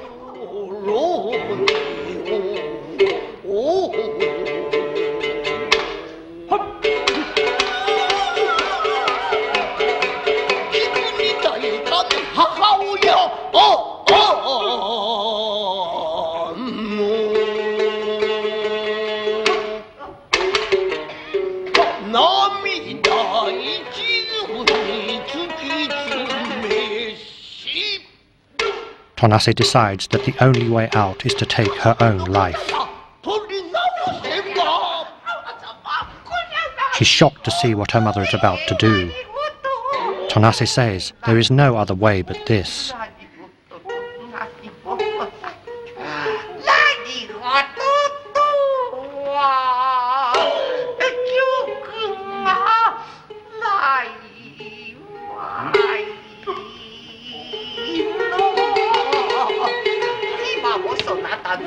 As Konami said, her father wished to celebrate her marriage and see the face of his grandchild.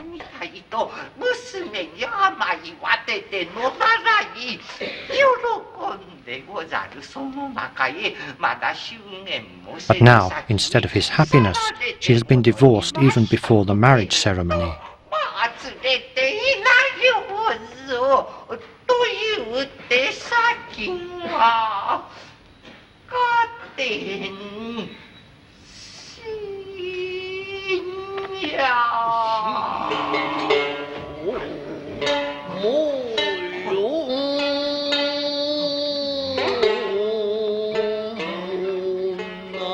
The narrator sings there seems to be nothing they can do.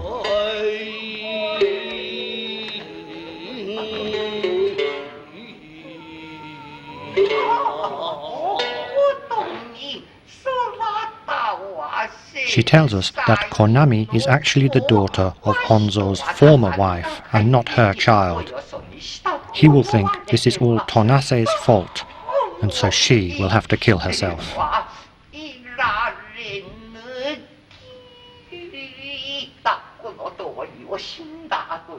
She asks Konami to explain all this to her father after she's gone. She bids her daughter farewell. Konami, however, says it's not her mother, but she who should die, because she is hated by her husband.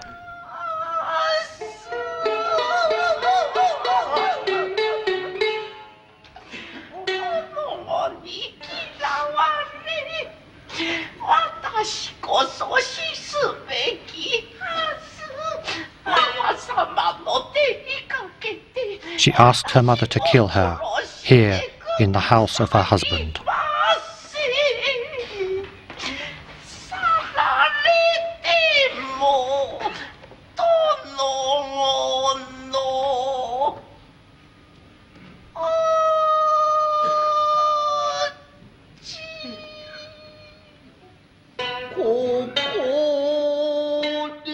We hear that even to die in this place would make her happy.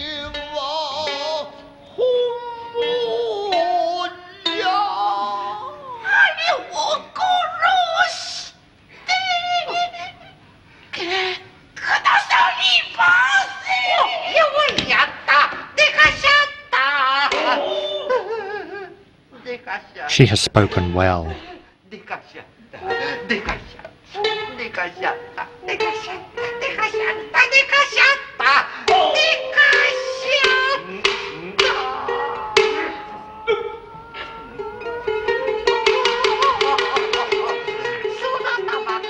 Tonase will kill her and then immediately follow her along the road to death.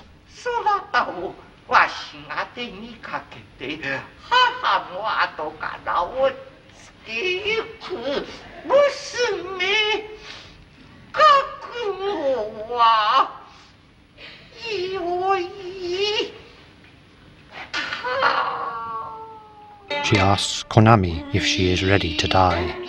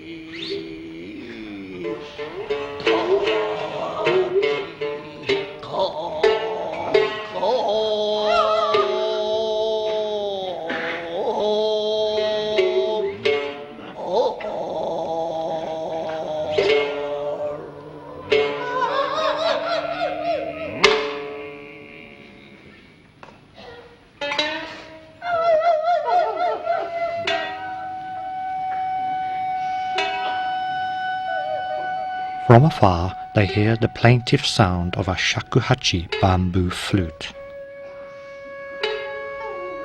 This wordless scene of preparation forms one of the great emotional highlights of the play. The shamisen shadows the rising and falling of the flute melody.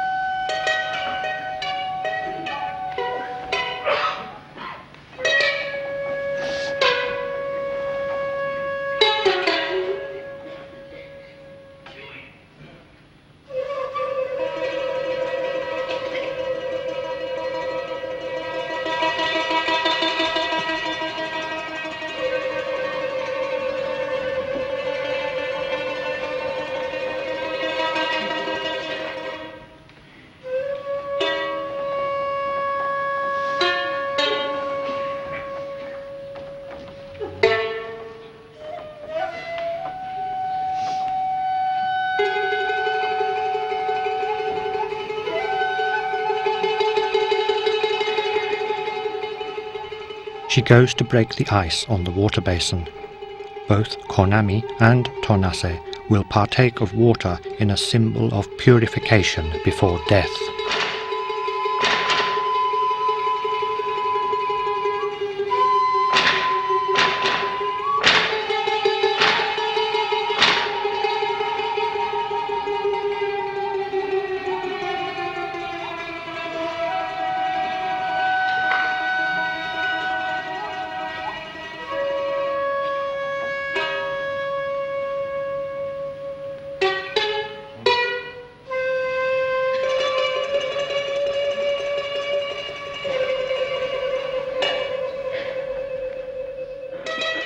The shakuhachi player enters.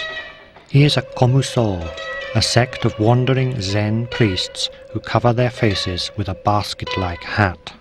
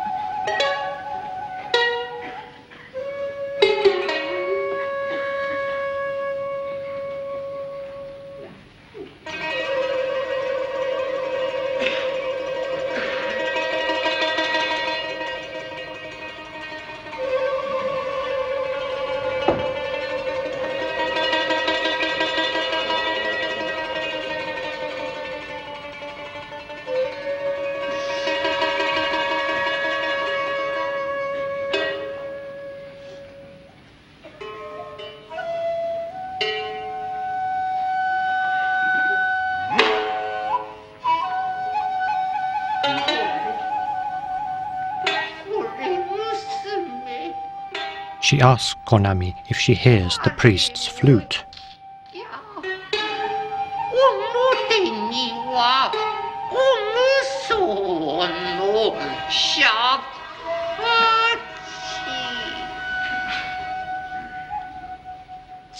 He is playing a melody called Nesting Cranes. Overcome with emotion, Tonase strikes the most famous pose from this play.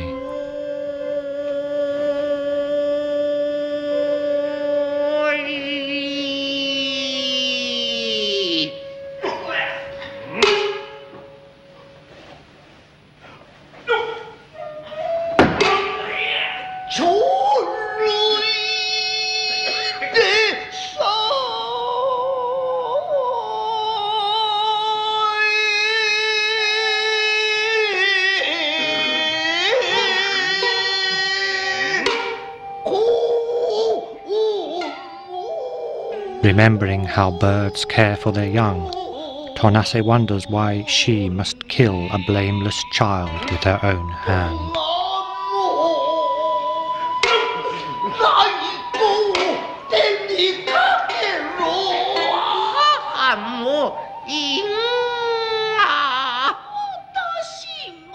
Together they mourn their fates, which have led them to this.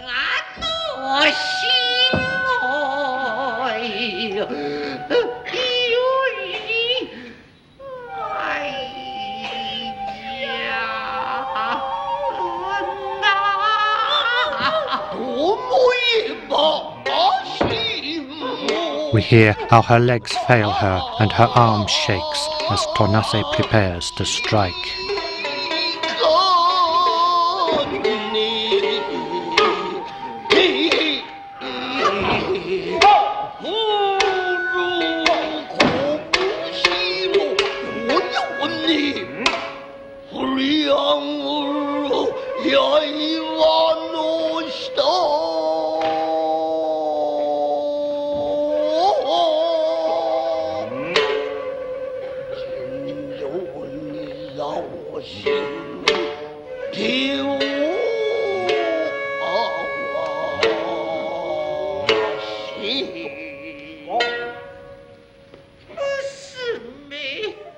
She again asks her daughter if she is resigned to her fate.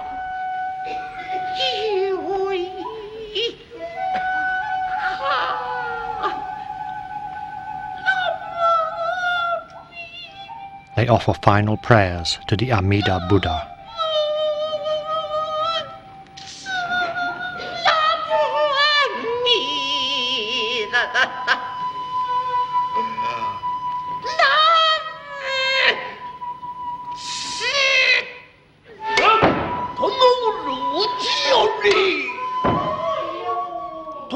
Suddenly a voice calls that they should go no further.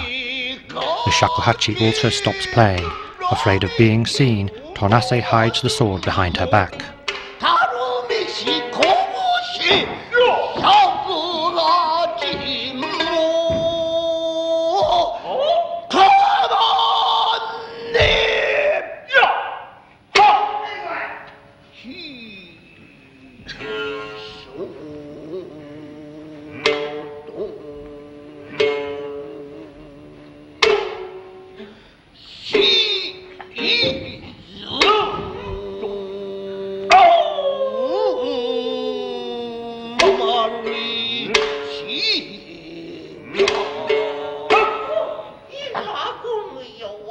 She believes that the command was for the shakuhachi player to stop.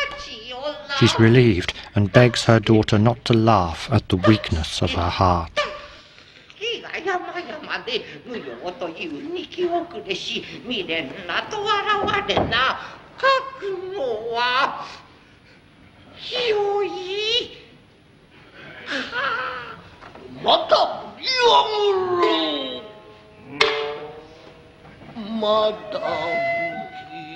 Again, the shakuhachi begins to play.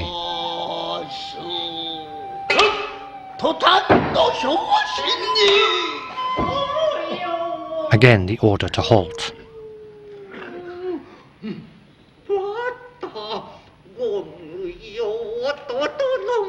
Was it to stay the hand of the priest or stay the hand which wields this sword?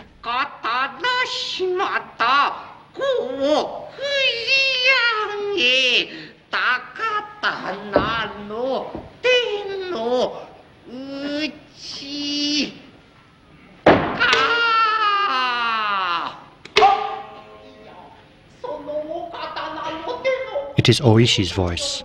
The order was to stay her hand. Rikiya and her daughter may marry after all.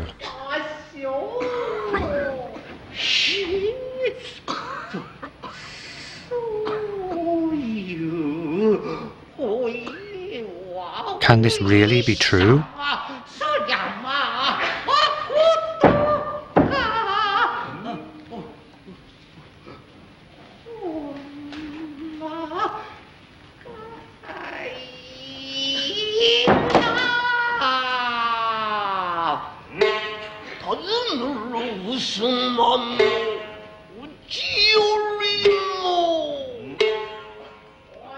Oishi chants a passage from the No theatre.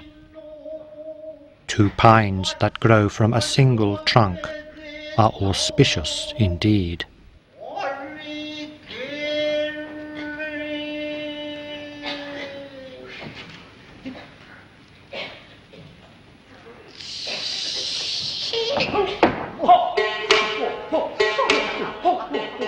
They are thrilled that they are to have the ceremony after all. Tonase is so overwhelmed with joy she can hardly stand.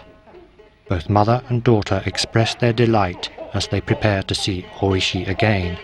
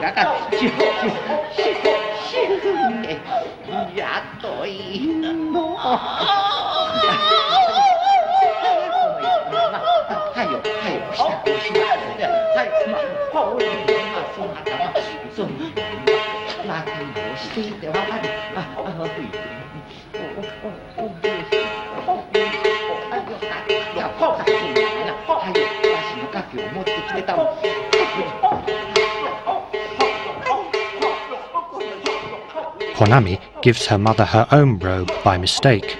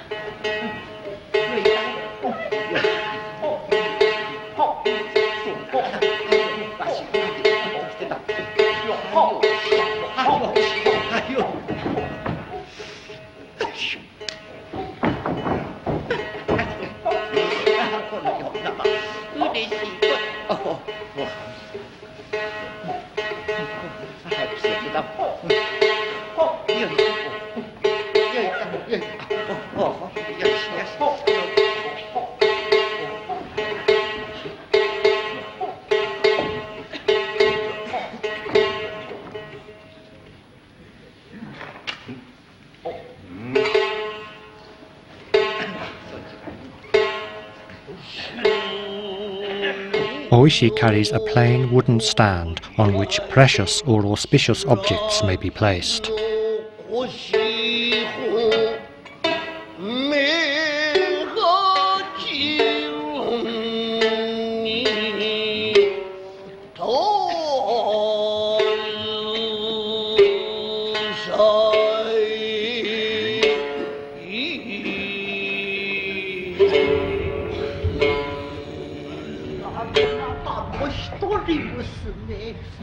Despite the responsibilities towards her daughter, Tonase clearly meant to kill her. Konami too showed the qualities of a virtuous wife.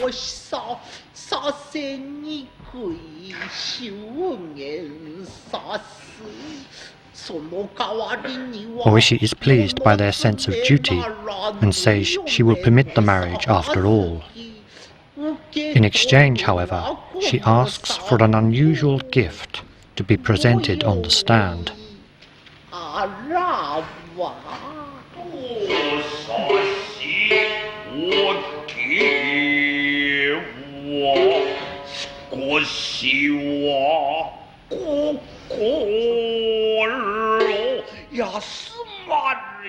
Tonase is at first delighted and is sure that Oishi would like some form of dowry.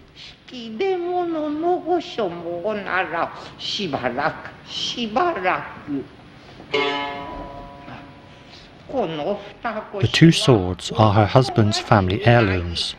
The long sword is called Masamune and the short one Nami no Hira Yukiyasu. She would like to present them with these precious objects. これをしきれに。と皆まで言わさず。当人の身とあなた。 This is not what Oishi wants. She accuses Tonase of despising their masterless status by offering them two such valuable swords.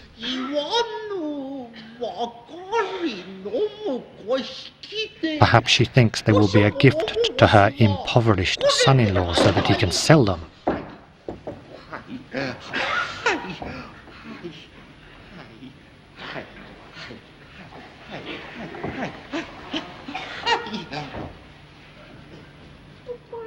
Oishi's good mood has been destroyed once again. What is it then that she would like? そうして何がご所望ぞ。さあ、この She would like Tonase to put the head of her husband on this stand. 殿のお首が乗せてもらいたいし。 Shocked, Tonase asked the reason for this extraordinary request.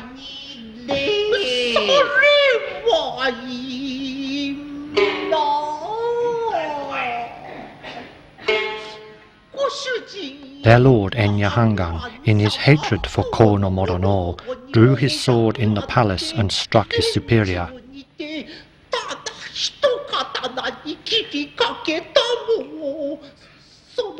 At that time, her husband Honzo was there and caught his arm, so Hangan could not take his revenge.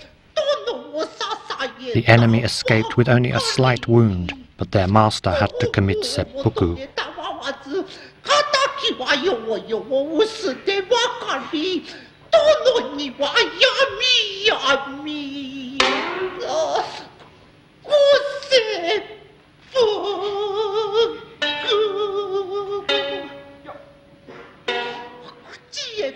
He said nothing, but in his fury he must have hated Honzo.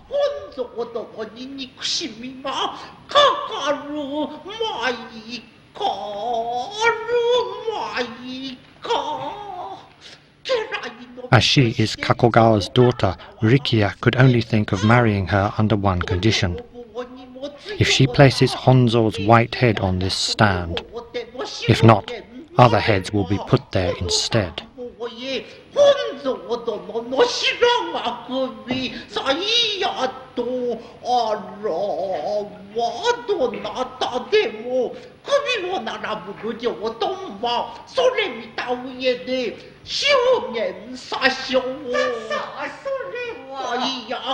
Well, does Tonase refuse?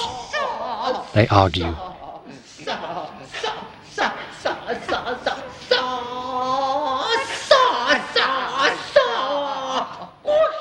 Well, what is your answer?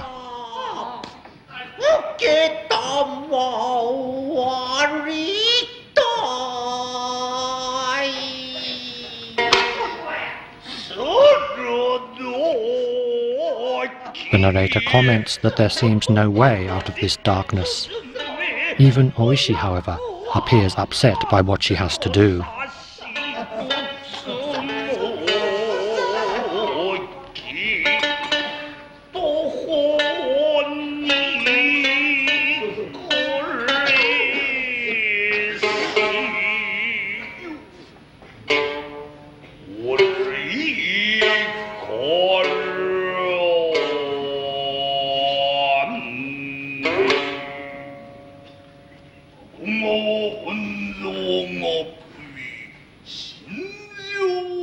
A voice says, Kakogawa Honzo's head, I offered it to you.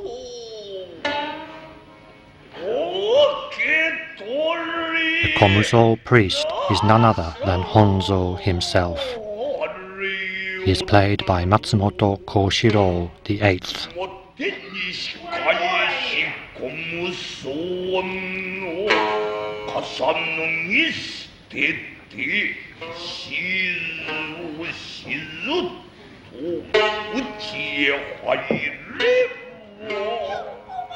Konami recognizes her father, and Tonase asks why he is here in this disguise.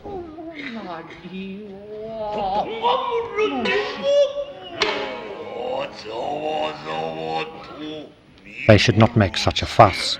He has heard everything from beginning to end. He will tell them how he came here later. For now they should be silent. As Tonase hands him the sword, she wonders what he has in mind.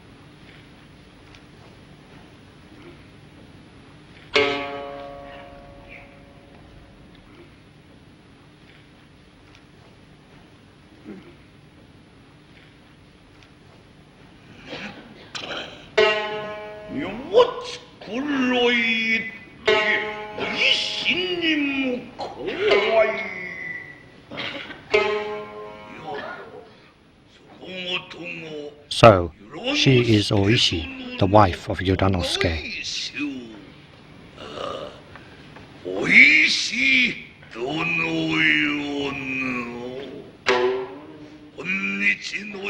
He thought something of this sort might happen, so without his wife and child knowing, he came here to see for himself.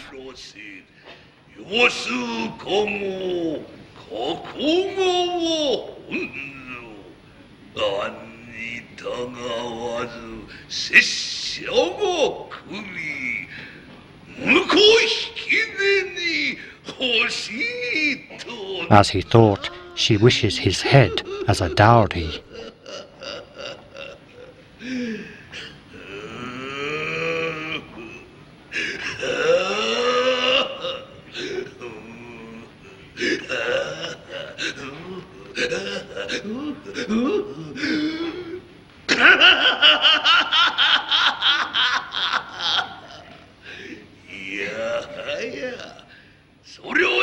Well, those are the words of a samurai.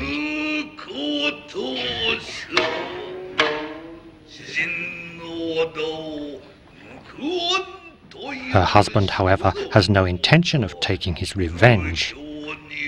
Intent on merrymaking, he is befuddled by drink.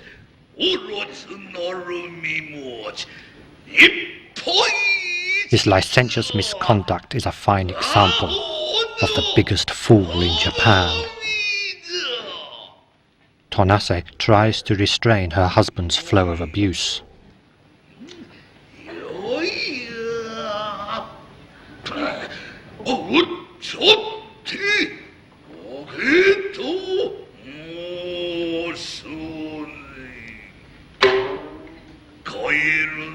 The child of a frog can only turn into a frog, and that Rikiya is not any better than his father.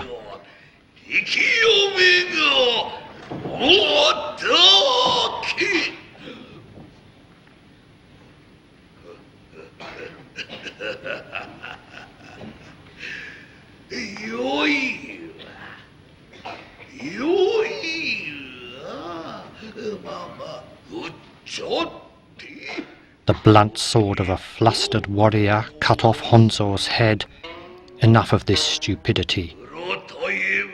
He performs a mie pose, indicative of his anger.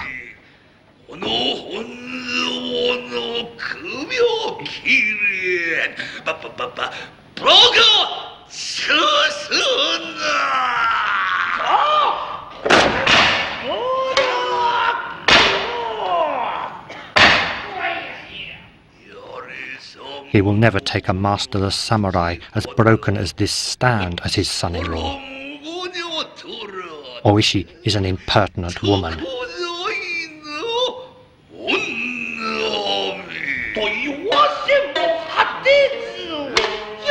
Furious herself, Oishi now offers him a taste of whether or not the rusty sword of a ronin can still cut. Unworthy though she may be, she is the wife of Yuranosuke, and Honzo is a worthy opponent.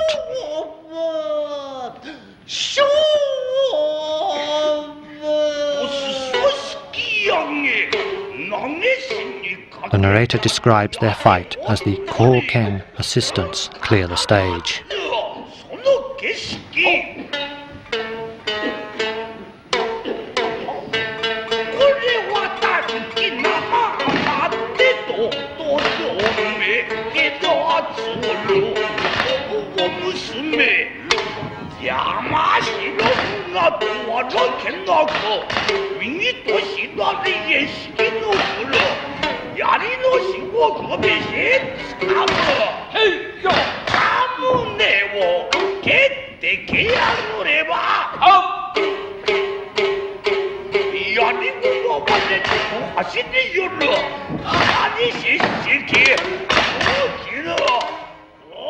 The powerful Honzo overcomes her, but he seems to be expecting someone.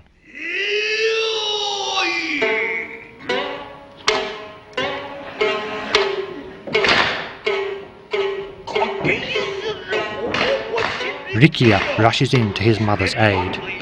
He is played by Jitsukawa Enjaku III.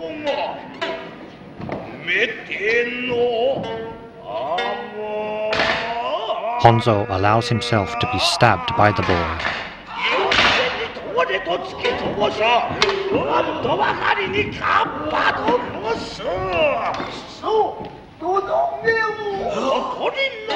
A voice calls for Rikiya not to be so hasty.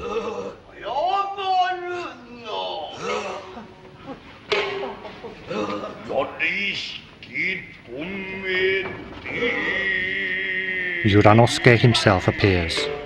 He is played by Kataoka Nizaemon XIII.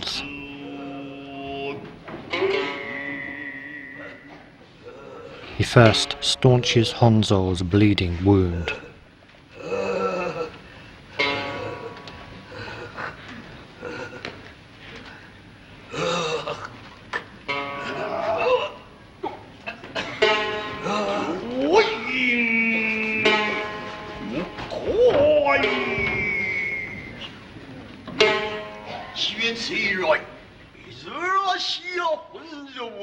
It has been some time since they last met, so he has now achieved his wish to be struck down by his son-in-law Rikiya.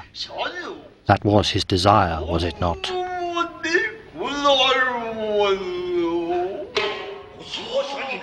The narrator comments that to Oboshi's pointed remark, Honzo's eyes open wide in surprise.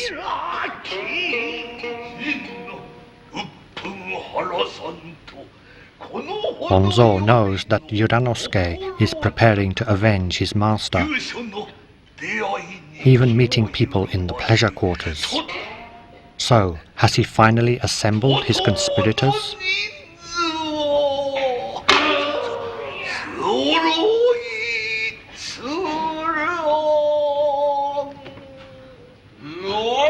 What does he mean? Now it is Yuranosuke's turn to be surprised. Stories by dying characters are often accompanied by a plaintive flute melody. Honzo now tells his story.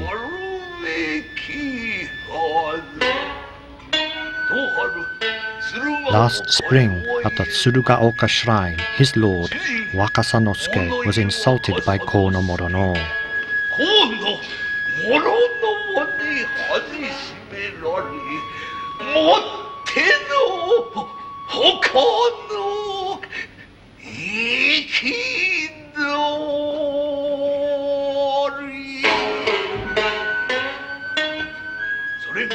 Enraged, he sent for Honzo, and it was clear that the following day he intended to kill Morono for insulting him.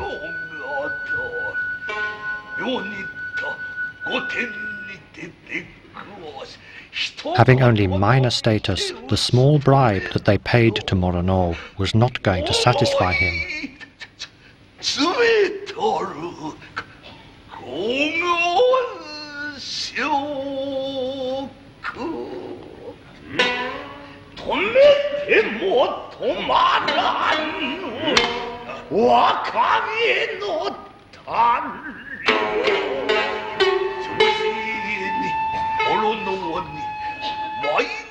Without his master's knowledge, Honzo took Morono more presents of gold, silver, and clothing.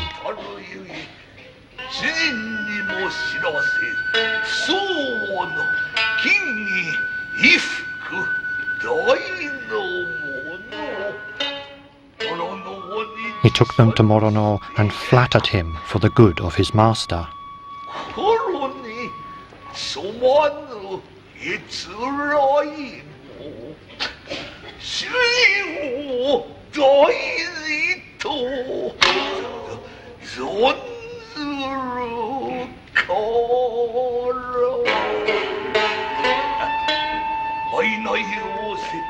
The bribe was successful, and an apology was received. Wakasanosuke forgot his previous anger.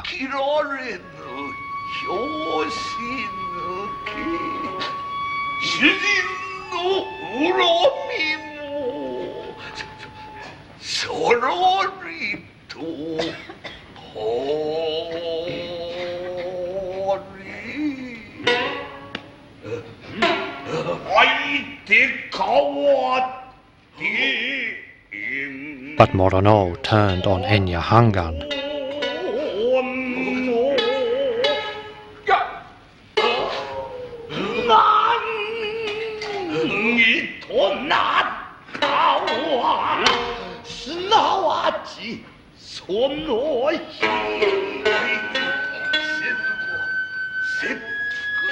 If Morono did not die, Honzo thought that Hangan would not have to commit seppuku, but he miscalculated, and that, he says, is the greatest regret of his life.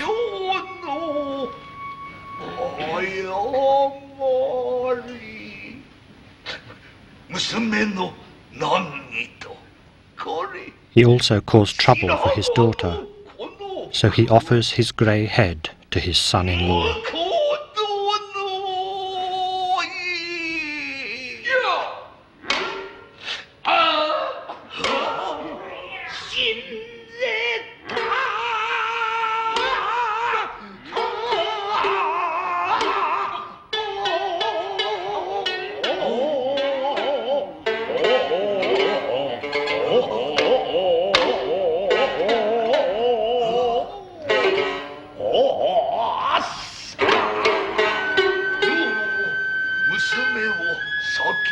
He sent his wife and daughter on ahead, and then asked for leave of absence.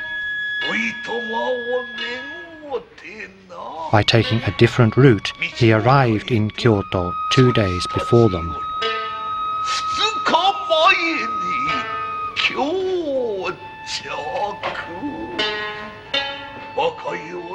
In his youth, he studied the arts, and his flute playing has come in useful these past 4 days, as he has watched them and seen how they really feel.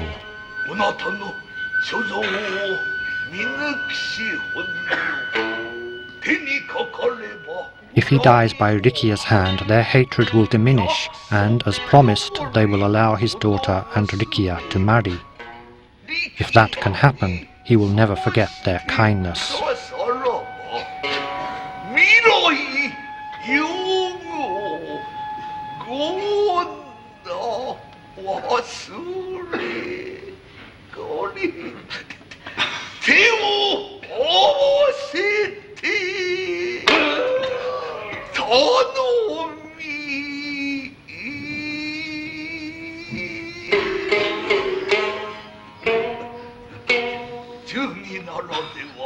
Though a warrior should give up his life for loyalty, a father's heart gives it for his child. He begs Yudanosuke to understand.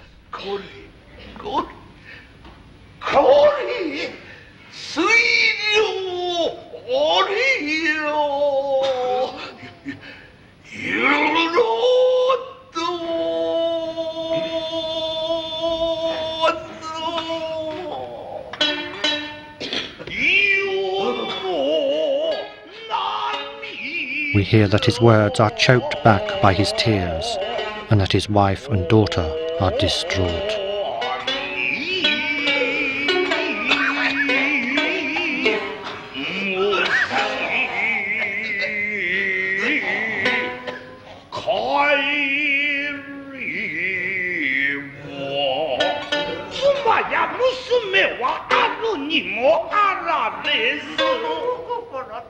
They had no idea what lay in his heart. Because they delayed in killing themselves, he has selflessly thrown away his own life. They ask him to forgive them.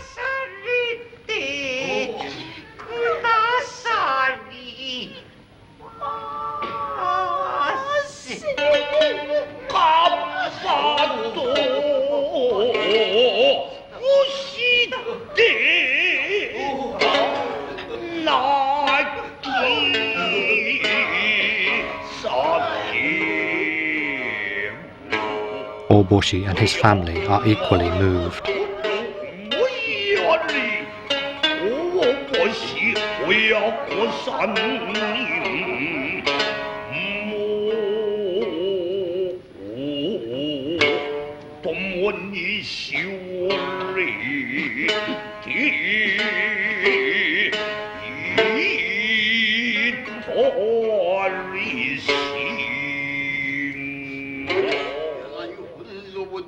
A man of virtue hates the offence but not the offender.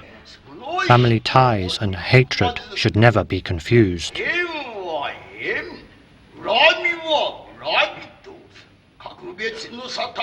He is sure he can forget his hatred, and, as Honzo is about to leave this world, Yuranosuke will reveal to him a secret. He calls to Rikiya.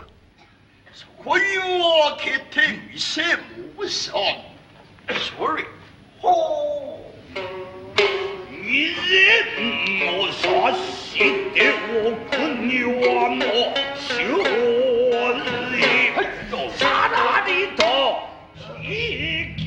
The drum reminds us again of the falling snow. There are 2 grave markers made out of snow. They are for Yuranosuke and Rikiya, who are soon to die when they carry out the vendetta against Morono.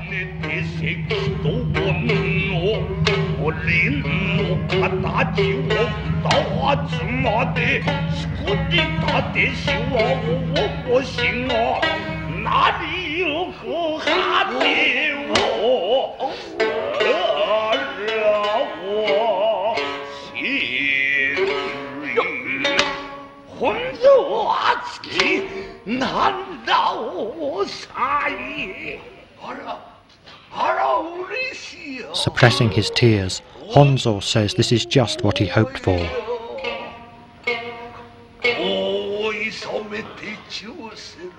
While there have been great examples of loyalty in China, from now on their mirrors of loyalty will be China's Jujiang and Japan's Oboshi.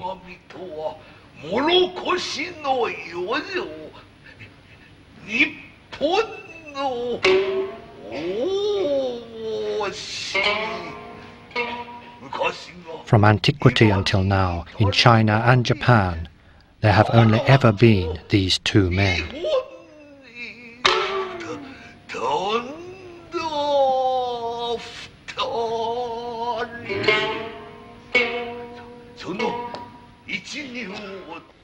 To be the wife of Rikiya, the son of one of these men, is, for a warrior's daughter, a great achievement.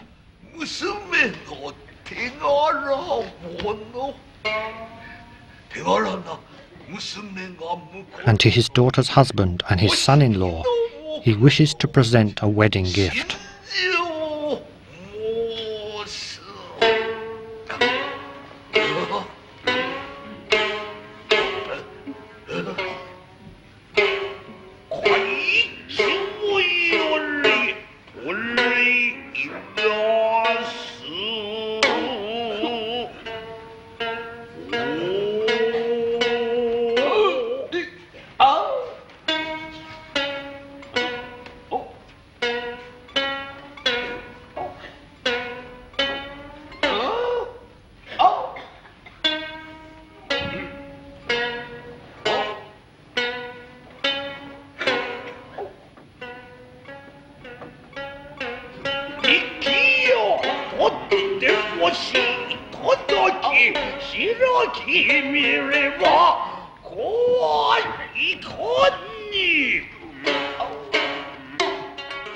It's a detailed plan of Morono's mansion.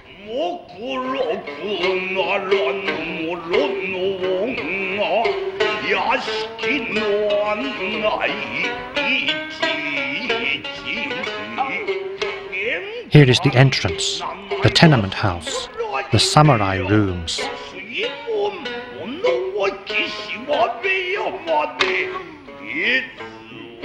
The sluice gate, the storehouses, even the wood store are all drawn in detail.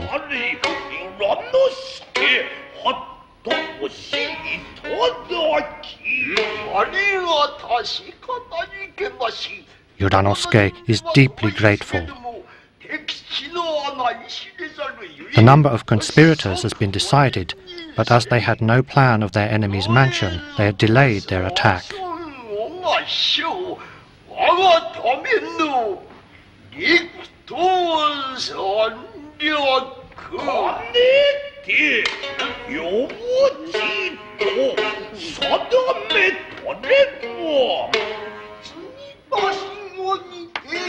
They have already decided on a night attack, and they will get over the wall with jointed ladders.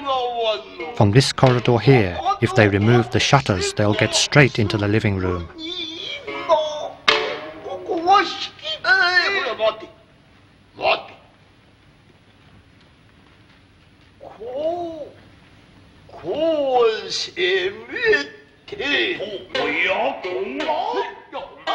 As they excitedly plan their attack, the narrator comments on how happy they are.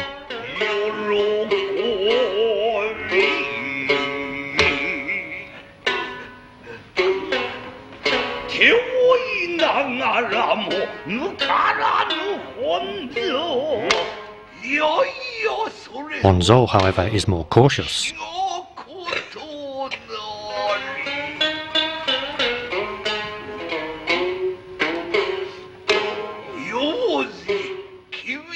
He tells them that Morono is extremely cautious.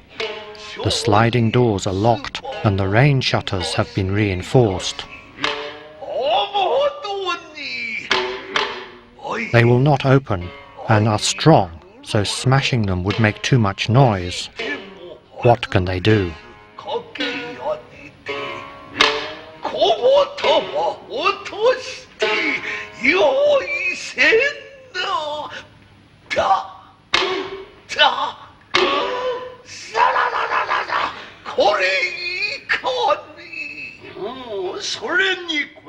For that they have a trick. The proverb says that too much thought prevents ideas. He came upon this when returning home from the pleasure quarter. The snow-laden bamboos suggested a device to break down the rain shutters. They'll show him.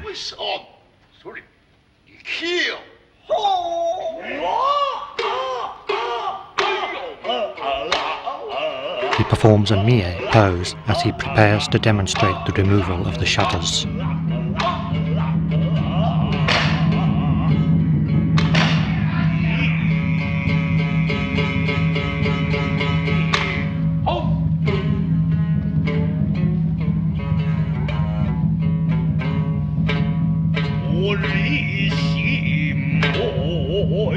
The narrator describes Rikiya snaring and tying down the great bamboo, bowed low by the heavy weight of the snow.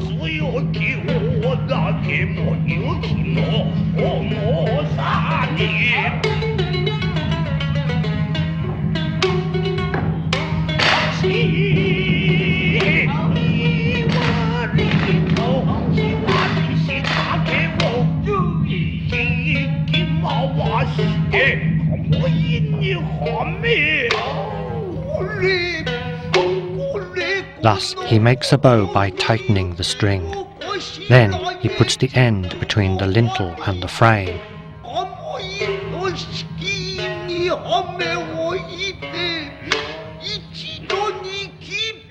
And when cut, this is what happens.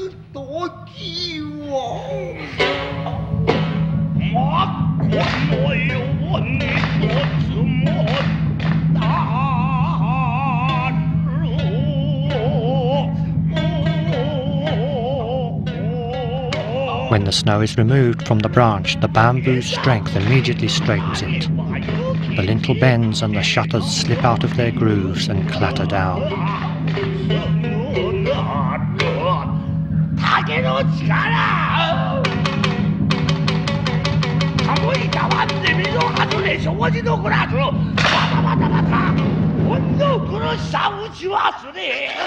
Though in pain, Honzo laughs, saying how splendid the device is.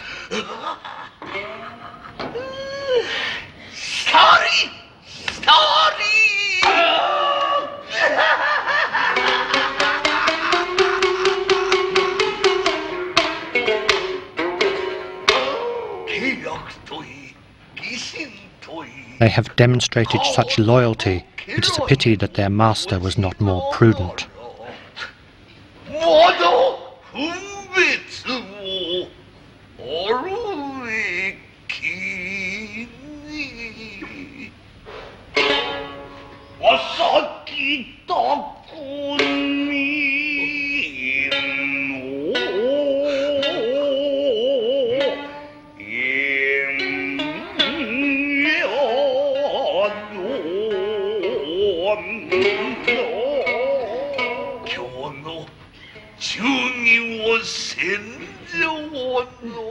Such loyalty would be better demonstrated on the battlefield, with their lord at their head.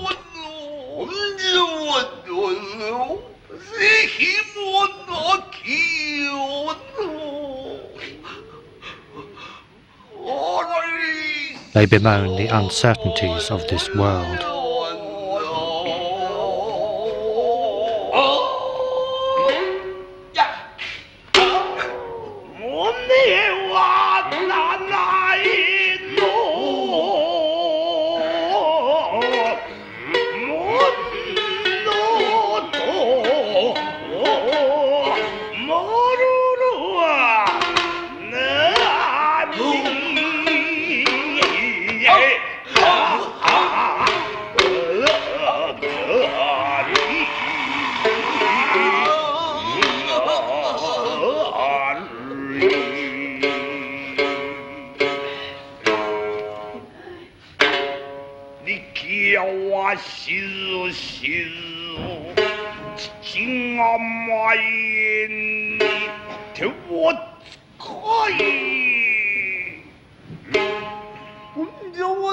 Now that they have the plan of their enemy's mansion, Rikiya will contact Amagawaya Gihei at the port of Sakai to arrange for the equipment to be sent.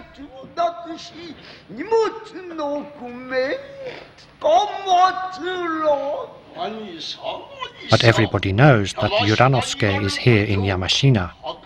If they gather people here, it will be noticed.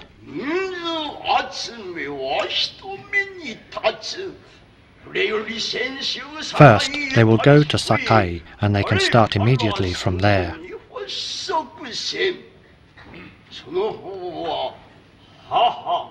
Rikiya should stay here with his mother, his wife, and Tonase, and take care of any unfinished business. Yuranosuke tells him solemnly to be sure to leave nothing he will later regret.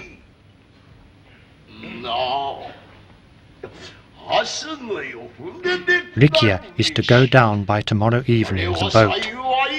Luckily, he can make use of Honzo's disguise.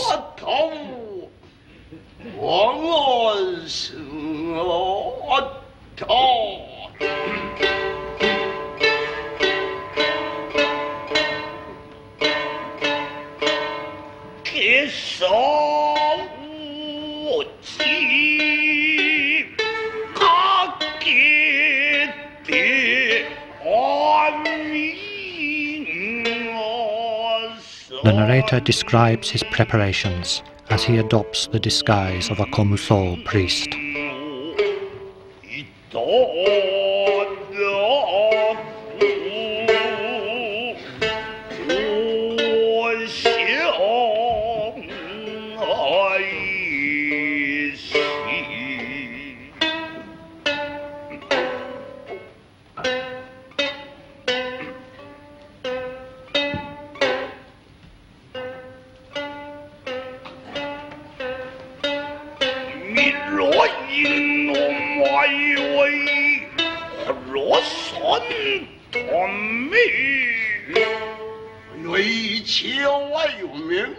To the young couple, meanwhile, he will grant one night of love.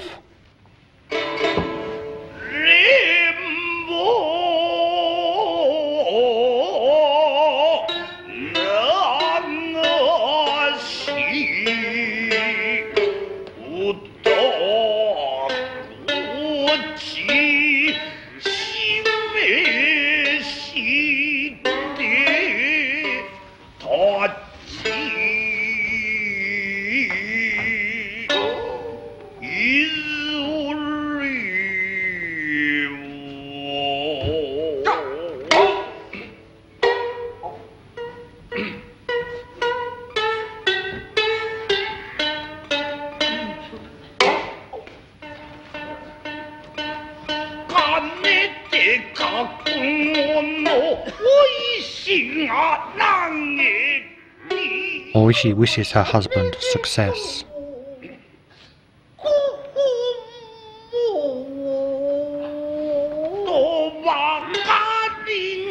We hear that many regrets remain in her heart, but that is all that she can say as they part for the last time.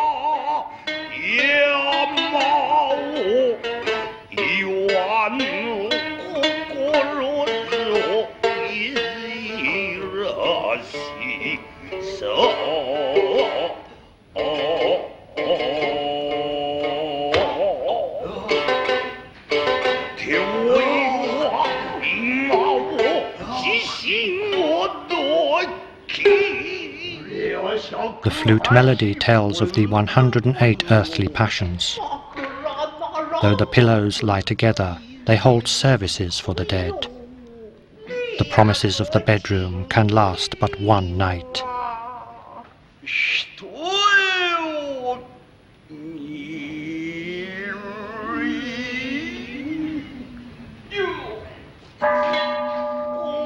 As the evening bell tolls, the narrator tells us that only these thoughts remain in their hearts.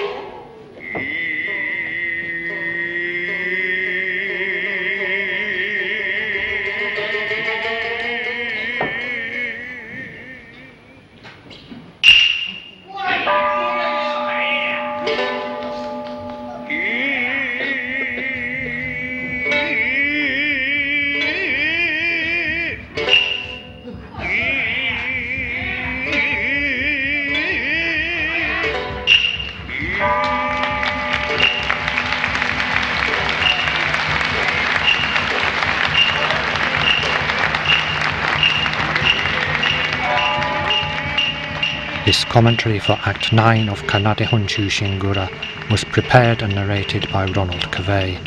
A more detailed translation may be found on the subtitles included with this disc.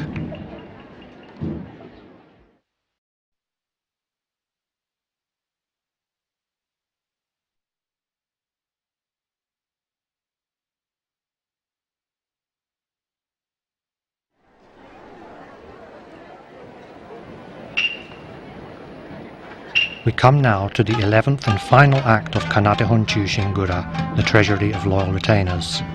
It is the 14th day of the 12th lunar month, and Hangan's retainers have arrived at Kamakura, the home of their enemy Morono, to carry out their vendetta. The urgency of the retainers' forthcoming task is suggested by the music of the shamisen. The main curtain is run aside to reveal another temporary curtain called an asagimaku, which will be dropped to reveal the scene.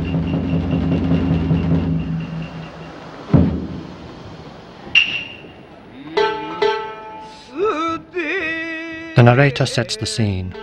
Already night has fallen on this snow-covered landscape.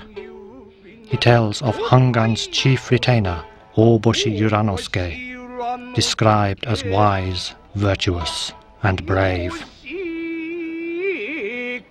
The retainers resolutely demand justice, and soon they will have the chance to demonstrate their bravery.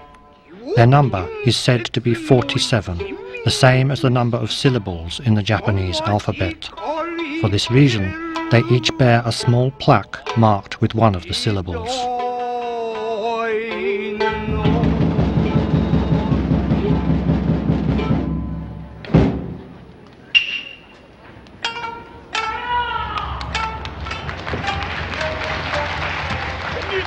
Uranosuke says that their plan calls for the correct disposition of the men.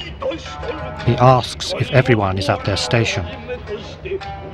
They are ready to break through the mansion's gate, and there are also 23 men ready at the rear.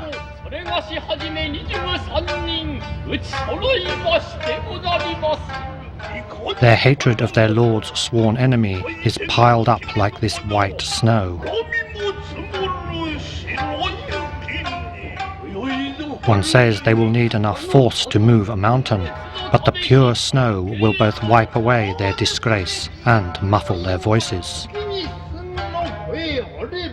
They will need sheer courage, and the passwords will be Ama, followed by the reply, Kawa. Rikiya will lead the 23 men at the rear.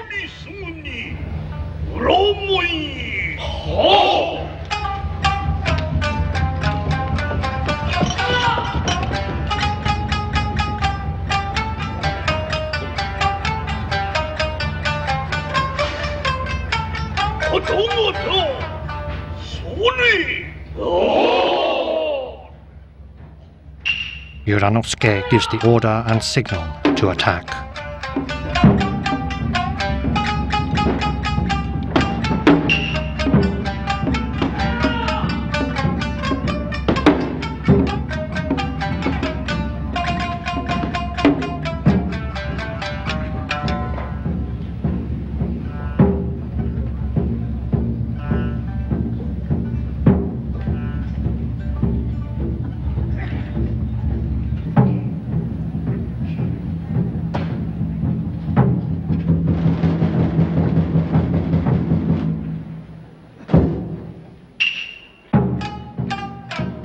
The scene changes to one of the great rooms in Morono's mansion. The beating of the blocks represent the sound of running feet. The women of the house try to escape.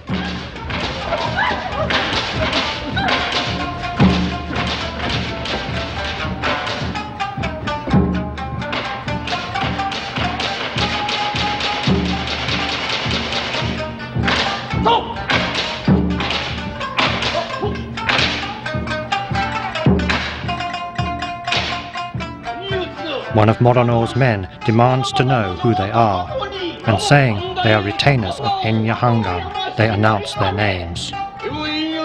He calls them masterless scum and taunts them, saying he will give them no peace in this world. Stylized fight scenes are known as tachimawari. At climactic moments, the fighters adopt dramatic stop-motion poses called mie.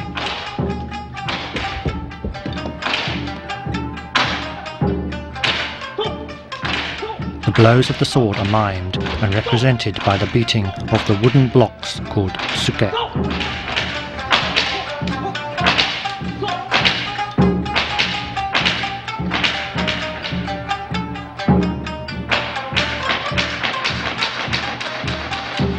A young trainee priest runs in.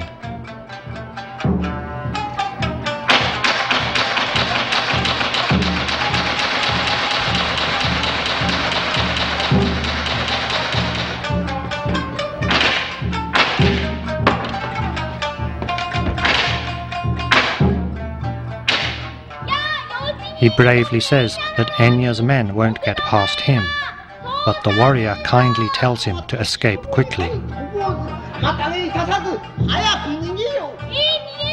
The boy won't hear of escaping and says he will have to kill him if he wants to pass.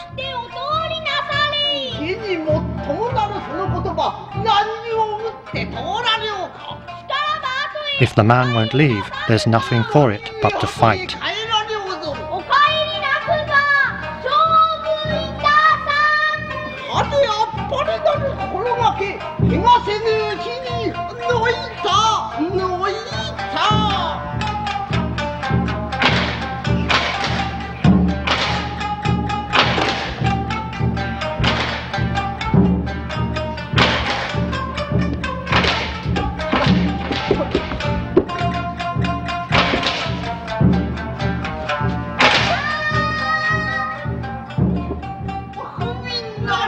is distraught to have mistakenly killed the brave young boy.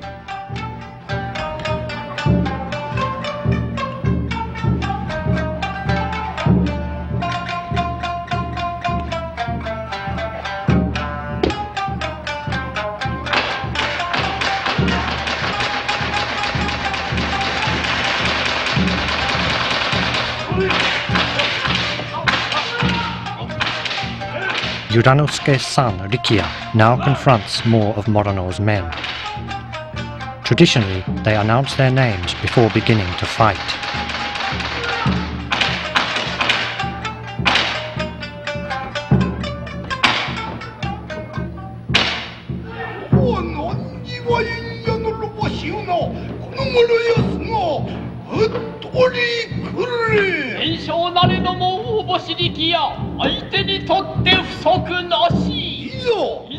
Come on, come on. They begin by striking another Mie pose.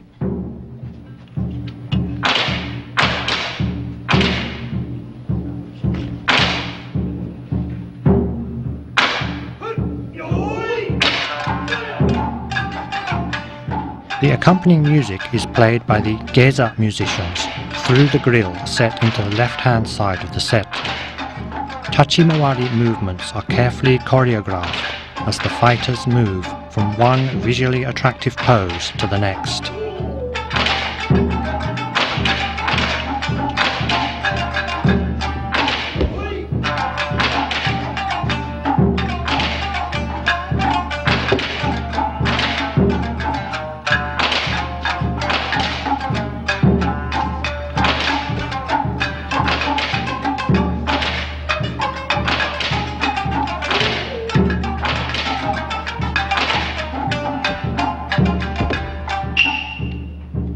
The sharp clap of the signal beaters called hyoshigi mark the end of the scene.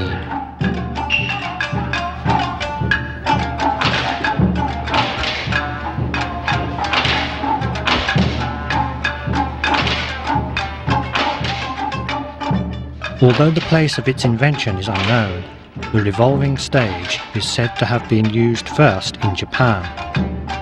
Its invention is credited here to the playwright Namiki Shozo in 1758.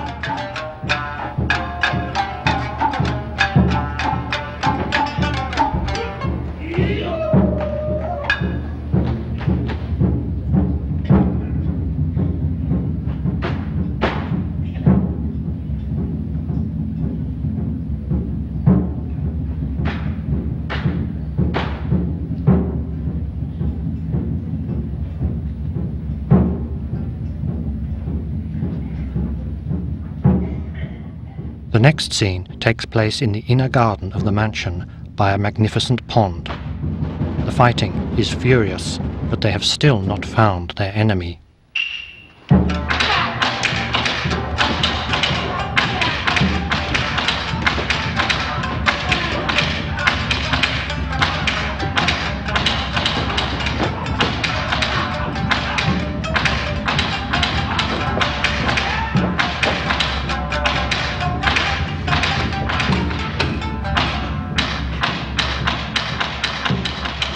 One of Morono's men tries to make his escape covered in a woman's kimono.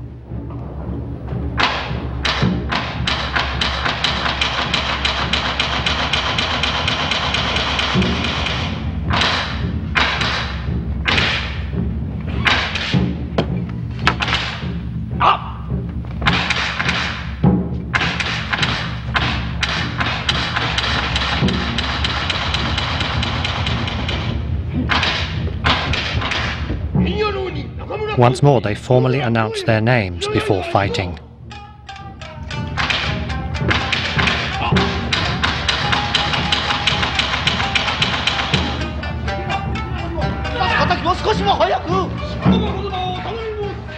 He tells them he will deal with this man while they try to find Morono.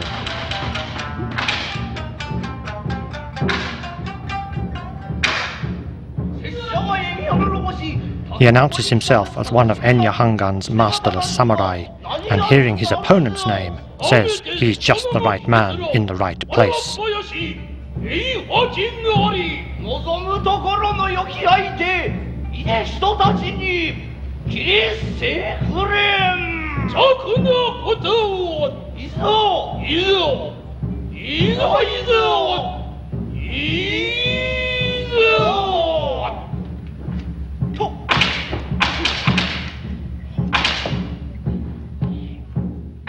Enya's retainer is played by Nakamura Kankuro V, and the man covered by the woman's kimono by Nakamura Tomijuro V.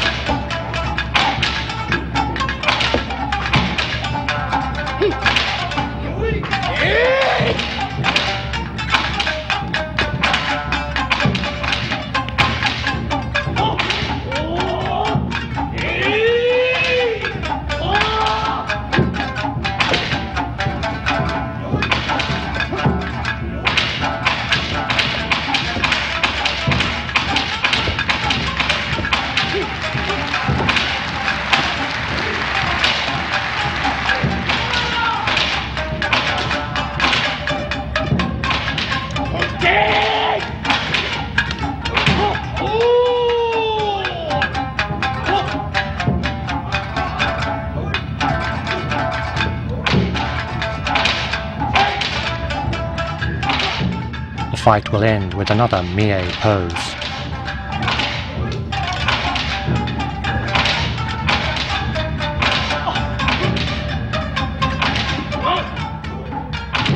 The throbbing of the drum represents the sound of the man falling into the water.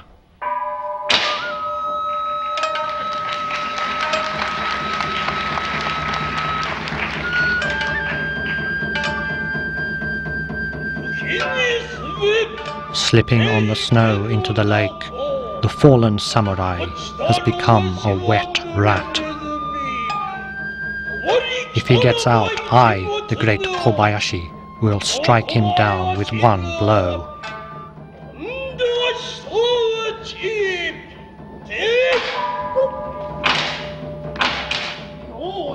As he fell into the lake, to kill him would be an act of cowardice. Kobayashi is furious at this aspersion of cowardice, and they threaten each other.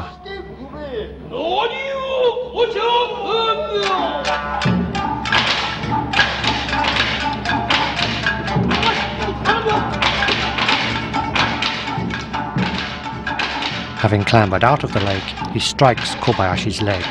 He takes the honourable way of dying by pulling the spear into his stomach.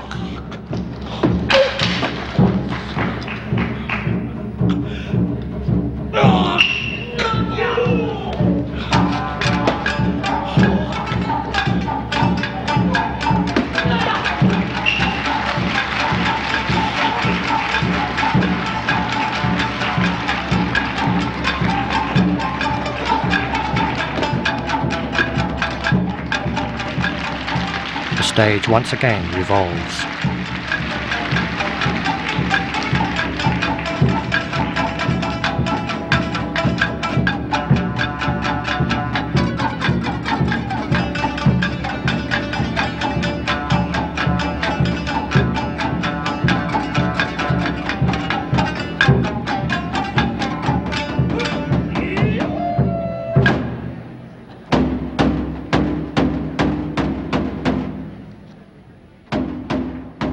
final scene takes place in front of a charcoal shed in the garden.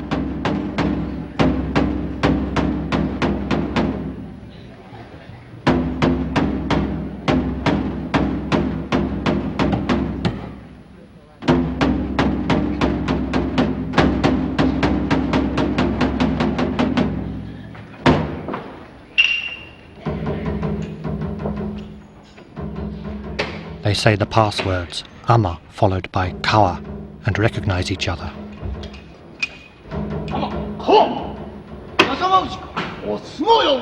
Neither of them has any idea where their enemy is. It has already gone 3 a.m. and they still haven't found him. They fear that their year of hardship may, after all, count for nothing.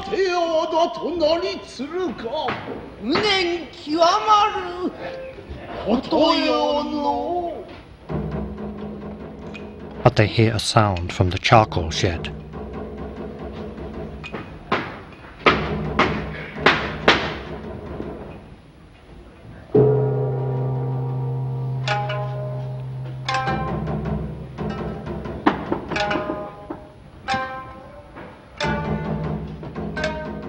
Bales are thrown out to test whether anyone is there.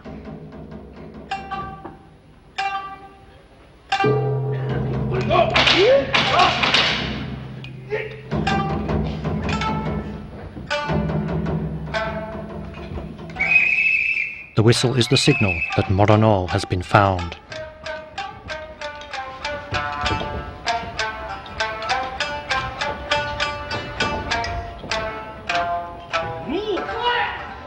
So, without doubt, it is Lord Morono.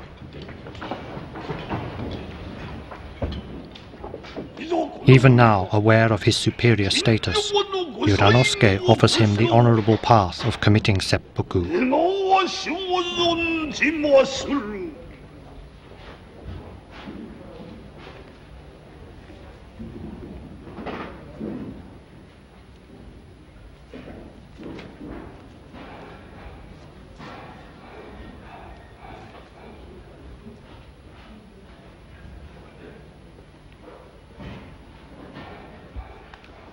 Cowardly to the last, he leaves Yuranosuke no choice.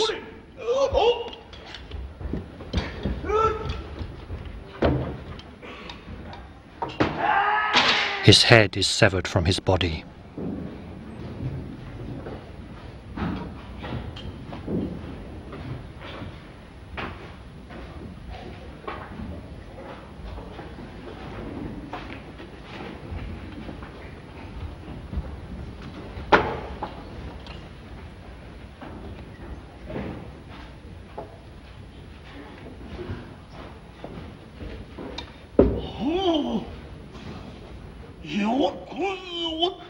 They agree that they have done well. The more than 40 of them must now cast aside their wives and separate themselves from their children. They must even lose their parents just to glimpse this head. This has really been an auspicious day. They were as fortunate as a blind sea turtle which rises to find a floating log. And this has been like witnessing the once in every 3,000-year flowering of the Udambara lotus. They say how happy they are. The crowing cock heralds the morning. Dawn is fast approaching. They decide to go immediately to present the head at the grave of their lord. This performance of Kanadehon Chushingura ends here. All the remaining retainers of Enya Hangan eventually followed their master by committing seppuku, ritual suicide by disembowelment.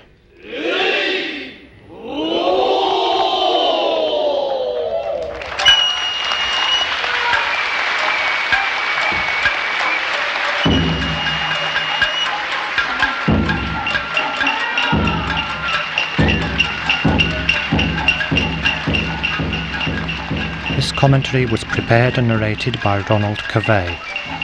A more detailed translation may be found on the subtitles included with this disc.